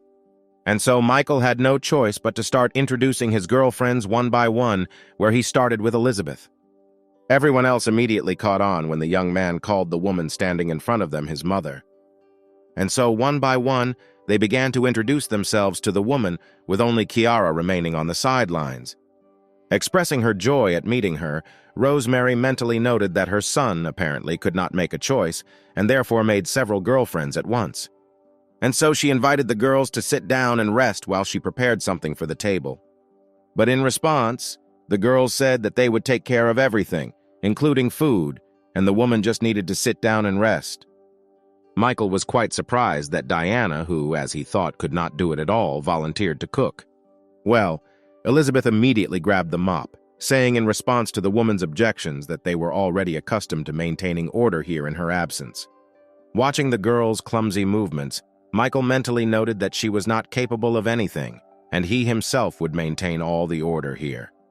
Rosemary noticed that her son had a lot of wonderful friends. Immediately after these words, the system sent a message to the owner that Elizabeth's favorability level had risen by 1 point. And immediately after this came the next appeal, similar in content, only relating to Diana's personality. The owner of the system himself stood and could not understand why the girl's level of disposition towards him suddenly rose. Meanwhile, Michael's mother continued to speak, expressing her fears that her son would never find a bride, which were now dispelled. Where the young man could only blush in response to what was said. Maybe Michael wanted to say something but didn't have time to do it, because his mother was noticed by Aunt Laura, who immediately attracted the woman's attention. Going out to the woman, Rosemary invited her to go into the house, but she stopped the neighbor's impulse, saying that she had important information. The woman could not understand why it was impossible to talk inside the house without hiding from anyone. And so Aunt Laura began by saying that strong changes were taking place in their settlement, to which her interlocutor stated that she had already heard about the new promising company, Photon. And when the woman mentioned the very favorable conditions for the sale of the land, Rosemary categorically stated that she would never sell her land and house. Then the neighbor said that the woman herself might not need to sell the plot, but she should think about the well-being of her son, who will need money for a wedding, a car, and to start an independent life. This made Rosemary think, and while she was thinking, the neighbor added that for her plot, she received a new apartment and $600,000 in addition, but her interlocutor had a much larger plot, therefore the benefit would be greater. Finding no more arguments against what was said, Michael's mother said that she would think about the proposal and discuss it with her son. At the same time, Elizabeth noticed that the young man's mother had disappeared somewhere, asking him how long she had been gone. Well, Michael suddenly remembered that initially the girl came to him in order to discuss options for working together. Saying that he had a proposal for Elizabeth, Michael called her to a secluded place to discuss everything. Following the guy, the girl thought that having immersed herself in this family atmosphere, she really had completely forgotten about what she had come here for. And so, when the young people were alone, Michael handed his guest a bank card, which were issued in limited quantities only for the most influential people. After which the guy said that he put $50 billion on the card, and the PIN code was Elizabeth's birthday. The girl was shocked that a young man would give such huge money to a stranger. And when she asked if he was afraid of losing them, Michael boldly stated that he completely trusted his guest. Elizabeth herself interpreted what was said in her own way, deciding that in this way, the guy showed his sympathy for her. Then the young man approached his interlocutor and said that he planned to transfer to her all matters related to the acquisition of land in this locality. When Michael said that only Elizabeth could trust him, she inquired about his assistant Victoria, who was buying land. But the guy immediately replied that she was nothing more than someone's spy who was simply watching his every move. The girl could not believe what she just heard from the young man.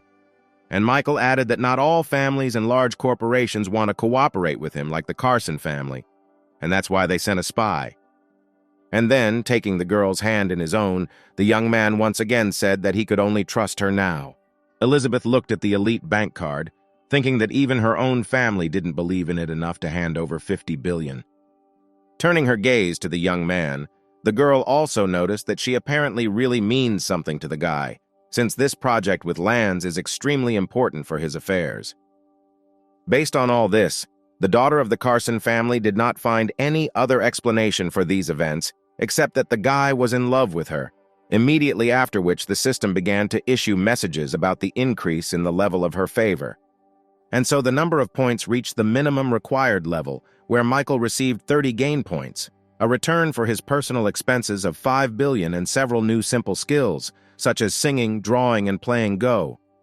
Rejoicing that he had finally achieved a result, the young man approached his interlocutor, saying that everything they were talking about should become their little secret. Where the young girl was absolutely captivated by the fact that she and this guy already had their own secrets. And so, having said that tomorrow she was returning to the capital, the girl asked whether Michael would miss her, to which he immediately responded positively. Intoxicated with happiness, Elizabeth flew out of the house on the wings of love. As he watched his guest go, the young man thought that she was a very good girl, and could well become the one who would resolve the conflict if the rest of her family suddenly turned against him. When he finished with Elizabeth, Rosemary caught his son's attention and invited him to talk. Sitting down, the woman, without preludes, immediately told the guy that she had decided to sell their house. Michael took this news critically, saying that she should not make such hasty decisions. But the woman explained that the Photon Company offers very favorable conditions, where they will receive an apartment, as well as a lot of money. Adding their savings, they will be able to buy another apartment for Michael. And then the young man thought that he found himself in a strange situation, where the company he had created was now persuading his mother to sell the land and house. And while the young man was thinking, Rosemary said that it would be much better and more correct. Looking at his mother, the guy thought that she did not know at all about his wealth, and therefore cared so much about how he would live in the future. And so he came to the conclusion that in any case, he was going to take her to the capital, where he would settle her in a normal large apartment, and therefore did not argue about the sale of the plot and the house. Lounging in his chair, Michael studied the financial report that Victoria, who was standing nearby, brought him information about the company's activities. The girl explained that the company had bought a huge amount of land and was currently experiencing an acute lack of funding. Many of their competitors are trying to buy up land plots, and therefore they need more money to counter them. Saying that their business apparently would not survive, the girl apologized to Michael, taking all the blame for the failure on herself. Inside, the girl rejoiced because she understood that this was a real collapse for the lone wolf empire. But the young man asked how much money his assistant now needed to continue her activities, where she indicated the amount of $10 billion. Which greatly pleased the young man, who could not contain his emotions and declared that this was wonderful. Where such a young man's reaction greatly amazed his interlocutor, who did not understand why the guy was happy that his business was on the verge of bankruptcy. But Michael had already jumped up and grabbed the girl by the shoulders and said that he couldn't have done it without her, where she managed to spend $5 billion so quickly that she needed to spend another 10. When the girl asked if this was sarcasm, the young man immediately stated that in no case, since it was simply a phenomenal ability to spend that kind of money in just a week. And so, turning to his interlocutor, Michael said that many people know how to earn money, but only a few can spend it so skillfully. Pointing to his assistant, the young man said that she was simply the embodiment of his guardian angel, where in his mind Michael called her a stupid creature who would never understand that the more she spent, the more he himself would earn. Absolutely not understanding anything, Victoria timidly said that no one had noticed her talents in running a business before. But then the screen of her mobile phone began to shine and the girl saw a message about another 20 billion being credited to her account. She tried to ask the boss if he was afraid to trust her with that kind of money, to which he calmly replied that he did not feel the least bit of fear. Turning his head half a turn, the young man added that if he works with someone, he never allows any doubts about that person. Immediately after these words, the system suddenly began sending messages that the level of affection for this girl began to rise significantly. Where a satisfied Michael mentally noted that 20 billion had done their job, since Victoria's disposition rose to -10 points. But suddenly remembering something, the guy turned and ordered his assistant to prepare a car for him, since tomorrow he intended to return to the city. This was a very unexpected request for the girl, who could only wonder why he suddenly decided to return. Helping with the preparations, Rosemary asked her son why he decided to return to the city when there was still quite a lot of time before the end of the holidays. To which Michael calmly replied that one of his friends was starting a business and asked him to help with it. Whereby this friend he meant Jessica, who recently called him and asked him to be the guest of honor at the official launch of her broadcasting company. The woman was pleasantly surprised that her son managed to combine study with work. Rosemary even shed a tear when she remembered how Michael, from his youth, tried to earn money himself during the summer holidays and help his family. Noticing the tears in his mother's eyes, the young man became worried, but the woman calmed him down, saying that she was just very sad that her son was leaving. And suddenly Rosemary handed Michael a card, saying that it contained 50,000, which he could spend at his discretion. The amazed young man exclaimed that he could not accept this gift, since it was a lot of money. But the mother insisted, saying that relationships with girls are not a cheap pleasure, to which the young man explained that he had enormous wealth. But Rosemary clearly didn't believe his words, saying that he didn't look much like a billionaire in appearance, and therefore there was no point in arguing with his mother. But taking her son by the hand, the woman said that he did not need to worry about her well-being, since she now had a good income from working in the company. And when Michael asked what kind of strange company this was that paid that kind of money, Rosemary explained that she followed Laura's recommendation to also start finding clients for the Photon Company. After this, the businesswoman said that she had 2 more meetings and said goodbye to her son, wishing him a good trip. Left alone, the young man thought about how his mother might behave if she suddenly found out that Photon was his brainchild. The young man's thoughts were interrupted by a familiar and very pleasant female voice, where Kiara, who looked into Michael's room, asked him if he was really going to leave. Having confirmed his intention to return to the big city, the young man asked the girl why she was so interested in this. But instead of answering the question, his little sister simply modestly asked to take her with him. Looking at the embarrassed girl, Michael noticed that he had completely forgotten that she would not return to the old house. It would not be comfortable to stay in this place, since she was the consequence of her husband's betrayal of his mother. And so, approaching Kiara, the young man put his hand on her head and said that he would gladly take her with him to the city. This was very good news for the girl, who immediately rushed to collect her things. Michael caught himself thinking that he really liked the presence of this beautiful girl, the only one who did not need only money from him. That's why he really wanted to show her a completely different, luxurious, and carefree life of a rich man. And now the car with Michael, Kiara, and Victoria was already racing along the highway towards the capital. Sitting in the salon, the young man scolded his assistant for finding a car that was too simple for him, declaring that next time the girl should show more diligence. Victoria apologized to her boss, saying that on their next trip she would definitely find the most expensive car. But Kiara did not share the opinion of the young man, whose sister she continued to play, telling him not to scold his assistant, since the car was good. Handing her brother a slice of tangerine, the girl said that Victoria was already doing a very good job with his instructions. Suddenly, the system issued a message according to which Kiara's level of disposition immediately increased by 5 points. At the same time, the system issued a message that Victoria's favor level had dropped, where the spy thought that Michael was using this beautiful girl.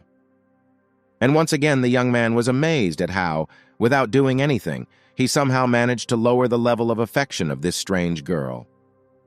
Wiping his face, Michael tried to understand how his mere presence in the back seat could lead to a decrease in the level of favor that he had just raised with great difficulty and at the expense of tens of billions.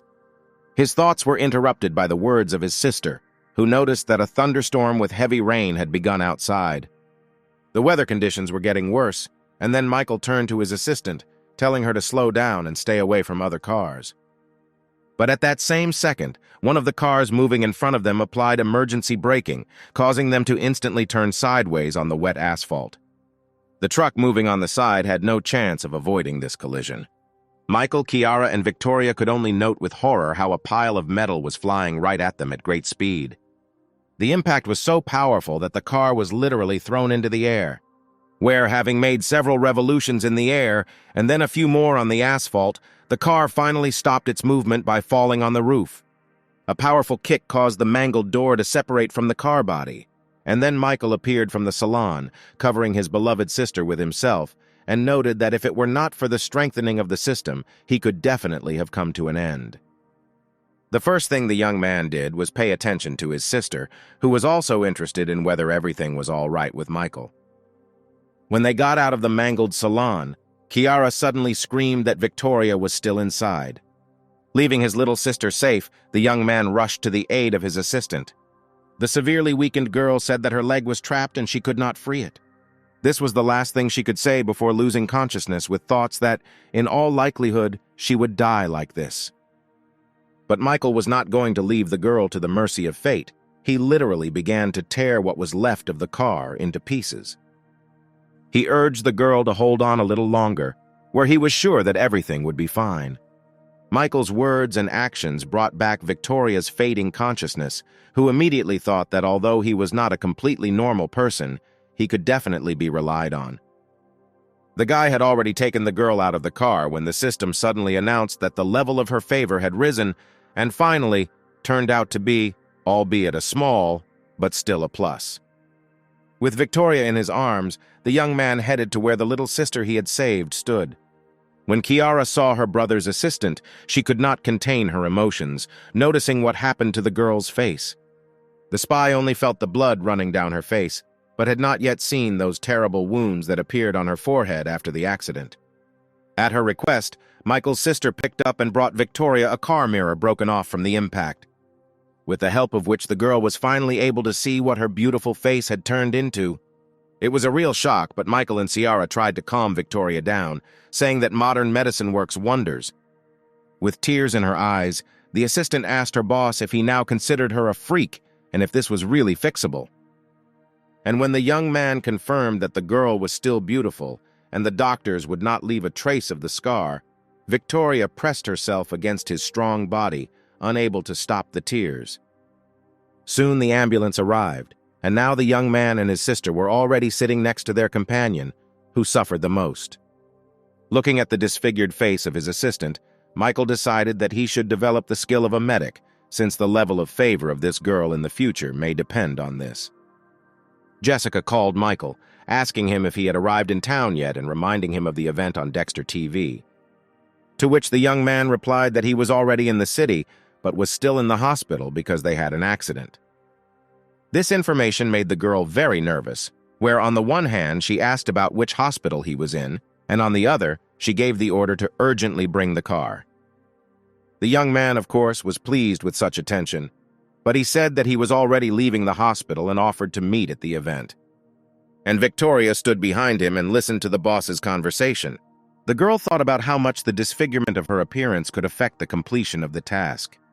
Of course, the fact that she is now not as beautiful as before does not in the least negate her other abilities and qualities. However, it's no secret that external data plays a huge role in people's interactions. In the meantime, the young man finished speaking, instructing his assistant to find a spacious mansion for him in the city, which caused a violent reaction from his sister, who reproached her brother for burdening the wounded girl, to which Michael had to declare that she could simply handle it better than anyone, and he trusted her. However, his beautiful interlocutor did not calm down, continuing to insist that it was not at all the case to exploit a person in this way. Turning to Victoria, Kiara wanted to say something to her, but suddenly she saw tears flowing down her cheeks.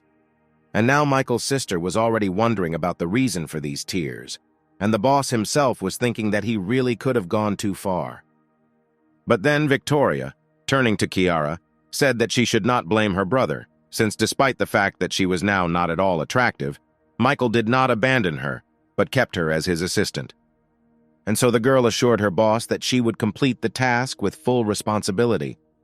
Soon, Michael and Ciara had already arrived at the opening of the channel, where the girl, who was attending such an event for the first time, never ceased to be amazed. Michael's sister could not get enough of the fact that she could see many celebrities here that she had previously only seen on TV. Well, the older brother told his companion that in the future she would often be at such events, and therefore she should begin to get used to them now. Ciara understood everything, but the only thing that confused her was that all the guests were dressed in expensive suits while they came here incomprehensibly. To which the young man replied that if he wanted, then next time he would come almost naked. And then Michael's ears reached the caustic words that two girls standing aside addressed his little sister, mocking her outfit. Ciara also heard everything the two girls said, and then immediately sank. Deciding to put these decorated society hens in their place, Michael headed towards them. Approaching, the young man in a cold tone advised the young ladies to be careful in their statements. But after examining the plainly dressed young man, the girls declared that he was nothing to them and had no right to tell them anything. This statement greatly hurt Michael, who was already ready to tear and throw. But then his impulses were stopped by the approaching Ciara, who suggested that his brother not pay attention to these women.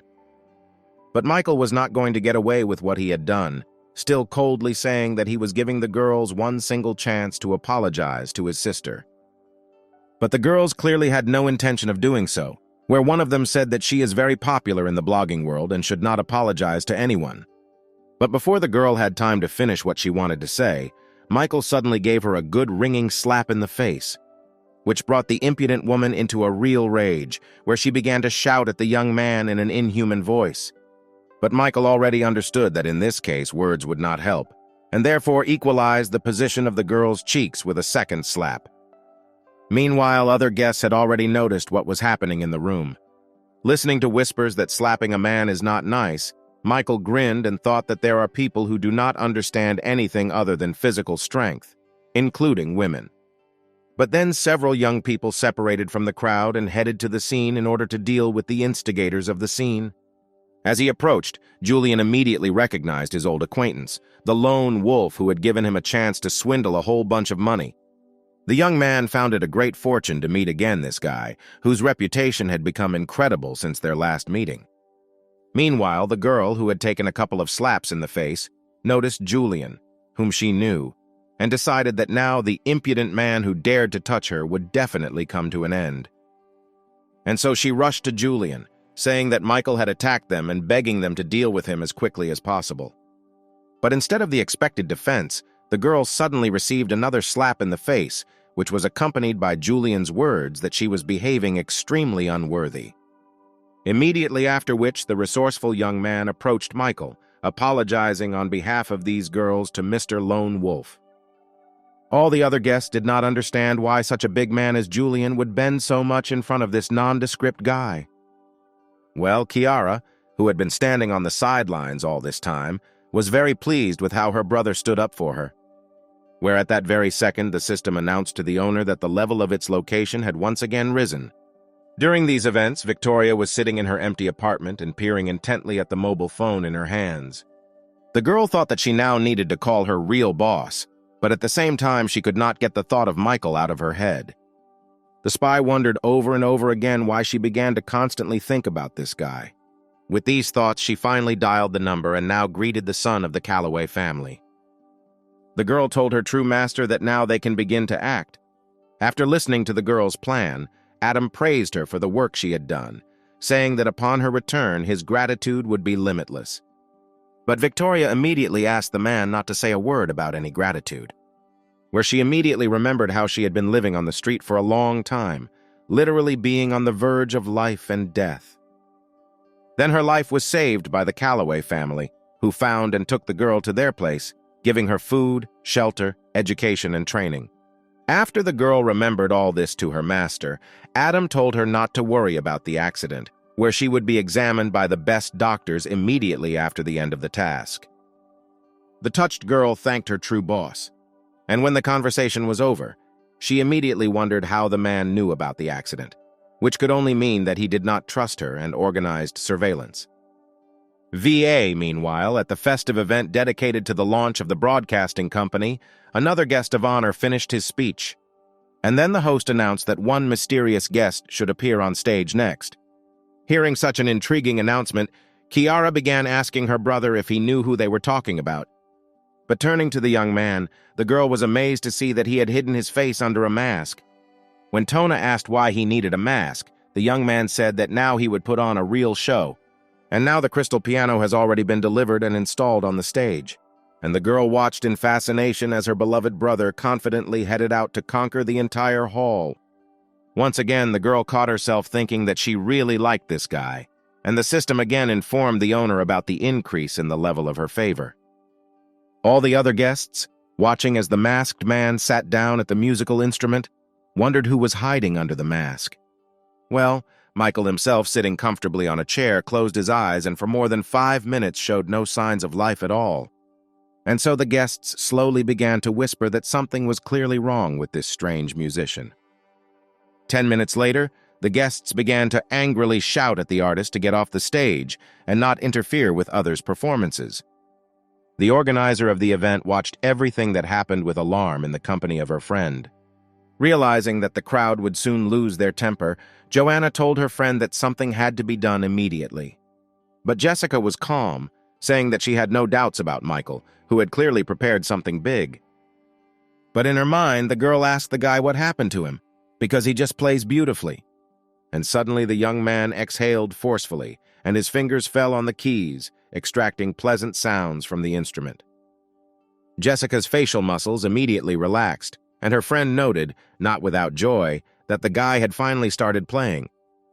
But here, in addition to creating a simply divine melody, Michael also began to sing, where all those gathered instantly felt how much this piece of music touched them.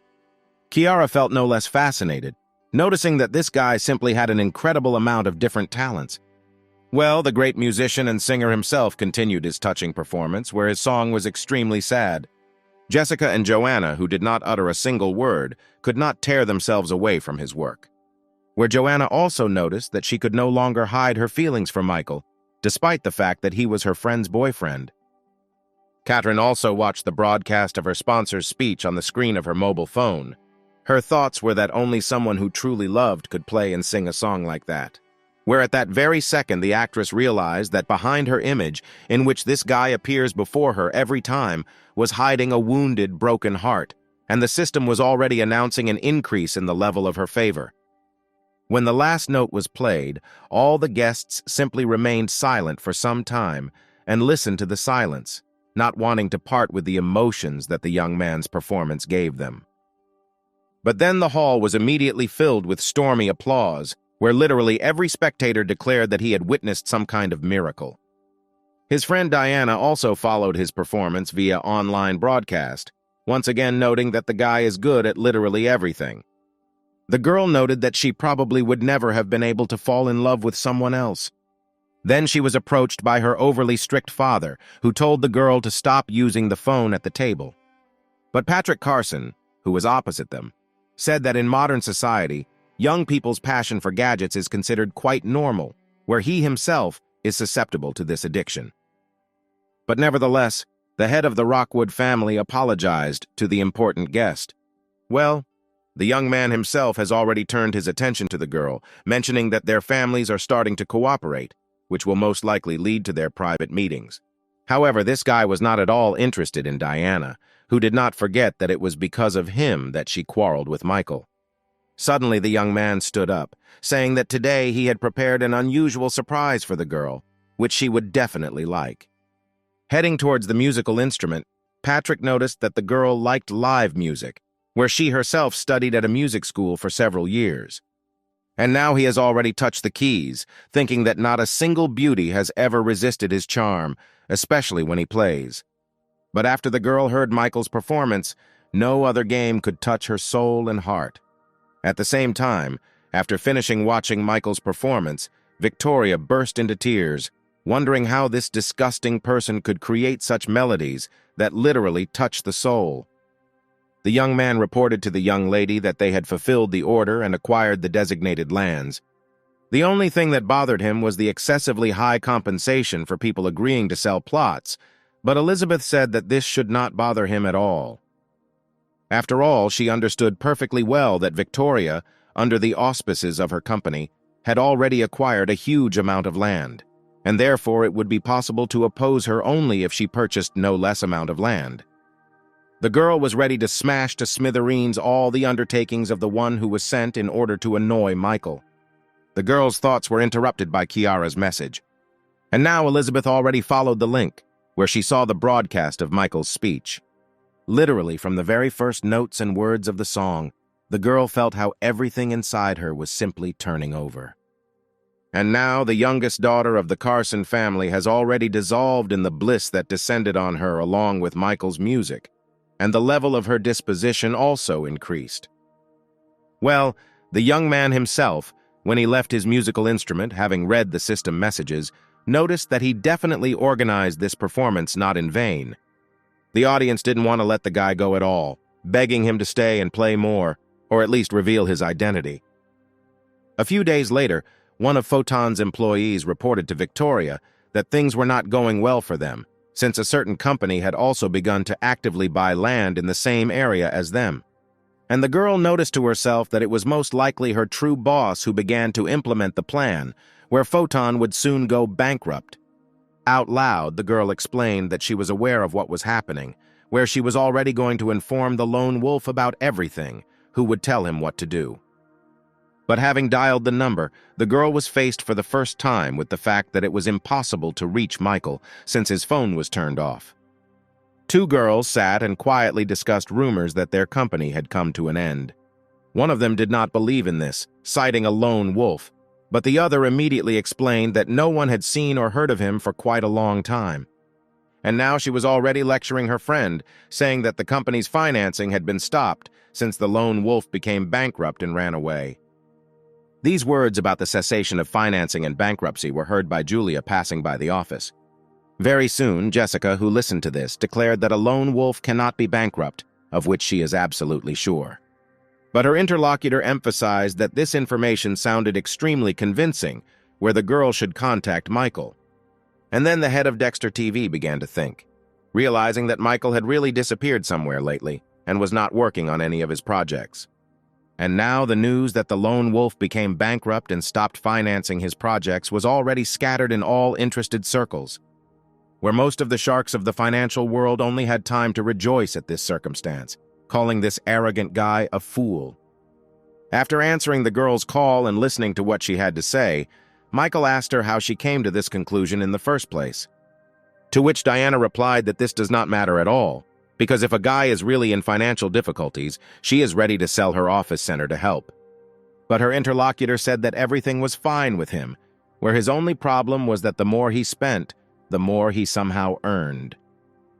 When the conversation was over, the young man noticed that he simply decided to take a short vacation for himself, where during this time they had already completely written him off. When the daughter finished speaking, the woman asked about what the lone wolf said, and she explained that he was very stubborn, and therefore she decided to sell the office center. Where immediately after what was said, Diana's mother, with a changed face, shouted that she should under no circumstances think of doing this. And as justification, the greedy woman said that if Michael has real problems, then this amount is a drop in the ocean for him. Diana, after thinking a little, agreed, but her mother, dejected by her life experience, suddenly announced that the guy could deliberately show some weakness. Where her daughter's hasty decisions can ruin all the global plans of this truly brilliant young man. Soon, Michael received a call from Jessica, who intended to sell Dexter TV to help him get out of a financial hole. The next one was, of course, Katrin, who demanded that the guy simply tell her the required amount. Melanie did not stand aside either. She reproached the young man for not reporting problems and promised to help in any way she could. Already very tired of these annoying calls, Michael said that everything was really fine with him, where he just recently bought a luxurious villa. When the conversation with Melanie was over, the young man was finally convinced that someone was simply spreading implausible rumors about his bankruptcy. With a smile on his face, the young man noticed that now everything has gone wrong, where he is not spending money on women, but they are ready to spend money on him. Taking the cocktail in his hands, the young man was generally pleased that the most beautiful girls were showing him such attention. These pleasant thoughts were interrupted by another call, which really simply drove the guy crazy. But Elizabeth, who called him, told him to stop yelling and demanded that he tell her where he was now. And when the young man asked for what purpose she needed this information, the girl explained that she had a surprise. Where, after what had been said, the young man clearly felt that he would not like this surprise. Patrick Carson gave the last orders to his manager, security, and other employees, saying that today they had an extremely important reception, where, in addition to other high-ranking officials, the representative of the Calloway family should also arrive to him. And a few minutes later, luxury cars began to drive up to his house one after another. And then from one of them appeared the most welcome guest, the son of the Calloway family, Adam. Showing true respect, Patrick greeted the long-awaited guest, offering to go into the house. Adam thanked the greeter, saying that due to their long acquaintance, there was no need to observe formalities. Everyone was already going inside when a taxi car suddenly stopped behind them, from which Victoria appeared. The girl arrived at the meeting at the Carson family house at the request of her master. And then, seeing Adam retreating inside the room, Victoria rushed after him, attracting the boss's attention. But her impulse was interrupted by the rude movement of the Carson family security guard, who demanded that the ragged woman get out of here. Where, after the reaction of one of the guards, all the other fighters took up fighting positions, ready to give their lives for their masters. Well, the girl who ended up on the asphalt from the push loudly identified herself to Adam, who apparently did not recognize her by her voice. Taking a closer look, the young man with glasses recognized his devoted spy. And now he was about to go to Victoria, where he wanted to help the girl get to her feet.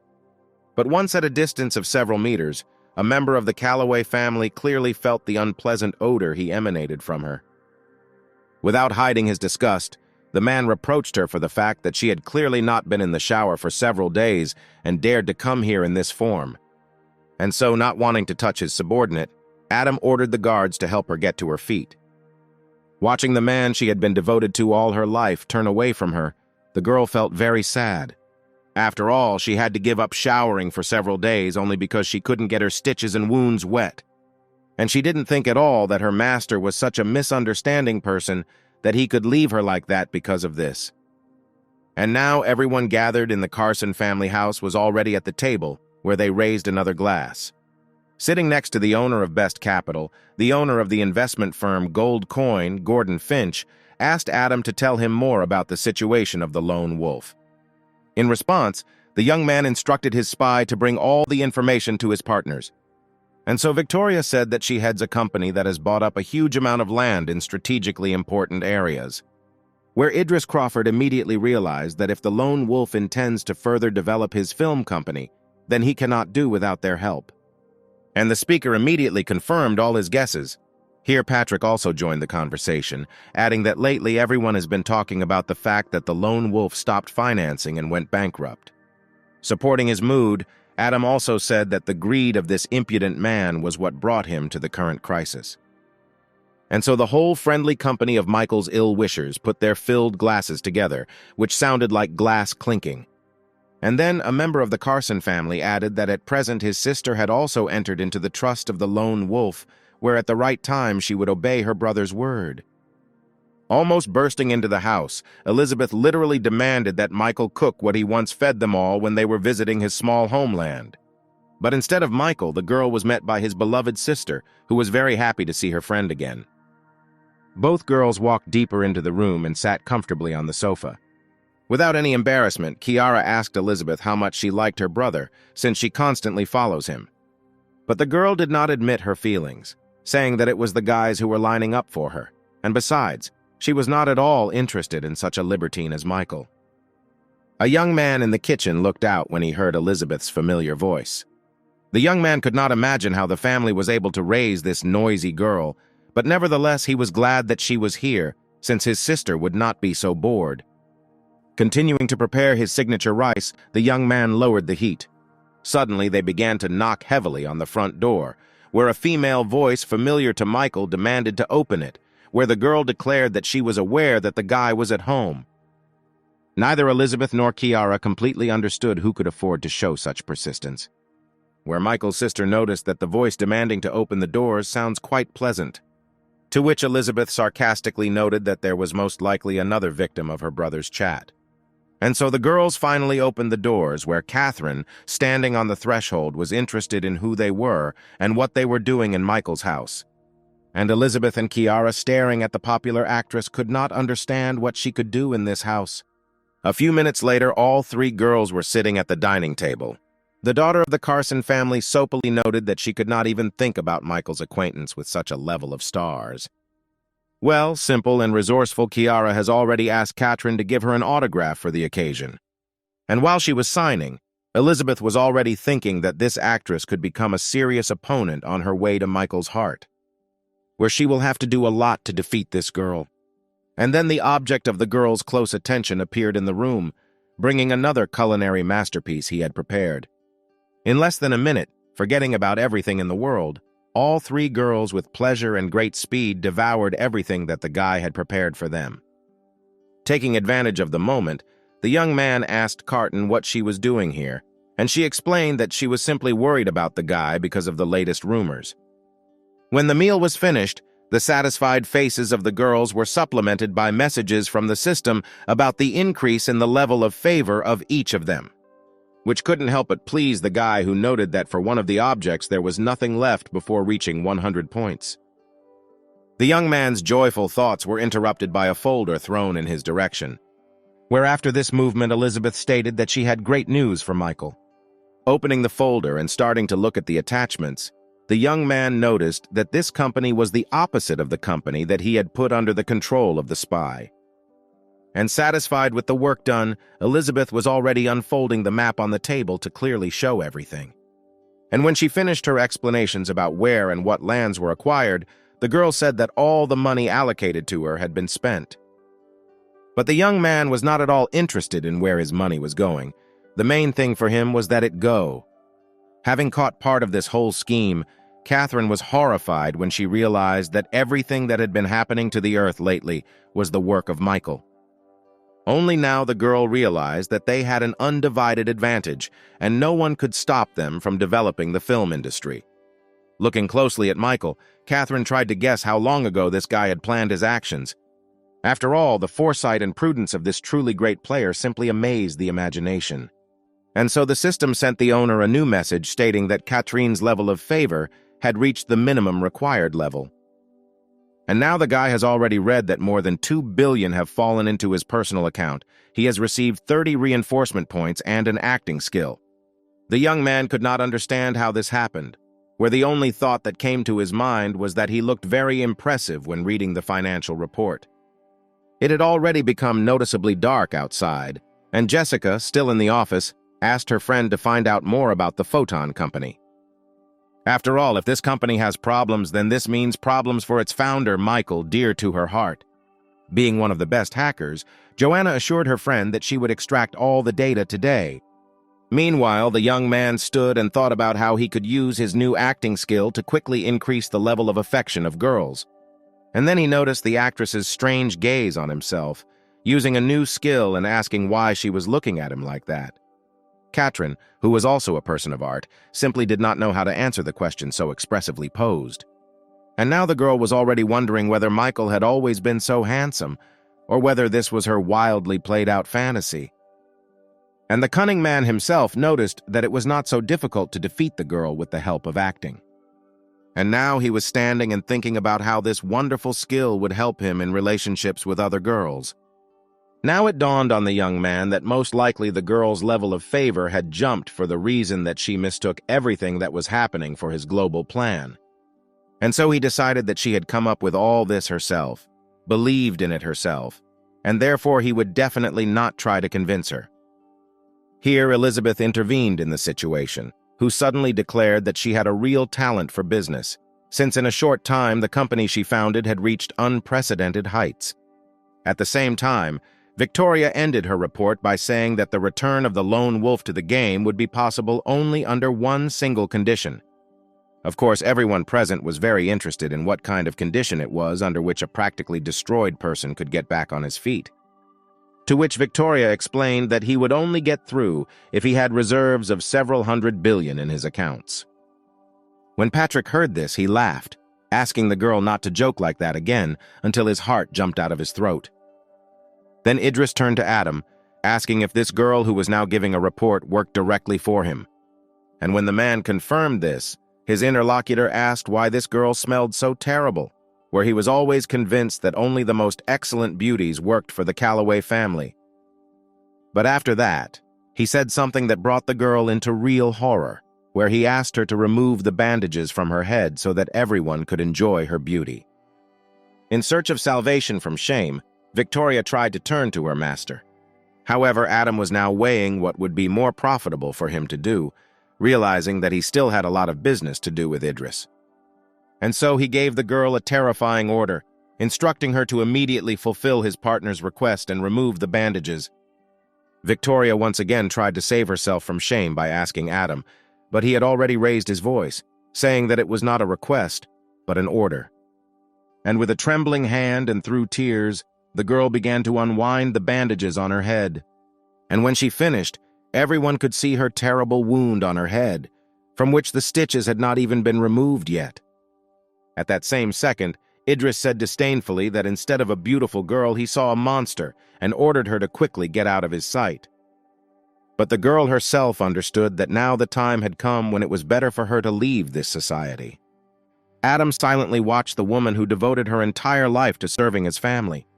He immediately noticed that the wound was serious, where the scar would remain one way or another, and therefore this girl no longer represented any value to him. All the other participants in this meeting behaved more unceremoniously, shouting after the girl that she looked like an obedient dog. And at Michael's mansion, Elizabeth was persuading her friend Kiara to go somewhere for fun. But the girl categorically refused, hiding behind her brother's opinion that after 11 p.m. only slutty women walk around the taverns. To which her interlocutor said that she must be very bored here, but Kiara completely denied this, saying that she loved spending time with her brother. The girl's conversation was interrupted by an unexpected knock on the door. Opening it, Elizabeth and Kiara saw Victoria returning, where Michael's sister was very happy to see her. She immediately noticed that the girl was unusually pale, asking if she was okay. With difficulty overcoming her bitterness, resentment, and fatigue, Victoria quietly said that everything was fine with her. But Kiara understood that her friend was not saying something and helped the girl into the room. Elizabeth showed a completely different attitude towards her, to whom Michael told that this girl was a spy, and therefore the daughter of the Carson family believed that this girl definitely should not have come here. Well, the sister of the owner of the house continued her concern for the guest, reporting that Michael asked to leave a portion of another culinary masterpiece from Michael for her. Victoria did not believe what she just heard, and even asked the girl about what she said. And now the spy was already sitting at the table trying this delicious dish prepared by her fake boss. Tears flowed down the girl's cheeks, where she realized that Michael saw her as a person and not just a tool to achieve goals. Kiara immediately noticed her friend's tears, noting that if someone offended her, they would definitely deal with him. The system was already sending one message after another, informing Michael of Victoria's increase in favor when the latter asked his sister where she could talk to the boss. To this, the girl replied that her brother had already gone to rest. Hearing this, the Calloway family spy was surprised that the young man went to bed so early. But his sister explained that Michael was complaining that lately there had been a lot of different things to do, from which he was tired and wanted to be alone. Well, the very tired man himself lay calmly on his bed and drinking soda played another game on his mobile phone.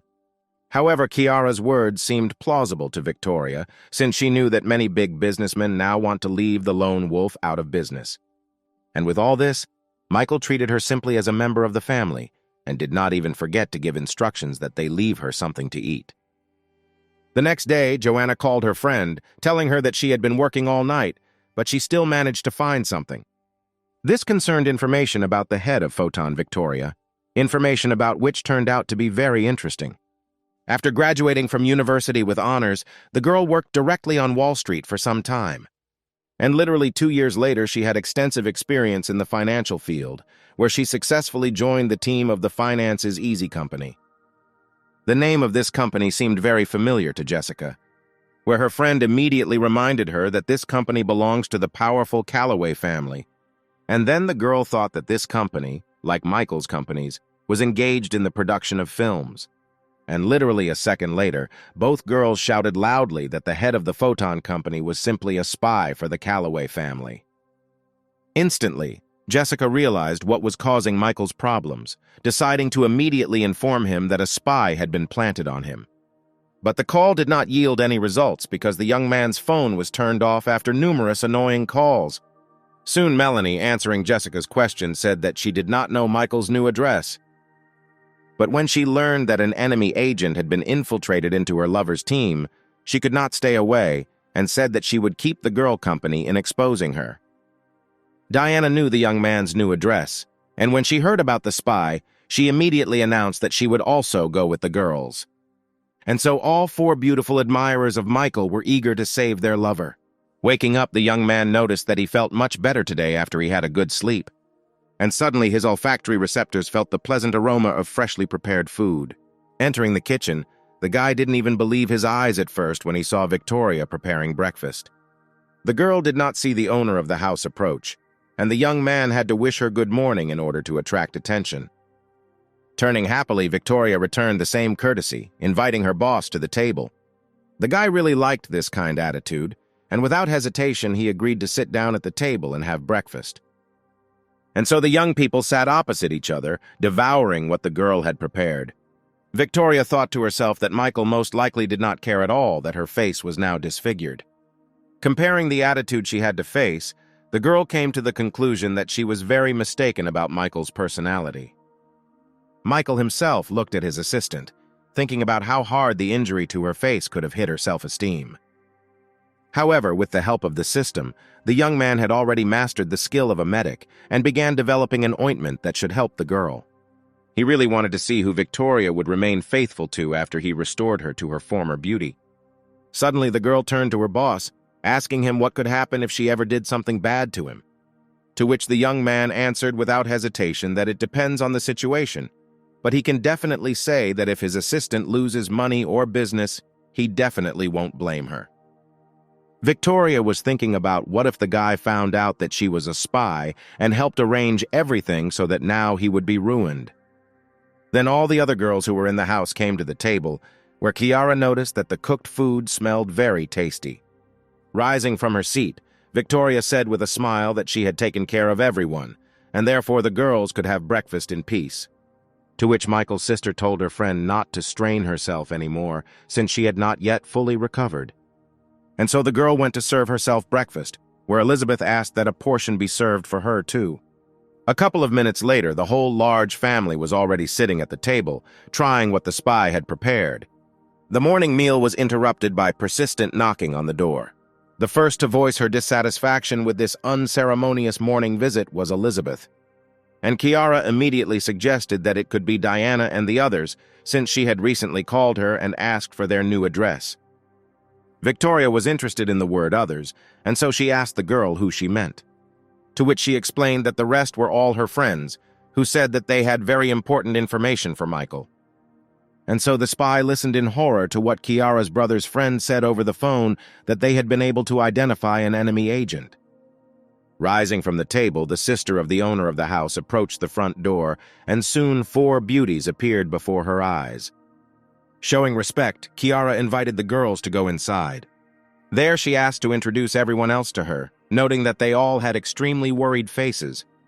But Diana said that the matter was very urgent, and they did not have time for introductions and conversations, and they needed to see Michael as quickly as possible. Saying that her brother and the others were having breakfast, Kiara offered to lead the guests to the kitchen. In less than a minute, all the girls were already standing at the table where the morning meal was taking place. And everyone, as one, focused their hateful glances on Victoria, who was sitting with her back to them. Well, Joanna approached Michael, placing some papers in front of him, and firmly stated that his personal assistant was an agent of the Calloway family. Picking up the printout, the young man was very surprised at what a good education and work experience Victoria had. He looked at the drooping girl sitting opposite him, thinking that at her age it was something incredible to have such talents. Well, Joanna continued, saying that it was she who brought the company created by Michael into decline and passed on all the information to those who united against him. Kiara also turned to the evidence provided and could not believe that Victoria, who had become almost like family to her, was actually a spy. The second person after Michael who was not at all surprised by the information provided was Elizabeth, mentally emphasizing that the guy himself had already guessed about everything a long time ago. She also noticed, not without pleasure, that she was the first to whom he told that Victoria was a spy, which showed his true attitude towards her. The documents that Joanna obtained were also studied by Catherine, who noticed that in this case, Michael's second company was his big trump card, which the spy didn't even think about. But then Victoria herself spoke up, confirming that she had indeed been sent to infiltrate the Lone Wolf's team. After these words, Michael put down the documents and abruptly rose to his feet. Approaching the girl, depressed by the circumstances, he invited her to go with him to talk alone. All the other girls silently watched the retreating owner of this house and the exposed spy. But Kiara's nerves could not stand it, and she burst into tears, saying that she constantly told this girl about her brother, which, apparently, only greatly harmed him. But she was reassured by Elizabeth, who revealed information that Michael had long known that Victoria was someone else's agent. Where this information had the strongest effect, of course, was on all the other girls who rushed to him with this important, but which turned out to be completely unnecessary news. An extremely indignant Diana asked why the guy put this girl in charge of the company and gave her unimaginable sums. But Elizabeth, taking a defensive pose, declared that she should not tell anything to an unknown person.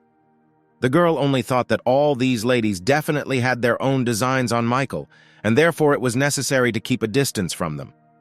And now two girls who were aiming for the attention of the same young man were already ready to start tearing out the hair on each other's heads.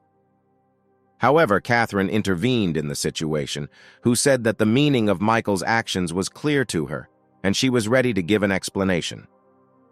And as soon as the girls said that the land of the Photon and Crystal Peak companies had common borders, Diana suddenly exclaimed that she understood everything.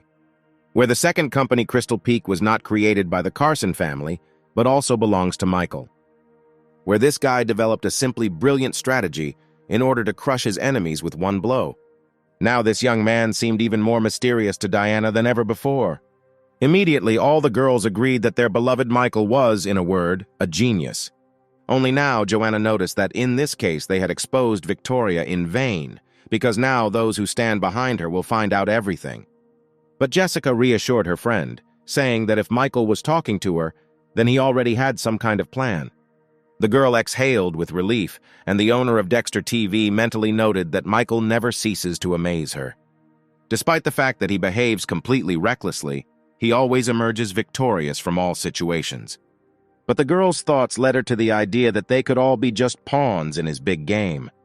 Well, in the meantime, Victoria apologized to Michael for bursting into his life and destroying everything he created. The girl asked to understand her, saying that everyone has their own boss, and therefore she had no choice. But then Michael cheerfully said that he had long been aware of everything that was happening.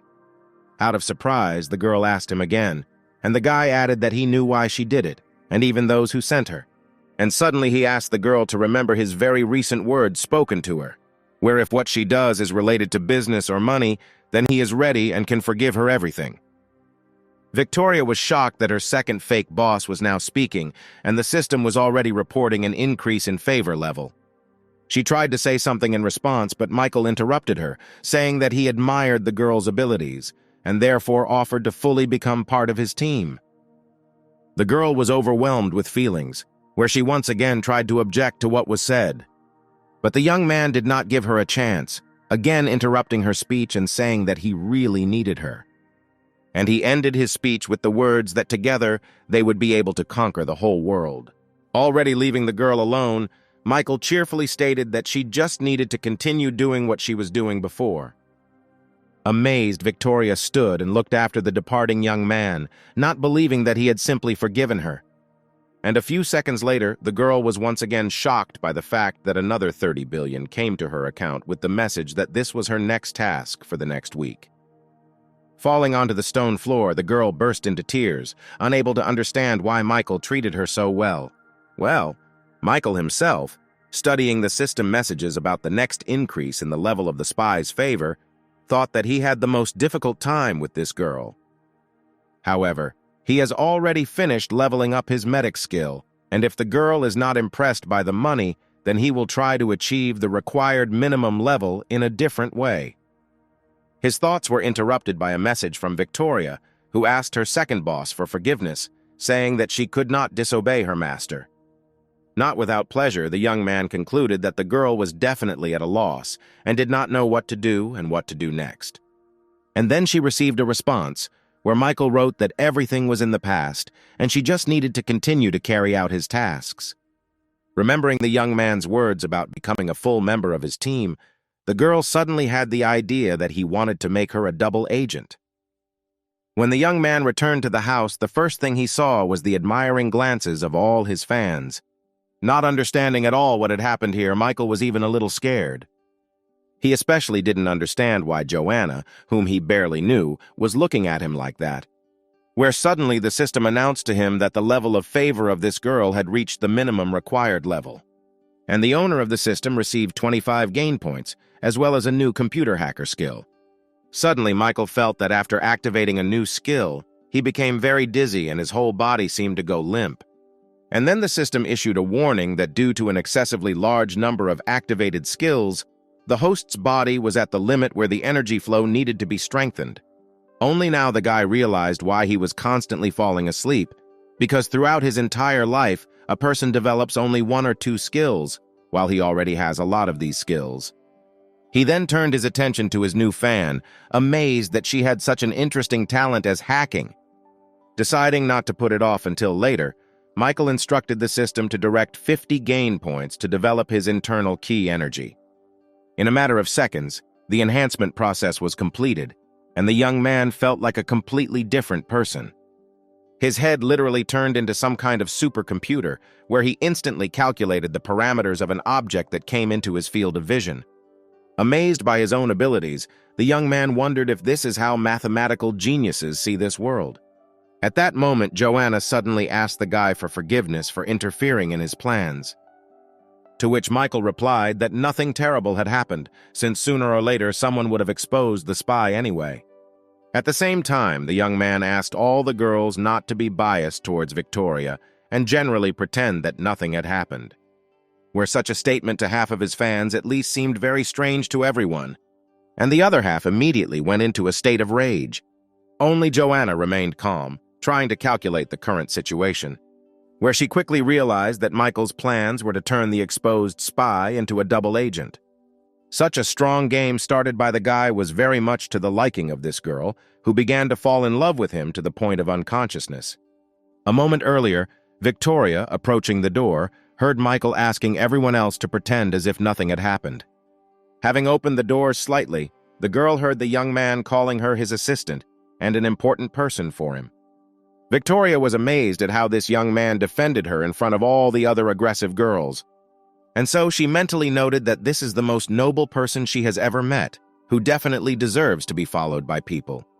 Soon, the former spy had already gathered her things and was standing opposite her former boss outside the walls of the mansion. Throwing a sad look at the young man, Victoria told the guy not to bother, as she would call herself a taxi. To which Michael told the girl that she could really stay and live peacefully in his house and work on his team. Smiling slightly, the girl replied that even if the owner of the house himself accepts her as is, this does not mean that everyone else can accept her. Elizabeth and Kiara watched the farewell of the young people, where the latter really thought that her brother had lured the spy to his side and was now sending her on a mission. Turning to her friend, she said a little excitedly that when she returned, Victoria would most likely be punished for her failure. And then, after her words, Elizabeth noticed that the spy was not aware of Michael's true plans. And when the scheme he built becomes obvious, all the blame for the failure will be placed on Victoria, and then she will not feel enough. And so both girls agreed that the young man's plan was simply impeccable. Taking out her cell phone, Elizabeth called her brother, intriguing him with her words that she had just witnessed extremely interesting events in Michael's house. In the conversation, the girl called Michael so affectionately that her brother was quite surprised by this, suggesting that if this goes on, he will soon have a new relative in the person of a lone wolf. And now Patrick was screaming at his sister, telling her to stop spending so much time with Michael, where he also reminded her that very soon she would have to apply for admission to the university. However, the girl had character, saying that she had achieved a lot during this time and did not need her brother's tutelage at all. Meanwhile, Kiara and Elizabeth were watched by Jessica, who asked Diana who the two girls were. And her friend explained that to the left is Michael's little sister, whom he found quite recently. Well, her interlocutor is none other than the youngest daughter of the Carson family herself. The name Elizabeth made a strong impression on Jessica, who knew that this was one of the richest and most influential families in the city. When the first impressions passed, surprise was replaced by anger, where Jessica was not at all happy about her new competitor. And so she decided to take a closer look at both her new rival and her lover's sister, attracting their attention. As she approached, the girl introduced herself, also saying that she was currently the head of Dexter TV. Saying that she was also a very close friend of Michael, Jessica suggested that the girls exchange contact information. When the owner of the house himself returned, he could not help but notice that the room was very lively. All his fans approached each other, talked, and exchanged contact information. In addition, Jessica told Elizabeth that she had already sent her an invitation to their general chat. This formation of a common group of fans somehow did not make the young man very happy. Well, the exposed spy had already managed to get to her master's mansion, where Adam told her not to take what happened yesterday to heart, since Gordon and Idris were his partners, whom he could not upset. The man then added that he, of course, offended the girl, but in return he invited the best plastic surgeon to work on her scar. Taking on the most submissive appearance, the girl said that she understood everything and thanked the gentleman for the care and attention shown. Returning to business, Adam asked why his spy arrived here today, to which Victoria explained that she had been discovered this morning, and therefore she could no longer stay with the lone wolf. The son of the Calloway family was quite surprised that, having discovered the girl, they simply let her go without doing anything.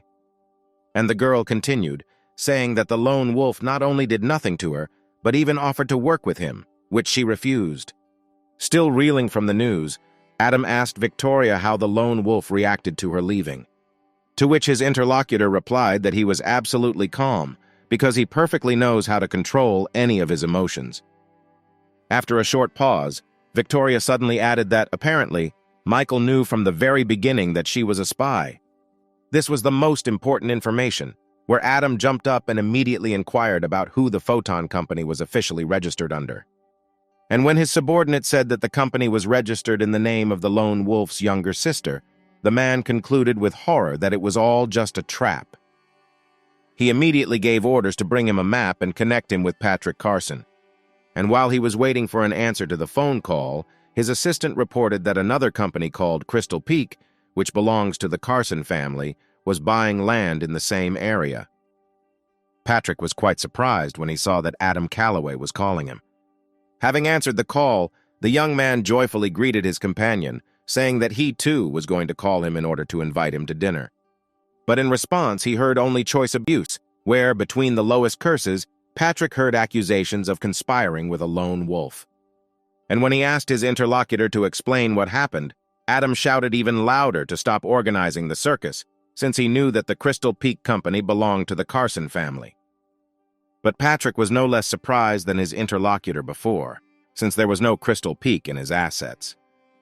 And now he was already confused and told Adam that he would definitely find out everything, since the company he named was not the property of their family. To which his interlocutor immediately gave him no more than 8 hours, after which his companion will deal with all the consequences himself. When the conversation was over, the young man, without hiding his anger, threw his phone on the floor. His thoughts were that he had invested $10 billion in cooperation with the Calloway family, and if their agreement was terminated now, he would never be able to explain this to the family. And so he turned to his manager, ordering to find out all the information about a certain company, Crystal Peak. Just a couple of hours later, Patrick sat at the table, beginning to study the report prepared by the manager. He was furious when he learned that such a huge, multi-billion-dollar company actually belonged to his family in the person of his younger sister. The young man could not understand where this girl got such huge money. Well, the old manager drew the young gentleman's attention to the fact that the lands that were acquired by the Photon and Crystal Peak companies have common borders, where a lone wolf pulled off a grandiose scheme. Everyone believed that they had driven him into a dead end, but in the end they themselves found themselves in a trap. Because everyone who was interested in keeping the lone wolf out of business bought land at a price that was 3 times higher, where now they will simply lose their money. After listening to the manager's thoughts, Patrick said that his opponent not only came up with an excellent scheme, but also recruited his own sister. Immediately asking for a new phone, the young man began to dial his sister's number, furiously shouting that she had definitely decided to kill her brother. The girl, who was relaxing by the pool, answered the call and warmly greeted her brother. But he clearly had no time for pleasantries, where he, without hiding his anger, demanded that his sister say whether she really owned the Crystal Peak Company. Laughing, Elizabeth, confirming her ownership of the company, added that now her brother would definitely be able to appreciate her abilities. But Patrick was not in the mood for fun, where he accused the girl of betrayal and ordered her to immediately return home. But his sister was not going to listen to her brother, simply switching off with the words that Michael treated her much better than his own brother. Hearing short beeps, the son of the Carson family could only admit that his sister had simply hung up. The young man's feeling of rage went off scale, and already the second phone became unusable after a strong blow to the floor. Having calmed down a little and putting his thoughts in order, Patrick asked the manager to bring another mobile phone. Carrying out the order, the old man at the same time said that the return of the young mistress now would in no way rectify the situation, where they should first of all think about how to compensate for the losses. Turning to the man, Patrick asked if he had any specific thoughts on this matter. To which the manager openly said that the gentleman should consider going over to the side of the lone wolf, where, given his trust in the young lady, the future of the Carson family would be secured.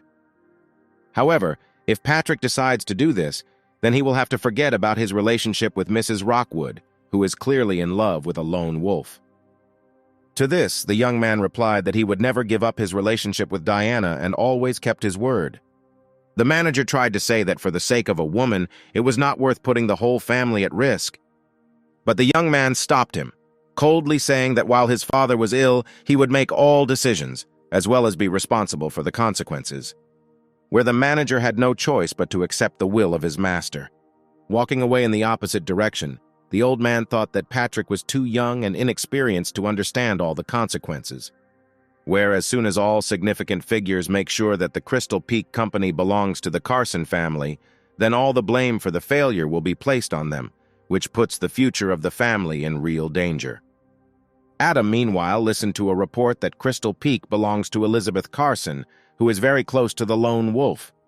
But at some point, the young man stopped the speaker, after which silence hung in the air. Victoria understood the situation most of all, for whom this development of events was a shock, because even as Michael's personal assistant, she did not know that it was he who created Crystal Peak. And now she turned to her master, asking for forgiveness and saying that it was her fault. But Adam was angrier than ever, shouting that losses of more than 10 billion could not be justified by defects. Throwing an ashtray at the girl, the son of the Calloway family shouted that Victoria did not even understand what she had done. And now he was asking her about whether she was arrogant, deciding that it was worth the capital he had lost. When hit by an ashtray, the girl's wound opened and bleeding, she listened to the man's words that she was nothing more than his property, the chain dog of their family.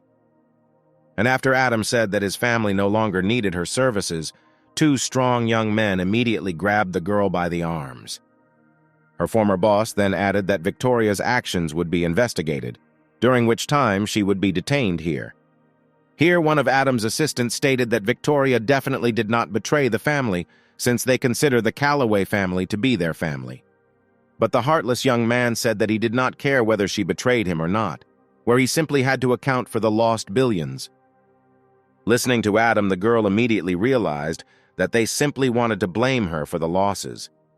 Diana, who came into the house, asked Kiara, who met her, whether Michael often leaves her here completely alone.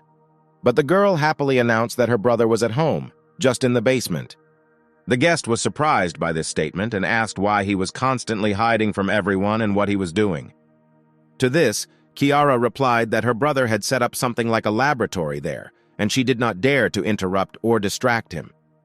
Diana was very surprised that Michael had equipped a laboratory at home and was conducting some experiments in it. Well, the owner of the house himself looked at the resulting purple mass and declared that his research was finally completed. Smiling, the young man noticed that it was not in vain that he developed the skills of a physician and a chemist. However, the guy's joy was interrupted by a knock on the door of his small laboratory, after which the young man heard the familiar voice of Diana, who asked permission to enter, to which Michael mentally noted that the girl came to him very well on time. Allowing her to enter the laboratory, Michael asked if there were any scars on Diana's body. And so, pushing back her hair, his guest showed a small scar on her face, which she received back in her distant childhood while playing with other children. Clearly interested in the girl's scar, the young man approached and began to examine with interest the consequences of the long-standing injury. From such an unexpected rapprochement, Diana even dropped her small handbag.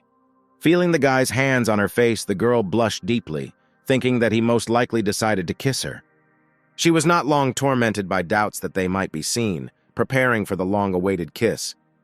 But without feeling the lips of her lover and began to smell some strange smell, the girl opened one eye. In front of her, she saw Michael, his eyes glowing, where he asked his guest not to move until he finished applying the ointment. And while he was covering the scar on the girl's forehead with the drug, she was trying to find out whether this product had passed clinical trials and whether it had been approved by the Ministry of Health. To which the young man stated that he developed the ointment himself, also asking the girl not to wet her face with water for several hours. Turning to Diana, the young man wanted to add something else. But completely unexpectedly for him, the girl suddenly moved closer to him and connected their lips. Shocked that Diana suddenly decided to kiss him, Michael silently watched as she hurriedly left the laboratory. The girl herself, once outside the door, could not believe what she had decided on, now feeling very awkward. Well, the great physician himself stood and enjoyed the pleasant sensations after the kiss given to him. At that moment, his younger sister looked in and asked what he had done to her, so that the girl quickly ran away, red as a tomato. But Michael said she was just in a hurry, which didn't seem convincing enough to Ciara. And so, approaching the young man, the girl seriously asked if he had done anything bad to her, to which Michael replied that he was not capable of causing her any harm, and therefore her little sister might not think badly of her brother. But the pouting girl still insisted on her opinion, completely unable to believe that Diana could just run away in such a strange state. The girl thought to herself that Michael was a really good person, but there were too many girls hovering around him. And then the young man showed his sister the ointment he had developed, offering to try it on her, which she refused, saying that the ointment smelled very bad. Calling the runaway girl an ungrateful child, the guy noticed that his potion really didn't have much of a smell. Thinking that it would be nice to add some kind of flavoring to the ointment, the young man turned his attention to his mobile phone. He had not visited various chats for a long time, and was quite surprised when he read that he had almost been written off. Grinning, Michael noted that he had guesses about the true nature of most of those who were called his friends and comrades, but he did not think that they were so hypocritical that they were now rejoicing at rumors of his bankruptcy. The young man paid special attention to reports that he was predicted to die by the Calloway family. The young man eagerly read information about how those who a week ago called him brother agreed to break all ties with the lone wolf. And so he wrote a message that all dissatisfied people could freely leave this chat. At the same time, Julian, who was at the golf club, was amazed by Michael's message in the chat, asking his playing companion if the lone wolf was afraid of being completely left without support. To which the young man, hitting the ball, said that strong people do not need friends, and he is completely on the side of the lone wolf, since even united families cannot break him. Well, Michael himself watched with interest as his so-called friends were removed from the chat one after another. Sitting comfortably on the sofa, the young man said that now everyone will see how bankrupt he really is. And so he went to the online broadcast site, which was launched by the head of Dexter TV, Jessica, where he decided to amuse the public by losing a couple or even more billions. The man sitting at the computer, clearly very nervous, called the project manager. And when Julia asked what was the matter, he explained that someone had just topped up the account with several billion. The perspicacious woman immediately noticed that most likely the lone wolf himself decided to get out of the shadows. Well, Michael himself sat in his mansion, going through girls one after another who were broadcasting online. But suddenly his attention stopped on one of them, where he was quite surprised by who he saw on the screen. His little sister greeted the audience, saying that she was new here and thanking everyone for watching her broadcast. And while the young man was thinking about what to do, his sister received her first gift from a secret admirer. Thanking the fan for the gift, Kiara wished him more luck both in his work and in his personal life. And now her brother was already reading a bunch of compliments sent to his little sister. But a secret admirer under the pseudonym Real Man sent another more expensive gift, inviting the girl to exchange contacts, where she modestly stated that her brother did not allow her to do this. Michael was beside himself when this Real Man decided that he could buy his sister after all, and sent her 20,000 worth of gifts. Well, the girl who grew up in the countryside did not understand the behavior of this Real Man, where she had already refused him, but he continued to send gifts, trying to buy her favor. But when she told him not to spend money on her, the Real Man sent her a gift for an even larger amount, which completely discouraged the poor girl. But then something happened that the company's management, neither the actresses nor the audience, expected. Without hiding their surprise and envy, everyone watched as the new girl received a gift worth $1 million. And now the project manager was already informed that the lone wolf had sent the girl the most expensive gift possible, which only amused Julia, who was beginning to understand what was happening. No less than the others, Kiara herself was surprised by such a gift, having never expected that her first day on the channel would be so exciting. Well, the young man himself was not going to stop, deciding to show everyone what kind of men his sister should be worthy of. And then, one after another, notifications began to arrive that the lone wolf was sending this new girl more and more gifts worth $1 million each. All those girls who were just preparing for the start of the broadcast or had already completed them were amazed at the momentum the new girl was gaining.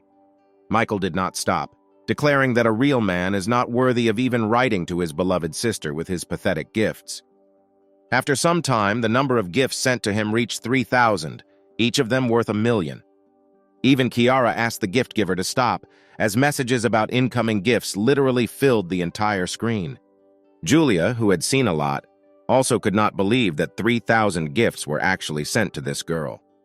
Having spent about $3 billion, the young man hoped that he had managed to revive this world a little.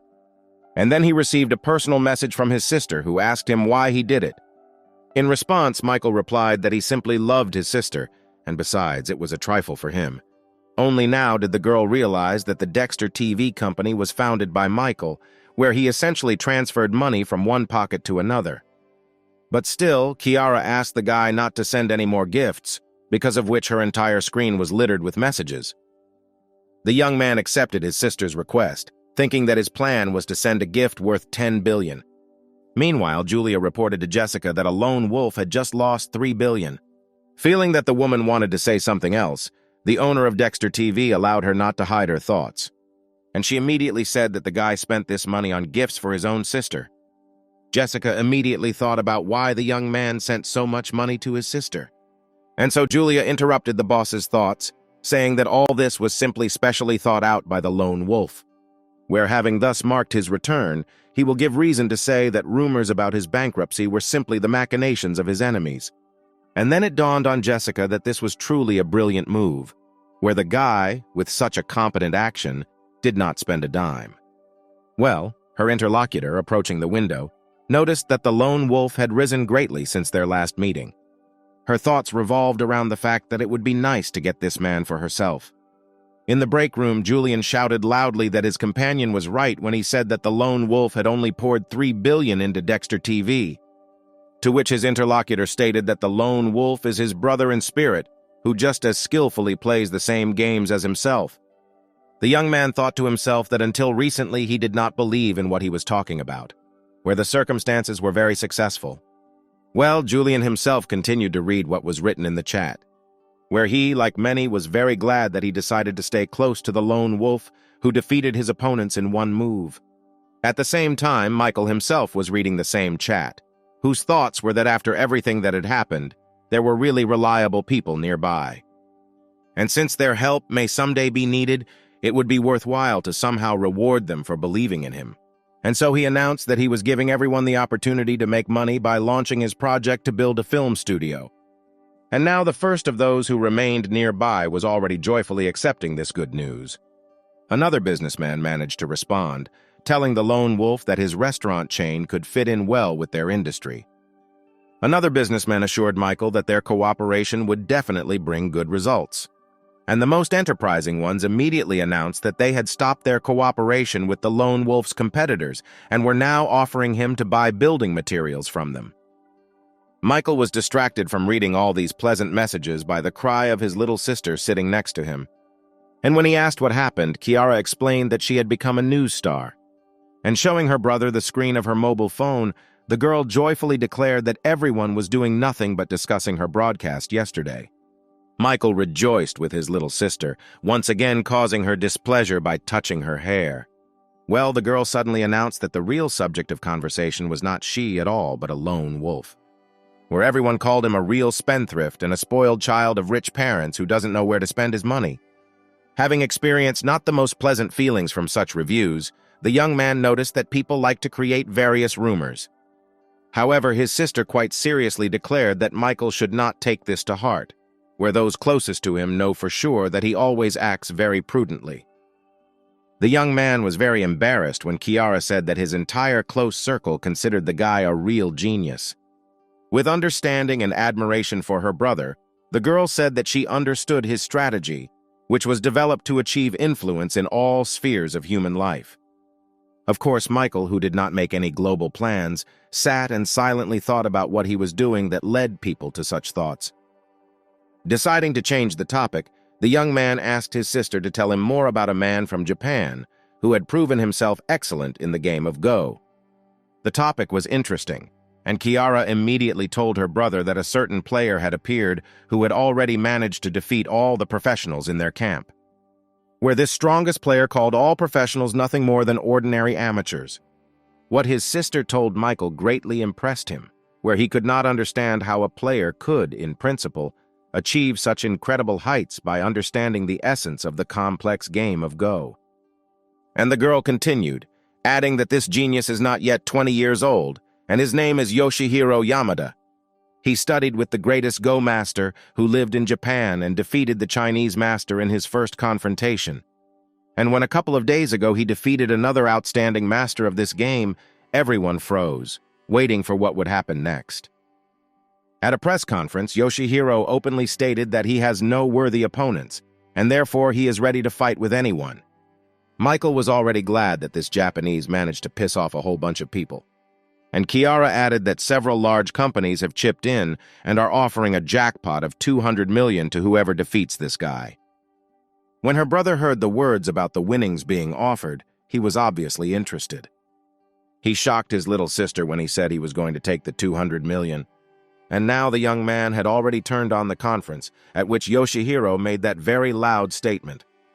The trick was that from one of his subjects, Michael had already received the skill of playing Go, which he could simply upgrade using the system.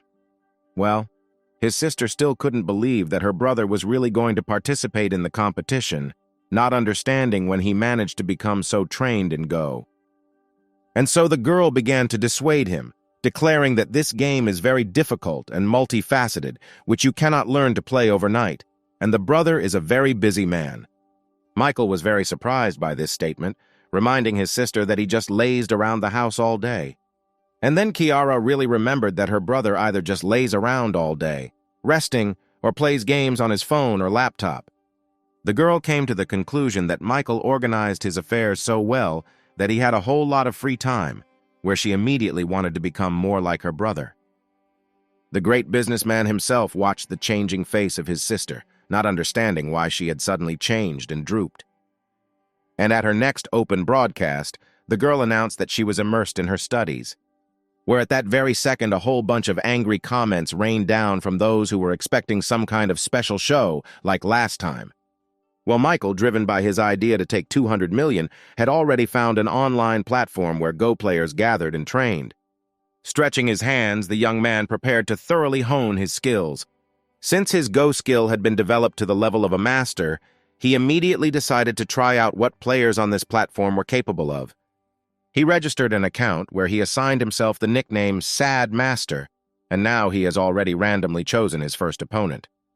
Looking at the avatar of his opponent with the nickname Simpleton, the young man prepared to start the game. And so his room was filled with the frequent sounds of one of the buttons of the computer mouse with which the game was played.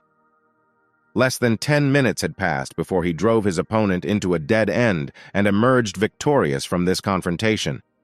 Noticing sadly that he had won so quickly and easily, Michael noted that it was very boring.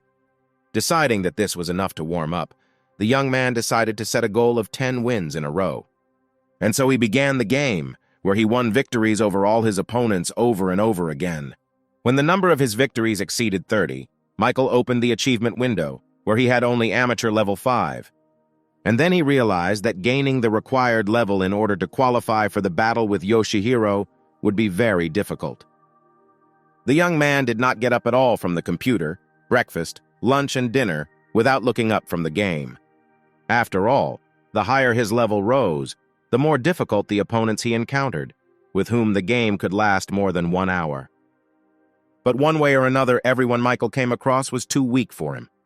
At the same time, Yoshihiro was sitting in his house at the computer, having just lost to his next opponent in the game of Go on the online platform.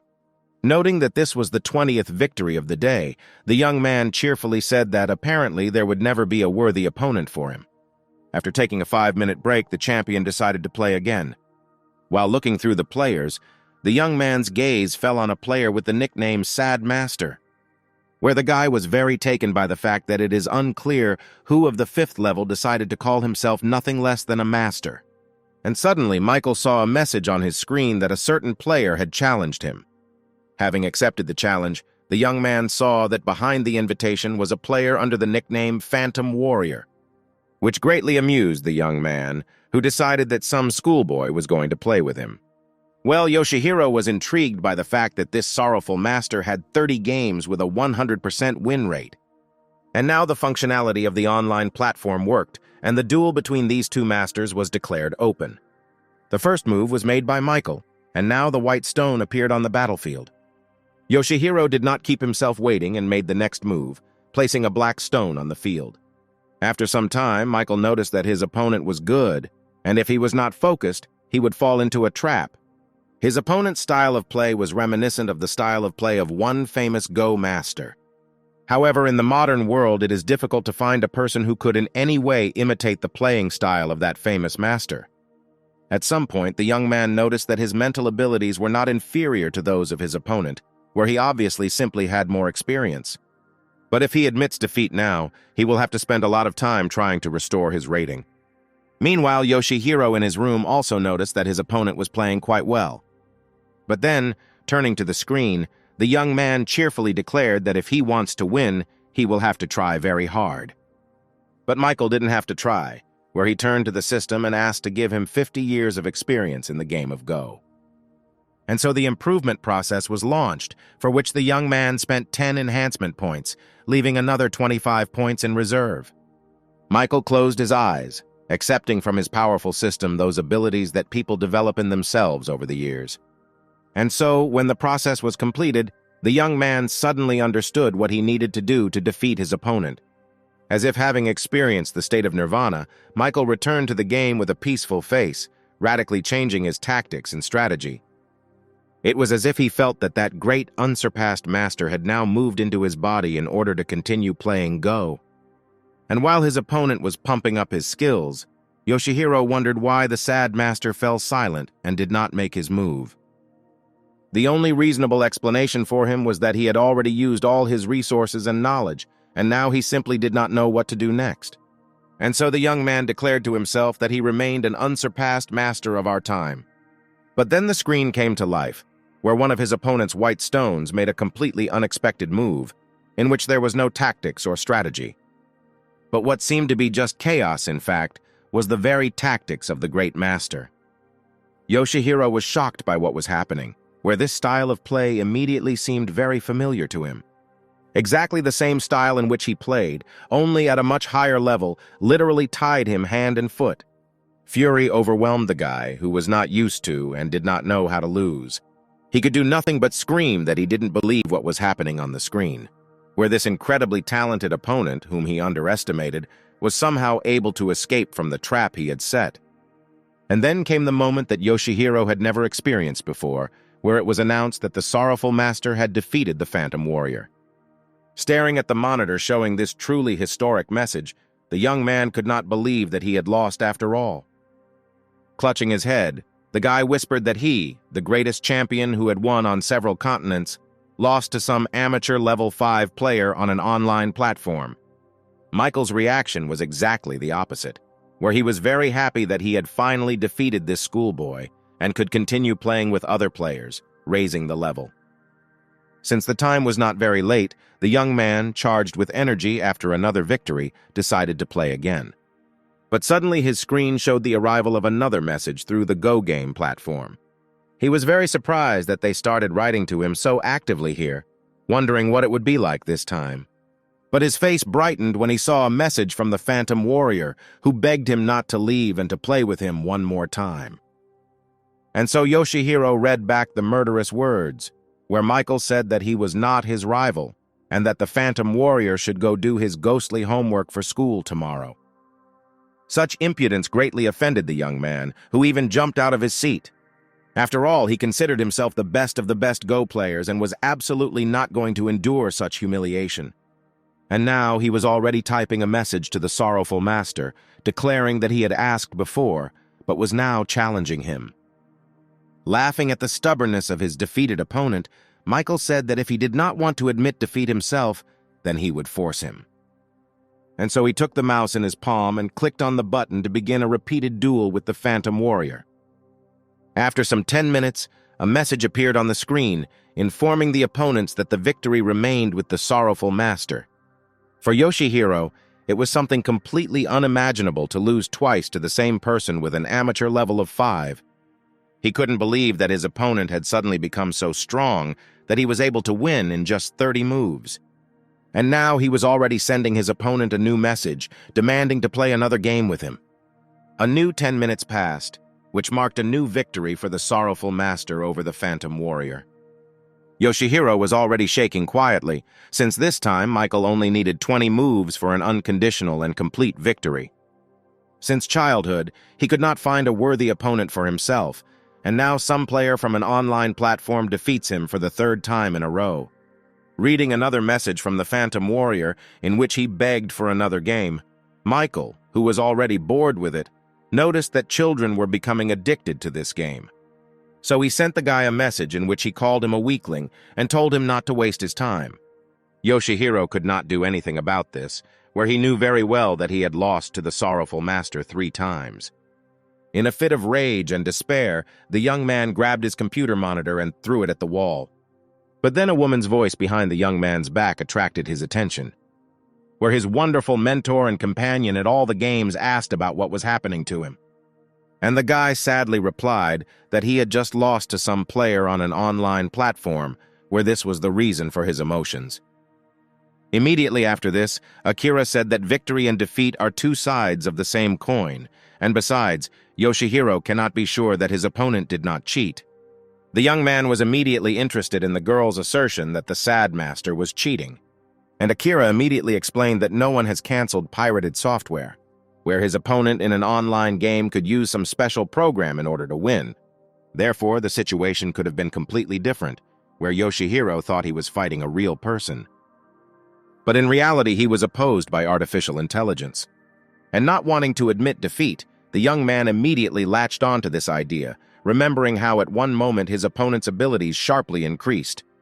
Akira continued to motivate the guy, reminding him that just a couple of days ago he defeated the Great Master, and therefore he does not have a single reason to doubt himself. And now the champion has already stated that such a phenomenon on the online platform will definitely never stop him. And so from today, he decided to play with only 1 volunteer a day in order to devote more time to analyzing the game and developing strategy. Yoshihiro thought to himself that after today, his level as a Go player would increase significantly. Leaving her ward alone, Akira thought that he was still young, and a little lie would definitely not hurt, where otherwise today's incident could have completely broken his spirit. The girl also thought that even the great master, her father, had never managed to defeat Oishihiro in 30 moves, as some unknown person did. Dawn was approaching, and Michael, who had spent the whole night playing the game, was very angry that he could only reach level 7. After all, in order to fight the great Yoshihiro, he needed to reach at least level 9 and become one of the professionals. Comparing the time spent and the result obtained, the guy calculated that to achieve the desired level he would need about 2 more days of play. The only thing he couldn't figure out was how to evaluate his level of Go skill. He noticed that the world is indeed full of talents, where even some schoolboy under the nickname Phantom Warrior almost defeated him. But at the same time, the young man noticed that there was no limit to perfection, where he would certainly reach the required level and take away the prize money. At the Calloway family mansion, Adam's guards came for Victoria, who was locked in one of the rooms. 2 of them took him by the arms, and the third rudely told him to follow him to the young master. While Adam was waiting for the offending spy to be delivered, he listened to a report from his new assistant Becky. And the girl said that according to the information received, Victoria eventually began to convey false information to the gentleman, which resulted in large losses for him. The girl also did not forget to mention that 30 billion appeared from somewhere on the spy's personal account. Adam, peering at the papers, could not believe that the lone wolf's personal assistant had such a huge salary. Well, Becky coldly confirmed that all the information was completely reliable and was the main evidence of Victoria's guilt. But suddenly the young man's face changed, where he noticed that even he would find it difficult to resist betrayal if such money were offered. A couple of minutes later, he was already turning to the most guilty girl, declaring that now he knew everything for sure. To which Victoria sadly stated that she did not expect such distrust from someone to whom she had devoted her entire life. But Adam did not believe the girl, throwing a stack of papers right in her face and saying that all the facts said otherwise. Where he immediately remembered the girl's strange behavior lately, hiding the fact that she had 30 billion in her account. Looking at her angry master, Victoria tried to give an explanation. But Adam shouted furiously that she was bought by a lone wolf, and this is an indisputable and proven fact. Having loosened the pressure of his collar, the young man went to the window and said that she would soon find out what happens to traitors. Where after his words, an ominous silence hung in the room. This silence was interrupted by Victoria herself, who said that she knew the family's customs very well, and therefore saw no point in shaking the air, proposing to move on to solving the problem. The girl's words intrigued Adam, who turned and asked her what she meant by solving the problem. And the former spy said that she understands perfectly well what losses the family will suffer when the case fails completely. And therefore, as gratitude for everything that the family did for her, Victoria expressed her willingness to give these 30 billion. However, after she transfers money to Adam, this will mean that she no longer owes the Calloway family anything. Mentally, the girl noticed that this was the only way to leave here alive and asked Michael for forgiveness, deciding to soon return to him and earn this money all her life. Adam, who had been listening to the words of his former agent all this time with a tense face, suddenly burst into strong laughter. He noted that buying back his life for 30 billion is a pretty smart move, to which he agrees, and after transferring the money, the girl can get out of the way. And so Victoria, having accepted a mobile phone from her former boss's new assistant, transferred funds. And watching how unimaginable wealth flowed into his pocket, Adam thought that he, of course, would let the girl go, but could not guarantee her safety outside this house. And so, looking at the screen of his mobile phone, where a message was displayed that 30 billion had been received into his account, the young man did not hide his joy at the fact that he had gained independence from the board of directors. As promised, Victoria was able to leave the house, and Becky asked the gentleman if he was really ready to let go of this girl who knew so much. In his usual manner, Adam coldly asked his new assistant if she was really going to teach him what to do. And the girl had no choice but to apologize to the master for her incontinence. But inside herself, Becky gloated, thinking that she managed to take the place of Victoria, who was no longer Adam's favorite dog. The new assistant also understood that the Calloway family would never just let go of someone who knows so many secrets. The streets of the city at night were quite empty, with only occasional cars or people passing by. A spy who had been expelled from her home walked quietly along these streets, thinking about why she had spent so much time and effort on this unworthy man. The girl also understood that she really knew about the many not-so-legitimate schemes that Adam's company used. A bright flash of headlights interrupted the girl's thoughts, forcing her to turn around, where a huge truck was rushing straight towards her at great speed.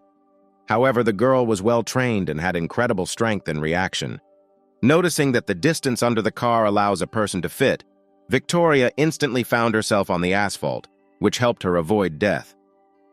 Since the speed was really high, the Iron Giant stopped only after hitting the wall of a nearby building. Well, the girl, looking at the car and holding her bruised hand, quickly threw it away.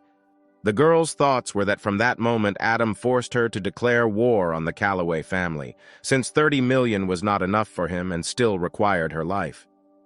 Meanwhile, Adam's people observing the course of events reported that the operation had failed, and the target had managed to escape.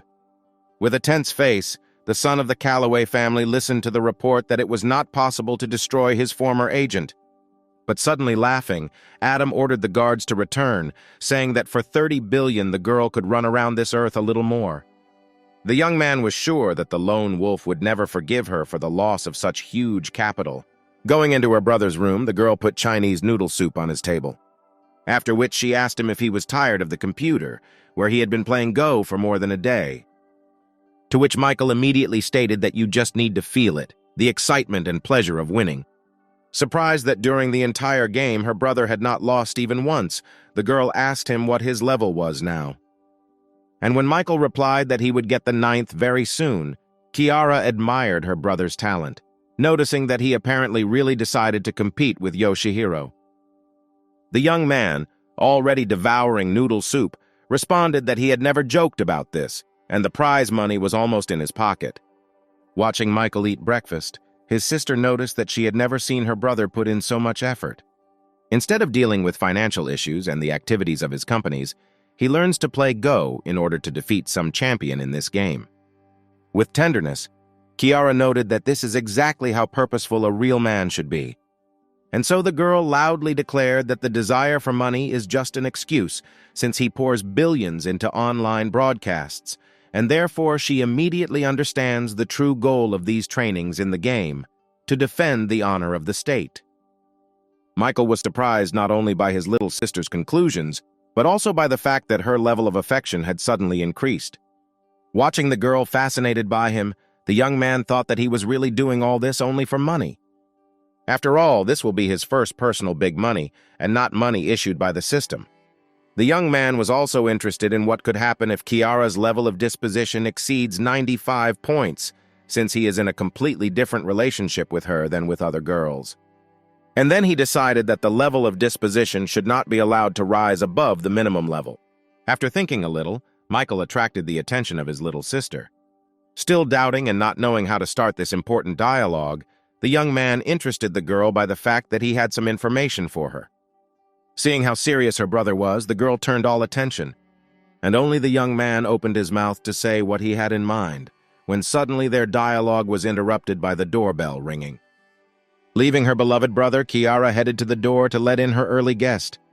Well, Michael, looking after his little sister, began to think about whether he had decided to do the right thing towards her. After all, the girl has experienced many not the most pleasant moments in her life, and therefore perhaps everything just needs to be left as it is. Meanwhile, Kiara had already managed to reach the door, where she opened it and found Diana on the threshold of the house. The girl looked completely different somehow, and greeted her new friend very nicely. Immediately after that, the daughter of the Rockwood family handed the girl a package, saying that she had bought a gift for her on the way here. And while Ciara, embarrassed, said that there was no need to buy such an expensive gift, Diana asked her where Michael was now. Having said that her brother was in his room, where he was training to play Go, the girl also noticed a change in the guest's appearance. And the girl immediately explained that before she simply had to cover up the scar on her head, which had now disappeared thanks to the ointment developed by Michael. Kiara was amazed at the effect that bad-smelling goo had. And then she remembered and told her interlocutor how she refused to test this drug on herself. Soon the girl's dialogue was over, and Diana had already entered the room to Michael, who also noticed that the girl's appearance had somehow changed. Saying that there was not much furniture in his room, the young man allowed her to sit on his bed. The bed was a very private place, so the girl carefully sat down on its edge. Carefully touching the bed linen with her hand and thinking that her lover sleeps here every night, Diana was incredibly glad that she became the first one he allowed to get so close to him. Continuing the conversation, Michael's guest noted the miraculous properties of that ointment, asking the young man for a little more. The young man was incredibly happy that the ointment worked, noticing that the girl had no reason to doubt her. And suddenly Diana announced that if you get approval from the Ministry of Health and organize its mass production, you can make good money. But Michael somehow reacted very coldly to this idea, saying that the very phrase mass production sounds like it should cause a lot of trouble. But at the same time, the guy handed the girl the formula for his medicine, saying that if she was interested, she could open a company in which he was ready to invest. Having received at her personal disposal a secret formula, the medicine from which can change the world, the girl was very touched by such trust on the part of the guy. And so she decided that as soon as the company began to make a profit, she would give Michael the entire stake. Jumping out of bed and pressing the young man's head to her elastic chest, Diana tenderly declared that Michael was the best in the whole wide world. The doorbell rang again at Michael's mansion, where Kiara, already working as a butler, again went to greet another guest. The girl was very surprised when she saw who came to their house. After all, when the girl took off her mask and pulled back the hood, the owner's sister saw Victoria's face. In an exhausted voice, the girl asked if Michael was at home and asked for the opportunity to see him. But the girl, offended by the betrayal of this spy, immediately began to push out the uninvited and unexpected guest, saying that she was not welcome here at all. Almost with tears in her eyes, Kiara said that she trusted the girl and considered her a sister, but now she would not allow Victoria to harm her brother. Michael and Diana immediately heard the loud voice of a girl who was clearly quarreling with someone and decided to go and see what was happening. And when they went out into the hallway, they saw that Michael's sister was sending Victoria away when she returned. The young man was very happy that this girl had returned since she could spend a lot more of his money. Meanwhile, a serious-minded Kiara continued to demand that Victoria get out of this house. And so the former spy gave up, and apologizing for disturbing her, she headed away. Her only thoughts were that she had taken wishful thinking and devoted her entire life to serving the wrong person. She was just thinking that there was nowhere else to go, when suddenly someone's strong hand interrupted her movement. Turning around, the girl saw Michael, who was inviting her to quickly go into the house. Watching the young man literally dragging this traitor along with him, Kiara could not understand what he was doing. To which the guy said that the past should be left in the past, and Victoria is a very valuable employee. The girl tried to object with something else, but the smarter Diana was already dragging her into the kitchen to carry out Michael's instructions to prepare something to eat. Well, the owner of the house himself invited the girl to follow him to the basement, where he had a special surprise for her. While they were walking, Victoria turned to the guy, saying that she had to tell him something. And so, having mustered up her resolve, the girl informed her boss that she had lost the 30 billion that he had transferred to her the last time, to which the young man did not react in any way, stopping and lowering his head. Well, the former spy understood that anyone who heard such news would definitely be furious. But she made such a mistake, and therefore was ready to suffer any, even physical, punishment from Michael. But suddenly the young man turned and exhaled with relief, saying that he was thinking about some serious incident, after which he recommended that the girl relax about this. Victoria certainly could not have expected such a reaction from her new master, where no one could simply accept the loss of 30 billion. And Michael suddenly approached her, saying that the girl had never disappointed him, and he was convinced of his conclusions that she was a real genius. Victoria didn't understand whether this guy was serious when he said that there was a dearth of capable people like her in his circle. The smiling young man said that most people cannot cope with such amounts for years, but she left for just a couple of days and returned without money, which is real skill.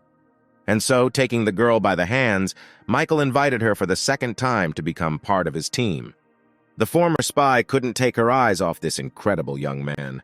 After all, In his face, she found unconditional trust and tolerance for everything that she had never met in her previous boss. And then tears flowed from the girl's eyes, overcoming which she said that until today, it was as if she had been wandering in the dark. And now, kneeling down, she swore eternal fidelity to the guy, where the frightened Michael asked her to stop and get up. When he succeeded, he said that tears would not make him feel sorry, since the girl would have a lot of work from tomorrow. But such trust was only a joy for the girl, where she really wanted to justify the trust shown and repay kindness for kindness. And Michael, with a bored look, noticed that the company was now having problems, and therefore Victoria would have to improve its work. And so, noticing that he had never placed such trust in anyone else, the guy handed the girl a card, saying that it contained 50 billion. Having accepted this jewel, the new team member Michael was literally shaking with the realization of what a huge amount of money this was. And then tears appeared on her face again, where the girl did not understand why the young man was so kind to her, and the system announced that it had reached the minimum required level of favor, which greatly pleased the guy who spent a lot of time and effort on this achievement. Without hiding his emotions, the young man studied the list of newly acquired skills, of which there were more than 10. No less pleased was the fact that for this object the system awarded him as many as 50 gain points. Well, the girl herself had already taken an official oath of allegiance to her new master, after which the young man said that he believed every word she said, saying that from that moment on they were one family. Well, Victoria, a little embarrassed, said that the boss could just call her by name, which would be more convenient for both him and her. Hearing the girl, he suggested continuing to the basement, where he had something else for her. They were already inside when the young man said that as a result of his experiments, he managed to create a special ointment for resolving scars. And so he handed Victoria his potion, saying that she would need to apply it 3 times a day for 2 weeks. Looking at the outstretched box, the new member of Michael's family couldn't believe that someone had gone to such lengths for her. After all, it was difficult to even imagine that the billionaire put aside all his affairs in order to create a cure for the one who was spying on him. Meanwhile, busy preparing food, Kiara asked Diana why she stopped her impulses to convince her brother. Without hiding her emotions, the girl, nervously stirring the dish, lamented that her brother was so kind to this traitor. And so she grabbed a jar of pepper, deciding that she would now feed her such a spicy soup that she would no longer want to enter this house. But then Diana intervened in her actions, saying that Kiara had just almost ruined all her brother's plans. And to the questions of her little interlocutor, the girl explained that because of the failed mission, the Calloway family left her as the last one.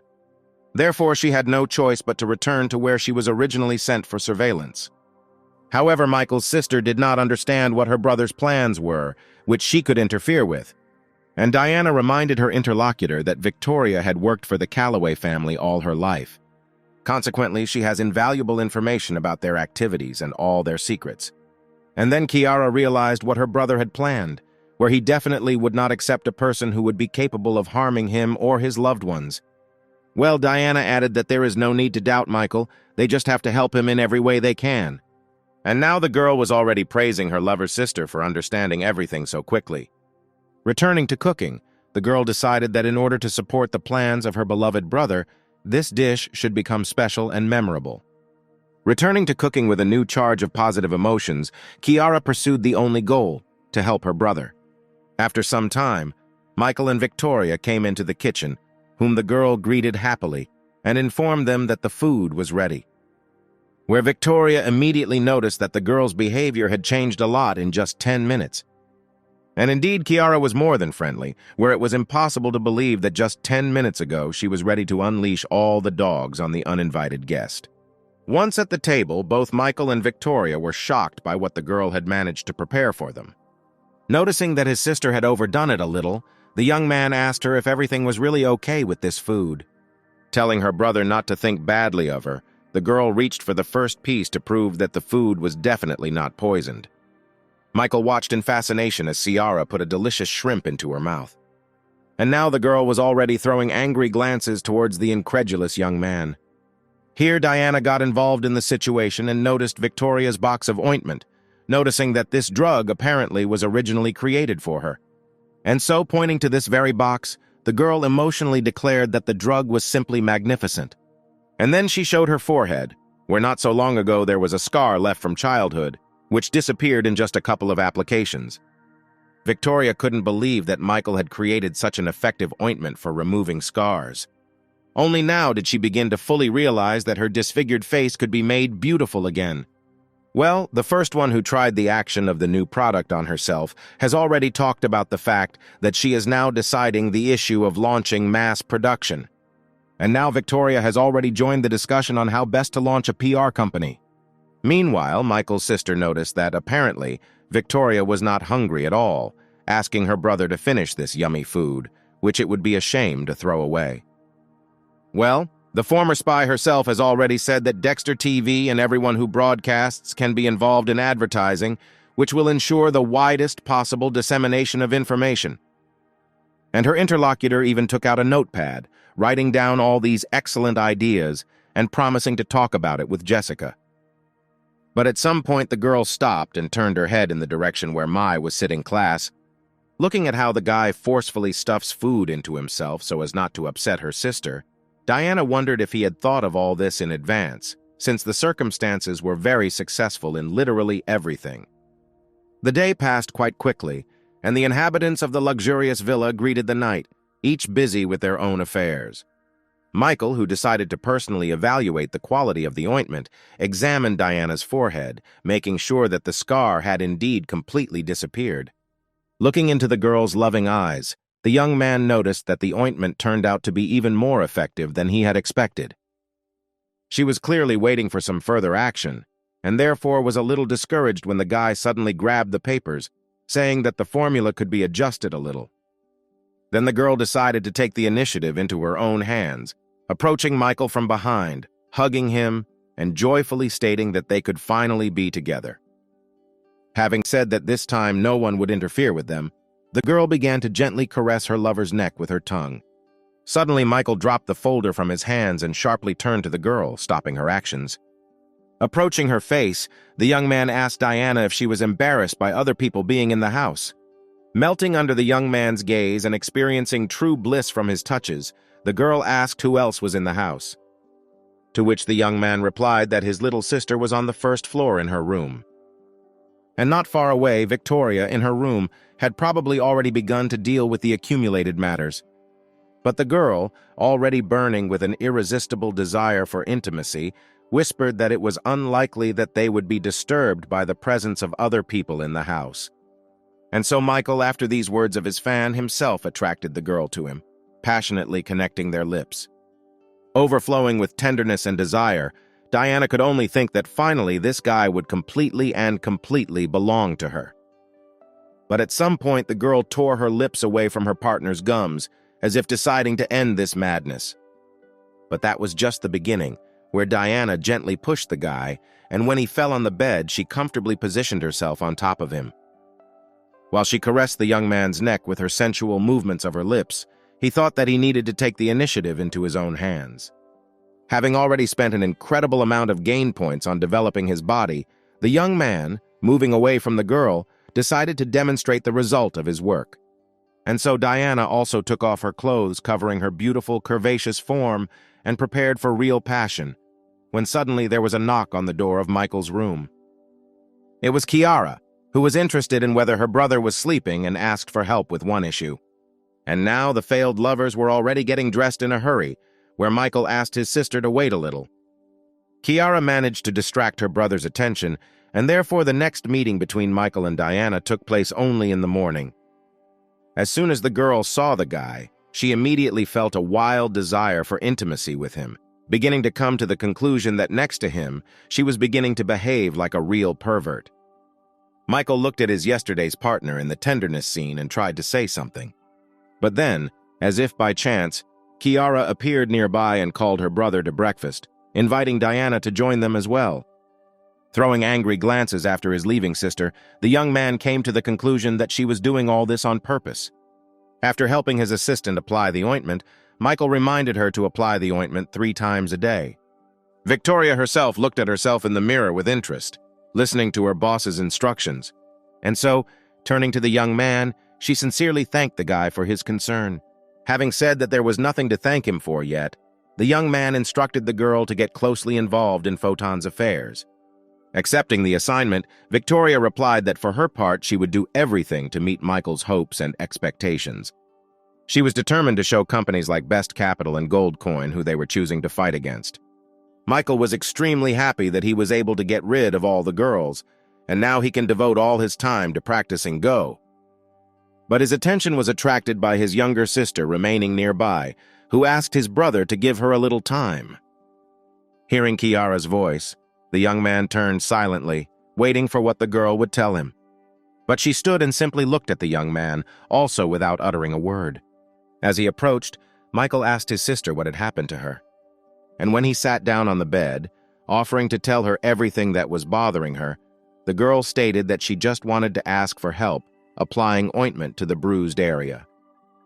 And now she had already pulled down her t-shirt, showing the bruise and saying that she couldn't reach it herself.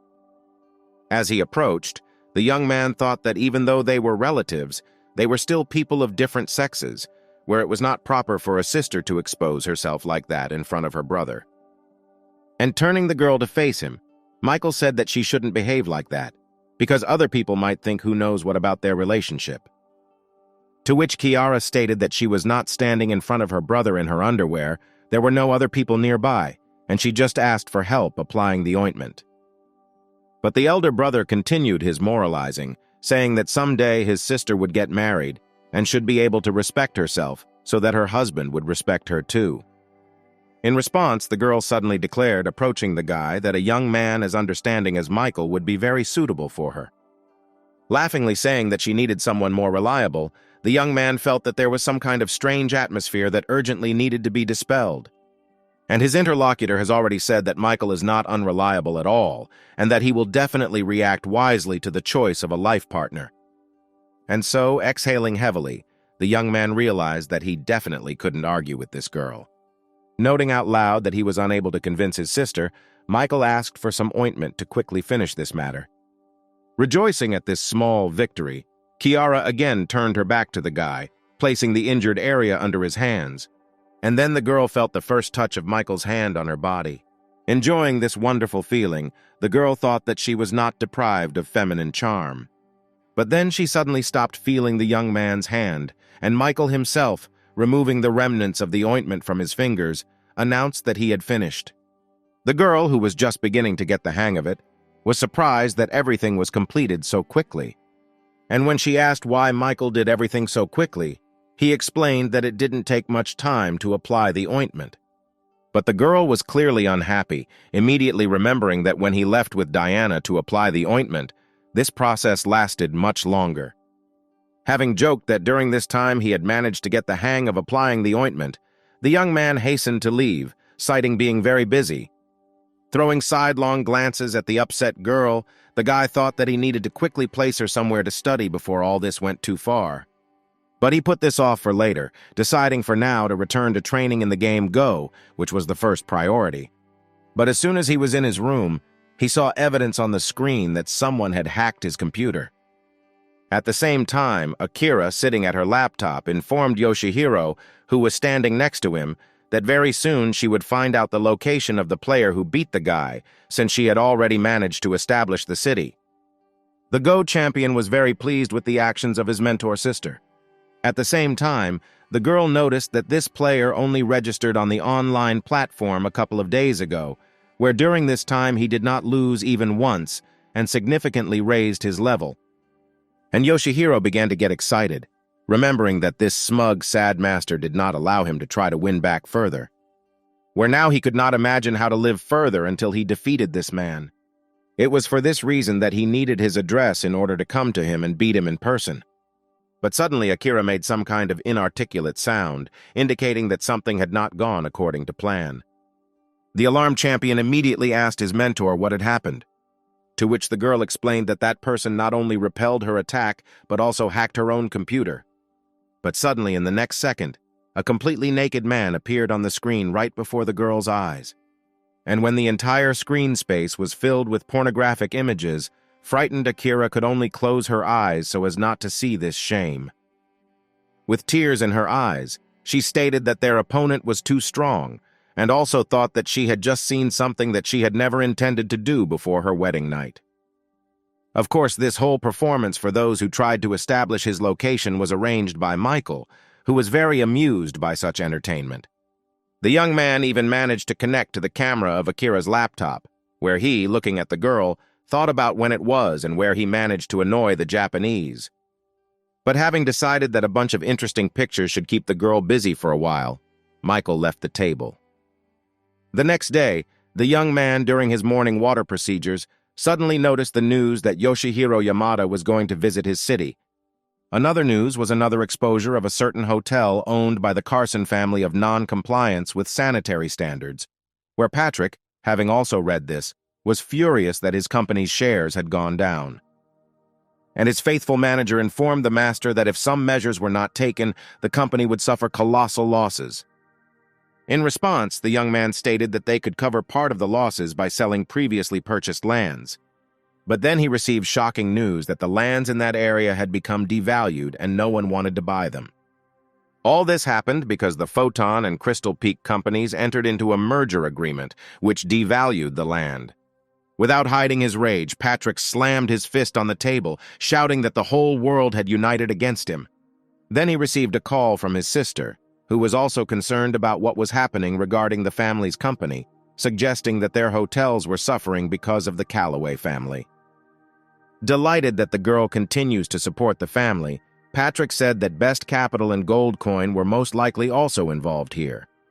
But Elizabeth cheerfully stated that her brother had nothing to worry about since Photon and Crystal Peak had merged, where she now heads a new huge company called Above Ground.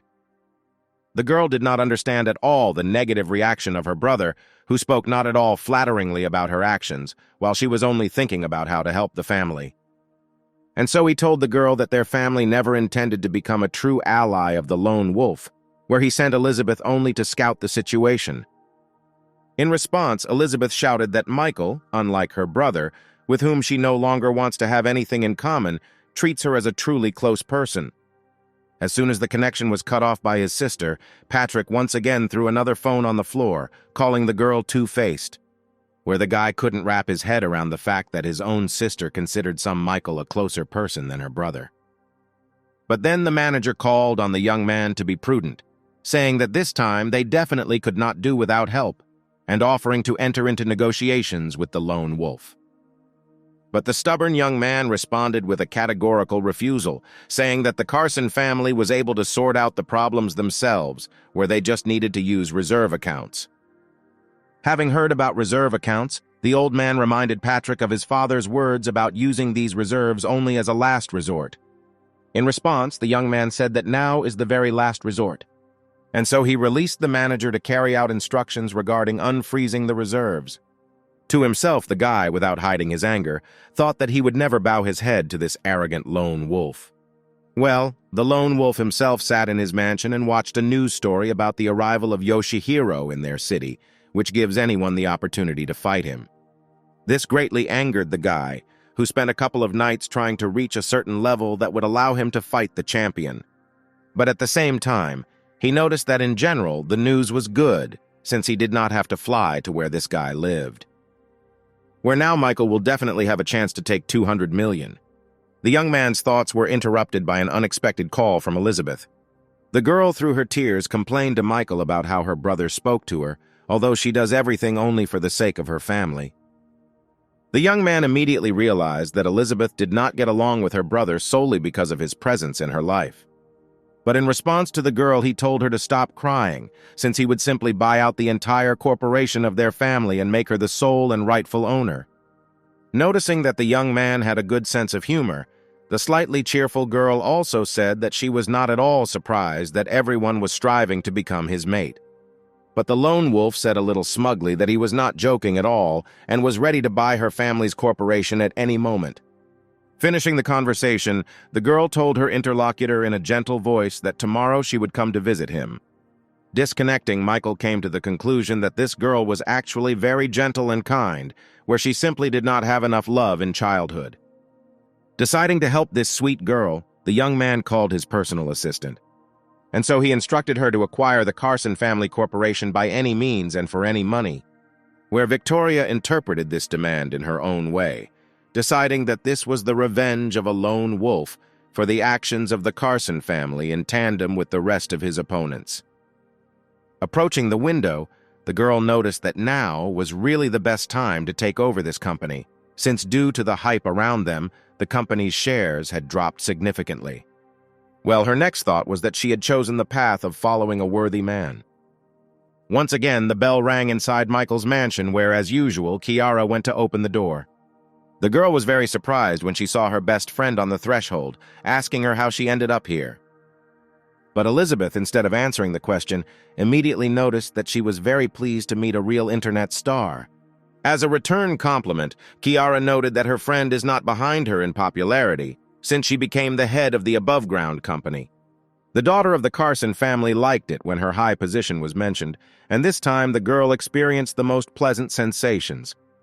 The fascinating conversation about merits and achievements was interrupted by Michael, who told the girls that it was time for them to advance. And now the whole trio had already left the mansion, where most of all this trip seemed exciting, of course, to Kiara, who had not yet been spoiled by the big city. As they took their seats in the car, Elizabeth said that even her cousin couldn't miss the event they were going to. Michael, who heard the girls' conversation, noticed that he didn't even know that Elizabeth had a sister. Well, the girl's interlocutor asked her about the name of her friend's cousin and how old she was. Michael was almost knocked to the ground when Elizabeth said the name Monica Madison, adding that she was not much older than her. Choking on air, the young man could not stop himself from coughing, where both girls could not help but notice what suddenly began to happen to Michael. When the guy cleared his throat a little and was able to speak, he asked Elizabeth if he had heard correctly and whether Monica was really her sister. To which the girl responded positively, immediately asking where Michael himself knew her from.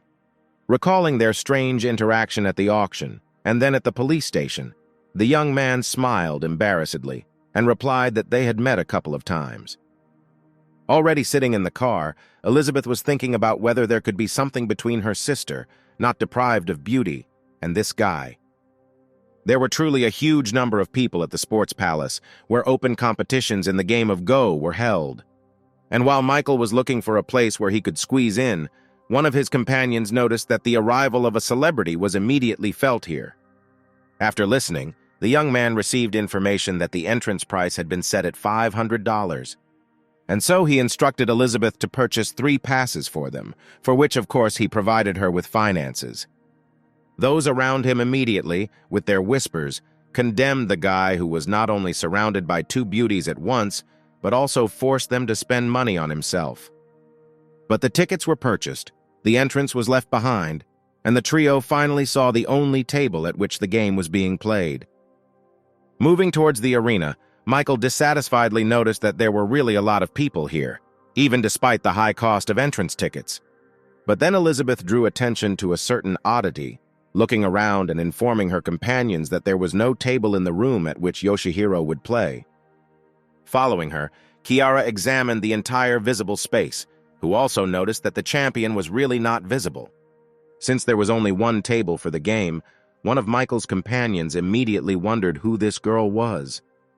From the shouts from the crowd, it became clear that now one of the best Go players in the city was playing with this girl, who was Yoshihiro's assistant. But the most valuable information came a little later, where, as it turned out, in order to fight Yoshihiro himself, it was necessary to defeat this girl. Michael peered intently into the Japanese woman's face, trying to remember where he had already seen it before. But then he was distracted by Kiara, who informed him that in order to attempt the battle, he needed to undergo mandatory registration, where after this registration he will be put in line to fight with Yoshihiro's assistant Akira Nakayama. Elizabeth found this approach to be reasonable, where the champion would thus avoid having to engage in simple fights. But then the current game was over, where one of the best players in the city suffered a crushing defeat. But as soon as he left the arena, a new contender in the person of Monica immediately took his place. The girl immediately heard the familiar voice of her cousin, who shouted loudly, calling her to victory. But besides her sister, Monica couldn't help but notice Michael, whom she promised to get for herself at any cost. Deciding to deal with these two a little later, the girl sat down at the table, deciding to focus on the game. Monica mentally noted that Akira was a fairly strong opponent, and therefore she needed to make every effort to win and get a chance to fight the champion. The entire hall, without hiding its excitement, watched the long and in some ways even fierce confrontation. But then Akira made his decisive move, after which Monica, sadly bowing her head, noted no less sadly that she had lost. The audience immediately began to discuss the fact that even if Monica Madison, who studied with one of the most famous masters of the game Go, could not oppose anything, then the rest had nothing to do at all. Then another contender approached the losing girl, who said that losing is the second side of the coin, where the first side is victory, and asked the girl to give him a place in order to try his luck.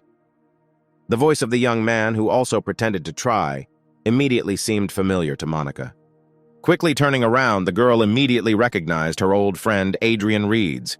Looking at Monica and adjusting his glasses, the young man said that now he would take revenge for her loss. Well, in the meantime, everyone who was in the hall noticed that the one who was called the king of the game of Go had appeared for the battle. And only Kiara didn't know who this guy was and why everyone was so happy about his appearance at this competition.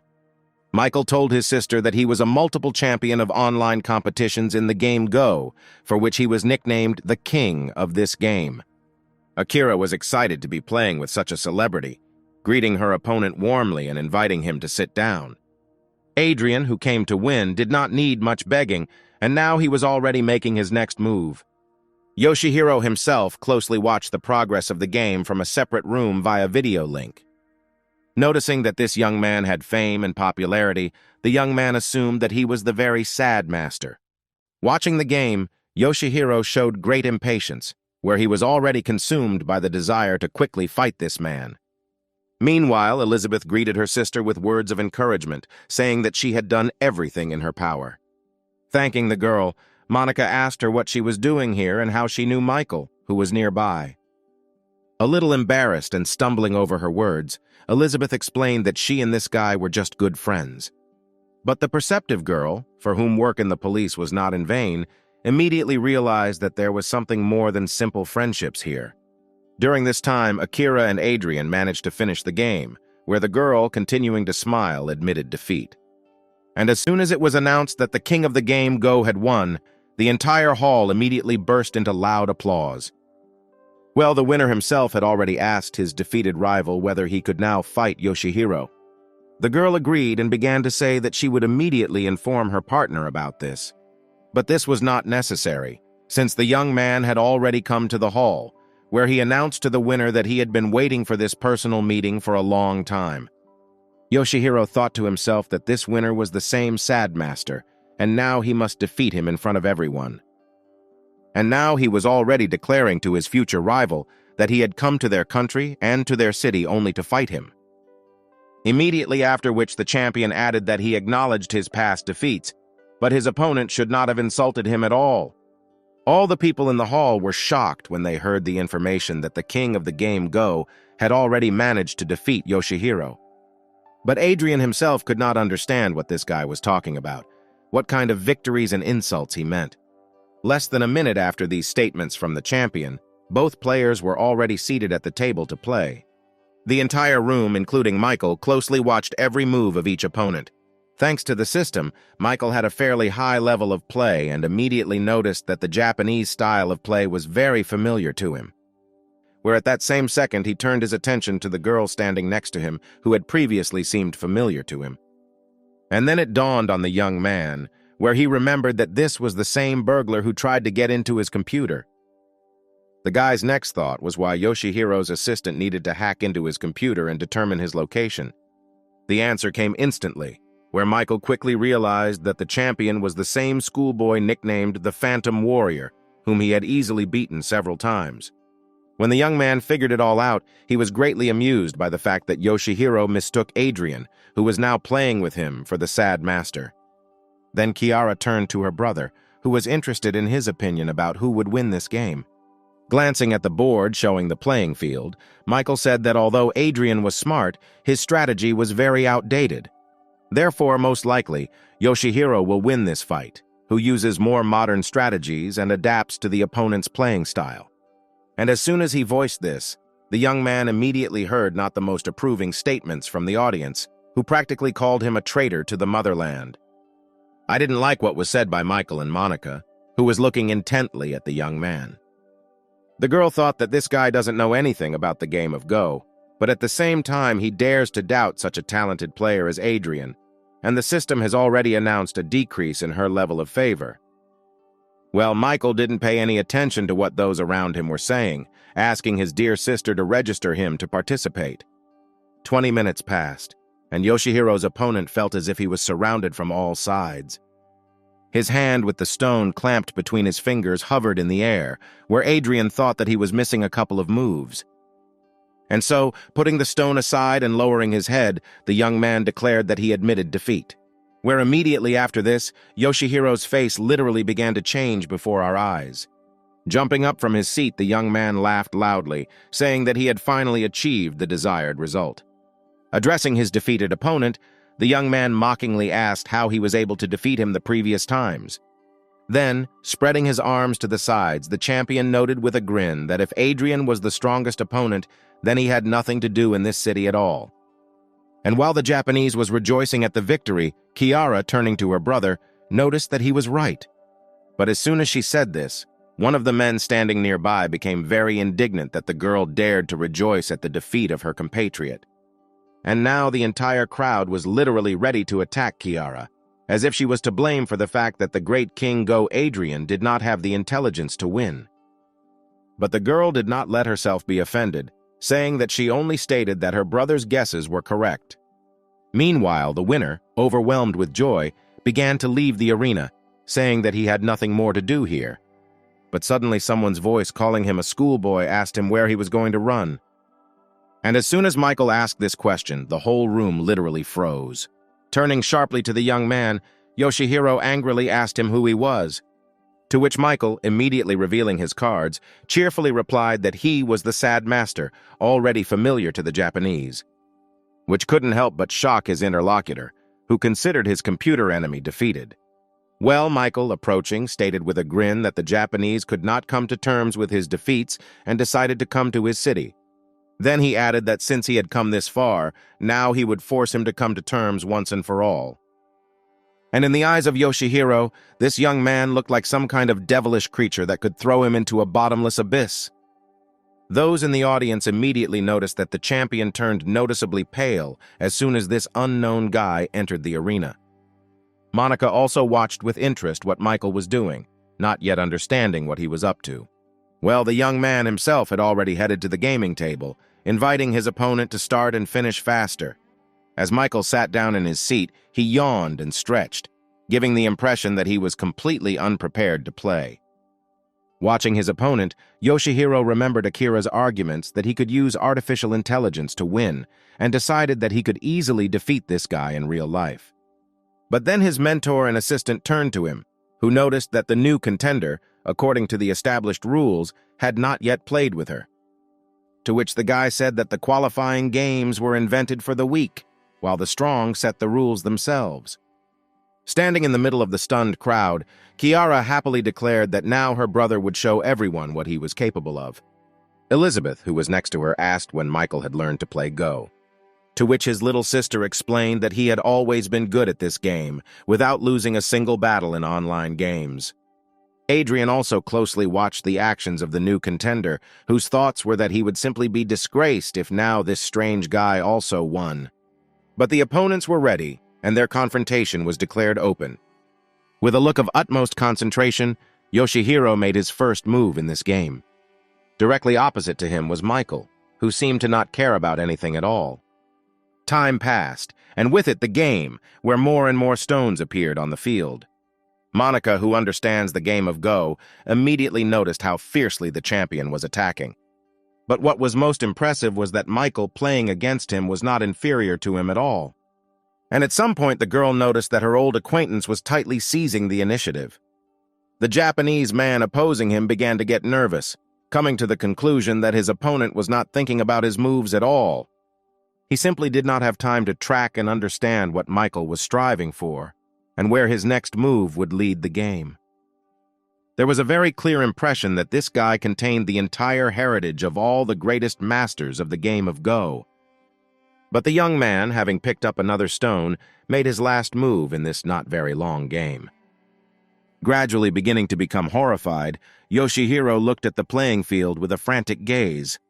But the guy was brought out of his stupor by his opponent, noticing that the game was already over, where the Japanese schoolboy had lost. The champion really could not believe that this young man, who first beat him virtually, inflicted a crushing defeat on him in real life. The entire auditorium continued to maintain deathly silence, as if afraid to frighten away this incredible moment. But suddenly the entire crowd exploded with joyful shouts and applause, welcoming the new champion. Only Adrian stood silently, deciding that Michael would win only due to the fact that Yoshihiro was tired after the fight with him. Peering closely at the winner, the young man decided to remember Michael's name and his nickname, the Sad Master.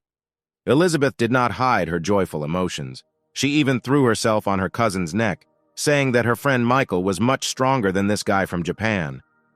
Where immediately after this, the owner of the system received a message that the level of affection of this girl had increased by another 1 point. Kiara, not taking her eyes off her brother, thought that all his sleepless nights and training in the game of Go had paid off in a big way. Turning her gaze to the crowd, the girl mentally noted that this was just a bunch of hypocrites who, some 20 minutes ago, called her brother a traitor and now call her a hero of the country. And Michael noted with horror that the level of his precious sister's favor rose by another 1 point and amounted to 94 points. Monica, like most other people, could not take her eyes off the winner, noticing that victory was given to him with great ease. The girl admitted that she was mistaken in Michael, where he definitely can and has the right to judge how others play, since he will defeat Yoshihiro Yamada himself. Comparing the position of a lone wolf in society, his level of wealth, Monica thought that this guy probably had to go through a lot to be able to achieve such skill. And so the young man received new messages from the system that the level of favor of his friend from the police had also increased. However, most of all in this whole situation, he was worried about the attitude of his little sister, who did not hide her loving gaze. After all, there was only 1 point left to the minimum level, despite the fact that they are related to her. And suddenly the system sent a message about the next increase in level, which the young man was so afraid of.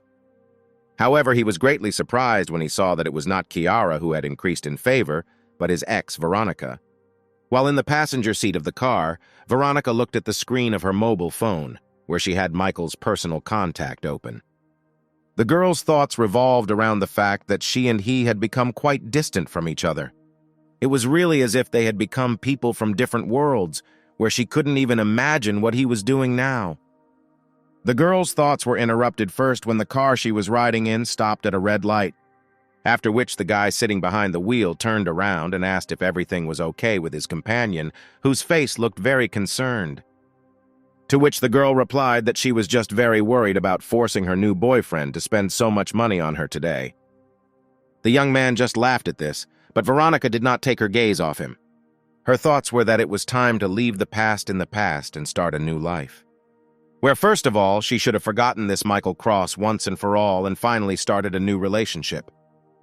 The movement continued, where the guy sitting behind the wheel suddenly noticed that some kind of big Go tournament was taking place in the city today. In response, Veronica said that she was not a big fan of this game, but if her companion liked it, then she would be happy to listen to his story. The guy, who had clearly caught the fuse, stopped the car and said that a player from their city had brought fame and honor to the whole country. And when he opened the news story about the competition, Veronica's eyes opened as wide as they had probably never opened before.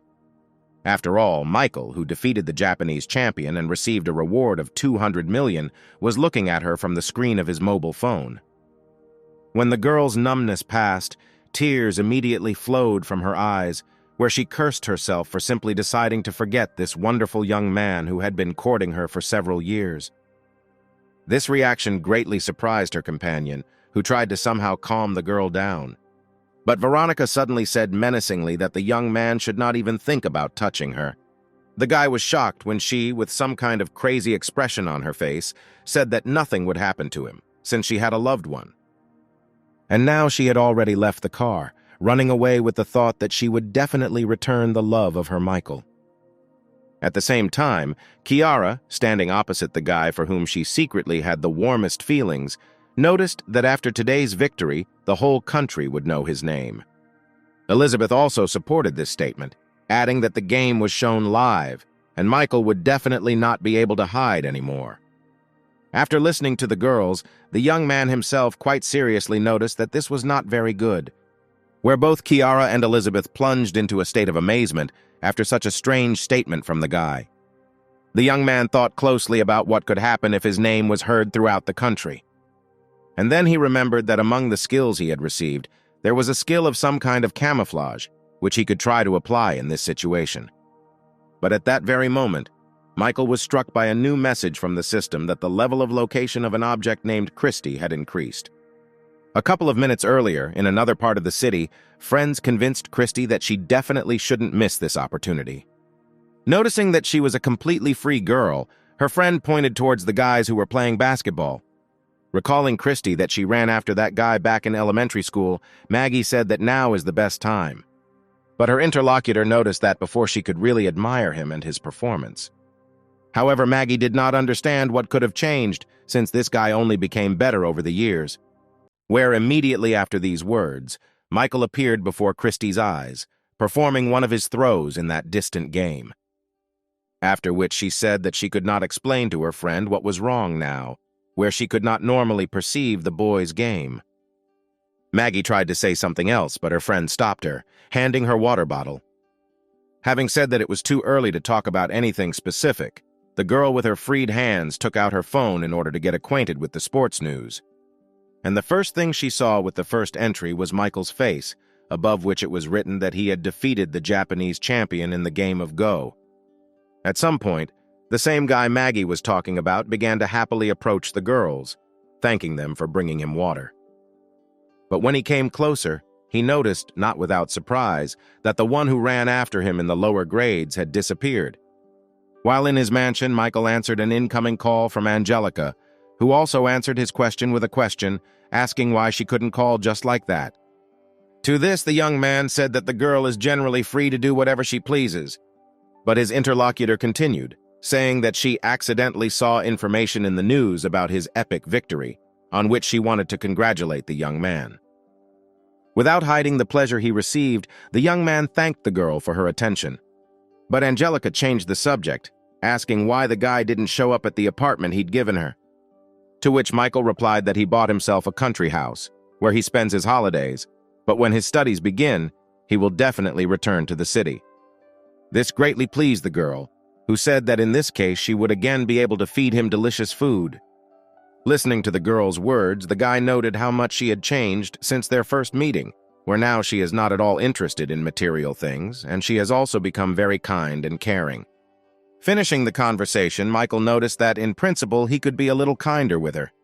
Soon, Kiara appeared from the mansion, who, moving 2 bags, said that she had collected all her things. But her brother immediately remembered that he had bought much more things for the girl, which the girl should also take with her. To this, his sister said that she had collected all those things too, but she did not have enough strength and hands to take it all away. To which the young man said that she needn't worry about this, since she has an older brother. The girl was very pleased with such caring attitude on Michael's part. Proclaiming that her brother was the best and that she loved him more than anyone, Kiara threw herself into his arms. Well, Michael immediately stated that he could not have done anything else, since she is his only sister.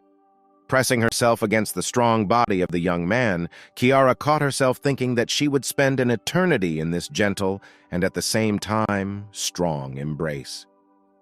She also thought about whether the guy could notice her true feelings, and whether it was worth telling that they were not relatives at all. The girl's main fear was that after Michael found out the truth, he would simply turn away from her. But having gathered her resolve, Kiara told her brother that she would like to tell him something. However, Michael interpreted this beginning of the conversation in his own way, deciding that the girl wanted to confess her love to him. Working proactively, the young man said that he knew what she wanted to tell him, but he would always consider her his little sister.